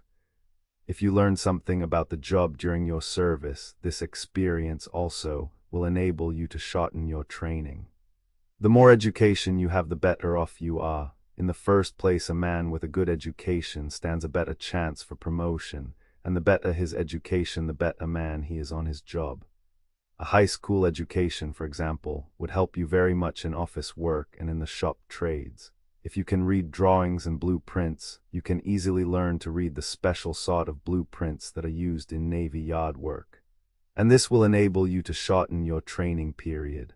A knowledge of geometry will help you very much in a number of shop trades, such as sheet metal work and mold loft work. If you know how to make mechanical drawings, you can greatly shorten your training time for work in the drafting rooms. The more mathematics and drawing you know, the better your chance of securing promotion to some form of supervisory work. If you have followed an occupation that is somewhat like one of those carried on in Navy Yards, you have a great advantage. Suppose, for example, you were a structural steel man, or an electrician, or a house plumber, or house carpenter, or stenographer. You already know a great deal about these occupations, and you have only to learn what you do not know about these jobs as they are carried on in Navy Yards. In order to do this, you will not need to take as much time for training as you would if you were entirely green. In all these ways, and in many others, any education, training, or experience you may have had in trades or occupations will help you very much, either in shortening the time that you would have to take for training, or in enabling you to train yourself for a higher grade of work. Educational requirements for Navy Yard trades. You have some education, and you will naturally be interested in knowing how much general education a good man must have in the different Navy Yard trades and occupations. Through your vocational advisor, you can get a copy of aids to employment managers and interviewers on shipyard occupations, with descriptions of such occupations issued by the United States Shipping Board, Emergency Fleet Corporation, which will give you considerable information along this line. The following may give you some general ideas of the amount of education that a man would need in the different sorts of trades and occupations. In general, you cannot have too much education for any Navy Yard jobs. The more education you have, the better workman you will be, the better your chances for promotion, and in general, the greater your opportunities. So do not be afraid of knowing too much. On the other hand, if you have had only a common school education, or even less than that, you need not feel discouraged. Not only because many of the men now making good on their jobs have had only a limited school training, but because, with the approval of the Federal Board for Vocational Education, you can secure such additional general education as you may need to equip you for the work that you wish to do. Most Navy Yard occupations require only a common school education. That is, if you can read, write, and speak English and can do ordinary work in arithmetic, you probably have as much general education as most men in these occupations were able to secure before they went to work. Such occupations as draftsman, tracer, electrician, pattern maker, and a few others, especially office work, call for some high school education. In addition to the general educational requirements, the different trades vary in the amount of technical training required. In many trades, such as, for example, that of the machinist, pattern maker, coppersmith, boilermaker, or plumber, a man must be able to read drawings and blueprints and to follow specifications. This is true of many of the shop trades. In many of these trades, a man must be able to make necessary calculations in connection with his work. In some cases, a man must have special knowledge about the particular kinds of material that he works on, such as brass, steel, copper, and so on. You should consider carefully what technical training you require for the sort of work you intend to follow, remembering that the opportunity to secure this technical training is a part of the offer for training made to you by the Federal Board for Vocational Education. How may training for Navy Yard occupations be secured? Suppose that you have decided that Navy Yard work looks good to you and you intend to take training for some sort of Navy Yard work. You have consulted with your vocational advisor, have taken stock of yourself, and have selected the particular sort of work that you would like and think you can do best, and have your application approved. How can you secure the training that you need? There are several ways. 1. The Federal Board for Vocational Education can arrange for you to take your training in a Navy Yard or in a shop under the instructions of a competent employee who knows that occupation. This man will train you on the job. 2. If you want training in such work as drawing or mathematics, you can be placed in a school where these subjects are taught as they apply to the work for which you are taking training. 3. It may be possible for you to put part of your time into shop training and part into school training. 4. If you need more general education, the Federal Board for Vocational Education will arrange for you to get it, either in day or evening schools, or will even provide a special instructor to teach you.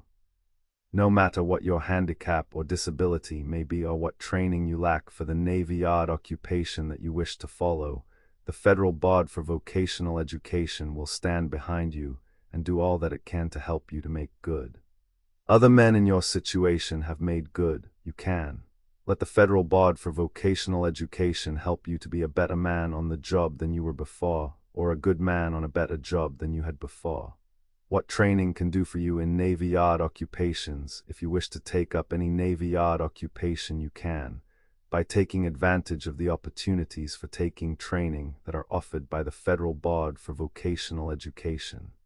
Decidedly better your chances of getting a job and of getting a better job. In the first place, if you are handicapped, you can, by taking special training, equip yourself so that you can hold down a great many Navy Yard jobs that, without training, you could not do at all. A great many jobs like those carried on in the shops and offices of Navy Yards have been successfully held down by men who had lost a hand, an arm, or a leg, and who had taken special training so that they could overcome their handicap. Aside from this special training, if you are interested in Navy Yard employment, the training that you can secure will enable you to get a better job than you otherwise could. For example, perhaps you followed some trade similar to some Navy Yard trade before you entered the service. You did not know all about that trade. There are always some things that a fellow does not know about his trade. For example, you might have worked in a shop where the foreman could read the blueprints and you could not. You can take training in blueprint reading. Perhaps you could not lay off work. You can learn to do it. Perhaps there were some machines that you did not know how to run, or certain jobs that you did not know how to do. You can take training on these machines and on those special jobs. Perhaps you are well up in your trade and would like to become a quarterman or leading man but need to know certain things about the job. You can take training for that so that you can get yourself in line for promotion. If you did not know anything about a trade before you entered the service, but learned something about some trade or occupation while in the service, you can complete your trade training. For example, suppose that you learned something about pipe fitting or electrical work, or machine shop work or sail making or yeoman's work while you were in the service. You can complete your training so that you will have the entire trade at your command, and you can not only get the shop training, but you can also get whatever drawing or other technical training a first-class man in that trade needs to know. If you never had any trade or think that some Navy Yard trade would suit you better than the one you followed before you entered the service, you can take training for that new trade. In any case, if in order to take the training that you desire, you need to take some general school training, such as arithmetic or English, you can take that training in addition to the training for the work itself. These are only a few examples of the possibilities for training for Navy Yard jobs that are open to you through the Federal Board for Vocational Education. If you are interested, you should, of course, take your plans up with your vocational advisor and secure the necessary approval. In any case, carefully consider if, through training, you cannot either hold down a job that you could not hold down now, or fit yourself for a better job than you could hold down with your present knowledge and skill.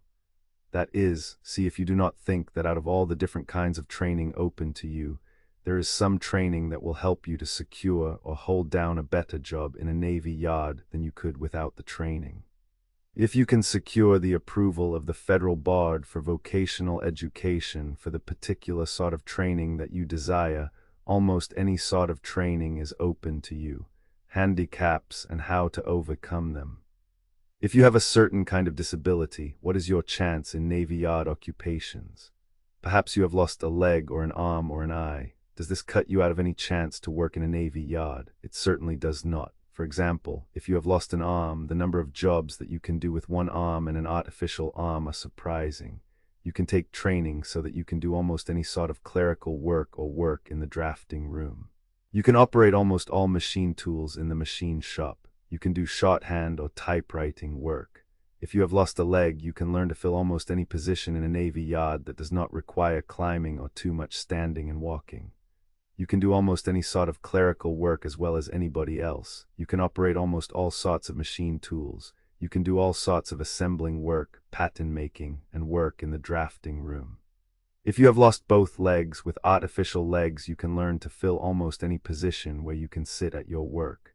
You can do this in the drafting room, in nearly all clerical positions, in many inspection jobs. There are many other jobs, such as work in the sail and rigging loft, in the tailor shop, and in the machine shop, where you can sit at the work. If you have lost one leg and one arm, you can still fill a number of positions. With an artificial arm and leg you can take training so that you can do about as well as a man with both legs and one arm. If you were right-handed and lost your right arm, you can be trained to use your left arm just as well. Even with one arm and both legs gone, you can learn to fill almost all clerical positions, many jobs in the machine shop, many inspection jobs, and work in the drafting room. The loss of an eye will not bother you at all, and if your hearing is partially or wholly destroyed, you can still learn to fill many positions in the shops where instructions come to you in the form of drawings. Of course, the particular positions that you can fill depend on just the sort of an injury that you have sustained, and you should consult your vocational advisor about your own particular case. But if you are interested in Navy Yard employment, you are not necessarily out of it on account of such injuries as are mentioned above. What sort of work is done in Navy Yards? As a part of the work of the Navy, ships must be refitted, repaired, and overhauled, new ships must be built, and all sorts of material, equipment, and supplies must be manufactured and kept ready for use. To provide for this work, Congress has established Navy yards and naval stations at various points on the coast, which are a part of the Navy and are operated under its control. These Navy yards do a great many different sorts of work. Ships are sent to them for overhauling, alterations, and repairs. They serve as supply depots for all sorts of equipment, much of which is often made in the yard shops. In a number of the larger yards, various sorts of naval vessels are built. A Navy yard carries on so many different kinds of work that it offers opportunities for employment in a great many trades and occupations. Some of these occupations are carried on in the open air. Some call for the operation of various machines turning out a standard product, while others deal with alteration or repair jobs. In some lines of work, a man can sit or stand at this job, while in others he is continually moving about. Besides the trades themselves, a Navy yard carries on a certain amount of office work, offering opportunities for employment in such work as stenography, typewriting, various kinds of clerical work, storekeeping and mechanical, ordnance, and structural drafting. Occupations in Navy yards. If you are interested in looking into opportunities for employment in Navy yards, you naturally want to know about the different occupations and something about the conditions under which they are carried on. The following descriptions of the more important kinds of work will give you a general idea of the different jobs, and if you wish to secure further details about any particular line of work, you can get them through your vocational advisor. A Navy yard operates a number of shops in which different trades are carried on. These shop trades are carried on in the same general way as in the same sort of shops anywhere. The same processes, tools, and machines are used. In addition to the shop trades, there are a number of occupations that are carried on outside of the shops and are shipbuilding trades, engaged in building ships and repairing them. There are, speaking in a rough way, shop trades and yard trades. There are also, of course, certain office occupations, as in any business, and a number of special occupations such as those of timekeepers, truck drivers, and toolroom keepers, in addition to the trades and occupations mentioned above. Navy yards employ a number of men in general maintenance and construction work, and in keeping up the plant and equipment, such as track layers, pile drivers, masons, and bricklayers. Plan No. 1028. Shop trades. The drafting room drawings and blueprints are prepared here. Drafting rooms are usually well lighted and heated. The work is carried on at drawing tables and men can either sit or stand. As a rule, work in the drafting room does not require a great deal of walking or standing at the work. The force usually consists of draftsmen of various grades, tracers, detail draftsmen. A blueprint room is usually connected with the drafting room where attendants on the blueprinting machine are employed. A few stenographers and clerks may be employed in connection with the work of this department. Plan No. 1029. Power plant. Here steam and electrical power are developed for the general use of the yard.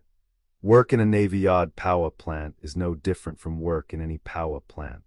Among the men employed are engineers of different grades, switchboard attendants, dynamo tenders, firemen, and water tenders.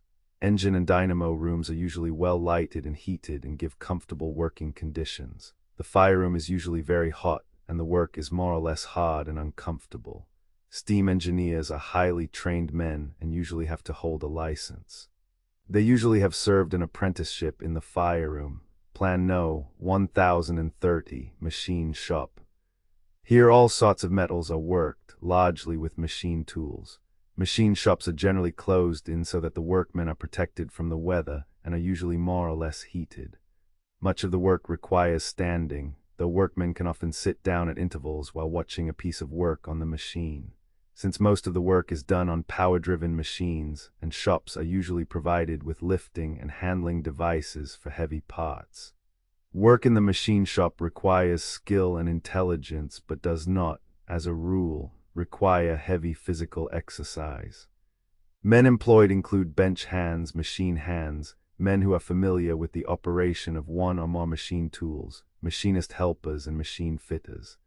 The latter put together machine parts and are able to fit, scrape, and ream, where necessary, to secure tight, loose, and running fits, and all-around machinists or men who can operate all kinds of machine tools, fit parts on the bench, and erect or assemble all parts on the floor. A good machinist must be able to read all sorts of blueprints and drawings, and must be able to make the necessary calculations for the various jobs. Among the chief machine tools used are planers, boring mills, shapers, lathes, millers, drill presses, so-called automatic machines of various kinds, wet and dry grinders, and radial drills. These machines are of different sizes, according to the work to be done on them. In Navy Yard machine shops, some of the work is very heavy and the machines are very large. Plan No. 1031. Boiler shop. Here such fittings as boilers, condensers, smokestacks, and feed, filter, and freshwater tanks are constructed from plates of sheet steel riveted together. These plates are got out from patterns or templates.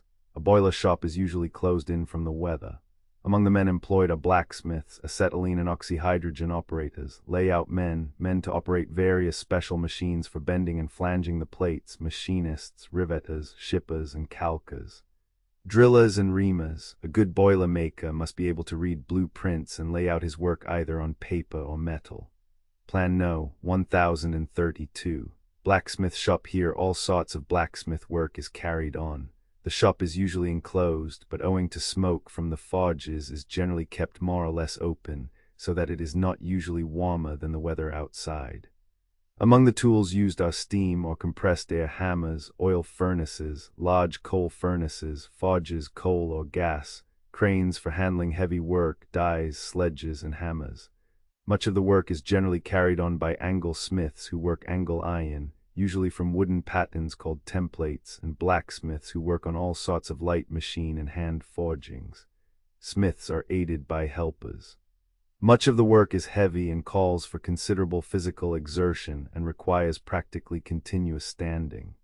Some of the lighter work in a blacksmith shop is of a higher grade and calls for wide experience, good judgment, and close observation. Such work is that of the tool dressers, the spring makers, and the die hardeners or temperers. Plan No. 1033. Pattern shop. Here are constructed wooden patterns from which castings are to be made.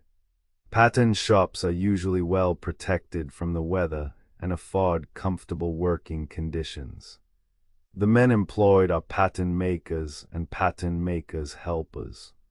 As a rule, each pattern is completely made by one pattern maker. Much of the work is done with hand tools and often requires very fine and accurate work. A pattern maker must not only be able to do good work at the bench, but must be able to read blueprints and make his own layout. Among the machines commonly found in a pattern shop are wood-turning lathes, band saws, circular saws, jigsaws, planers, sanders, and drills. Work in the pattern shop requires considerable walking and standing. It is generally light, since only infrequently is it necessary to handle heavy pieces. Plan No. 1034. Joiner shop. In the joiner shop are constructed all sorts of high-grade wood fittings such as desks, instrument cases, and companion ladders. The work does not differ from that in any joiner shop. Employees include joiners and helpers.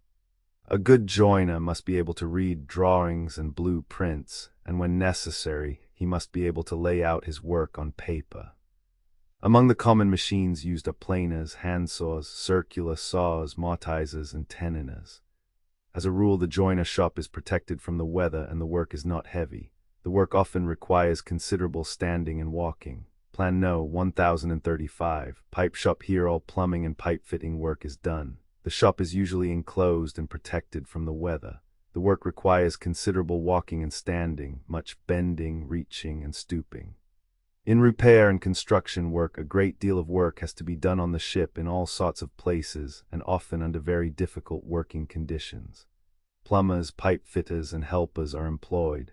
A good pipe fitter must be able to read blueprints and drawings and must know how to make various calculations, such as figuring out lengths of pipe on various jobs. Plan No. 1036. Foundry. All castings are made in the foundry. The shop is usually more or less open to the weather, and the work requires a good deal of walking and standing. Among the men employed are molders, who place the patterns in the sand and make the sand molds into which the melted metal is poured. Cupola furnace tenders, who operate the furnace in which the iron is melted, and foundry shippers, who clean up castings. In addition, helpers and laborers are employed. Plan No. 1037. Copper shop. All sorts of fittings made of sheet copper, as well as a great variety of copper pipes and connections, are constructed in the copper shop. In much of the work, the copper has to be shaped by hammering. There is also much work in the bending of copper pipes of all sizes. The shop is usually protected from the weather. In many cases, men who work in this shop also install the fittings in the ship. Coppersmiths and helpers are employed. In some shops, most of the work is done by hand, and in others, a number of machines are used. A good coppersmith must be able to read blueprints. The work requires considerable walking about, and much of it is hard, as it requires the use of heavy hammers. Plan No. 1038. Sheet metal shop. Products of the sheet metal shop include such articles made from sheet iron as tanks, lockers, ventilating cowls, and wire work. The shop is usually well protected from the weather. The work requires considerable standing and walking. A number of machines are usually included in the equipment. Sheet metal workers of different grades are employed, and also helpers. A good sheet metal man must be able to read blueprints and must be able to lay out all sorts of work. Plan No. 1039. Galvanizing shop. Metal fittings are covered with zinc to prevent rusting.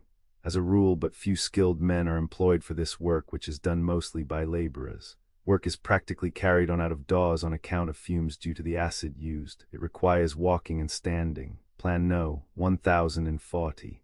Electrical department. This department installs and repairs all electrically operated equipment, including light and power lines.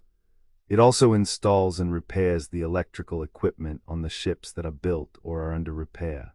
The work must be done all over the yard and everywhere on the ship. It requires much walking and climbing, much of it exposed to weather conditions. Very few machines are used, practically all the work being done with hand tools. A good electrician must be able to read all sorts of drawings and wiring diagrams. Different grades of electricians, such as amateur winders, storage battery electricians, and men who make a specialty, as for example, of some special part of the work on telephones, are employed with helpers.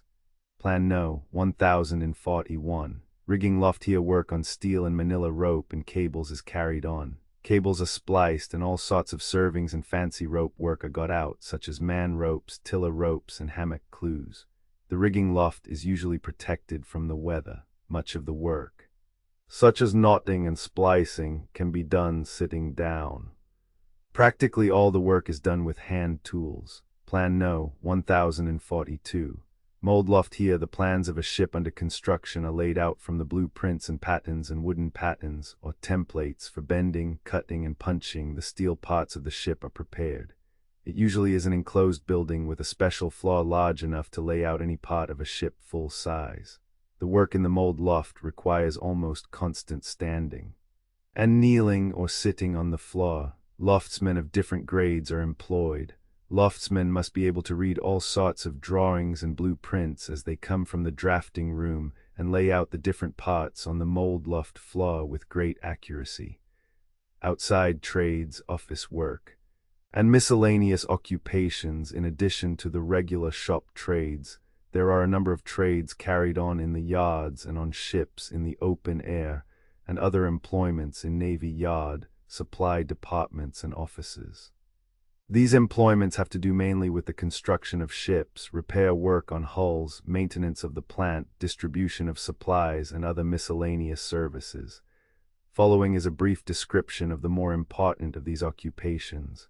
Plan No. 1043. Shaping, bending, and cutting steel frames and plates. This includes the work of shaping and bending steel beams, frames, cutting plates to proper sizes, bending them and punching them for the rivet holes. The work is generally carried on in shops that are roofed over, but sometimes open on all sides. It is hard and requires standing practically all the time. Heavy machines, furnaces, and hammers are used. Among the men employed are angle-smiths, furnace men, frame benders, punchers, shearers, drillers, countersinkers, and sometimes acetylene operators. Plan No. 1044. Riveting, chipping and calking, drilling and reaming on construction and repair work. These occupations are all carried on in the open air. Riveting is usually carried on by gangs, consisting of a riveter, a holder-on, a heater, and sometimes a fourth man called a passer. The steel plates of a ship overlap and are held together by rivets which are passed through holes in both plates and headed up while hot. Riveting is usually done with pneumatic riveters or guns operated by compressed air. The riveter operates the gun on one side while the rivet is held in the hole by the holder-on, who has various tools that he uses for this purpose. The heater tends a small portable furnace in which the rivets are heated, picks them out as needed and sticks them in the holes or gives them to the passer. Sometimes he tosses the hot rivet directly to the holder-on. This work must be carried on out of doors in all weathers. The work of the riveter is hard, as he must handle the gun with from 100 to 150 pounds of air pressure in it and must work in all sorts of positions.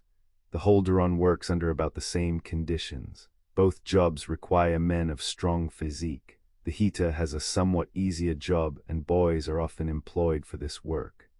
Before the plates and other parts can be riveted or drilled and reamed, they must be held fast in place. This is done by the use of bolts and nuts set up hard with a wrench.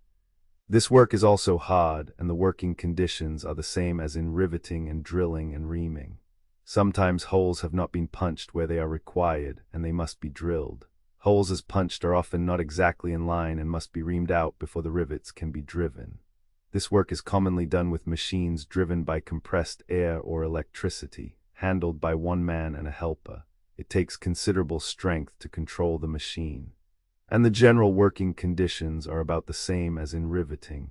There are many parts of a ship where joints must be made tight, that is, they must be calked. It is also often necessary to cut plates and other steel parts. This work is done with an air machine very similar to the air gun used by the riveter and is known as chipping and calking. Plan No. 1045. Ship fitting. The ship fitter gets out all sorts of wooden patterns, templates, for steel plates and other parts.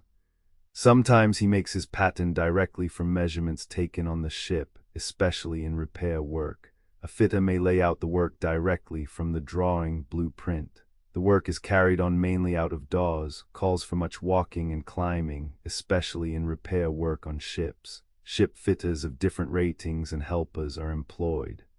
Among other Navy Yard occupations are those of outside machinists who install and adjust machinery on the ships, painters who paint the woodwork and the steel, ship carpenters who do all the work around the ways on which ships are built and launched, crane operators who handle the steel and carry it from place to place, and locomotive firemen and engineers who operate the small locomotives used for hauling material inside of the yard. Plan No. 1046. Supply Department Service. In order that ships and shops may be supplied, a Navy yard operates what amounts to a huge department store, the Supply Department. Every conceivable article that goes to the general equipment of a ship, from drinking glasses to launch engines, is kept in stock and given out on order. For the shops, great quantities of all sorts of stock, pipe, fittings, copper, lead, bronze, steel, and so on are carried, ready for distribution. In one yard alone, the stock is valued at $50 million. Since the supply department buys, fills orders, and delivers, it offers opportunity for employment in practically the same occupations as any large department store. For each class of stock, storekeepers are employed. A storekeeper must know every article by sight, stock marks, and the location of the bin or shelf where it is stored. He must keep track of the stock on hand and see that it is kept up.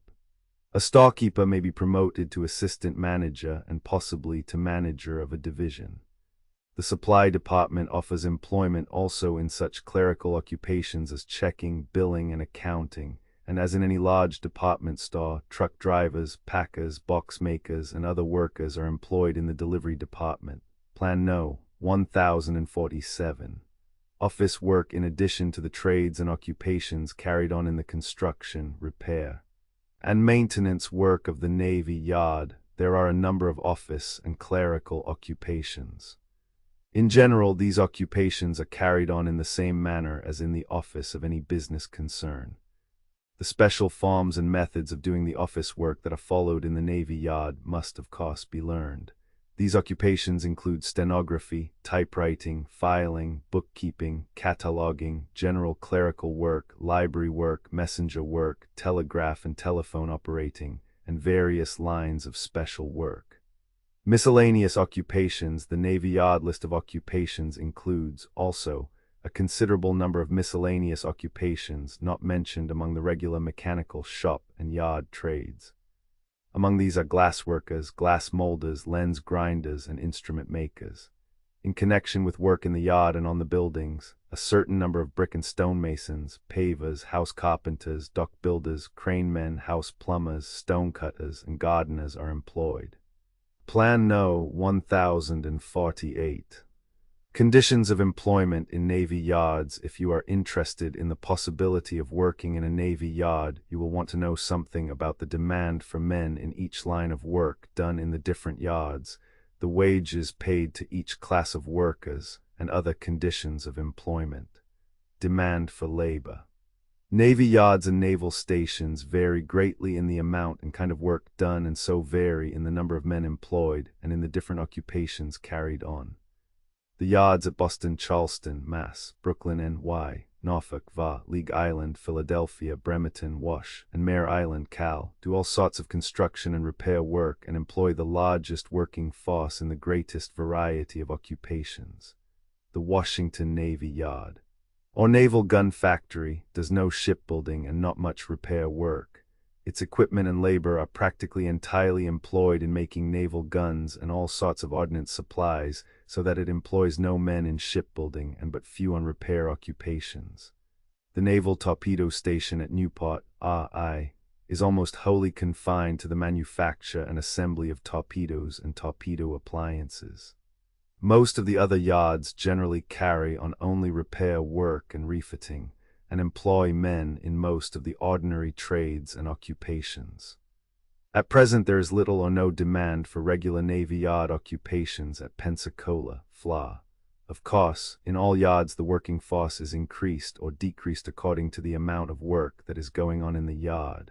Naval stations employ fewer men and offer chances in fewer trades than do the Navy yards proper. In general, Navy yards employ in the shops more men in the metal trades than in the woodworking trades. In the shops, more machinists are likely to be employed than any other class of workers. Relatively few persons are employed in the offices in clerical work. The Norfolk, Boston, and Philadelphia Navy yards offer more opportunity in these lines than any of the other yards. In the yard trades, the number of men employed depends largely on the amount of shipbuilding going on. Where shipbuilding is going on, the greatest demand is for riveters, bolters up, chippers and calkers, and drillers and reamers. Compared with the number of men employed in these trades, relatively few men are employed in the mold loft, and in such occupations as crane operators, locomotive crane operators, firemen, and locomotive engineers. As already stated, in addition to men employed in the regular yard, shop, and office trades, Navy yards employ men in a number of other trades, such as those of stone and brick masons, house plumbers, stone cutters, switchmen, pavers, and upholsterers. Under ordinary conditions, the demand for men in such occupations is small. Glassworkers, lens grinders, instrument makers, and other special classes of workers would only be called for in a yard where instruments were made and repaired, such as the Washington Navy Yard or the Naval Torpedo Station at Newport, RI. Plan No. 1049. Inside and outside work. If you are interested in securing employment in a Navy yard or in taking training for a Navy yard trade, you may want to consider the condition under which you would work. You may feel that you would wish to work entirely under cover, or you may prefer to work more or less in the open air. Different Navy yard occupations vary greatly as to whether they are carried on entirely in shops, partly in shops and partly in the open air, or entirely in the open air. In some trades and occupations, a man's work is located at one definite place, and in others it may be anywhere in the yard. The following statement will give you an idea as to ordinary working conditions in a number of the more important Navy yard trades. Inside, under the best conditions, such occupations as all sorts of office work, stenography, typewriting, bookkeeping, clerical work, work in the drafting room. Inside, under good conditions, such occupations as machine shop, patent shop, jointer shop, rigging loft, mold loft, power plant work, and inside jointing and finishing. Inside, under some protection, such occupations as blacksmith shop, foundry work, plate shop work, galvanizing, and frame bending. Occupations requiring both inside and outside work, such occupations as boiler shop, general outside painting, outside machinist, carpenter shop, electrical work, outside rigger, pipe shop, sheet metal shop, copper shop, and ship fitting. Occupations carried on entirely outside, such operations as reaming, riveting, bolting up, chipping and calking, ship carpentry, stone masonry, and bricklaying. Tools and machines used in the regular trades such as jointer work, sheet metal work, coppersmithing, boiler making, pattern making, etc. The tools and machines used are practically the same as would be used in these trades anywhere. A man who had earned these trades in any good shop would have no particular trouble in working in a Navy yard shop so far as tools and machines go. In the machine shop, the tools and machines are about the same as in any large shop, but since a Navy yard machine shop often has to handle large parts, there are usually a number of very heavy machines included in the equipment. Much of the work must be got out with great accuracy. In a general way, it may be said that a Navy yard machine shop does more work in brass, bronze, aluminum, etc. than is common in the ordinary run of machine shops. In the trades carried on outside the shop, especially those connected with hull construction and repair, a number of special tools are used. These tools are in general easily moved about. Many are operated by compressed air, but some of them are sometimes operated by electricity. For this purpose, most yards have a compressed air system through that part of the yard where work of this kind is carried on, so arranged that the different machines can be readily connected up by hose lines. A few examples of the sort of tools used in these trades may be given. Riveting gangs use compressed air tools for heading up the rivet, air guns, and often for holding it while it is driven, air jams. Reaming and drilling machines are usually operated by compressed air. Chipping and calking tools work in the same way. In all these machines, the operators hold the machine so as to guide the tool, but the compressed air furnishes the actual power. For such jobs as acetylene welding and cutting, a special outfit is required. In mold loft work and ship fitting, only the simplest woodworking tools are used, such as hammers, saws, prick punches, and light air or electrically driven drills. In punching, shearing, and bending plates, special heavy power-driven machines are used which the operators control. In office work, the equipment does not vary from that of any office. According to the sort of work called for, there are typewriters, adding machines, filing cabinets, etc. Plan No. 1050. Classes of workers employed in Navy Yard. The work of a Navy yard is carried on by a civilian force under the general direction of naval officers. Excluding office and clerical occupations, this force is graded into the following classes: foremen, quartermen, leading men, artisans of different grades, helpers, apprentices, laborers. A brief description of each of these classes follows. Foreman. A foreman is usually the head of a division or of a shop. He usually has under his jurisdiction groups of men generally working in different occupations. Quarterman. A quarterman usually has under his supervision more than one group in the same occupation. He is in line for promotion to foreman, leading man. A leading man usually has under his supervision only a few men in the same occupation. He is in line for promotion to quarterman. Artisans. These are skilled workmen in the various trades. They are graded according to their knowledge and skill in several classes, such as first, second, and third class. Helpers. Men who work with artisans to assist them in their work are classed as helpers. Their work is such as may give some training in the trade with which they are associated. Apprentices.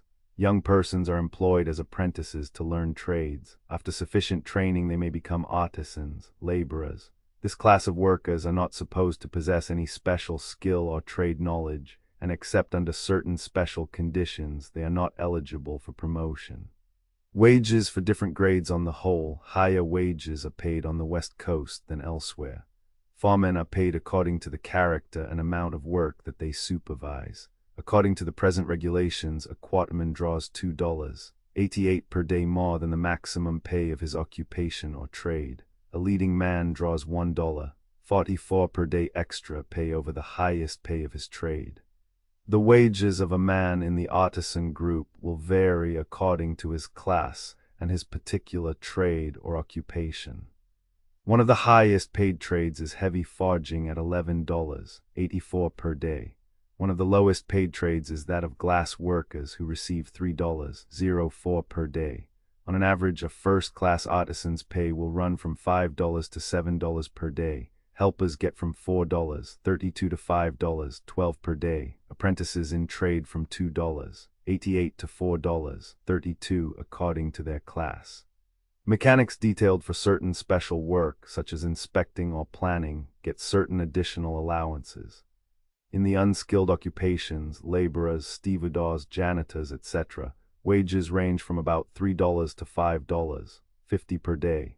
Pay on entrance and afterwards, when a man starts in the head of his department, causes such tests to be made as he deems necessary to determine his status in his trade or occupation, and rates him provisionally as to pay. The final rating as to pay is made within 2 weeks from the date of appointment. All mechanics who are rated as first class are carried at the maximum rate of pay. The following list gives the more important trades and occupations for which men are employed in Navy yards, except office occupations, and also gives the maximum rates of pay according to the latest information. Daily wage schedules of daily wages for Navy yards and naval stations, effective first pay period practicable after receipt.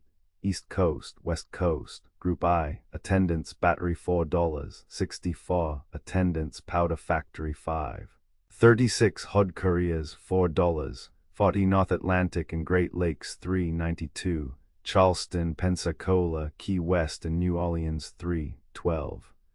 Janitors $4.60 North Atlantic and Great Lakes $3.68, Charleston, Pensacola, Key West and New Orleans $2.88.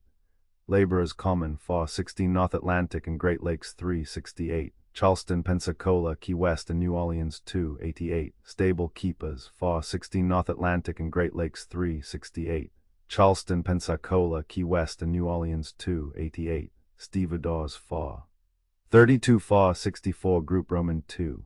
Apprentices, First Class $4.32 $4.32 Second Class $3.84 $3.84 Third Class $3.36 $3.36 Fourth Class $2.88 $2.88 Sewers, First Class $2.42 $40 Sewers, Second Class $2.08 $2.08 Sewers, Third Class $1.76 $1.76 Sewers, Fourth Class $1.44 $1.44 Boys or Girls $2.32 $2.32 Hammer Runners, Heavy $5.12 $5.12 Others $4.64 $4.64 Helpers, Blacksmiths, Heavy Fires $5.12 $5.12 Blacksmiths, Other Fires $4.32 $4.64 Boilermakers $4.32 $4.64 Coppersmiths $4.32 $4.64 Electricians $4.32 $4.64 Flange Turners $5.12 $5.12 Forgers, Heavy $5.12 $5.12 General $4.32 $4.64 Laboratory $4.32 $4.64 Machinists $4.32 $4.64 Molders $4.32 $4.64 Ordnance $4.32 $4.64 Painters $4.32 $4.64 Pipefitters $4.32 $4.64 Riggers $4.32 $4.64 Rope Makers $4.32 Sheet Metal Workers $4.32 $4.64 Shipfitters $4.32 $4.64 Shipsmiths, Heavy Fires $5.12 $5.12 Shipsmiths, Other Fires $4.32 $4.64 Woodworkers $4.32 $4.64 Holders on $4.85 $12 Oilers $4.64 $4.96 Primer Workers $3.68 Rivet Heaters $4.00 $4.48 Group Roman 3 Angle Smith, Heavy Fires $7.68 $7.68 Other Fires $6.46 $40 Armature Winders $6.46 $40 Blacksmith, Heavy Fires $7.68 $7.68 Other Fires $6.46 40 Boat Builders $6.46 $88 Boilermakers $6.46 $40 Bolters $4.64 $4.64 Boxmakers $4.84 $80 Brakemen $4.96 $5 $28 Butchers $4.48 $4.48 Cable Splicers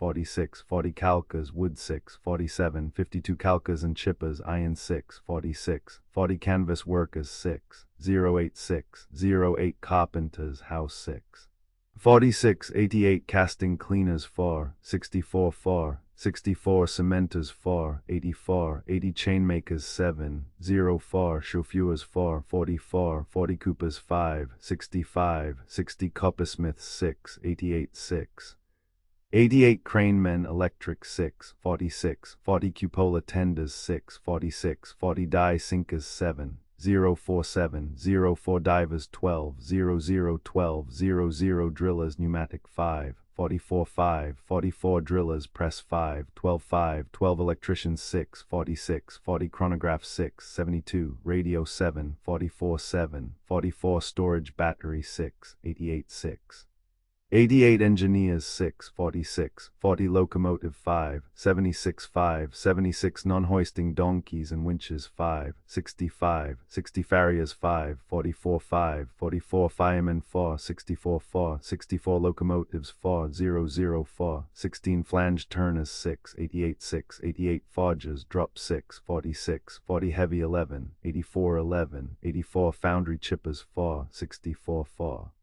$64 Frame Benders $7.27 $20 Furnacemen Angle Work $5.12 $5.44 Foundry $5.12 $5.44 Heaters $5.12 $5.44 Heavy Forge $6.08 $6.08 Other Forge $5.12 $6.08 Open Hearth $5.12 $5.44 Galvanizers $5.04 $5.04 Gardeners $4.16 $4.16 Glass Molders Optical $4.80 Glass Workers Optical Fine $4.32 Rough $3.04 Handymen $4.96 Instrument makers 6, 88 6, 88 joiners 6, 46, 88 ships 6, 46, 88 ladlemen foundry 5, 12 5, 44 leather workers 5, 52 5. 52 lens grinders telescope 6, 40.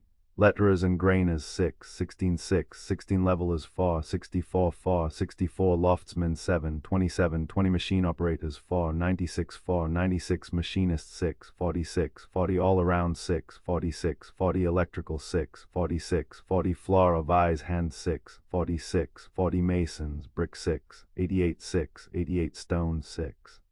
88 6, 88 mattress makers 4, 88 4, 88 melters 5, 52 5, 52 electric 8, 56 8, 56 open hearth 8, 56 8, 56 metallic cartridge case makers. 576 millmen 6, 46, 88 model makers wood 6, 46, 40 model testers 5, 44 5, 44 molders 6, 46, 40 steel casting 6, 46, 40 oakum spinners 3, 76 3, 76 operators gas torch 6, 086, 08 ordnancemen 5, 65, 60 painters 5, 92 5, 92 applying bitumastic compositions 6. 46, 88 patent makers 6, 88 7, 52 pavers 5, 76 5, 76 pile drivers 6, 46, 40 pipe coverers 6, 46, 40 pipe fitters 6, 46, 40 plasterers 6, 88 6, 88 plumbers house 6, 46, 40 ship 6, 46, 40 polisher buffers and platers 6, 46, 40 pressmen armor plate 8, 56, punchers and shearers 5. 12 5, 44 railroad conductors 5, 12 5, 44 riggers 5, 92 5, 92 riveters 6, 46, 40 rodmen 4, 44, 40 rope makers 5, 12, sail makers 6, 086, 08 sandblasters 4, 96 4, 96 saw filers 6, 46, 40 sheet metal workers 6, 46, 88 shipfitters 6, 46, 40 shipsmith, heavy fires 7. 68 7, 68 other fires 6, 46, 40 shipwrights 6, 46, 88 steelworkers 6, 40, stonecutters 5, 76 5, 76 switchmen 4, 96 5. 28 tank testers 6, 88 6, 88 toolmakers 6, 88 6, 88 trackmen 4, 56 4, 56 upholsterers 5, 44 5, 44 water tenders 4, 64 4, 96 welders, electric 6, 56 6, 56 gas 6, 46, 40 wharf builders 5, 76 5, 76 wheelwrights 5, 28 5, 28 wire workers 5, 045. 04 where Navy yards and naval stations are located. Navy yards are located as follows: the Portsmouth Navy Yard at Portsmouth, NH. The Brooklyn Navy Yard at Brooklyn, NY. The Boston Navy Yard at Charlestown, a part of the city of Boston, Mass. The League Island Navy Yard at Philadelphia, PA. The Washington Navy Yard or Naval Gun Factory at Washington, D.C. The Portsmouth Navy Yard at Portsmouth, VA, close to Norfolk. The Mare Island Navy Yard at Vallejo, Cal. On San Francisco Bay. The Charleston Navy Yard at Charleston, SC. The Bremerton Navy Yard on Puget Sound, Wash, near Seattle, and the Pensacola Navy Yard, Pensacola, FLA. Aeronautic Station at present. Naval stations are located at Newport, RI.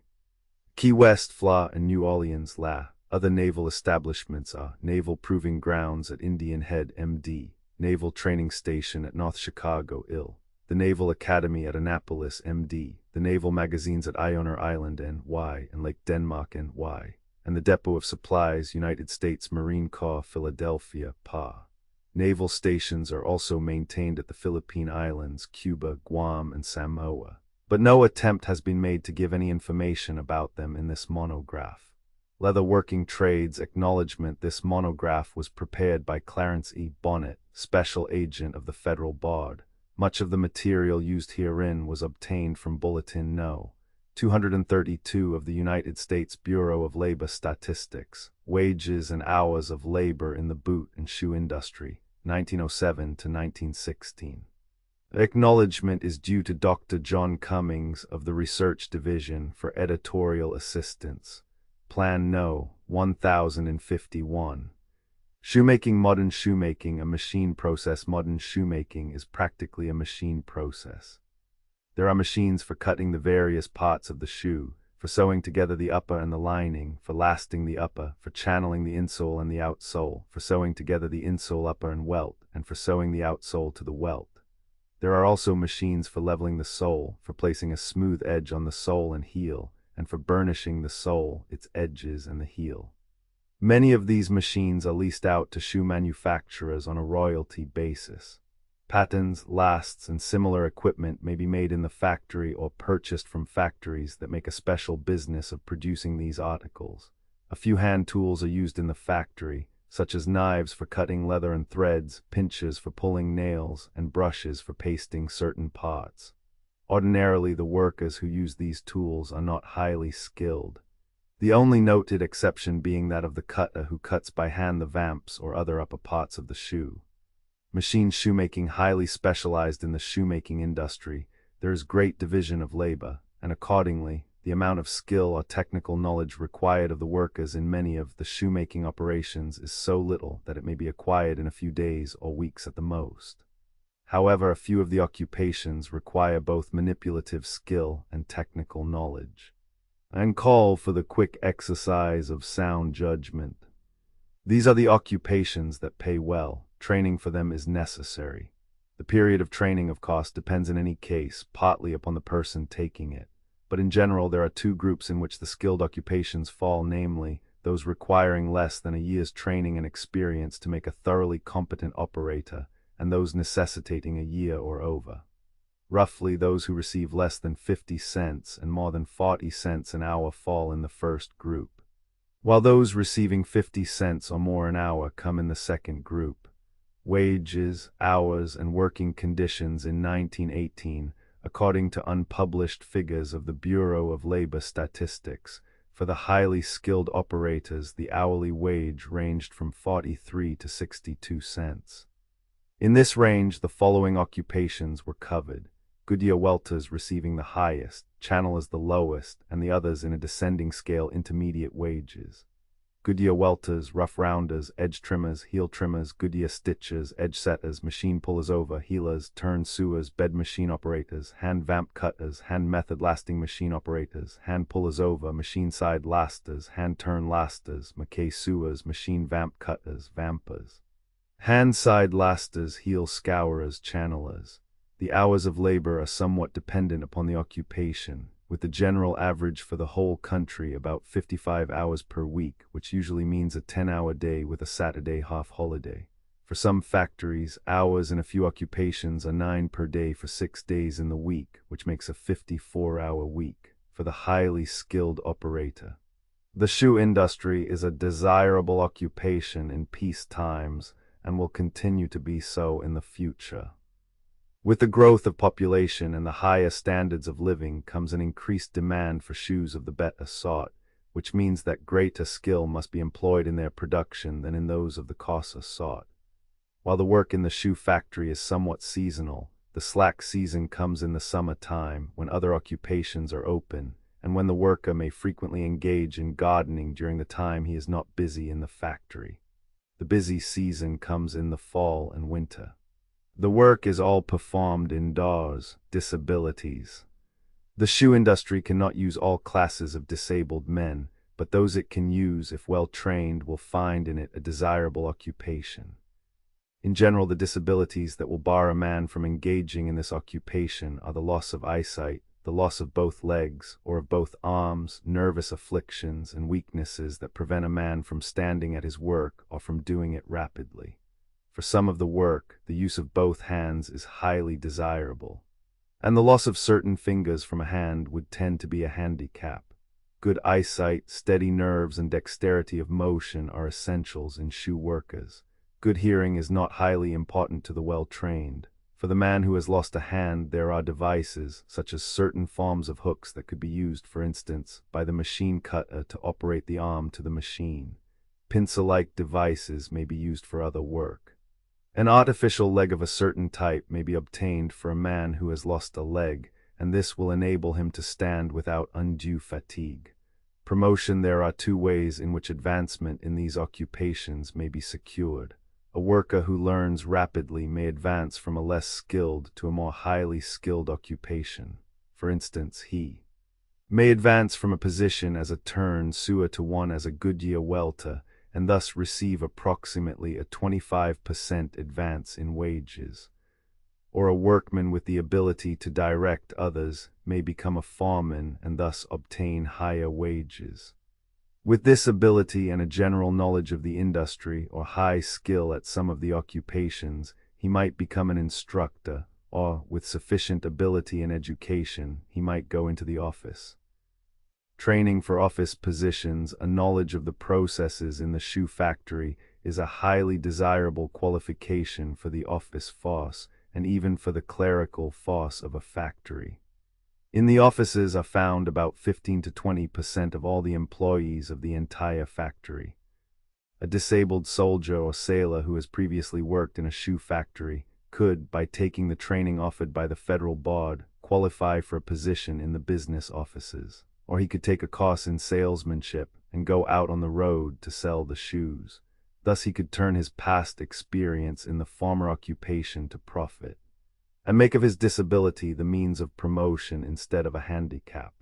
Previous experience and additional training. If a disabled soldier has had some experience in the shoe factory, he will find this of value. He might, for example, take training to become a designer. The change in fashions in shoes necessitates new lasts and patterns, and every new style means work for the designer. The work requires training, but does not call for much physical exertion.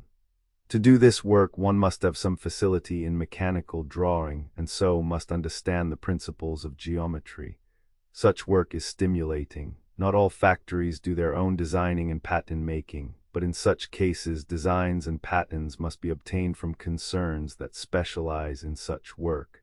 This profession, however, can absorb only a limited number of additional men. Schools and training. There are now well-established schools for teaching the shoemaking operations. Until recently the schools were private, but there are now schools in Massachusetts maintained at the public expense. Some factories, especially the non-union ones, train the workers in the factories at the work or in factory schools. In some cases, the workers in a factory pick up the knowledge and training required for the better-paying positions. For such workers, the unskilled occupations serve as an apprenticeship to the skilled ones. This method, however, is not the most desirable one, since it does not always present opportunities to get the best and quickest training. Plan No. 1052. Occupations that pay well require training. There are two general classes of workers in shoe factories. One made up of machine workers, who must use judgment and skill in their work, and are therefore the better paid. And the other made up of machine tenders, whose main requirement is speed in doing some routine task. Since we are concerned only with the occupations that require training and which pay more than the wages of unskilled workmen, we shall discuss only the skilled occupations.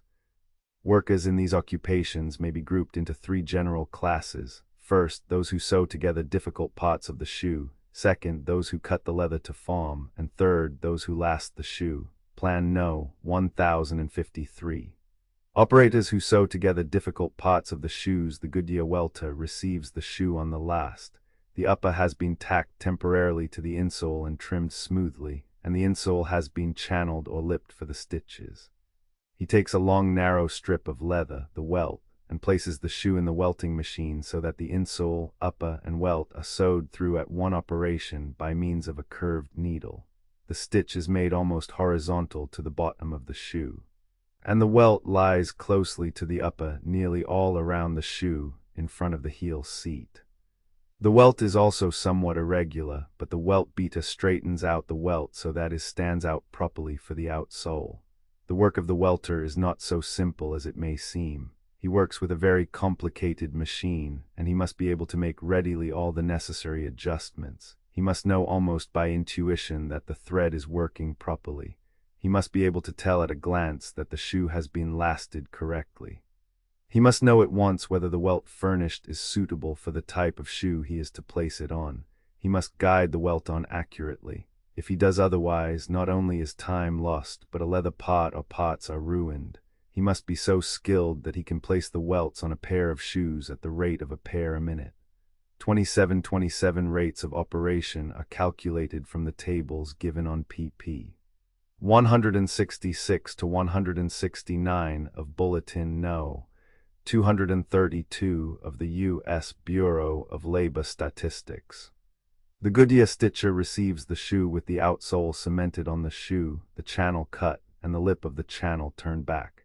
He places the shoe to his machine so that the welt and outsole are sewed together all around the shoe in front of the heel. The seams are made in the channel of the outsole so they may later be covered by the lip. The stitcher must be able to stitch about 37 pairs of shoes on the average per hour for the working day. At this speed, considerable skill is required to hold the shoe so that the curved parts are sewed around properly. 28 rates of operation are calculated from the tables given on pp. 166 to 169 of Bulletin No. 232 of the U.S. Bureau of Labor Statistics. The turn sewer performs a task somewhat similar to that of the Goodyear welter, but he does not attach a welt. He receives the shoe lasted wrong side out. The outsole is, of course, now in the position of the insole on the Goodyear shoe, as in the Goodyear shoe. The channeling for the stitch is the same, but in addition the outsole has been grooved or a recess cut so that a shoulder is formed around the outer edge of the sole in which the lower edge of the upper rests. The turn sewer sews through the lower edge of the upper and the shoulder on the outsole.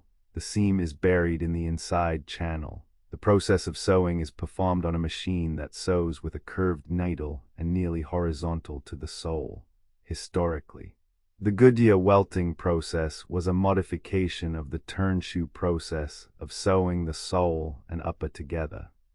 The Mackay sewer receives a Mackay shoe with the sole cemented on and channeled and the last withdrawn from the shoe.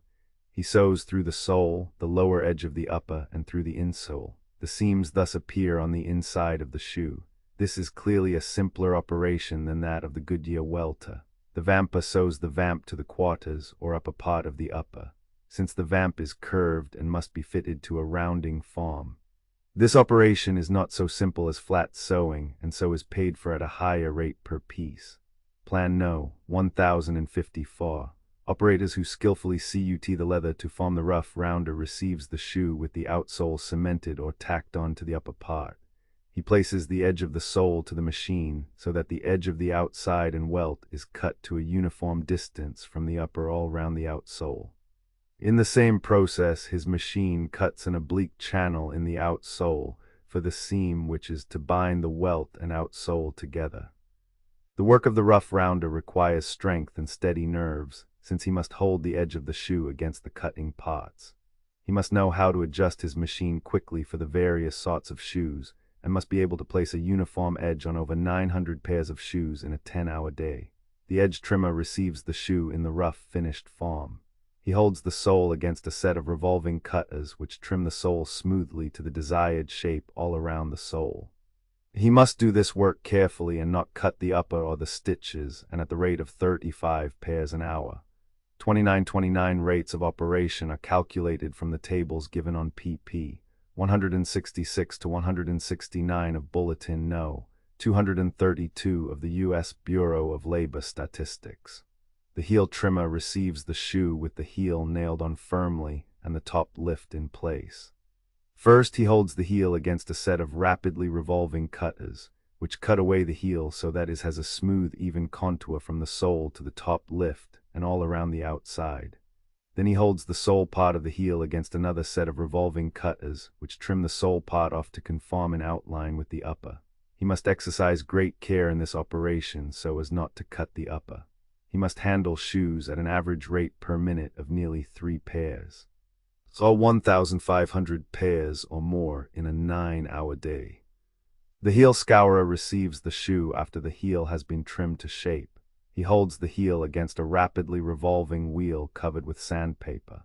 This process gives the heel a smooth finish. A heel scourer must be able to smooth the heels of nearly 1,500 pairs of shoes in a 10-hour day. 30 rates of operation are calculated from the tables given on pp. 166 to 169 of Bulletin No. 232 of the U.S. Bureau of Labor Statistics. The channeler cut the channels in the outsoles of Mackay and Turn shoes and in the insoles of Welch shoes so that the seams may be buried in the leather. The channeler holds the shoe to the machine and guides the sole so that all but the heel is channeled. The vamp cutter cuts out the vamp, the lower and most important part of the upper. It must be cut out of the best leather and be free from defects or flaws. Accordingly, the cutter must lay the pattern or die on the side of leather so as to avoid any imperfections in the hide. If he is a hand cutter, he draws a keen-edged knife closely around the outer edge of the pattern and thus cuts out the vamp. If he is a machine cutter, he brings the arm of the cutting or dinking machine down on the die, which cuts out the vamp. The vamp cutter must judge quickly and accurately as to the quality of the leather and how to place the pattern or die, so as to obtain the greatest number of good parts from a side of leather. Plan No. 1055. Lasting the shoe requires skill. The machine puller over receives the assembled upper part of the shoe on the last. The insole, counter, and toe box are in place, but the edges of the upper have not been drawn over the insole and fastened. This is the operation that he must perform. He must watch that the upper is properly centered on the last, and that the machine pincers pull the leather in evenly over the last, and if not even, he must make adjustments by means of levers until it is even. Then he presses a foot lever that causes the machine to tack the upper to the insole at various points. The bed machine operator is also known as the toe and heel laster. He usually works on Welch shoes. He lasts the upper in around the toe so that the leather is smooth on the outside. His machine draws a series of wipers or friction pullers over the edge of the upper until the toe conforms smoothly to the last. He then tacks and wires the edges at the toe so that they will be held temporarily until they can be sewed by the welter. He performs a similar process with the heel, but he tacks the edges of the upper to the heel permanently. Both the heel and toe are tacked down permanently in a Mackay shoe. The bed machine operator handles on the average nearly a shoe every minute during the day's work. The hand method lasting machine operator usually works on a Mackay-made shoe. The upper has already been tacked on the insole by the puller over, but is now drawn around the last and insole, a part at a time, by means of pincers on the machine.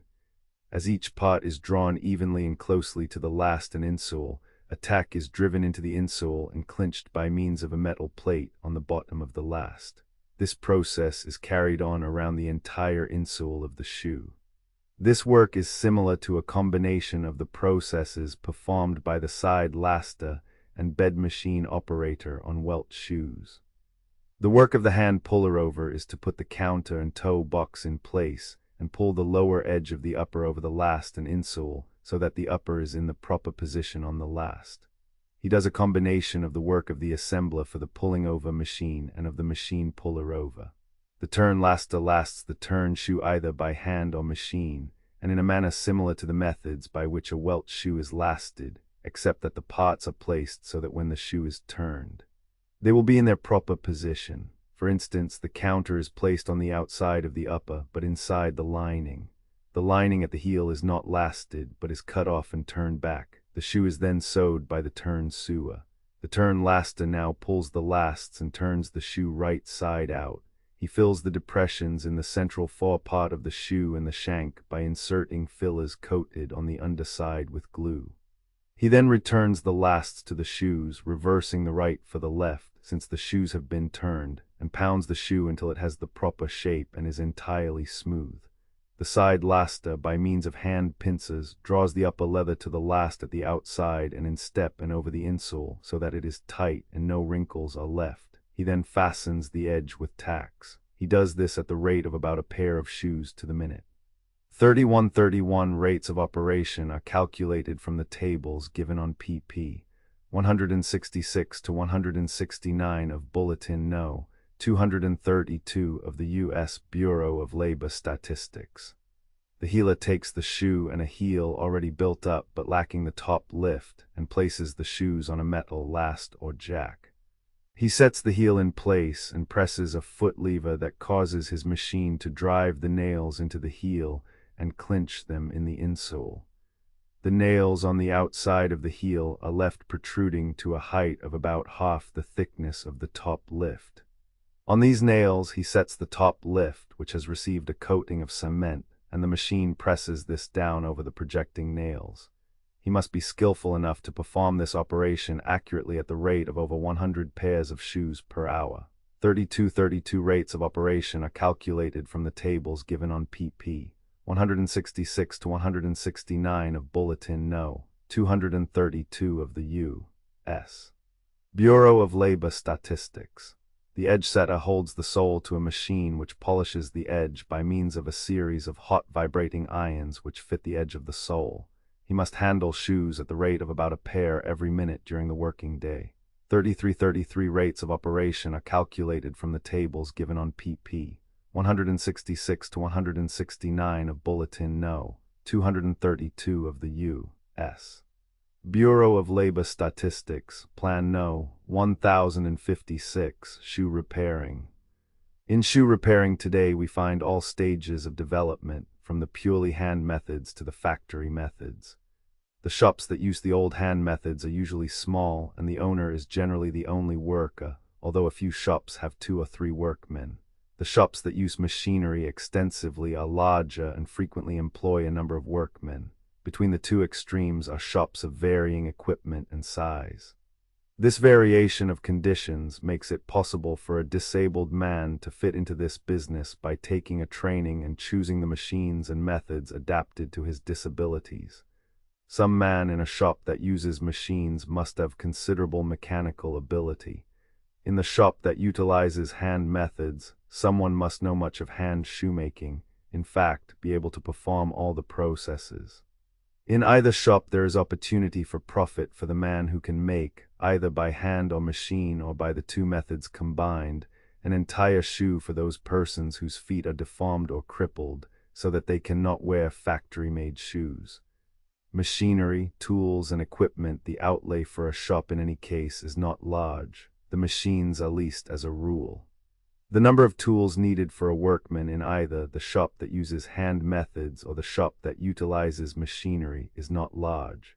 The principal tools found in any type of shop are hammers, knives, chisels, lasts, pincers, awls, and needles. No great quantity of supplies need be kept on hand. Practically all shops have machines for sewing uppers. Many have the machinery for sewing on soles. These are probably the most frequently used machines.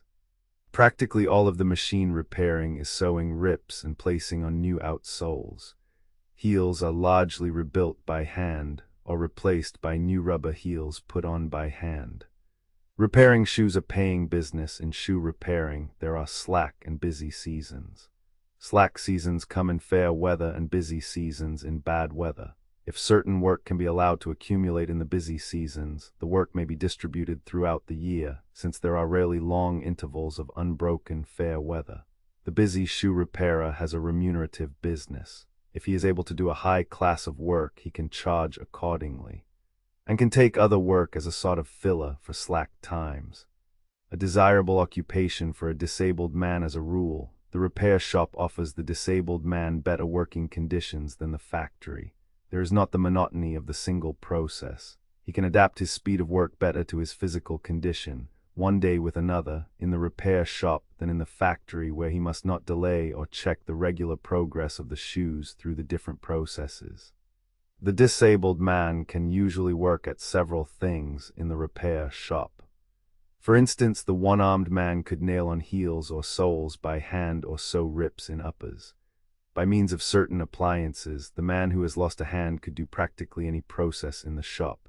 The man who had lost both legs could work on handwork at a shoemaker's bench. He could nail on rubber heels or build up run-down heels, make hand patches, and do similar work. Plan No. 1057, Other leather working trades. Other articles than shoes are made of leather, but these are usually more simple than shoes and require less skill in their making. Some of these articles are handmade and others are machine-made. A few of the processes necessitate both technical knowledge and skill, but the number of men employed in such occupations is comparatively small. In the making of leather itself, few if any of the occupations are suitable for a seriously disabled man. Since work in the tannery is usually wet and heavy, in the leather industry there are, however, a few skilled occupations other than those discussed above. These include expert harness makers and saddlers, harness repairers, trunk and bag workers, and belt men. Plan No. 1058. The harness maker and saddler. The harness maker and saddler must have a thorough knowledge of leathers and of their treatment. He must know how to lay out leather and cut it economically with due regard to the purpose for which it is to be used. For instance, where flexibility is more important than mere thickness or weight, he must select the proper piece. He must be able to adjust and repair the machinery with which he works. As a saddle maker, he must be able to read blueprints or understand drawings or sketches, and to make patterns or cut the leather according to the specifications. Plan No. 1059. The harness and saddle repairer. The harness and saddle repairer must have a general knowledge of both harness and saddle making. He must be able to make the leather parts of the harness or saddle by hand, and be able to sew by hand as well as by machine. He must be able to take care of his machine and make all adjustments and minor repairs. He must understand the various sorts of leather and how to cut leather economically. He must be skilled in the use of the tools of the trade. Other skilled occupations in the leather industry. Of the other skilled workers, the belt man must know especially how to cement leather and how to treat it so that water or steam will not affect its use as belting. The trunk and bag workers must have the necessary knowledge of how to cut leather economically, its nature and uses according to grades, and how to sew and shape it for the various articles. Disability is not a bar to success to these soldiers. A former potter who suffered from varicose veins below both knees, and a bricklayer troubled with rheumatism and lumbago as the result of exposure, were trained in shoe repairing and are now successfully engaged in that work. A former farm hand who was afflicted with epilepsy took a course in shoe repairing and is now employed in a shop at higher wages than he formerly received as a farm hand. A teamster who sustained an injury to his spine overcame that handicap through a course in shoe repairing, which enabled him to become a partner in a shoe repairing business. A farm hand who suffered from pleurisy and pneumonia, a farmer who had his tonsils injured, and a carpenter who received a shrapnel wound in the chest were all enabled to go into business for themselves and make a financial success of it through a retraining course in shoe repairing. A blacksmith with diabetes mellitus took a combined course in shoe and harness repairing and has now a successful business of his own. If you like to handle leather, you will like to make or repair shoes, to make or repair harness, or to make other leather goods. Surely some of these offer you an occupation where retraining will enable you to overcome your handicap, if not afford you advancement. Plan No. 1060. General Farming Acknowledgement. This monograph was prepared by Dr. Walter J. Quick, Special Agent of the Federal Board for Vocational Education, under direction of Charles H. Winslow, Chief of the Research Division of the Federal Board. Acknowledgement is due to E. H. Thompson, Acting Chief, and Dr. E. V. Wilcox, Agriculturist of the Office of Farm Management, United States Department of Agriculture, for suggestions and data, also to Dr. John Cummings of the Research Division for editorial assistance. General farming is not intensive, but is diversified farming. It is the production of crops of a relatively non-perishable nature which have a wide market, and of the production of livestock and livestock products, in addition, with considerable attention to the production on the farm of food and food supplies for the farm household. More farmers needed. Agriculture as developed in the United States gives employment directly to nearly 15 million persons, who with their families more or less engaged in agricultural work make up a total agricultural population of from 50 to 60 million. But more farmers and better farming are urgently needed now. Even before the outbreak of the war, agricultural production had not kept pace with the increase of our population, and immediately after war was declared, men on American farms responded to the call for manpower to operate mines, build ships, make ammunition, and carry on the many other urgent war industries. Then the dire need for farm labor manifested itself, and the demand for wheat, corn, meats, sugar, fruits, cotton, and numerous other agricultural products increased. This demand will not diminish now that the war is over. On the contrary, The world is looking to the agricultural production of the United States to alleviate the suffering which exists in the devastated countries of Europe, liberated from war, without adequate means of immediately resuming agricultural operations. Our army of agriculturists must be recruited to its full strength, and your enlistment in this army will help to make possible operation of American farms to their full capacity. Recent statistics show a total of over 800 million acres in farms, of which nearly half are classed as unimproved. A large area is prairie land already clear, but you would be especially interested in the improved farms located, as many of them are, in the vicinity of your former home, where an interest would be felt in you and encouragement given you on every hand. A large proportion of our farm acreage is unimproved and is not employed even as pasture land. It is a deplorable fact that so many farms are idle or only running partly farmed, but that fact is your opportunity. The Federal Board for Vocational Education will train you for any agricultural line of work you may elect, and farmers in every state, handicapped by insufficient labor on account of the war, are anxious to render assistance in making you efficient. Your training course may be advantageously finished on the farm or in the garden or orchard, and may be mutually advantageous to you and to the owner. There are three factors which should largely influence the choice of your vocational line of training. First, former employment and experience. Second, your own desire. And third, the degree of your disability.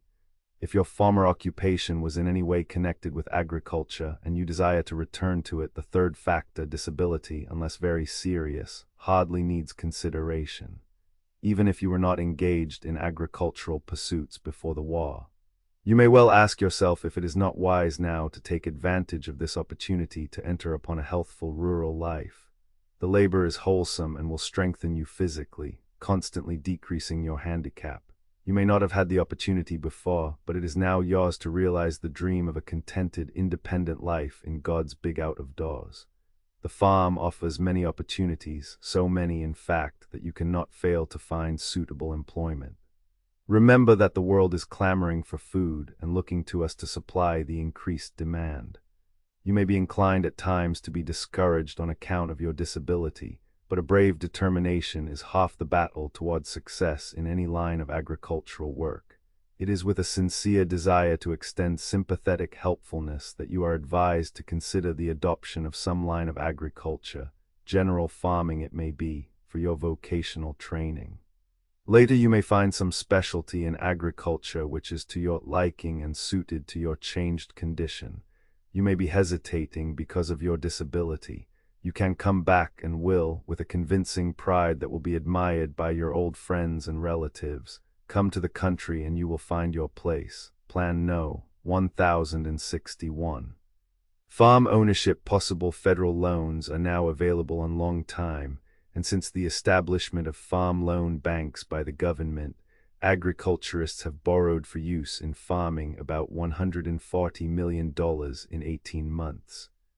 Government farm loans can be secured for improvements in equipment as well as for aiding in buying land. Much is being planned for your encouragement and to assist you in your determination to overcome your physical handicap on the land which you may aspire to own. Even before the war, with no idea of providing for returning soldiers, California had initiated a scheme for enabling men to acquire ownership of land and develop farms by establishing community settlements under state law and direction. In Virginia, notably, and in some other states. Under state incorporation laws, community or group settlements in which the farm owners carry on cooperatively are proving attractive and successful. The day of small farms and orchards is at hand, and these mean better homes and living conditions, and an occupation in which the whole family may become interested as co-workers. In no other field of employment can you find such diversification and opportunity for developing sidelines as in the broad field of agriculture. Many of these sidelines are specialized branches of farming, such as orcharding, small fruit growing, gardening, beekeeping, and poultry raising. These specialties will be considered in separate monographs, but it may be noted that the general farmer may, and usually does, engage more or less extensively in several specialties. Work is varied and changes with the seasons. The field of agriculture is large and covers many lines of activity. In the different branches, wholly different kinds of work must be done, and the work changes from season to season. In general farming, for example, in the spring comes preparation of the land by clearing, plowing, harrowing, disking, rolling, and planting.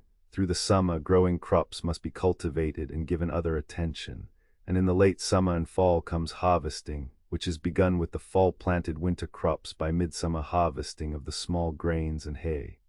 Livestock handling, purebred stock, requires a variety of interesting work. As profitable general farming nearly always includes livestock production, more or less work is required in this branch. The horsepower of the place must have attention.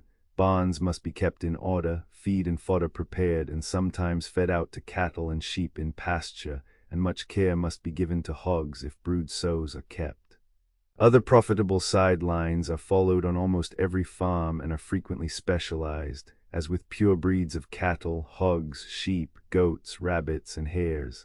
Plan No. 1062, Horticulture. The farm orchard, though it may be for the use only of the owner and his tenants, must be properly handled, pruned, and sprayed. Garden truck, berries, and small fruits must have early and constant attention. In commercial orcharding, trees of different varieties are now frequently interplanted, such as apple, peach, and apricot.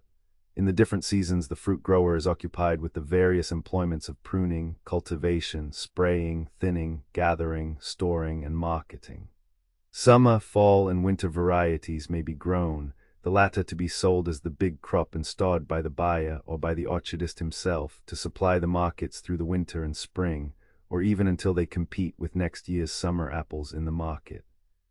Various side lines of labor naturally accompany orcharding, such as growing small fruits and berries, and some farming, possibly trucking, between the rows in young orchards.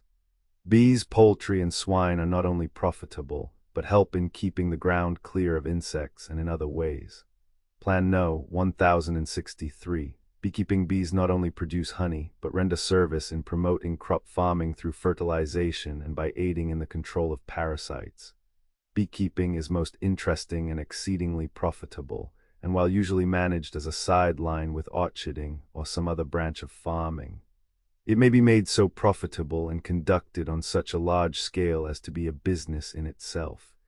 Many retired professional men devote themselves to it, as the work is light and is done only in spring, summer, and fall, when the weather is inviting for outdoor work. One Indiana man is reported as having a $20,000 honey crop this year. Plan No. 1064. Dairying. Possibly no occupation has more possible lines of interest and is more adapted to your condition than dairying. The handling, feeding, care, and management of the herd and calf nursery, and in cases of purebred herds, the study of pedigrees, bloodlines, and breeding are all most interesting, as are also the scientific milking, handling of dairy products, and marketing. The dairy occupation of butter and cheese making, as well as the feeding of livestock for meat, and much other work continue through the entire year. The agriculturist, if a specialist, can conduct a small dairy and can coordinate, for example, butter making or other lines with his specialty, thus enabling him to run his agricultural factory the year around. Plan No. 1065. Other farm specialties and trades. Other branches of farming require active all-year employment, and though too numerous to mention here, attention should be called to forestry, the nursery business, large poultry projects, the growing of rabbits, hares, birds, and pigeons on large scale, and the production of medicinal plants, now receiving so much attention because of the war's interference with production abroad. All these occupations call for much labor of a frequently changing nature. They are interesting and provide opportunity for selection of employment suited to your disability. Hauling products to the station, or if near enough, to the market demanding a fresh supply of fruits and green vegetables, is one line of work. The truck farmer operating large fields of potatoes, onions, and other crops not requiring placement daily on the market finds a great variety of work to be done and usually carries on one or more side lines. One of the most successful combinations of specialties includes raising poultry, growing small fruits, and keeping bees. But one making a specialty of any one of these branches would unquestionably develop profitable minor lines, which would give employment when the main line did not supply it. Small trades or manufacturing may accompany your farm project, as you will find time for these in rainy weather and in winter. In many localities, the broom corn, grown between the rows of early potatoes or as a regular crop, may be made into brooms on the farm in the winter. Crates, boxes, and barrels for fruit and vegetables are to be made, and buildings, fencing, and gates demand attention. During much of the dormant season of the year in many sections of the United States, land is most advantageously plowed, prepared, and planted to winter grain and other crops in some sections up until Christmas. Other land is simply broken, not harrowed, to be in readiness for early spring preparation. And in order that it may improve more rapidly under winter rain, sunshine, freezing, and thawing, natural processes which release plant food and kill insect life and fungus development. Products to enumerate what workers in the numerous agricultural occupations produce in their varied general farming operations, with rotation of crops varying in different sections, to enumerate the meat products derived from properly handled livestock, the minor crops of garden, orchard, truck, and berry patches, and the various specialties of horticulture, poultry, and bees, not to mention specialty farming products, would fill a book. In fact, the reports and statistical data on agricultural products and their importance to the sustenance and clothing of the population, as well as to industry, fill many books annually. To enumerate these products would be but to remind you of the foods on your tables, of every article of clothing which you wear, and of many raw materials of the world's industries. Work for all general farming provides work for those of all ages, from the youngest children with their chores, up through every member of the family to the farmer himself, who must be general manager for directing his own labor and that of all who are associated with him. There is work for the weak as well as the strong, for the disabled as well as for the fit, out of doors the year around, considering all occupations in agriculture. Probably 75 to 90% of the work even in winter is out-of-door work. Very little is done in shops or factories. More is done in dairy buildings and in cheese and butter-making factories. There is some indoor work in animal feeding, minor manufacturing, blacksmithing, and making farm repairs, and probably more indoor work might advantageously be undertaken. More shop and repair work, such as is now taken to the town, might be done on the farm. But agricultural work is and must always be largely outdoor work, and it is on that account particularly healthful and enjoyable, north and south, east and west. Agriculture in some form is coextensive with the area of the United States.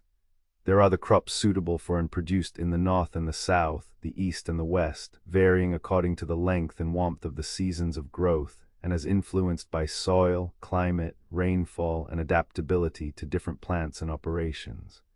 Agriculture, a machine industry inventive genius, has given us a tool, an implement, or a machine for every purpose in the new agriculture of today. America produced nearly 35,000 farm tractors in 1916, 62,742 in 1917, and 58,543 in the first half of 1918, a total of 150,955 in 30 months. Yet the demand for them is so great that the Department of Agriculture is seeking a plan for equitably distributing them throughout the states. Better and greater crops are produced by modern methods, and production per man has been greatly increased. This introduction of implements and machinery has made it possible for disabled men to take up many lines of farming with every prospect of success. Permissible and disqualifying disabilities for agricultural occupations, if you determine that it shall be so, your disability, whatever it is, will become a serious handicap in farming as well as in any other employment. But you do not need to make up your mind that way, if you determine that it shall not be a handicap. You can find employment in agriculture in which you can become 100% efficient. Your disability is only one condition, and it is probably not the most important condition to be taken into account in making up your mind what branch of farming you can best take up.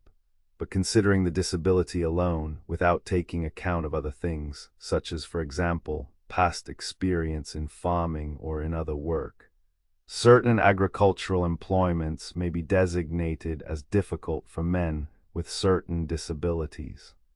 Few, if any, disabilities are absolutely disqualifying for any given employment in all cases.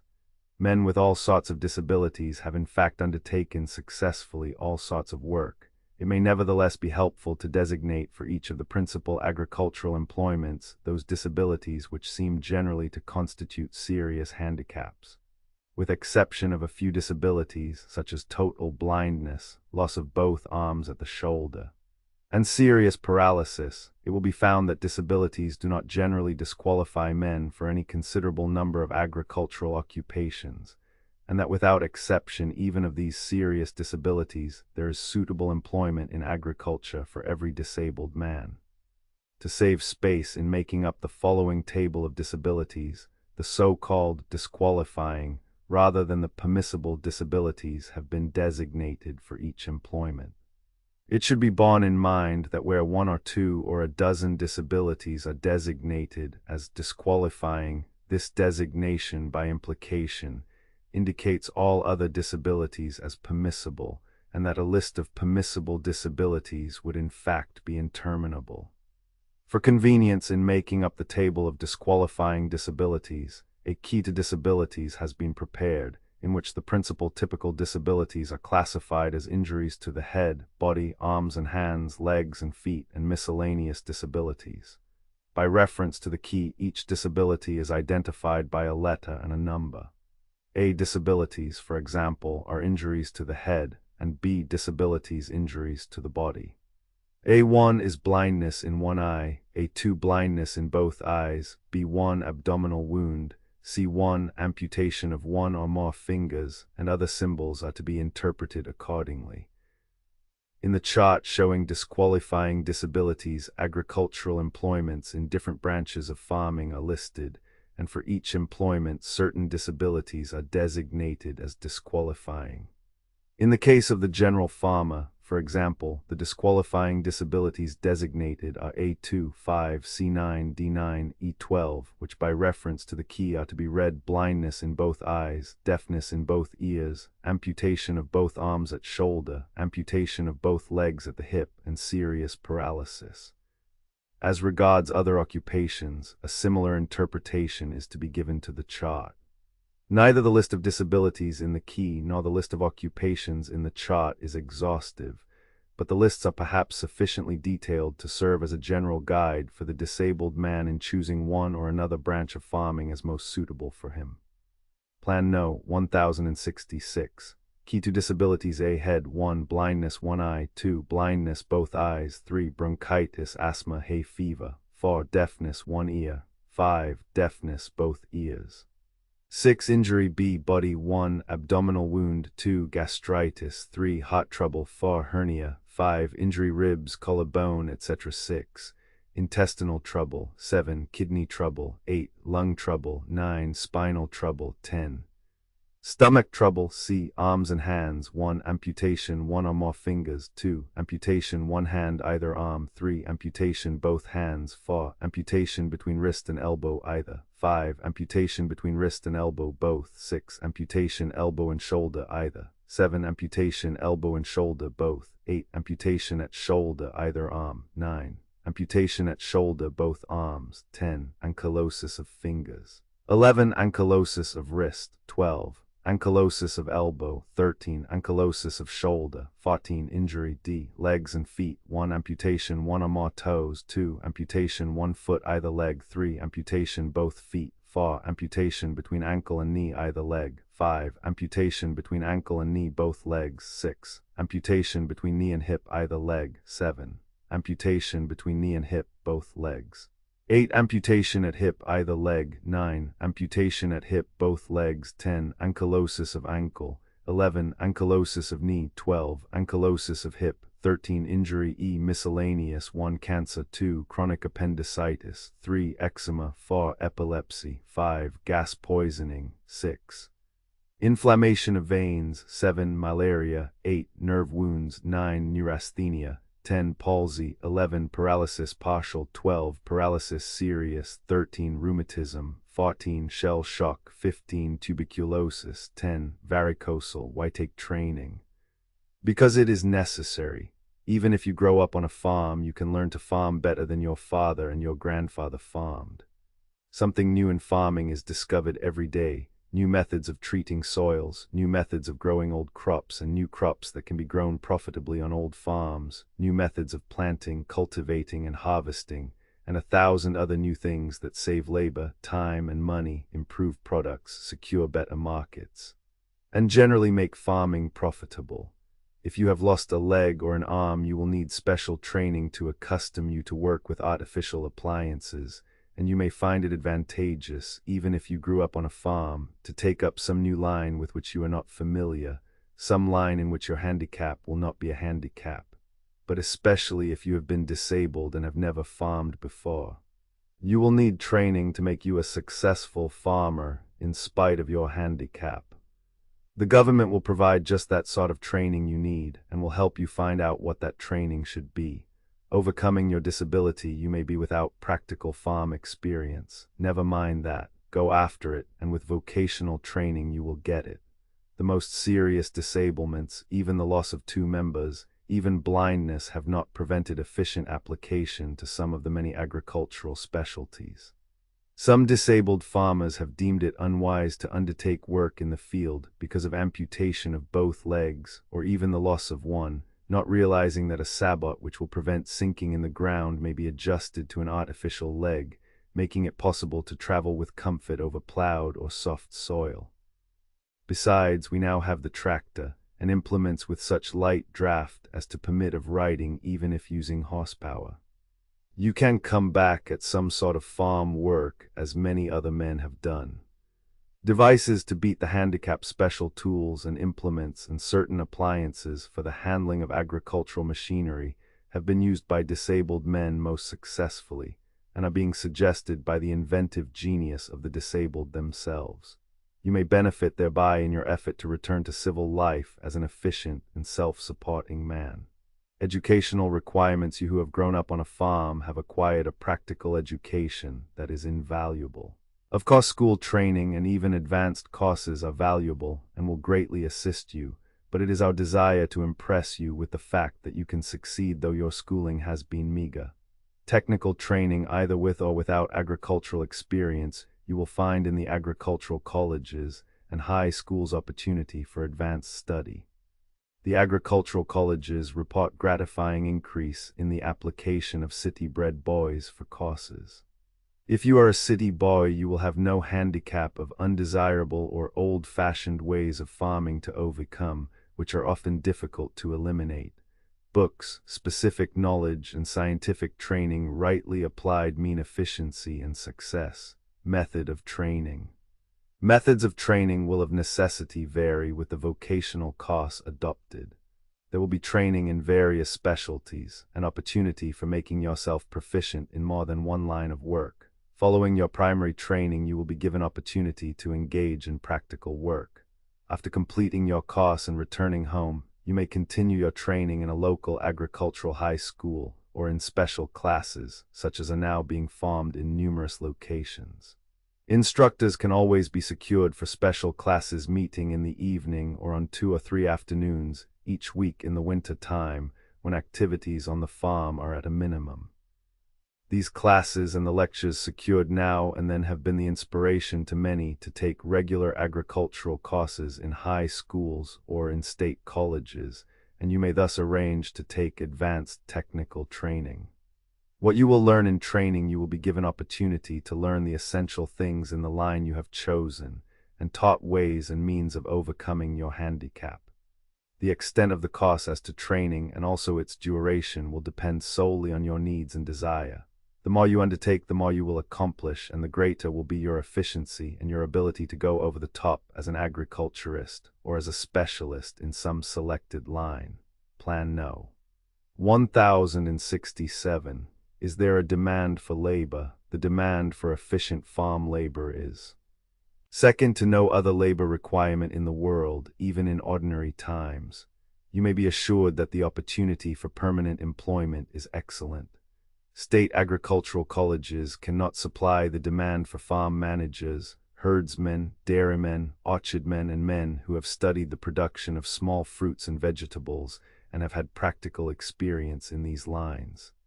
The agricultural colleges give special courses in forestry, floriculture, poultry raising, beekeeping, and other lines, and those who have taken even short winter courses easily find employment at advanced wages. Others have made good many disabled men are following agricultural pursuits. Before the war, we had examples in hundreds of men with only one arm or one leg who were farming successfully, and reports from Italy, France, England, and Canada inform us that hundreds of disabled boys, retained and readjusted, are now successfully adapting themselves to agricultural work. Getting back home to work again should be, and doubtless is, your greatest ambition, hence the importance of reaching your decision at the earliest possible moment and applying for the training which will be provided for you. On arriving at your home, you will find the attitude of your old friends, your own family, and your former employers all that you could possibly expect in their desire to assist you. The disposition of your fellow workmen will be to give you every encouragement and to lend a helping hand whenever and as long as you need it. They will take a justifiable pride in you and your determination to be a man among your former fellow men in civil life, and to help produce for the world the food which will prevent in some measure hunger and starvation in the war-afflicted countries, and will provide adequately for our own needs, opportunity for advancement. In agriculture, you will win out in proportion as you develop efficiency. You will be your own master and will achieve your own advancement. You may reasonably expect to acquire independence for yourself and for your family. The good farmer normally improves his condition from year to year. Only the poor farmer fails, and the way to avoid failure is to take the training that will make you a good farmer. More training if you need it, if perchance you have taken insufficient training and desire more instruction after you first try out on the farm, you will be permitted to return for that. If you reach the conclusion that you desire training in another of the many agricultural branches or in any other line, the Federal Board for Vocational Education has the courses in readiness and will gladly give you further opportunity of re-educating yourself. What if you do not take training? The matter of training is up to you. And so also will be your occupation and success in life. You may succeed without training, but you are more likely to do so if you have been retrained and readjusted to the new conditions which will confront you in earning a livelihood. You have been too much a man over there, too brave and too ambitious to do your part, to do otherwise now than exhibit by a manly endeavor your ability to come back to the noble position of an efficient, self-supporting, and respected citizen of the United States. Plan No. 1068.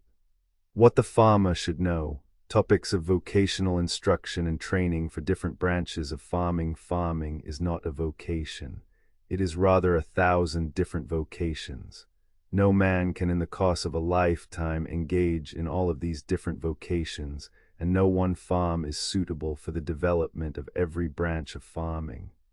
For the individual farmer operating a given farm, the vocational problem is partly one of individual preference on the part of the farmer, but it is largely one of developing to the best advantage the natural and acquired resources of the farm itself, which may be large or small, especially suitable for growing field crops or garden crops, for stock raising or dairying, for orcharding or small fruit growing, or for some combination of these branches. On some farms, the farmer will most profitably become in a greater or less degree a specialist, a corn or cotton planter, a dairyman, a stock breeder, a fruit grower, or a truck gardener. But in other cases, his farm may be suitable for general farming. It may embrace a garden, an orchard, pasture land, and cultivated land suitable for field crops. Even in such cases, the general farmer will, however, probably select certain specialties among those for which his farm is well adapted. The specialty farmer, on the other hand, will probably develop sidelines not necessarily associated with his specialty, producing at least his own vegetables, fruit, poultry, eggs, milk, and butter for home consumption. The general farmer must know how to care for his animals, how to prepare the soil for his crops, how to plant, cultivate, harvest, and rotate his crops. The specialty farmer must acquire a fund of technical knowledge pertaining to his specialty. For the fullest development of their farms, in accordance with their individual preferences, no two farmers perhaps will require precisely the same sort of training. There is a fund of information relating to breeds and types of animals, feeds, propagation, diseases, pedigrees, and other matters that is of special interest to the stock breeder and of comparatively little interest to the beekeeper. But nearly every farmer should know something of the care of animals, and many farmers who do not propose to become apiarists will wish to know enough of the care of bees to enable them to keep a few hives. In the following chart, the topics of instruction and training of special value in the different branches of agriculture are indicated. In proportion as a farmer engages in one or more of these branches, the training which will be of value to him will be determined by the requirements of the several branches in which he engages. In determining upon a specific course of training in individual cases, past training and experience, personal preferences, capacities, and disabilities, and future prospects as regards character and location of farm to be operated, and other conditions of future employment will naturally be taken into account.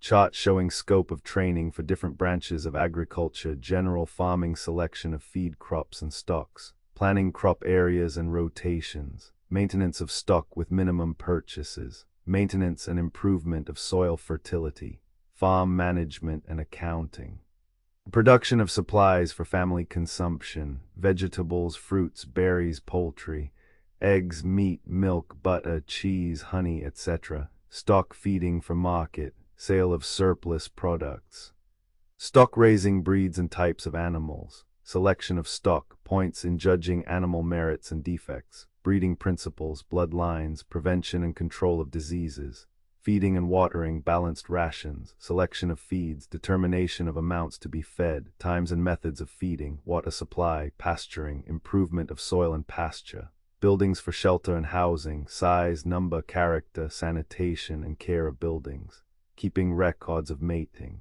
breeding, pedigrees, feeds, costs, incomes, etc., improvement of herd or flocks, marketing, dairying breeds of animals, sanitation of barns, sheds, cows, milk room utensils, clothing and hands, cooling and handling of milk, bacteriology, souring milk, ripening cream, food value of milk products, testing, feeds, keeping records, maintenance of herd, marketing, poultrying broods and types of poultry, breeding principles, hatching problems, selection of eggs, use of incubators, care of chicks and brooders, construction and adaptation of houses and pens, sanitation of houses, pens and yards, pests and diseases, feeds, fattening and dressing poultry, marketing, truck gardening, kinds of gardens, kitchen, market, truck, varieties of vegetables and plants, breeding and propagation, garden planning with reference to topography, surface drainage and economy in cultivating and harvesting, soil treatment, adaptation, propagation, fertilization, preservation and improvement, cultivation, irrigation, pests, insect and fungus, spraying, buildings for team, implements, tools, crops, fresh vegetables, surplus fertilizers, seed and supplies, implements and tools, marketing, storage and canning, orcharding varieties of trees, propagation of soil, interplanting, root and branch pruning, culture, propagation of trees, spraying materials and apparatus, grafting and budding, transplanting, diseases and pests, prevention and control. Side projects, berries, bees, poultry, and pigs for economical use of land, fertilization of flowers, control of pests, etc., canning, packing, storage, and marketing, small fruit growing, selection of varieties, plant breeding and propagation, planting, replanting, and terracing, rotation, fertilization of soil, diseases and pests, prevention and control, spraying materials and apparatus. Side projects, kitchen garden, poultry, bees, pigs, marketing. Storage, canning, beekeeping, importance for cross-fertilizing clover, fruit trees, berries, garden plants, and many farm crops, hives, taking honey, care of bees, swarming, dividing colonies, wintering, prevention of diseases, crop farming, special selection of crop or crops, taking account of topography, climate, soil, etc. Selection of seed, equipment, use of tractors, planting, cultivating, and harvesting, providing labor for cropping and harvesting, character of buildings required. Farm management and accounting, landscape gardening, general layout of property, location of buildings, selection and inspection of shrubbery, trees, flowers, and vines, lawns how made, kept, and improved, roads and walks, fencing and gates, parks and civic centers. Farm mechanics, blacksmithing, maintenance and repair of tools, implements, and machinery. Carpentering, construction, maintenance, and repair of houses, barns, sheds, pens, coops, silos, fences, and gates. Cement work, construction, maintenance, and repair of foundations, cellars, chimneys, walks, and posts. Machine operating of farm tractors and other machinery.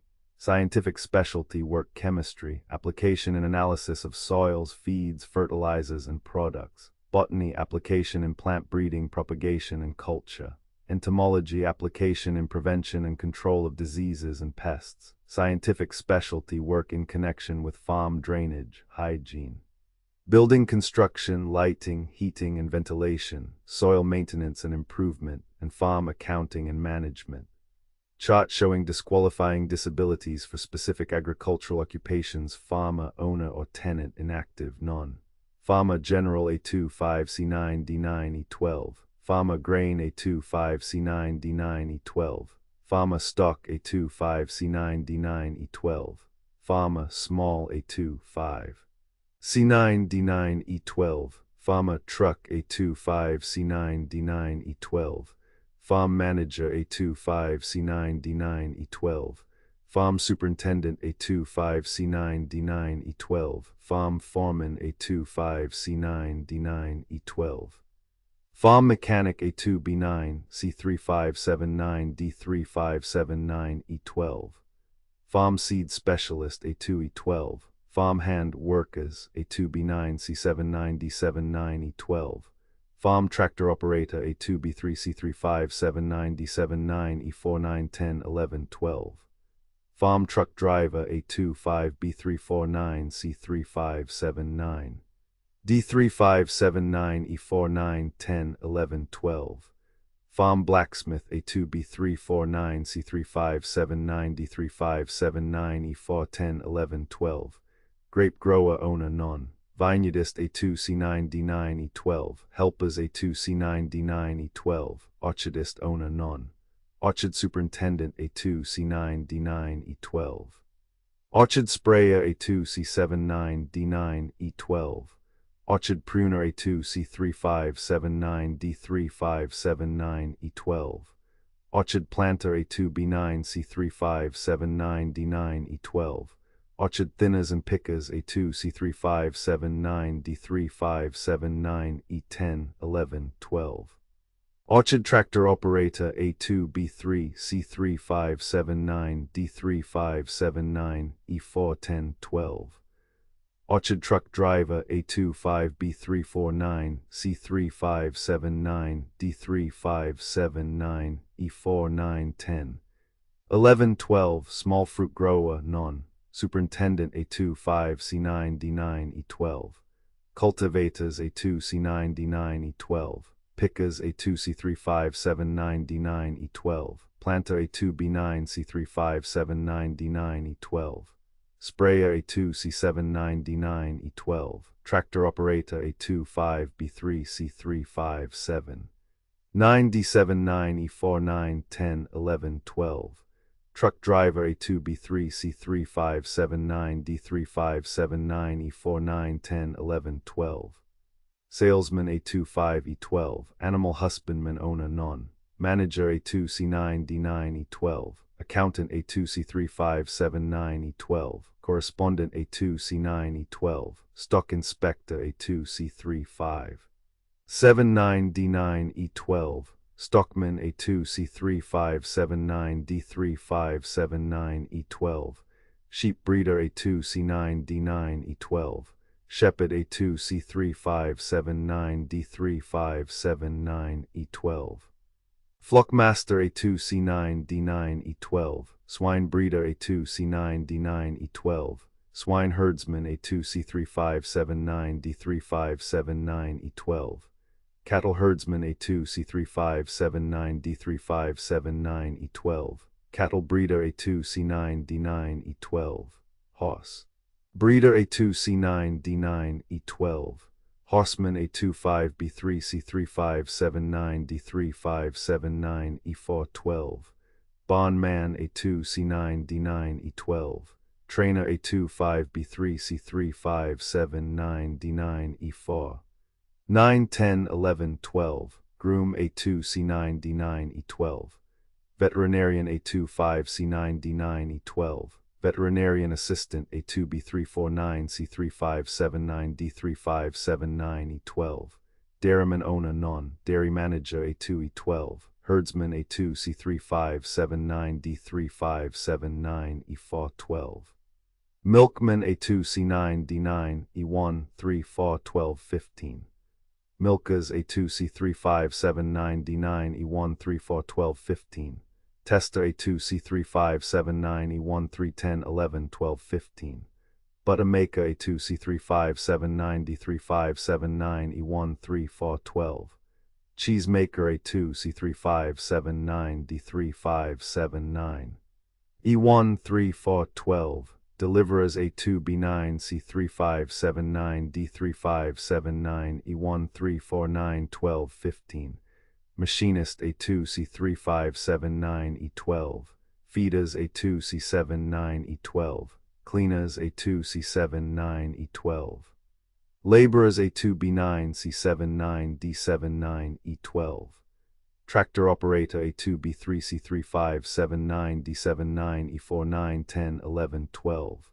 truck driver A2 5 B349 C3579 D3579 E4 9 10 11 12, nurseryman owner business manager A2 5, office help A2 5, cultivators A2, C9 D9 E12, shipping clock A2 E12, nursery chief A2 5 E12, nursery foreman A2 5 E12, packers A2 C79 D79 E12, workers A2 B9 C79 D79 E12, tractor operator A2 B3 C3579 D79 E4 9 10 11 12, truck driver A2 5 B3 4 9 C3579 D3579 E4 9 10 11 12, gardener market owner gardener kitchen A2 C9 E12, gardener market A2 C9 E12, gardener landscape A2 C9 E12, gardener cultivators A2 C9 E12, gardener pickers A2 C3579 D9 E12, gardener manager A2 5 C9 D9 E12, makeup market man A2 5 C3579 D9 E12, city market man A2 5 E12, poultry keeper specialties, squabs, ducks, geese, turkeys, game birds, exhibition poultry, owner poultry manager A2, poultry feeder poultry workers A2, egg handler A2 C3579 E12, incubator specialist A2 C3579 E12, beekeeper owner apiarist A2 C3579 E4 10 11 12, helpers A2 C3579 E4 10 11 12, trucker specialties, cabbage, head lettuce, onions, potatoes, seeds, celery, etc., owner inactive. Non-owner active A2 C9 D9 E12, truck manager A2 5.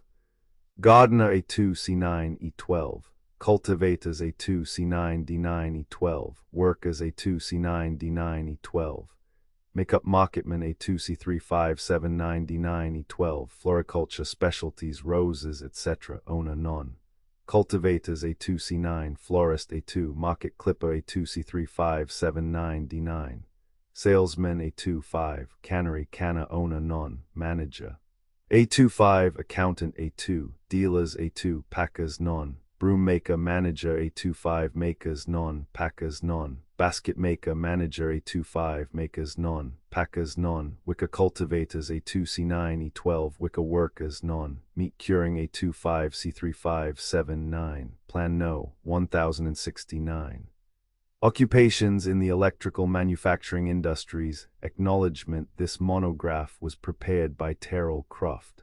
Acknowledgement is due to Dr. John Cummings of the Research Division for editorial assistance.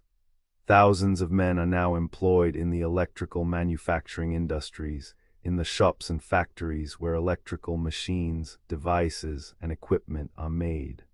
The number of workers so engaged must, it is believed, increase materially in the future because of constant expansion in the applications of electricity. For illustration, consider the extent to which electric welding, electric motor drives, electric heating, and electric lighting are now utilized as compared with the use which obtained 10 years ago. Or again, consider the devices using electricity in the household today: vacuum cleaners, motor-driven washing machines, electric stoves, sadians, and many others, as compared with the number in use a few years ago. The demands of electric communication also require an army of workers for the manufacture of telephone apparatus alone. The ever-extending use of devices which utilize electrical energy means that there must be to supply them a corresponding enlargement in the manufacture of such electrical equipment as generators, switchboards, and transformers. Electrical manufacturing companies must, it would seem, expand rapidly, and for this reason the opportunities which they offer should afford excellent prospects for disabled soldiers who have had previous training in, or who have a liking for this field of endeavor. The purpose of this monograph is to indicate briefly the opportunities presented in those occupations which are peculiar to electrical manufacturing. Electrical machinery and device factories often embrace foundries. Paint shops, pattern shops, blacksmith shops, tin and press shops, and other shops in which are performed certain processes necessary for the production of the electrical product in which that concern specializes. But in so far as the vocations are concerned, the work of the men following the occupations of these shops is not materially different from that of mechanics following the same vocations in similar shops in other industries. The general requirements of a mechanic in a machine shop are about the same whether the machine shop is part of a harvester factory or of an electrical machinery factory. Hence, in this monograph will be treated only those manufacturing vocations which are wholly electrical. For convenience, they have been grouped into the following classifications: engineering and drafting, coil winding and taping, coil impregnating and painting, coil placing and connecting, assembling, inspection and repair, testing. By way of preface, it may be pointed out that there are certain general features of the situation which confront a disabled soldier, which should be examined carefully by him before he makes a break for a job. Consider the future and plan accordingly. The tendency of the average man is to base his actions only on conditions which confront him now. He does not think about the conditions which he may have to face 10 or 15 or 20 years hence. Before you take a job, think about how it is going to work out as you grow older. What will you be doing when you are 40 or 50 years of age? It is possible to make definite plans for the future and follow them consistently, and the disabled soldier should weigh very thoughtfully the opportunity for schooling and training without cost, which the United States government, through the Federal Board for Vocational Education, is prepared now to offer him. Statistics show that on the average a man with some theoretical training has ultimately a greater earning capacity than another man of equal ability but without such training. Every disabled soldier who for any reason has not been able to become posted in the elements of the calling which he wishes to follow should avail himself of the chance now presented to him to get such training as he needs. Discuss the situation with a Federal Board advisor just how and where training may be obtained without cost. You may learn by talking with the vocational advisor of the Federal Board for Vocational Education. The advisor may also, because of his experience in this special work, be able to assist you in selecting the calling for which you are best fitted and at which you can most certainly succeed. The training need not necessarily be obtained at a technical school. Electrical manufacturing companies maintain training courses. Training courses are conducted by many companies for their employees, who are sometimes permitted to attend on the company's time. Often the training given in these courses is of great value, enabling the student to increase materially his earning capacity. Some of these training courses have been in operation many years and are now highly developed, thoroughly organized, and very effective. In them, both theoretical and practical instruction are given. Employment departments. A number of the electrical manufacturing companies operate employment departments which render valuable service to prospective employees. Such departments study carefully each man's qualifications and endeavor to place him in the job for which he is best suited. Obviously, it is to the interest of both the employer and of the employee that the employee shall follow a line of work for which he is best fitted. Constancy of employment under normal conditions. The demand for electrical equipment of all sorts is very steady, and this tends to ensure continuity of employment. Furthermore, practically all of the electrical workers in the electrical manufacturing industry require special training, and for this reason employing companies use every means to ensure continuous employment for each worker so that their organization may not be broken up. Finally, the call for electrical equipment will probably be exceptionally heavy in the immediate future to provide for reconstruction needs. All of these features tend to ensure stability of employment, mutual benefit features. Many companies maintain associations, supported largely by the companies and partially by the employees themselves, whereby medical attendance and monetary benefits are afforded in time of sickness. Some of the concerns have building and loan associations through which employee members can borrow money at low rates of interest for the construction of homes. Plan No. 1070. Engineering and drafting. Although the engineering department and the drafting department in an electrical manufacturing concern are usually distinct organizations, the drafting division commonly operates under the direction of the engineering department. In the engineering department are developed the designs and specifications for the electrical apparatus which the company produces. The engineers make the computations, prepare ordinarily in the form of a sketch the preliminary design for the device, and write out the specifications for its production. This information is submitted to the drafting department, which completes finished detailed drawings.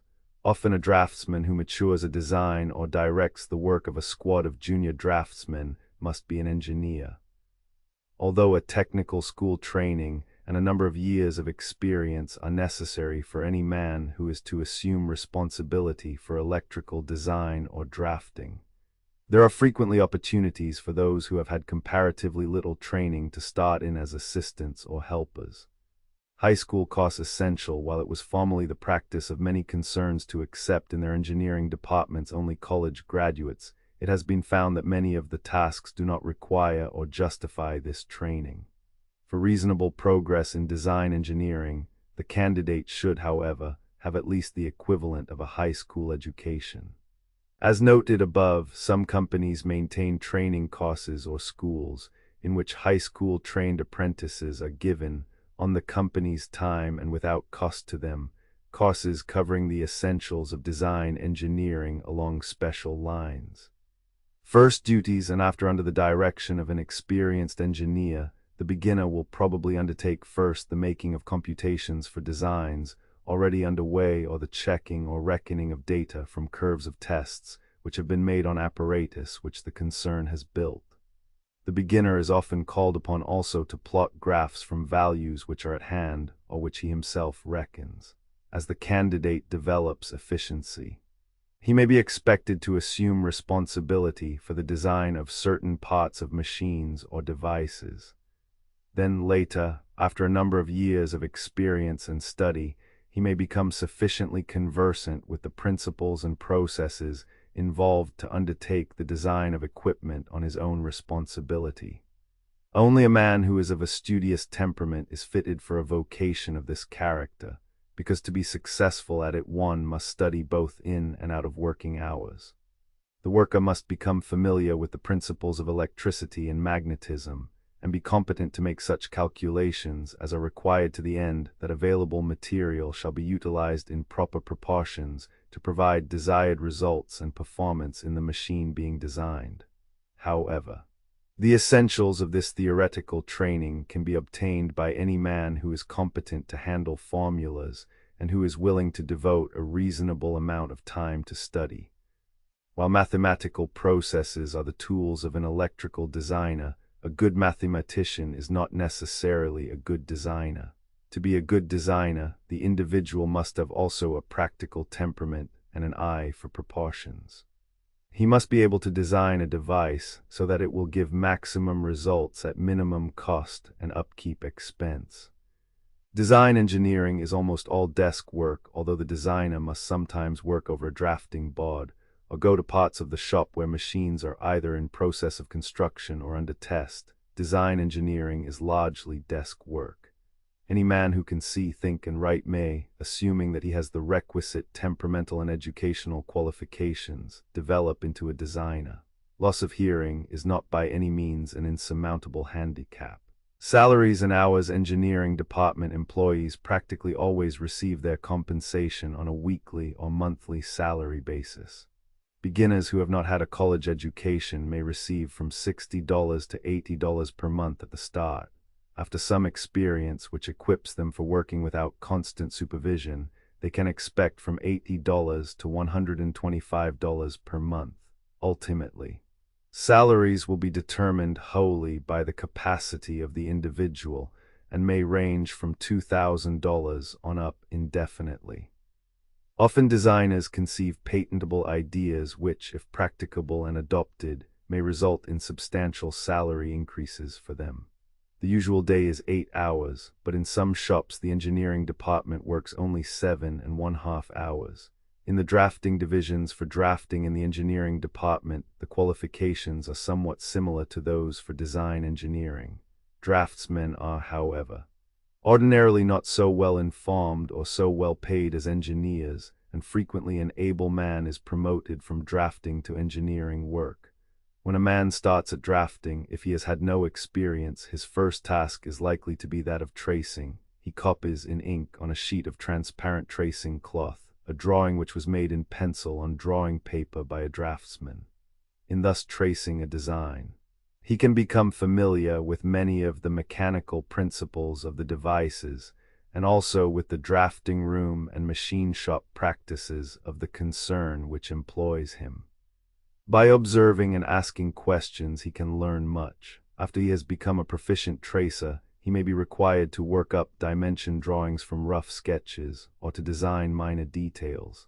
Thus he can progress step by step until his accumulated experience enables him to perform the work of an experienced draftsman.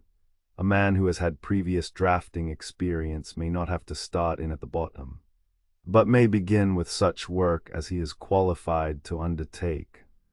To enable him to become a good draftsman, a man should be able to see well, and he should have the use of both hands. One hand or even both hands may, however, be artificial. Men who have had previous shop or electrical construction experience, but whose disabilities disqualify them for further rough work, may adopt the vocation of design draftsman with entire success. Many draftsmen with the equivalent of only a common school education have been able by application and attention to business to advance themselves very satisfactorily.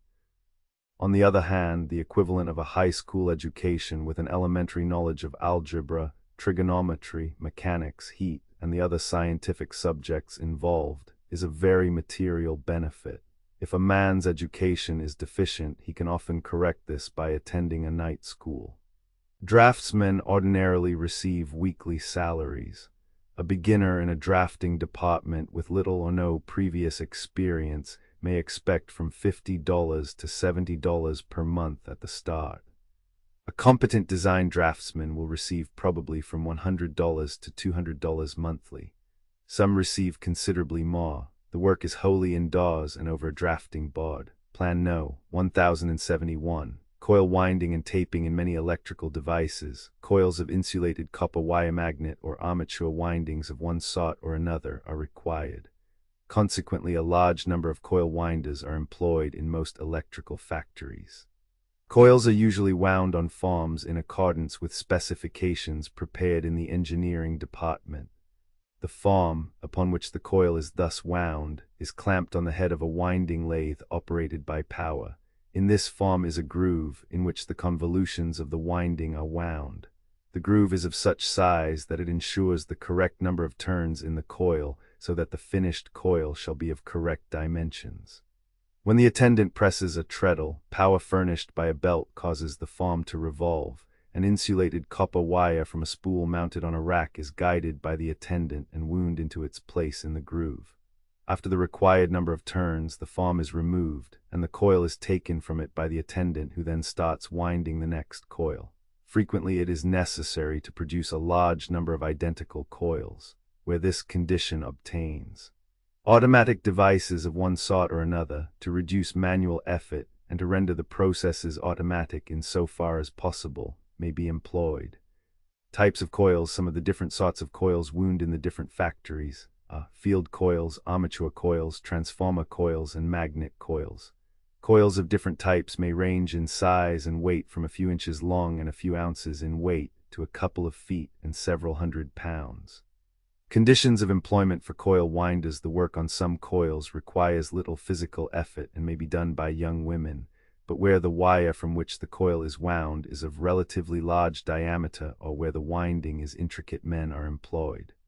Some lifting is necessary, and the use of both hands is essential. The loss of one eye, of a leg or foot, or of hearing is not a material detriment. The work is wholly indoors. Coil winding is often piecework, sometimes under a premium system and sometimes not. The trade is not generally unionized. The usual day is 9 hours, although an 8-hour day prevails in some localities. A coil winder may expect to receive from $14 to $22 per week. Plan No. 1072. Coil taping. Wrapping a band or strip of cloth or tape around coils which have been wound as described above is known as coil taping. Where the coils are of small weight, little physical effort is involved, but where they are large and heavy, it is necessary that they be lifted to a bench or vise on which they are held while being taped. In some factories, the lifting and placing of coils is done by laborers. Young women do most of the taping. Plan No. 1073. Employment for the blind. Often hundreds of coils of identically the same size, shape, and construction are to be covered. Then the tapers become so adept that they can do the work without looking at it. For this reason, taping affords an opportunity for men who have lost their sight. Experience has shown that where they are given the proper preliminary training, the blind can compete on equal terms with others. Certain electrical concerns have given this fact careful consideration. Wages and hours for coil tapers. The coil taper may expect to earn from $12 to $20 a week. Often this is piecework and under a premium system. The work is wholly indoors. Some shops work 8 hours, but a 9-hour day is the rule. Plan No. 1074. Coil impregnating and painting. After the coils have been wound, and before or after they have been taped, they must usually be impregnated or saturated with an insulating compound. The last process in finishing the coil ordinarily consists in painting it. In impregnating, the coils are placed in a large steel cylinder, which is then hermetically sealed by bolting its removable top fast to it. With a power pump, the air is exhausted from the cylinder. The impregnating compound, a sort of waterproof paint or varnish, is then forced in and is caused to permeate every interstice of each coil. The compound is then pumped out of the cylinder, and the impregnated coils are removed.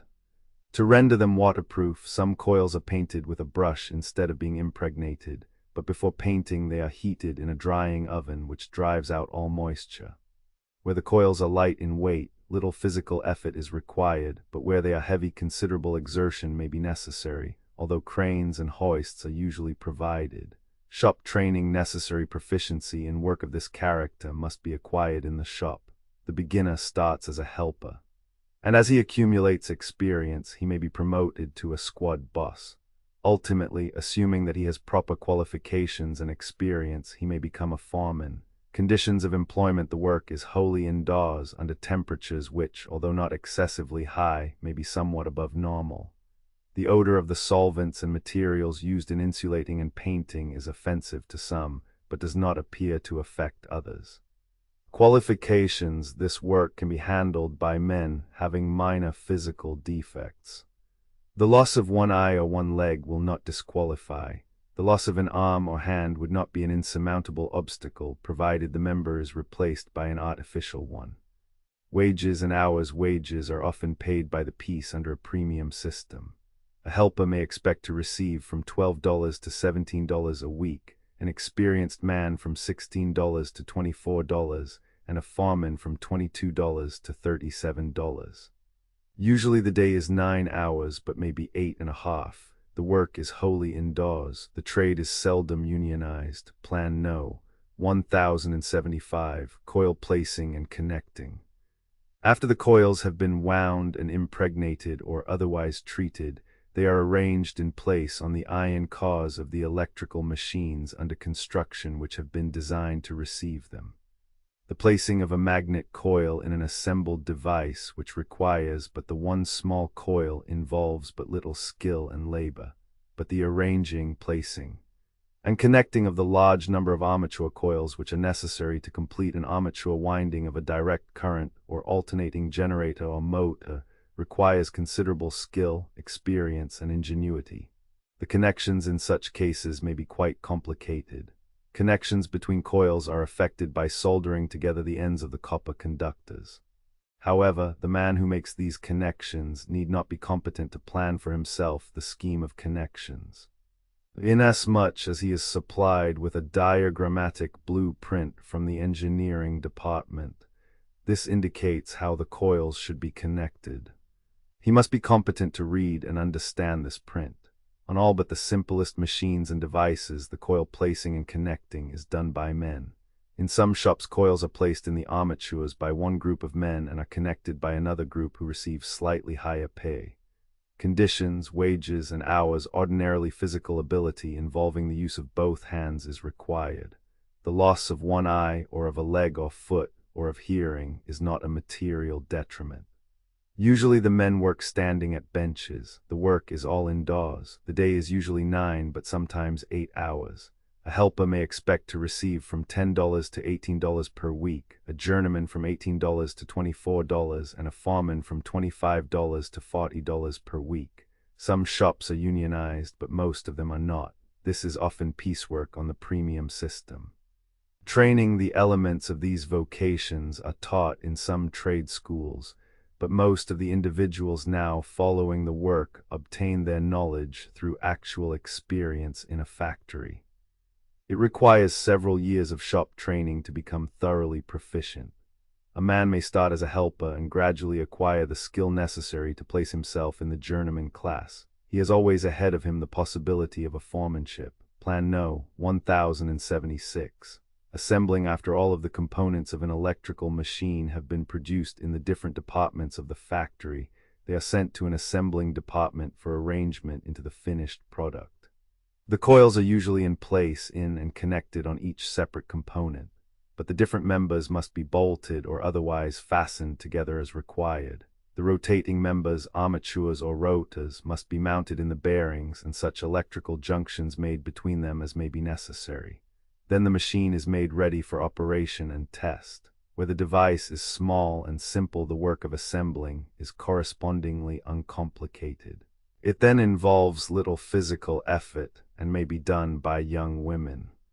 But where motors or generators, transformers, or similar equipment of capacities of from 5 horsepower up are to be handled, men are required for the work. The assembling department affords a good starting place in the factory for a man who has had some electrical experience. While much of the work requires no theoretical training, a man who already has, or who acquires through study, a knowledge of the theoretical elements involved will be able to progress accordingly. Qualifications, training, and expenses: ordinary physical qualifications are necessary. Some lifting is required, although cranes are usually provided for handling heavy pieces. The work can be learned only in the shop, and often a man must have gained experience in the particular factory in which a certain device or line of devices is manufactured before he becomes proficient in their assembly. An individual without previous experience may start in as a helper. Later he may develop into a skilled assembler and may look forward to the position of foreman. In large factories, there are many foremen in the assembling department. Each foreman has direction of the assembly of a certain type of apparatus. Wages, hours, and conditions a helper may expect to receive from $12 to $17 per week, a skilled assembler from $17 to $22, and a foreman from $25 to $35. Frequently, this is piecework under a premium system. The work is usually 9, but is in some shop 8 hours. This vocation is not as a rule unionized. The work is indoors. Plan No. 1077. Inspection and repair after electrical equipment has been assembled. It is inspected for defects before it is submitted to an electrical operation test such as is described below. Such inspection may comprise not only a checking of the dimensions and quality of the mechanical parts of the machine, but may also involve qualitative electrical tests. These are made to ensure that there are no faults in the insulation or misconnections in the windings. Frequently, these inspection tests are applied before the component tested leaves the department in which it was made. Thus, coils are tested to ensure that they contain no short circuits or crosses before they leave the winding department. Complete armatures are likewise subjected to an insulation test in the department where they are wound. A voltage considerably higher than that which will be imposed on the machine after it is in actual operation being connected to the armature temporarily by the tester. This high voltage is obtained from the secondary winding of a step-up transformer. The mechanical inspection is made with micrometers, scales, gauges, and calipers in the same way as is the inspection of any machine shop product. Checks for the proper connection of the coils in a machine can be made by standardized methods. Training inspectors of special and complicated apparatus are usually men who have worked up and received all of their training in the shop, because this is the only way in which adequate training can be acquired. But for the routine inspection of small parts, little, if any, special training is necessary. Theoretical training is not essential, but it is desirable. A man without previous mechanical or electrical experience is not ordinarily qualified to become other than a detail inspector.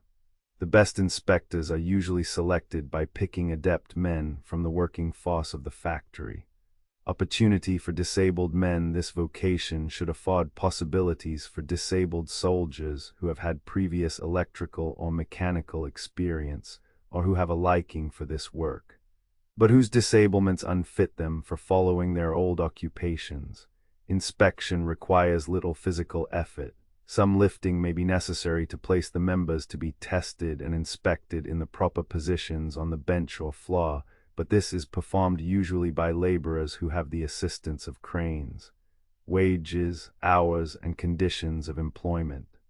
A man who has not had previous inspection experience may expect to earn from $16 to $20 per week, an experienced inspector from $20 to $27, and a foreman from $27 to $40. The work is all indoors. Sometimes it is piecework under a premium system. The trade is not unionized. The day is usually 9 hours, but may be 8. Plan No. 1078. Testing. Nearly all electrical equipment is tested before it leaves the factory. That is to say, it is subjected to electrical and mechanical conditions similar to those under which it must operate in practice, so that its performance under such conditions may be predetermined. This is necessary to ensure that the product which leaves the factory will not develop faults after it is in service. Where machines or devices are of large capacity, each is tested individually. Where the output comprises a large number of small, identical machines, as for example, automobile starting motors or circuit breakers, only one or a few out of each order which passes through the shop are subjected to test. Plan No. 1079. As general apprenticeship training, electrical testing is interesting work and affords a splendid opportunity for a man to acquire experience which will be valuable to him in almost any line of electrical work which he may subsequently elect to follow. Formerly, the larger electrical manufacturing companies would accept only university graduates in their testing departments. The testing work was usually offered in the form of an apprenticeship course, and as a stepping stone to other more responsible positions. but of recent years, some of the companies have accepted in their testing departments men with only a high school training or its equivalent. It has been found that this plan is satisfactory, both from the standpoint of the company and of the men themselves. Plan No. 1080. Testing motors. In testing a motor, the machine is loaded by making it drive, usually through a belt, an electric generator. The energy which this generator develops is forced into the same circuit as that from which the driving motor takes its power. Hence, the net energy required to conduct the test is greatly minimized, being in fact equivalent only to the losses of energy in the generator and motor during the test. By increasing the load on the generator, the load on the motor is increased correspondingly until it is carrying its full load horsepower output. Meanwhile, from properly connected voltmeters and ammeters, readings of the voltage impressed on the motor and the current taken by it at different loads are observed. Simultaneously, the temperature of different parts of the motor are taken by means of thermometers, which are bound to the machine with tapes or held with gobs of putty. The speed of the machine at different loads is noted. From the readings thus taken, the efficiency of the motor at different loads may be computed and its other characteristics determined.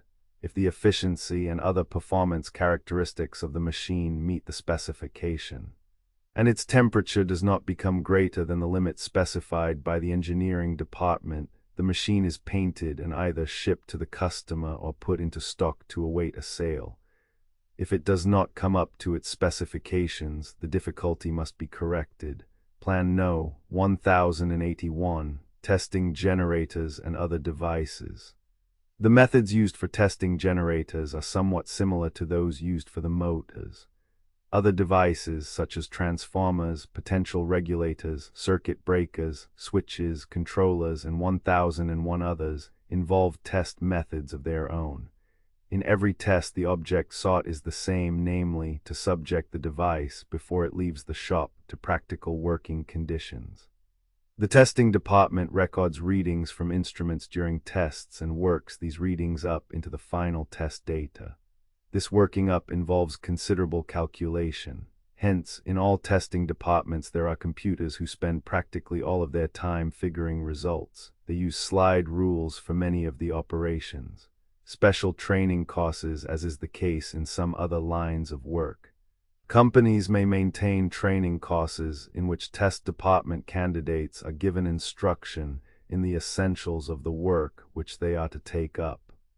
Such courses afford a splendid opportunity for men who have had only a high school training. They are for the most part operated on the company's time, but they may be supplemented by night courses, to which the man must devote his own time several nights a week. Many of the most successful and best-known electrical engineers and electrical factory men in the United States started their practical careers in the testing departments of electrical manufacturing companies. It appears to be a relatively easy matter for a man who has had a thorough test course training to obtain a new position with advanced responsibilities and salary. The new work may be construction or erection with some organization other than the concern with which he obtained his testing experience. Usually the testing work is so arranged that each tester spends only a few months on each class of test, so that after completing the course he is reasonably familiar with many different kinds of equipment. Qualifications in this work, although a man with little theoretical knowledge may be of value, no man can learn too much for his own advancement. Ability to study and read and thereby keep in touch with advances in the art is a material asset. The work is relatively light, but some lifting and pulling may be required. The loss of a leg or an arm or an eye is not necessarily a detriment. Good hearing is essential, because a man must often depend upon sound to ascertain whether or not the apparatus on test under his charge is operating properly. This branch affords splendid possibilities for high school trained men to become conversant with electrical equipment. Wages, hours, and conditions of employment, if a man has had some previous electrical experience, so much the better. The starting salary will probably be around $16 or $18 per week. A tester of some experience will probably receive from $20 to $27 per week, and an experienced foreman from $35 to $47. The work is nearly always indoors, although some tests must be made outside. The trade is not generally unionized. The day is 8 or 9 hours. Plan No. 1082, Commercial Occupations Acknowledgement. This monograph was prepared by F.G. Nichols, Assistant Director for Commercial Education of the Federal Board for Vocational Education. Acknowledgement is made from material furnished by Mr. W.M.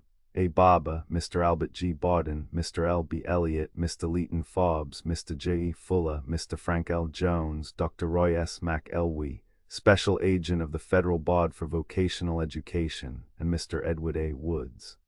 Acknowledgement is due to Dr. John Cummings of the Research Division for editorial assistance. Introductory commercial occupations include certain occupations which have to do with the administrative, executive, clerical, accounting, stenographic, and selling side of business. Definite courses of training for these employments have been worked out and are being offered in many high-grade schools. It must not be assumed that by a commercial course is meant merely training for bookkeeping and shorthand work. On the contrary, the range of commercial occupations open to men is very broad, as is indicated by the following partial list of such occupations. I. Common commercial employments: bookkeeping, general clerical work, stenography, retail selling, telegraphy and wireless operating. Roman II. Professional commercial service, accounting, salesmanship, advertising, foreign trade service, secretarial work, life insurance salesmanship, office management, banking, commercial teaching. Plan No. 1082. Keep thy shop, and thy shop will keep thee. The occupations listed in group I will appeal to men who have had a fair general education and who are willing to devote a few months to intensive courses of training. Men who take such courses may enter upon employment at a reasonably early date after beginning their study, and may subsequently, if they desire to do so, take up evening school courses to prepare themselves for some one of the employments specified in Group Roman II. This second group of employments will appeal to men who have had a good general education, some special training, and possibly some business experience. For the average man, a longer period of training will be required to fit for one of these commercial professions than will be required for Group I employments. However, men who have had considerable business experience may find it possible to complete their training in a comparatively short period. Men who have had a good general education and who are willing to devote considerable time to preparation for a profession may well consider the possibilities of commercial teaching, which has been included in Group Roman II. There are thousands of schools in the United States employing teachers of commercial subjects, since such schools are in competition with business as well as with each other. The demand for commercial teachers is more active than for almost any other class of teachers, and salaries are correspondingly higher for such teachers. Telegraphy and wireless work referred to in Group I may appeal to some men who have had railroad experience and who are not physically able to undertake the kind of work they have been doing in the past. Modern business demands. The modern development of business has created new demands for office help. It is not long since the greatest need of the average business office was for bookkeepers and stenographers. While such workers are still in great demand, the work of the office has been divided and subdivided to such an extent that new types of workers are required for many clerical positions. Promotion: the up-to-date businessman regards every office assistant as a possible future executive. In the employment of such help, he is constantly on the alert to discover aptitude for executive work, so that he ultimately may have at hand promotion material from which to recruit for the high positions in his business. While it is still desirable to train men for definite tasks and to place them in office positions where their services are required, this is not the chief end of business education. Men will not only be fitted for immediate usefulness, but they will be prepared for rapid promotion to the higher places in business organization. In other words, business education has an immediate market value and gives to its possessor a chance to win his way to the more desirable positions at the top of the business ladder. business and vocational readjustment commercial enterprises, except those connected with the prosecution of the war, have been at a standstill for the past 2 years.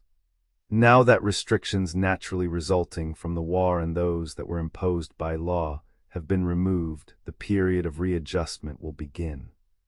Whatever may be the immediate situation as regards the supply of labor and the demand for it during this comparatively short readjustment period, it is certain that the demand for trained men will develop with the restoration of normal conditions.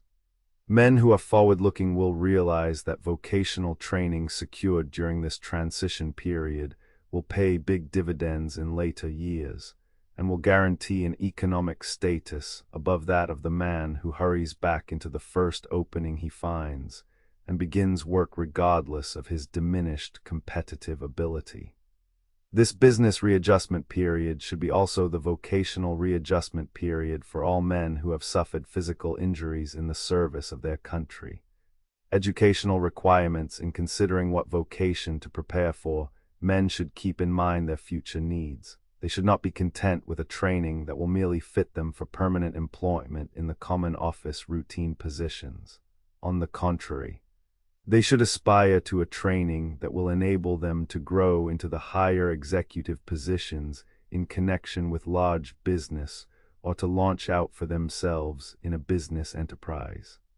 There has never been a time when education has counted for more than it does now. Therefore, educational qualifications and requirements should be seriously considered in connection with the selection of a vocation. This does not mean that only those who have had the advantages of high school or college training should be encouraged to prepare for business. But it does mean that those who lack this educational background should be willing to devote a longer time to training than may be required of those who have been more fortunate in the matter of educational advantages. Previous experience. It is highly desirable that every man cash in on his previous experience as far as possible. For example, a man who has been identified with the telephone business and who, by reason of a disability caused by war service, finds it impossible to continue in his former occupation, may be trained for a different position in the telephone business where his disability will not be a handicap. The general knowledge of the business, gained through years of contact with it, will be helpful in his new work. Then, too, his old employer will be likely to find a place for him in his organization where he can render excellent service, though it be of a sort entirely different from that which he was rendering prior to the war. Business training prepares for positions in every kind of business organization.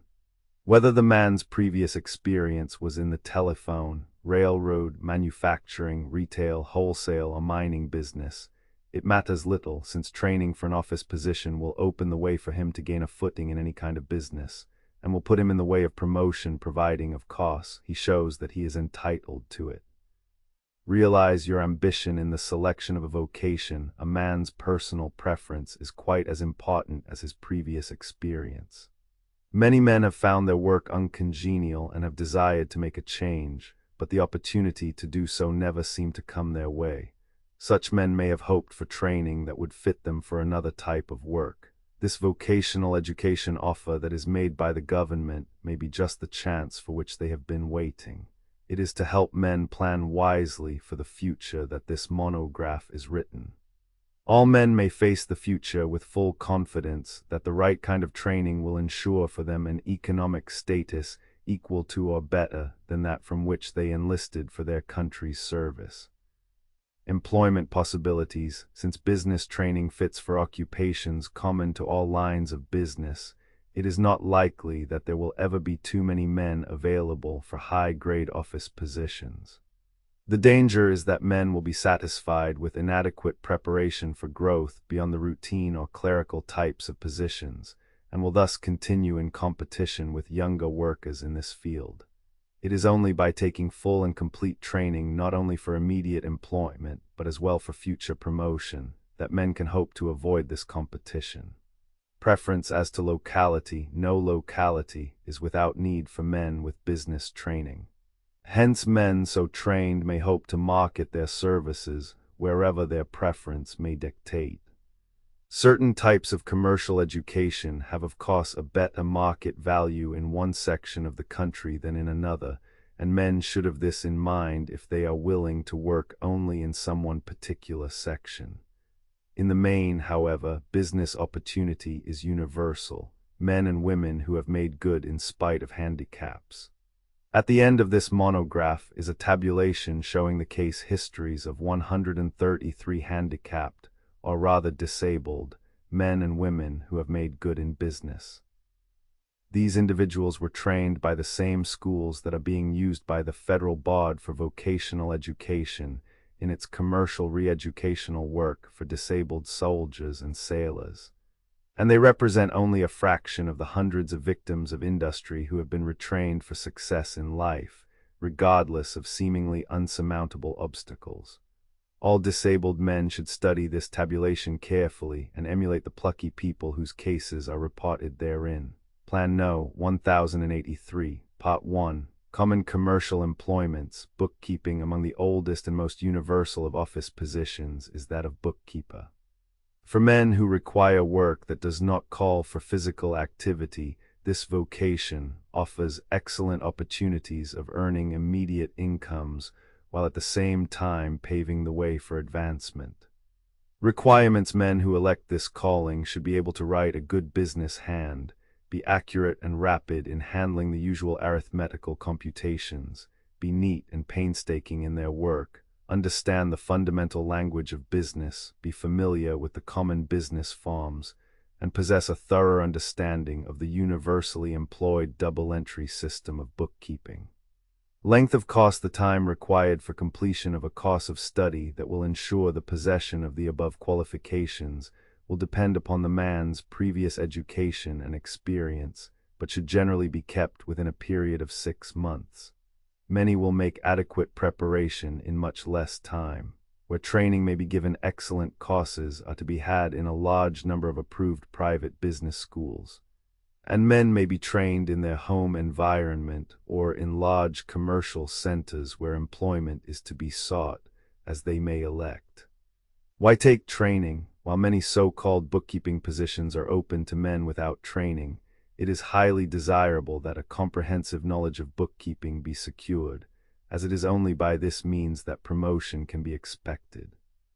The posting clerk or entry clerk will always remain an unskilled laborer in competition with untrained boys and girls, unless he is fortified by such a knowledge of the science of accounts as will enable him to become the head bookkeeper.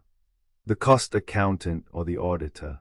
Such a man may, by additional training in evening school, qualify for the profession of accountancy and establish an independent business of his own. Salary men who know accounts and possess the other desirable business qualifications can be placed in positions with a salary range of from $10 to $30 a week. Permanency of employment. The all-round bookkeeper in any establishment is indispensable to the business and is rarely released when business depression calls for retrenchment in the payroll. Disabilities. The possession of mental faculties in one hand, with fairly good general health, are all that are absolutely essential to success in this occupation from the physical standpoint. Men with 2 artificial hands have succeeded in this work, but the absence of both hands is such a handicap that one so afflicted should rarely undertake work that requires so much writing. It should be emphasized, however, that no difficulty is experienced in learning to write well with the remaining hand, where one has been lost, regardless of previous habits in writing. A simple device for enabling a man to do with a stump what he would ordinarily do with his left hand is available to all who care to use it. It enables one to hold a ruler or blotter, to steady a book or sheet in place while writing is being done, and to perform all the usual functions of the left hand. When the right hand is gone, the left is trained to do what the right has done before, and the right arm stump becomes the supporting or auxiliary arm. Evening school or part-time instruction. Those who must get to earning at the earliest possible moment may be placed at the completion of the fundamental part of the course, continuing their study in evening school or in other types of extension classes where such are available. Or it may be possible in some localities to secure for such men half-day employment, which will leave half of the day free for school work. Plan No. 1084. General clerical work, expert filing and indexing positions offer an opportunity for those whose handicap is of such a character that it is desirable for them to secure employment that will not require contact with the public. Qualifications and training. The qualifications for this kind of work are accuracy, carefulness, and system in doing things. Training in the various indexing and filing systems in use is essential. Text material has been prepared by the manufacturers of filing cabinets, and courses of study, including practice, are offered by many schools in different parts of the country. Promotion. Such positions rarely lead to promotion, such as will appeal to the ambitious man whose handicap is of such a character as to warrant the selection of different and more promising occupation from the viewpoint of salary or independence. Length of course. Short intensive courses of from 6 to 10 weeks will enable a man to qualify for this kind of office work. Calculating machine operating. For a long time, adding and listing machines have been in use in banks and large business offices. More recently, calculating machines which are capable of performing mathematical work beyond the plain addition of the ordinary adding and listing type machine have been placed in business offices. The volume of figure work of this kind is particularly heavy in billing, cost, and payroll departments in many lines of manufacture. Even small manufacturers regularly employ help for the figure work exclusively. Owing to the greater accuracy and speed made possible by the use of the calculating machine, such work is no longer handled by paper and pencil methods. Opportunities and salaries. Opportunities for young men in this line of work exist in great number in all large cities, and there are many chances for positions of this kind even in the smaller manufacturing towns. The salaries for such positions range from $16 to $25 per week, according to the degree of responsibility involved. There is an opportunity for advancement for young men of fair educational qualifications who possess a determination to learn the work which is just ahead, and many young men aspire to positions as head of billing, payroll, or cost departments, where the responsibility is considerable and the salary proportionate. Many such positions exist where a salary of $35 to $40 per week can be earned. Many large concerns have a practice of promoting men who show special aptitude for mathematical work in connection with the calculating machines to departments other than those mentioned.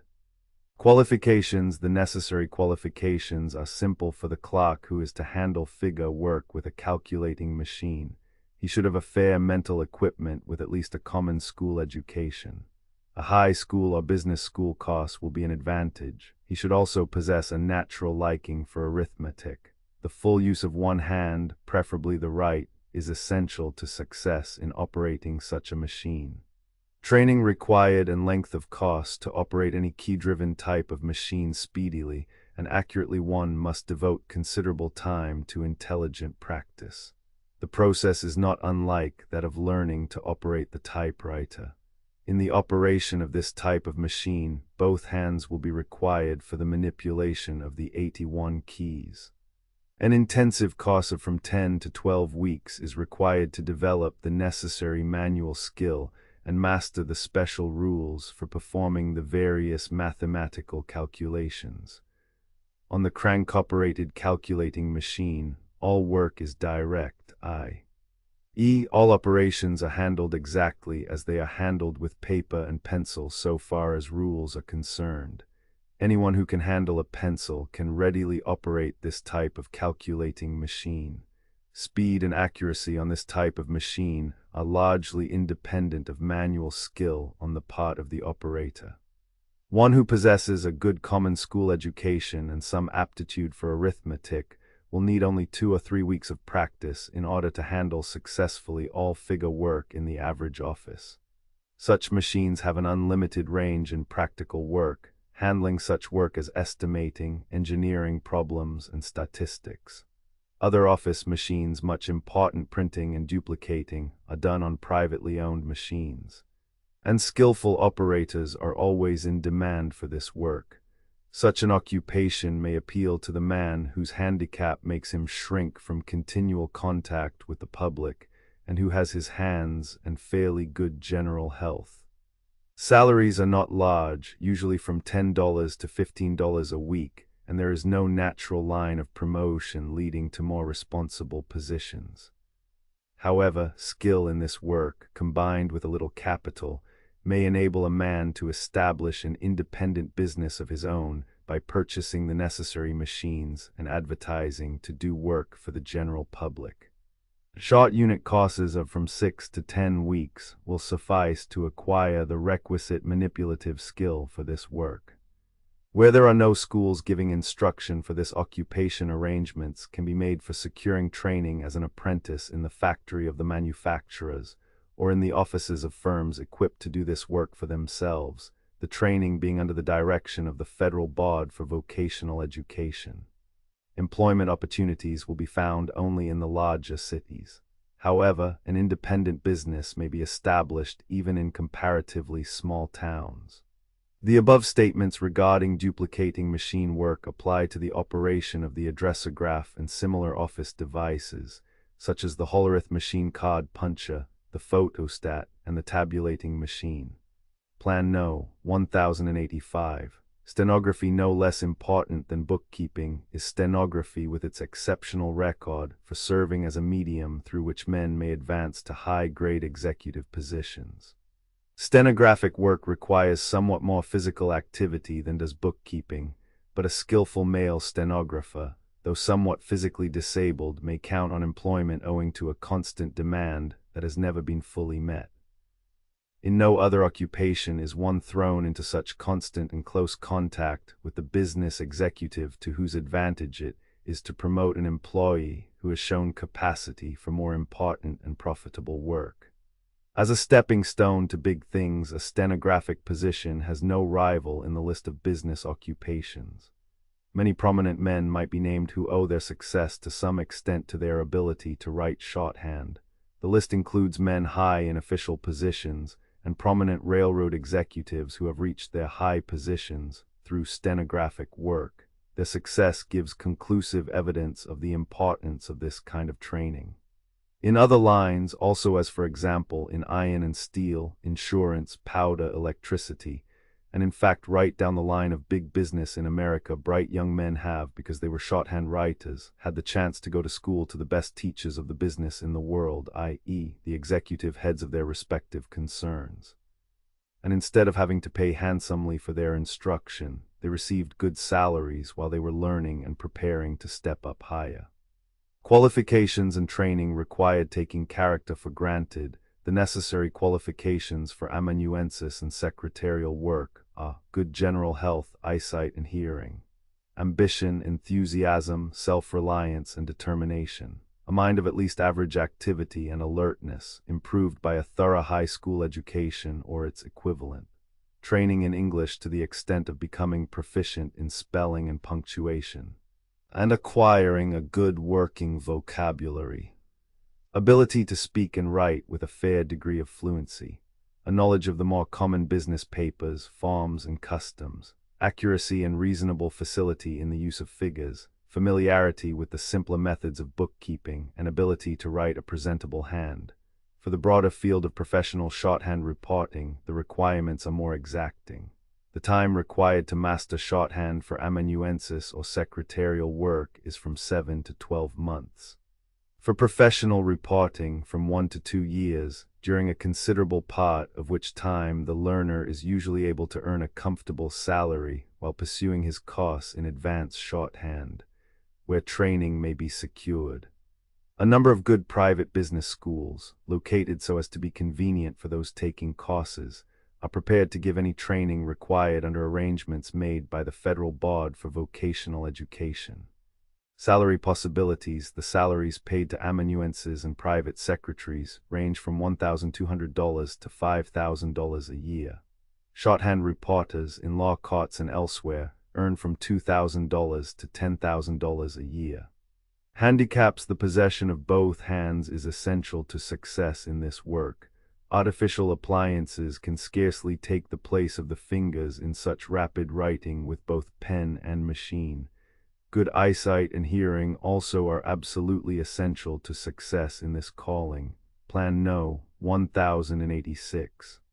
Retail: selling large department stores and the chain stores offer opportunities for profitable employment at better salaries than were commonly paid a few years ago in the retail trade, and training for real salesmanship in this field is now available. Men whose disabilities indicate as suitable for them physically more or less inactive types of employment, and who are not so injured as to make intimate contact with the public undesirable, may find in expert salesmanship opportunities worthy of their serious consideration. Positions as department heads or buyers are open to men who meet with conspicuous success as salesmen. Why training is necessary: the man behind the counter is no longer looked upon as clerk whose sole duty it is to hand out that which is asked for. He is classed as a salesman who has it within his power to build up the business of his department by winning and holding good customers. Knowledge of the well-defined principles of salesmanship and of his wares is quite as important to the inside or star salesman as it is to the man on the road. It is only by the right kind of training that such knowledge can be acquired. For the disabled soldier to learn by experience would require too much time. Where training can be secured, training for this occupation can be obtained through part-time extension day or evening courses in many cities. Then, too, many large stores maintain educational departments where training on an apprenticeship basis can be arranged for by the Federal Board for Vocational Education. Men preparing for this work have the advantage of being able to earn wages while they are taking training. Promotion and salary: success in this vocation will surely mean promotion. The usual promotion stream for men who have received good training runs from stockkeeper through junior salesman, assistant buyer, to buyer. Salaries range from $12 a week for beginners up to several thousand a year for department heads. It is also possible for men who have the necessary capital to look forward to establishment of a retail business of their own, if they prefer to be independent of an employer. Training for success in developing a retail business should be even broader and more thorough than that required for salesmanship in a store operated by others.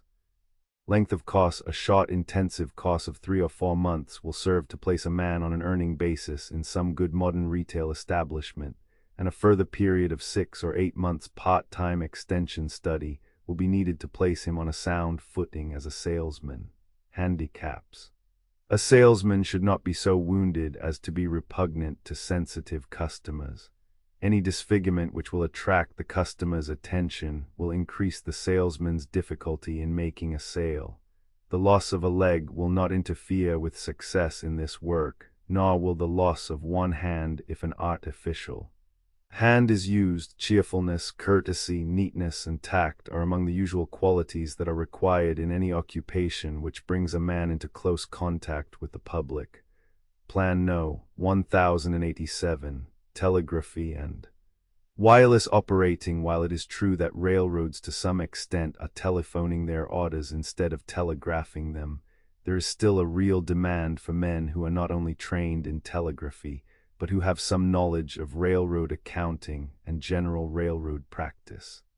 Such men can hope to secure good paying positions in railroad office work. There is always a demand for telegraphers to fill commercial positions, and it is quite likely that this field of work may grow in the future. It should be added also that the development of wireless service and the enlargement of our merchant marine will open up a new field for men who are skilled wireless operators and whose knowledge of the practical art of sending and receiving messages is supplemented by a good understanding of the fundamental principles of electricity.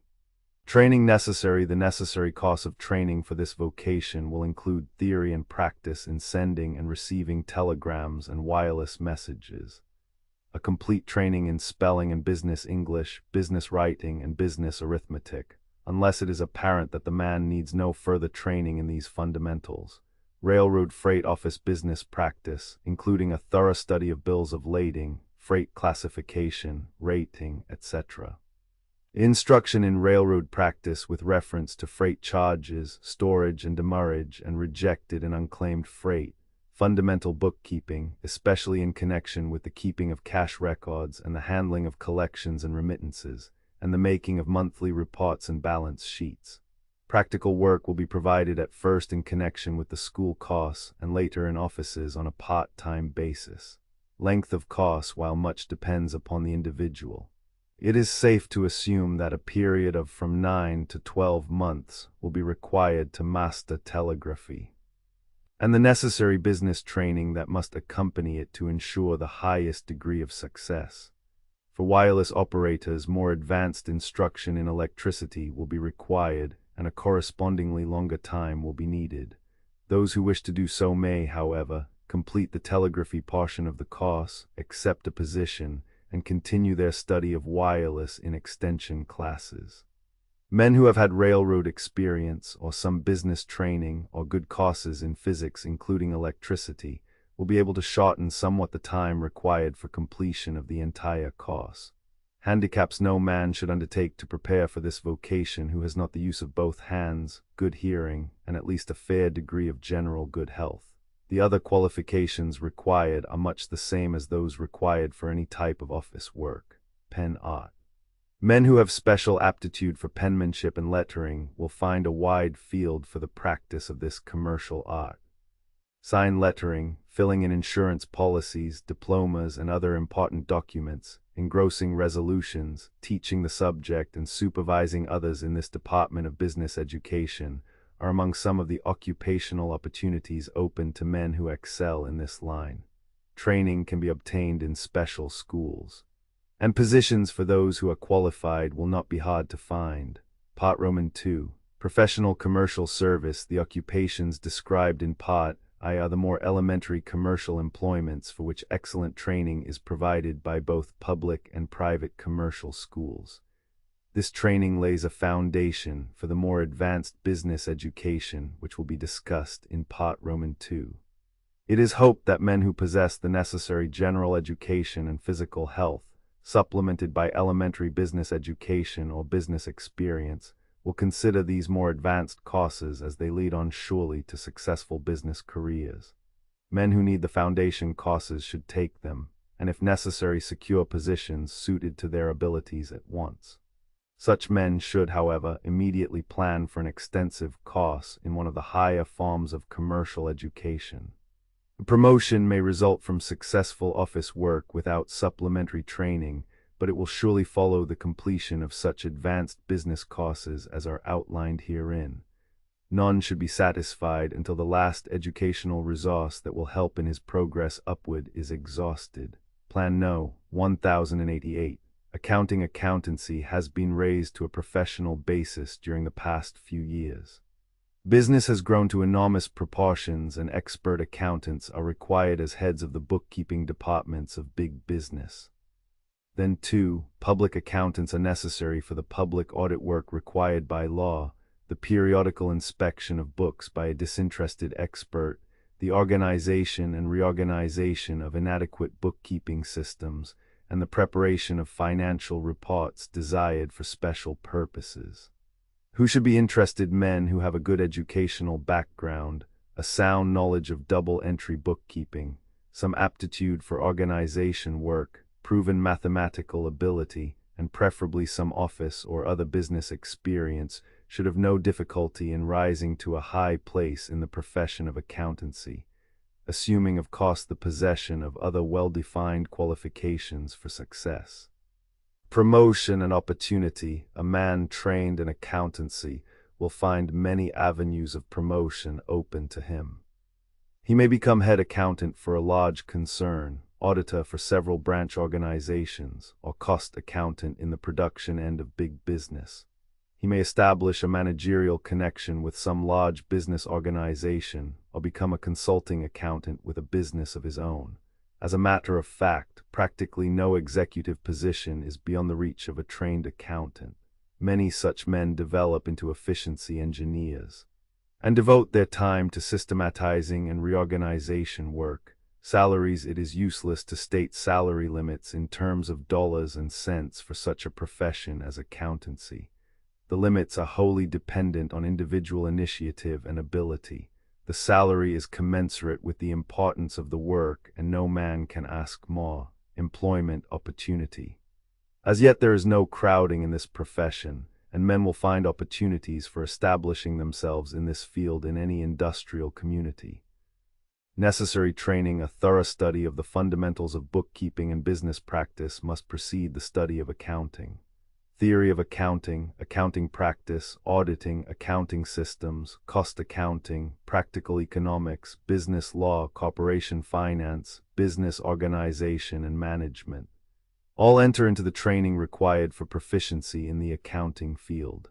Experience required and where to get it. The training briefly outlined in the preceding paragraph must go hand in hand with experience in practical work.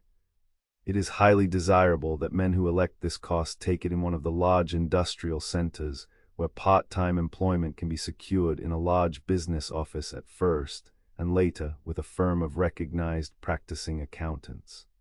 In many such centers, courses are offered by the local colleges with this need definitely in mind. Classes usually meet between 5 and 10 p.m. daily, thus leaving the business day for practical work. Those who aspire to the certified public accountant degree given in most states can thus gain the required experience while preparing in college for the stiff examinations set by the state examining board. Length of course 2 or 3 years must be devoted to study and practice before a man can lay any claim to recognition in this field, and the full 4-year period is none too long for those who would achieve the highest places in this profession. It must be remembered, however, that during this entire time good incomes may be earned, often better than a man has been able to earn before in ordinary office work. Unit courses of varying lengths are also available to those who merely want special training for special work such as auditing or cost accounting.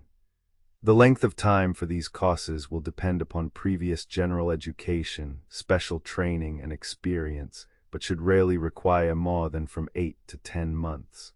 Plan No. 1089. Salesmanship. With the inevitable expansion in business immediately following the close of the Great War, there will be an unusual demand for salesmen. Already requests are being received for salesmanship training in connection with the Federal Board for Vocational Education's program of re-education for disabled soldiers. The trained salesman will find a ready market for his services.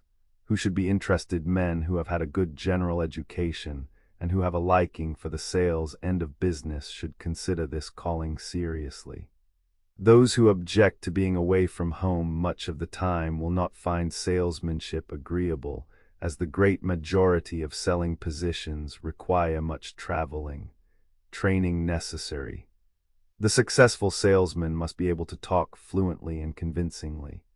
He must possess a good knowledge of English and a good working vocabulary, an understanding of human nature, a thorough knowledge of his wares, a familiarity with business customs, an appreciation of the value of business ethics, a fund of information regarding general business conditions, and many other qualifications that, like those mentioned above, can be acquired through courses of training. A familiarity with the principles of accounting and other business subjects also will prove helpful to a man who wishes to make the best possible preparation for the business of selling goods. The formal instruction in salesmanship will not proceed very far before provision for contact with actual selling is made. Fundamentals can be covered in short intensive courses to be followed by more advanced instruction on a part-time basis, while the man is learning the practical side of his work in an actual sales department. When the foundations have been laid and the man has indicated the line of business he prefers to be associated with, the Federal Board for Vocational Education will, through its placement department, secure for him a position where the practical side of the art of selling goods can be acquired. Salaries. The income possibilities of salesmanship are excellent, but incapable of definite statement, since so much depends on the salesman. In no other branch of business does a man have greater opportunity to demonstrate his worth. The salesman is the one employee who is quite sure to be paid all he can earn. His sales readily indicate his value to the firm. Opportunities widely scattered in this profession, men may choose their own location to a large extent. Salesmen are in demand throughout the whole country, and men who have climatic preferences will be able to indulge them without jeopardizing their future. Promotion to sales manager is within the range of possibilities for live men who make a conspicuous success of their work. The man who is ambitious will have ample scope for growth in this field. Handicaps men who take up this profession should possess good general health, the ability to get about with a fair degree of facility, good hearing, and unimpeded speech. Personality counts for much in salesmanship. And since personal appearance is one factor in personality, it should be suggested that facial wounds, which are soon forgotten by friends, often distract attention on first acquaintance and put a man at a disadvantage before his customer. The loss of a leg or an arm will not prove a barrier to this occupation so long as a man's general activity is not interfered with seriously. Plan No. 1090. Advertising the passing from war to peace conditions will increase the demand for all kinds of advertising. Business has largely marked time during the war because of lack of goods to sell and lack of men and facilities. Now, factories that have been on war work will have to keep their plants busy, win back trade lost through inability to supply old customers, and create new fields for their enlarged producing capacity. Retailers will have to keep pace with the new demands of readjusted commerce. All this means more advertising and more men to plan and execute it. Advertising today is as much a part of every business as clerking, bookkeeping, or stenography, for no manufacturer or merchant can do business without some form or many forms of it. What advertising is, consider the sign over the door, the labels on packages, the leaflet, circular, or catalog describing goods, directions for using, sign cards, window posters, mailing cards, and the like. Then the business letter answering inquiries or soliciting orders, the follow-up system that turns the inquiry into an order. The trade aid work of many kinds that helps the manufacturer make good distributors of his dealers, and you have a bird's eye view of some forms of advertising work that are almost universally used, yet scarcely thought of as advertising.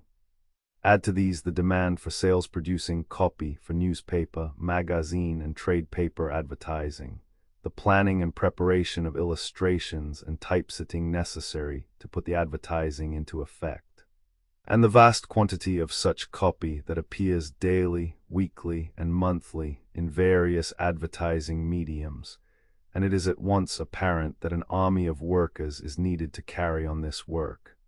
Permanency of employment. The permanence of such work is attested by the fact that there has been an increasing use of all forms of advertising, keeping steady pace with America's business growth. Even without taking into consideration outdoor advertising, billboards, bulletins, and painted signs, electrical advertising display, streetcar advertising, propaganda campaigns, civic and organization advertising, each of which offers fields of great extent, the employment of trained advertising men is as yet only in its infancy. Plan No. 1091. Opportunities in this profession. The personnel of advertising staffs includes men officially designated as follows: advertising director, the man who plans and directs; space buyer, the man who knows advertising media and the value of space, and the one who places advertising contracts; copywriter, the man who produces copy for advertisements, catalogs, printed matter, letters, follow-up work, etc. Layout man, the man who assists the copywriter by preparing typographical and art layouts. Proofreader, the man who reads proof on advertisements and printed matter. Copy helper, the man who has charge of engravings, drawings, and printed stock and who supervises the making, shipping, return, and safekeeping of the same. Buyer of printing, the man who knows papers, printing processes, their relative values, and also their sources. He also places the printing orders. Artwork buyer, the one who knows advertising artwork, where to get it and its value, and who also places orders for illustrations and engravings. Commercial artist, the man who produces sketches and finished drawings in pen and brush work in tone and color and who retouches photographs. Photographer, the man with special training in posing, lighting, and photographing industrial subjects to secure pictures illustrating features of the product, texture, and construction. Who works often with living models. Correspondent, the man who produces orders from inquiries received through advertising, or who solicits orders through the mails. Advertising promoter, the man who sells the advertising done by a house to its distributors, and who teaches them how to take advantage of the demand created and how to use the trade matter furnished by the house to its dealers.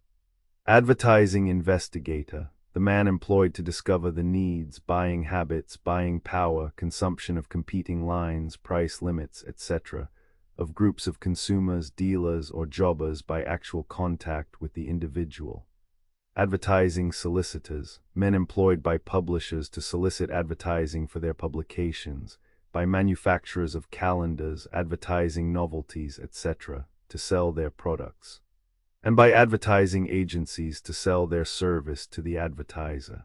Every newspaper, magazine, and trade paper must have one or more, perhaps many, solicitors, as must also the advertising agency and the maker of advertising novelties, the bill poster, the bulletin painter, the car sign proprietor. While this general list is in no way complete, it serves to show the vast field open to men in advertising, and may serve as a guide in selecting the line of work to be undertaken. Kind of men needed and qualifications required. Any wide-awake, intelligent, ambitious, optimistic man can become a useful advertising man in some one of its many branches. Physical disabilities will prove no handicap, providing general health has not been too seriously impaired. A knowledge of practical salesmanship helps, for all advertising is only a form of selling. Men of exceptional education and executive ability find a field as managers and production men. Good merchandise salesmen make good advertising solicitors.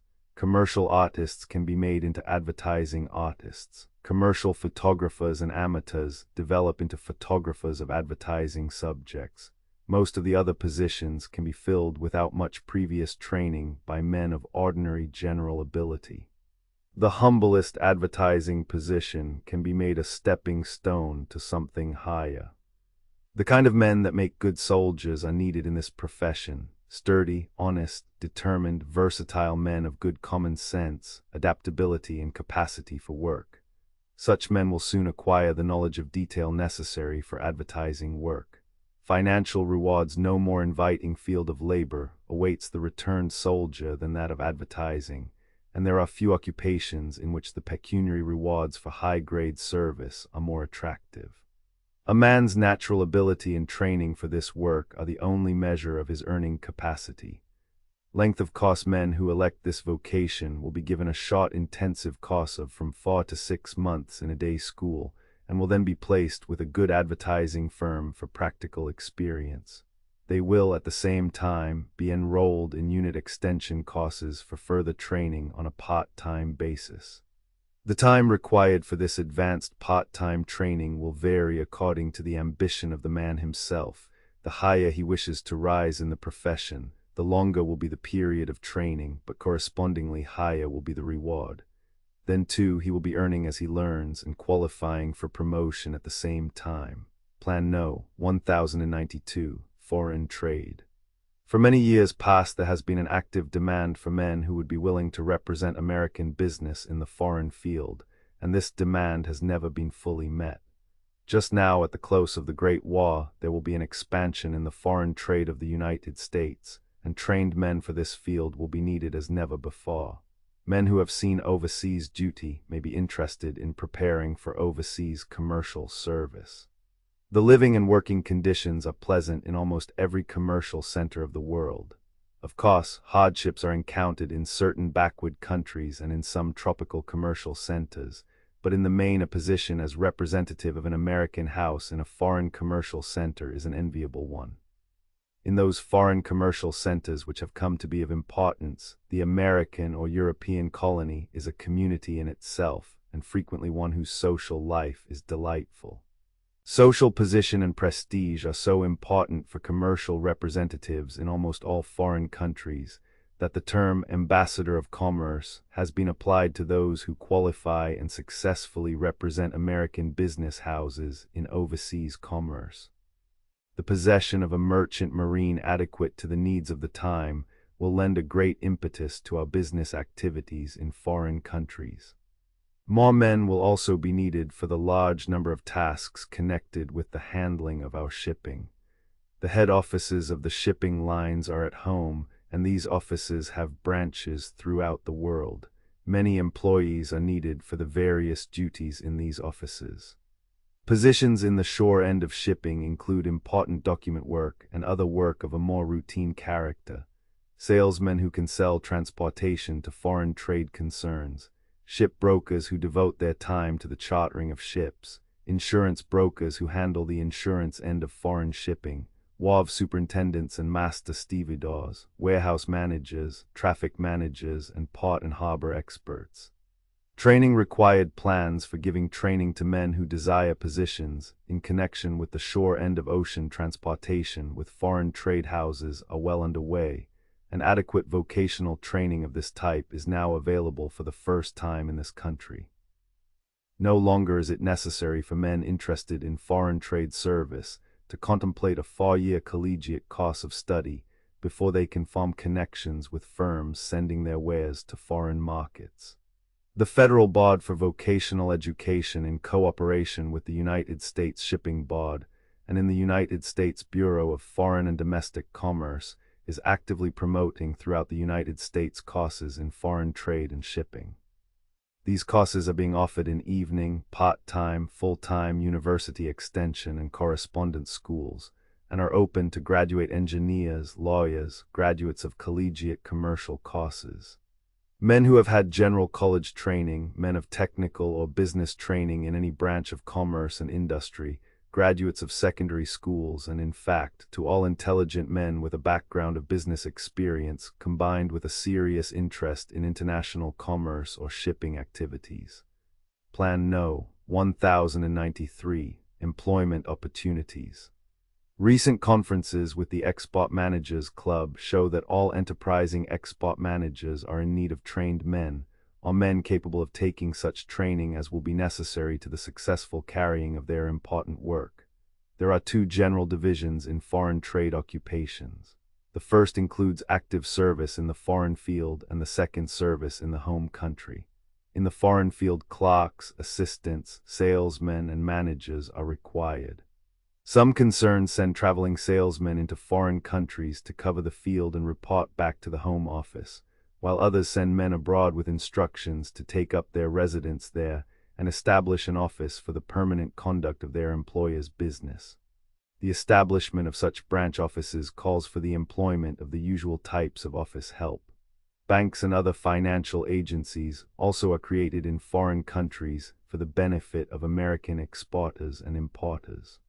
Who should be interested men of the American expeditionary forces who have seen something of the world and who have gained an interest in and a taste for things outside of the United States will find in foreign trade service great opportunities.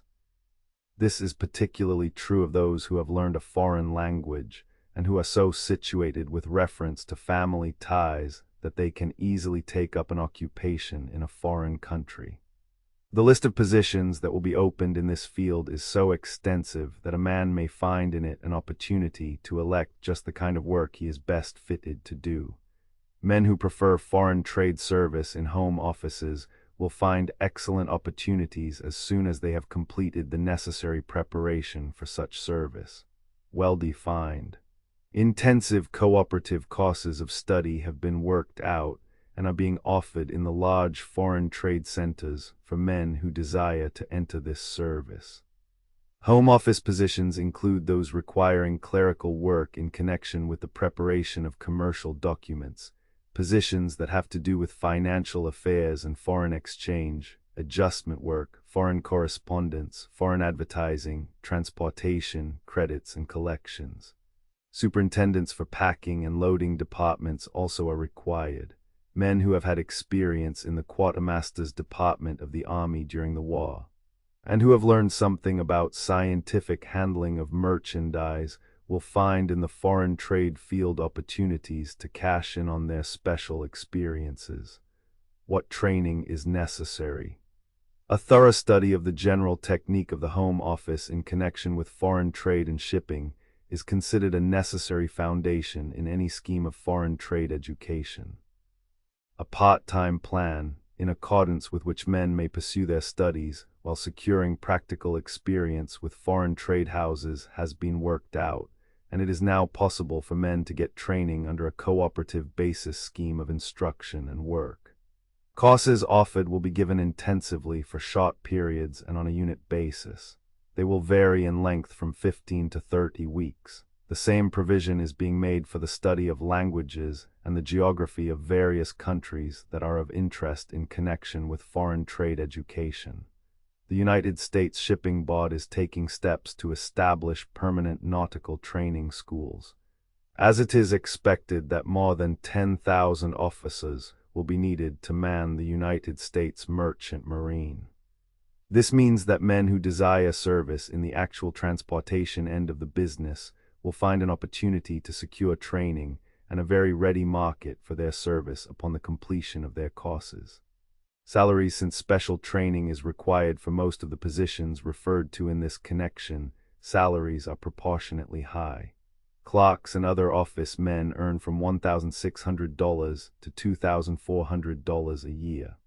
Those who qualify as junior clerks and senior clerks may hope to rise to assistant managers of departments and general export managers. Advancement should be rapid in view of the present shortage of men and the expected expansion of business. In large export departments, there are export managers who receive from $5,000 to $10,000 a year. Even the latter amount is by no means the limit for men of unusual executive ability. The positions referred to in connection with the actual operation of the merchant marine pay from $120 to $275 per month with subsistence. It is possible that these amounts may be somewhat reduced after the war demand for such service ceases, and yet it is certain that the financial returns for this kind of work will be above those for similar service on shore. Plan No. 1094. Secretarial work executives in responsible positions are finding it necessary more and more to rely upon efficient secretarial help. Such an executive must generally have some assistant who is thoroughly familiar with every detail of his activities and able to assume responsibility for innumerable details connected with the day's work. The comparatively small number of available secretarial workers and the hazy conception that has heretofore existed regarding the real distinction between a stenographer and a secretary have forced many executives to be satisfied with stenographic help in the positions where secretarial help is essential. Just now much attention is being given to this vocation by colleges and schools, and there are many opportunities for securing the kind of training needed for secretarial service. Nature of the work. There is a wide gap between secretarial and stenographic duties. Skill in writing shorthand and in typewriting is now recognized as desirable for the secretary, but the possession of this skill does not ensure secretarial efficiency. Since no training has been available for this vocation in the past, secretarial workers have been recruited from the stenographic staff. And it is quite likely that a period of apprenticeship as a stenographer will continue to be a very desirable part of one's training for the higher duties of a secretarial position. The trained secretary relieves the executive of all detail by keeping him informed as to important happenings in the business world that may be of particular interest, by making notes of appointments and calling attention to them at the proper time, by gathering data for the preparation of papers and speeches, by standing between him and the public when the demands upon his time make it necessary to deny requests for interviews without in any way offending those who are refused, by attending conferences and making notes on important points, by arranging for transportation and hotel accommodations in connection with traveling, and in every way by keeping the executive's time free for the more important managerial responsibilities devolving upon him. Qualifications required men who possess a good general education, sufficient maturity, tact, judgment, business sense, and knowledge of people may hope to succeed in this vocation providing they have the right kind of training and preliminary experience. Integrity, alertness, ambition to advance, initiative, courtesy, and loyalty are prime essential characteristics. Soldiers who have been attached to headquarters division in the capacity of aides and secretarial workers will find in this field opportunities to make their war experience count for the most. Promotion no occupation offers larger opportunity for advancement.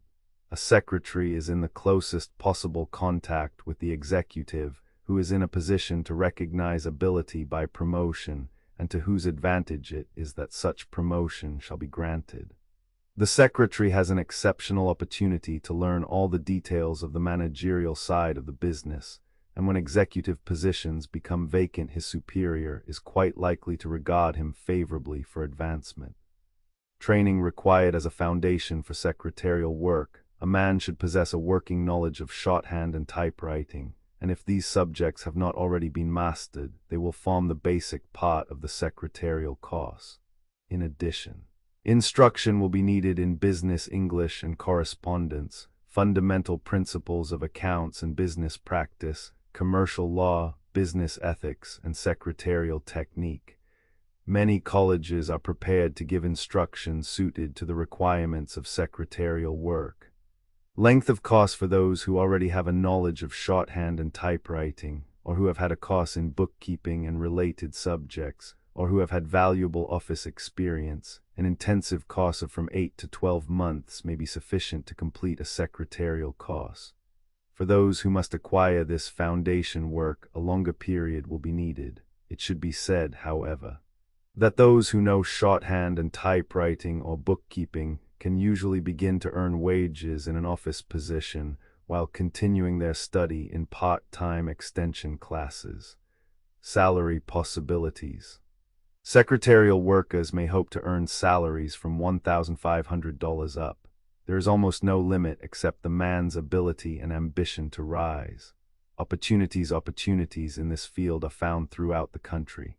Men who are interested in social, philanthropical, religious, or political activities may find secretarial openings that will enable them to be intimately associated with the activity of their choice. Handicaps: a secretarial worker should be able to get about with a fair degree of facility. He should have a personal appearance that is not repugnant to the public with which he is constantly in contact. He should possess physical endurance sufficient to enable him to meet the rather severe strain that secretarial work makes upon a man, and he should possess good hearing and eyesight. An artificial limb would not be a serious handicap, providing it did not interfere with getting about too seriously. It is also quite likely that one hand would suffice for the accomplishment of the ordinary tasks of such a position. The main requirement is that a man shall be keen and alert, and that he shall be able to go about his work with vigor and cheerfulness. Plan No. 1095. Life insurance salesmanship. There are more than 200 life insurance companies in the United States, having their head offices scattered throughout the chief cities in different parts of the country, with branch offices in each of the larger cities in each state, and resident agents located in most towns of importance. In the smaller towns, the life agency is often combined with the fire and accident insurance. Life companies are divided into the ordinary and the industrial companies, and combined employ about 125,000 field agents and about 75,000 persons of other capacities such as clerical, accounting, building and general employees, exclusive of casual employees such as doctors, lawyers, etc. Life insurance has been made nearly mandatory by modern business practice. It has been popularized by adoption in the Army and Navy as a scientific method of providing for personal dependence. It is in harmony with the trend of modern social, civic, industrial, and financial betterment movements. It is progressive within itself, constantly devising new services to meet the requirements of the public and thus opening new avenues to its salesmen. Life insurance salesmanship requires at the outset but a minimum of training, equipment, and capital, and these are being supplied more and more commonly by sales organizations to their members who qualify for the profession. Opportunity for advancement. The work affords opportunities for personal advancement by extension of acquaintance and by choice of associates and customers. It is consistent with the attainment of social, civic, and business prominence and financial independence. Opportunities for promotion to positions as agency managers, superintendents, and field supervisors are constantly presented to those whose ability and experience justify such advancement. Whole time, not necessary age, experience, and growing clientele become assets of increasing value. There is no deadline, and a permanent clientele of expanding value can be built up from year to year. While of course the agent physically able to devote full time to the work is likely to succeed best, it is nevertheless true that one physically handicapped may succeed measurably, although able to work only part of time daily or weekly. Regular office hours and days are advisable but not necessary. Educational requirements. Candidates should have at least a grammar school education. And more advanced professional or technical training will be a valuable asset, although not essential for success. Experience. Previous experience in either life insurance or general salesmanship is not necessary, but will be of value, and those who have had to do with insurance work in the Army will find this experience helpful. How instruction is given. Many organizations are equipped, and others will be, to conduct preliminary central office training courses for men intending to locate at distant points. A list will be furnished later of localities, companies, or agency organizations where definite courses of training are now being given. The novice will be given theoretical and practical instruction. Field experience will be given under the guidance of qualified field supervisors. Handicaps. In the following classification, certain types of diseases and injuries are grouped according as they are regarded as being wholly, partially, or not in any degree disqualifying for the profession of life insurance salesmanship. 1. Prohibitive, disqualifying for successful field salesmanship. A. Diseases. Advanced tuberculosis, loss of voice and similar bronchial affections. Heart diseases not permitting ordinary activity. Contagious or infectious diseases, chronic or acute. Epilepsy. Nervous affections preventing mental concentration or seriously affecting locomotion or speech. Nervous affections causing involuntary grotesque muscular movement of face, hands, or body. Insanity. Complete loss of sight or hearing. B. Wounds. Unsightly and repelling facial or head wounds. Loss of both arms. Loss of both legs and one arm, preventing distinct or audible speech. Any wound rendering soldier an object of extreme pity. 2. Partially handicapping. Each case requiring individual judgment. Many such men might be able to devote part-time, if not all, to salesmanship. A. Diseases. Mild tuberculosis of the lungs or throat. Recurrent rheumatism of severe type. Heart diseases interfering with usual activity. Nervous affections causing involuntary marked movements of the face. Serious varicose veins forbidding reasonable activities. Indistinct hearing or sight. B. Wounds. Loss of both legs but not arms. Injury to arms or limbs compelling extremely awkward attitudes to be assumed. Entire loss of one hand and noticeably unsightly dismemberment of the other. Unsightly face or head wounds that cannot be covered by hair, beard, or glasses. 3. Not handicapping at all. A. Diseases. Chronic diseases not preventing ordinary activity and not easily noticed by others. This includes chest and head diseases, rheumatism, deafness in one ear, Bright's disease, shell shock, etc. Temporary diseases from which recovery may be slow but certain. B. Wounds. Loss of one leg if artificial limb can be worn. Loss of one arm or hand with or without artificial arm. Wounds to arms or legs not requiring amputation. Moderate disfigurements that can be covered by hair, beard, garments, or glasses of usual type. Scars on face or hands that are not repellent. Loss of teeth if plate can be worn, hernia if truss can be worn. Plan No. 1096. Number of positions open. The companies selling ordinary life insurance can absorb rapidly 10,000 candidates for sales positions, reasonably evenly distributed between the two classes of partly handicapped and not handicapped. If the latter class predominates, even a larger number could be used. These men can be assigned profitable and suitable new business locations, either of their own or of the insurance company's selection, as they prefer, or they can be used at their former place of residence, no matter in what sections of the country this may be. The industrial companies, about 25 in number, can absorb about 4,000 candidates presenting disabilities of a nature that would not preclude the physical activity required. Since the nature of the business demands that the routes assigned be fully covered each week.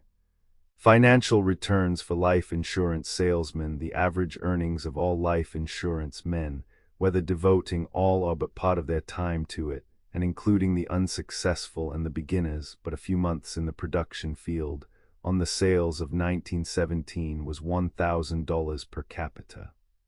The average of those giving it their entire time is near $2,000 per agent.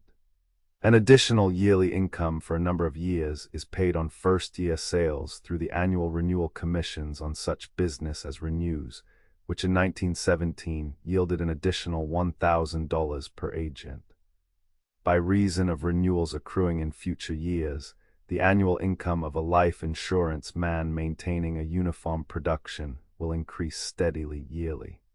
While the rate of compensation is based upon the commission plan under which the income closely follows actual earnings and is in ratio to the salesman's efficiency and the intelligent effort he puts forth, the methods of compensation are varied according to individual preference.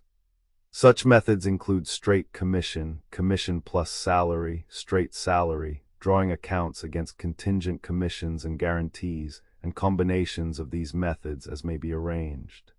The items of interest are that incomes are without limit as to maximum, and that earnings can begin even during the period of preparation and study.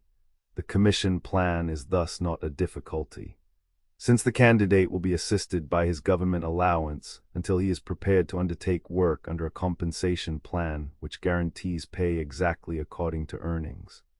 To those qualifying for executive positions, correspondingly larger salaries and opportunities are open, and men having the capacity to direct the activities of others are in constant demand. For this work, Army and Navy men as a class have had fundamental training. Earnings up. Industrial insurance men's salaries varying from $10 to $25 per week are paid to the field men of industrial insurance companies, depending upon the size of the district covered. Such agents are expected to make the weekly collections assigned to them and to maintain the volume and number of such collections. In addition to this salary, the right and opportunity is given to earn liberal commissions on new business secured, which in turn may operate to increase the compensation for collecting future premiums. Opportunities for promotions to positions as superintendents and district managers are frequent, and the tendency is toward the retention and development of efficient employees indefinitely. Plan No. 1097. Office management. This position is one that is usually filled by promotion and one to which any man who qualifies for business by taking a complete commercial training may reasonably aspire. Men who have executive ability, knowledge of men and ability to handle them, the ability to organize the work of an office on an efficiency basis, and a good general knowledge of business are needed for office managers. Training extension courses in preparation for advancement to this grade of commercial employment are available in many places. Those who already have the necessary training for office work will be helped by definite courses of instruction to prepare for this desirable line of promotion. Others who have had neither business training nor business experience may prepare for office work first, in accordance with the plan suggested earlier in this monograph, and may later qualify for office management by extension courses under the direction of the Federal Board for Vocational Education. Plan No. 1098. Banking the banking business is one in which the higher positions are usually recruited from the lower. Many younger men are employed as messengers, clerks, runners, etc., and it is comparatively easy to find promotion material already in the organization. Since these lower positions pay very small salaries and make no appeal to men, it is not likely that large numbers of men will break into the banking business through rehabilitation channels. However, there are many men in our army who have had banking experience and desire to secure training for further promotion in this business. Then too, some of the larger financial institutions in the big cities are in the habit of taking on men for a period of training with a view to service in their foreign branches. This practice will grow as our foreign trade expands. Men who have the necessary general education and special training, supplemented by overseas service, will find in this field an opportunity that will challenge their interest. Training foundation work in the general business subjects such as bookkeeping, business writing, business English, correspondence, business arithmetic, and commercial law will be followed by instruction in economics, money, banking, and finance.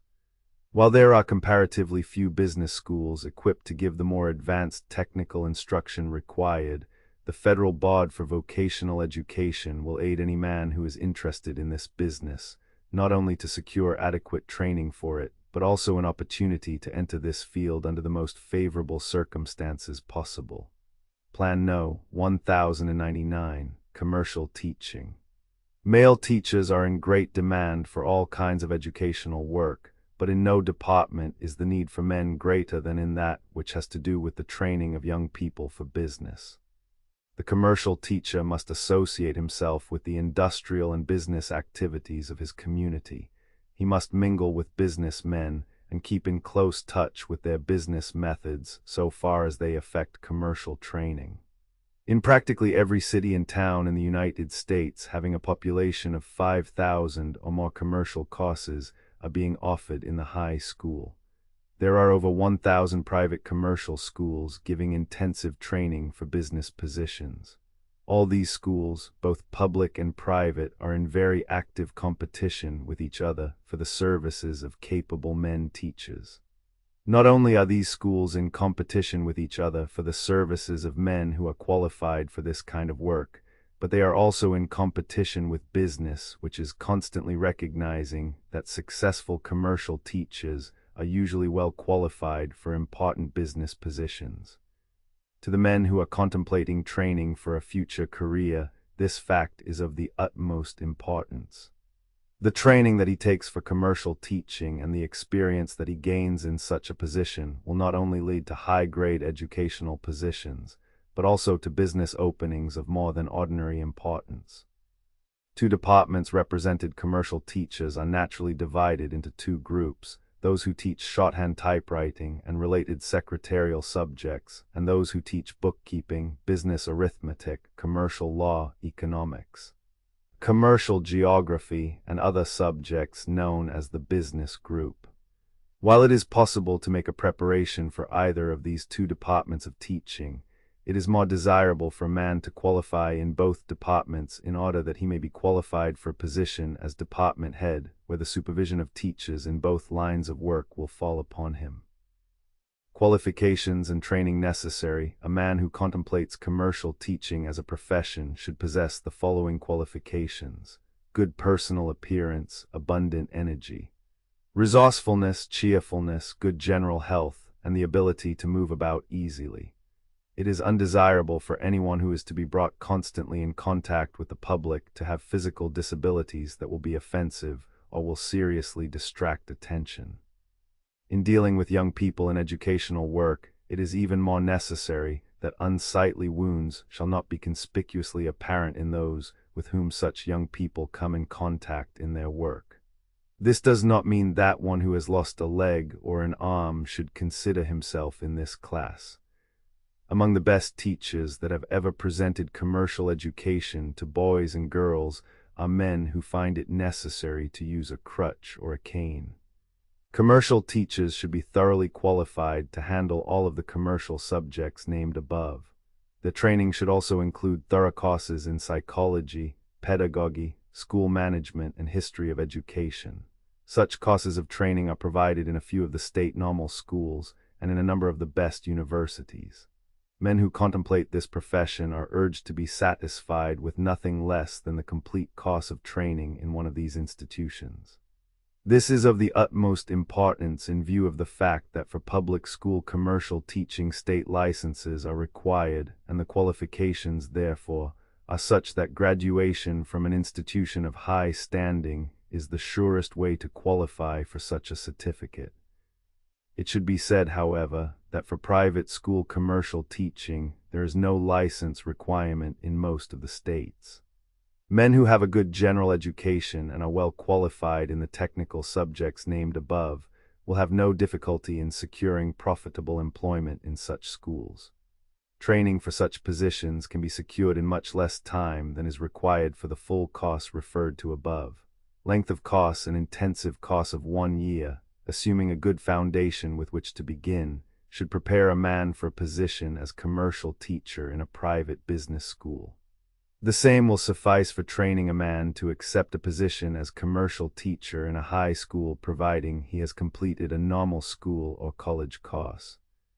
For those who have only a high school education, 2 years in a state normal school, or from 2 to 4 years in the commercial department of a college, will be required to complete the full training for commercial teaching.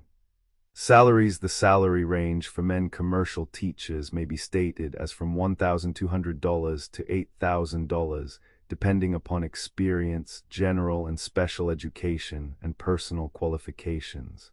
Plan No. 1100. Plans and successes of disabled men and women chart summarizing data relating to 133 cases of disabled persons who have taken commercial courses. Tabulation of replies to questionnaires sent out to schools. 3434. All salaries are on a pre-war basis. School case number and disability. Cause of disability, previous education, cost taken, special arrangements, time required, present status. Remarks. Pierce Business School, Philadelphia, PA. 1. Deaf and dumb, natural, Mount Airy, business administration, individual help, written instructions, not longer than usually required. Shares equally in profits of firm, rendering excellent service. Results in the case of this young man were satisfactory beyond expectation. 2. Loss of left arm, accident while employed, 8th grade, Specia. In banking, arithmetic, penmanship, English, arrangement for holding papers, etc., individual help. Succeeded as well as students of like ability. $15 per week. Her progress met all expectations. 3. Infantile paralysis, disease, private tuition, business administration, careful seating, personal interest and help, doing as well as others of similar education. Is still a student at this school. This young man's affliction is such that his parents must bring him to and take him from school every day. 4. Paralysis, paralyzed, common school. Do. Special arrangement for seating, individual help, somewhat longer than average, doing satisfactory work. 5. War wounds. 7. Wounds, gas and shell shock, grammar school. Do. Correct seating, special and individual help, did not finish but was making average progress. Is a minister now, average minister's compensation. Decided as his physical condition improved to prepare for the ministry. Stone Business College, New Haven, Con. 6. Loss of leg, accident, factory worker, grammar school, banking and business. None, no report. Salary $2,500 a year. General manager, New Haven Bridge Crucible Steel Co. 7. Short leg, no report, do shorthand and typewriting, do 2 or 3 months longer than average, doing satisfactory work, salary $90 per month. 8. Paralysis, born with disability, no occupation, do business and stenography, do not longer than usually required, satisfactory progress, $2,500 or $3,000 a year.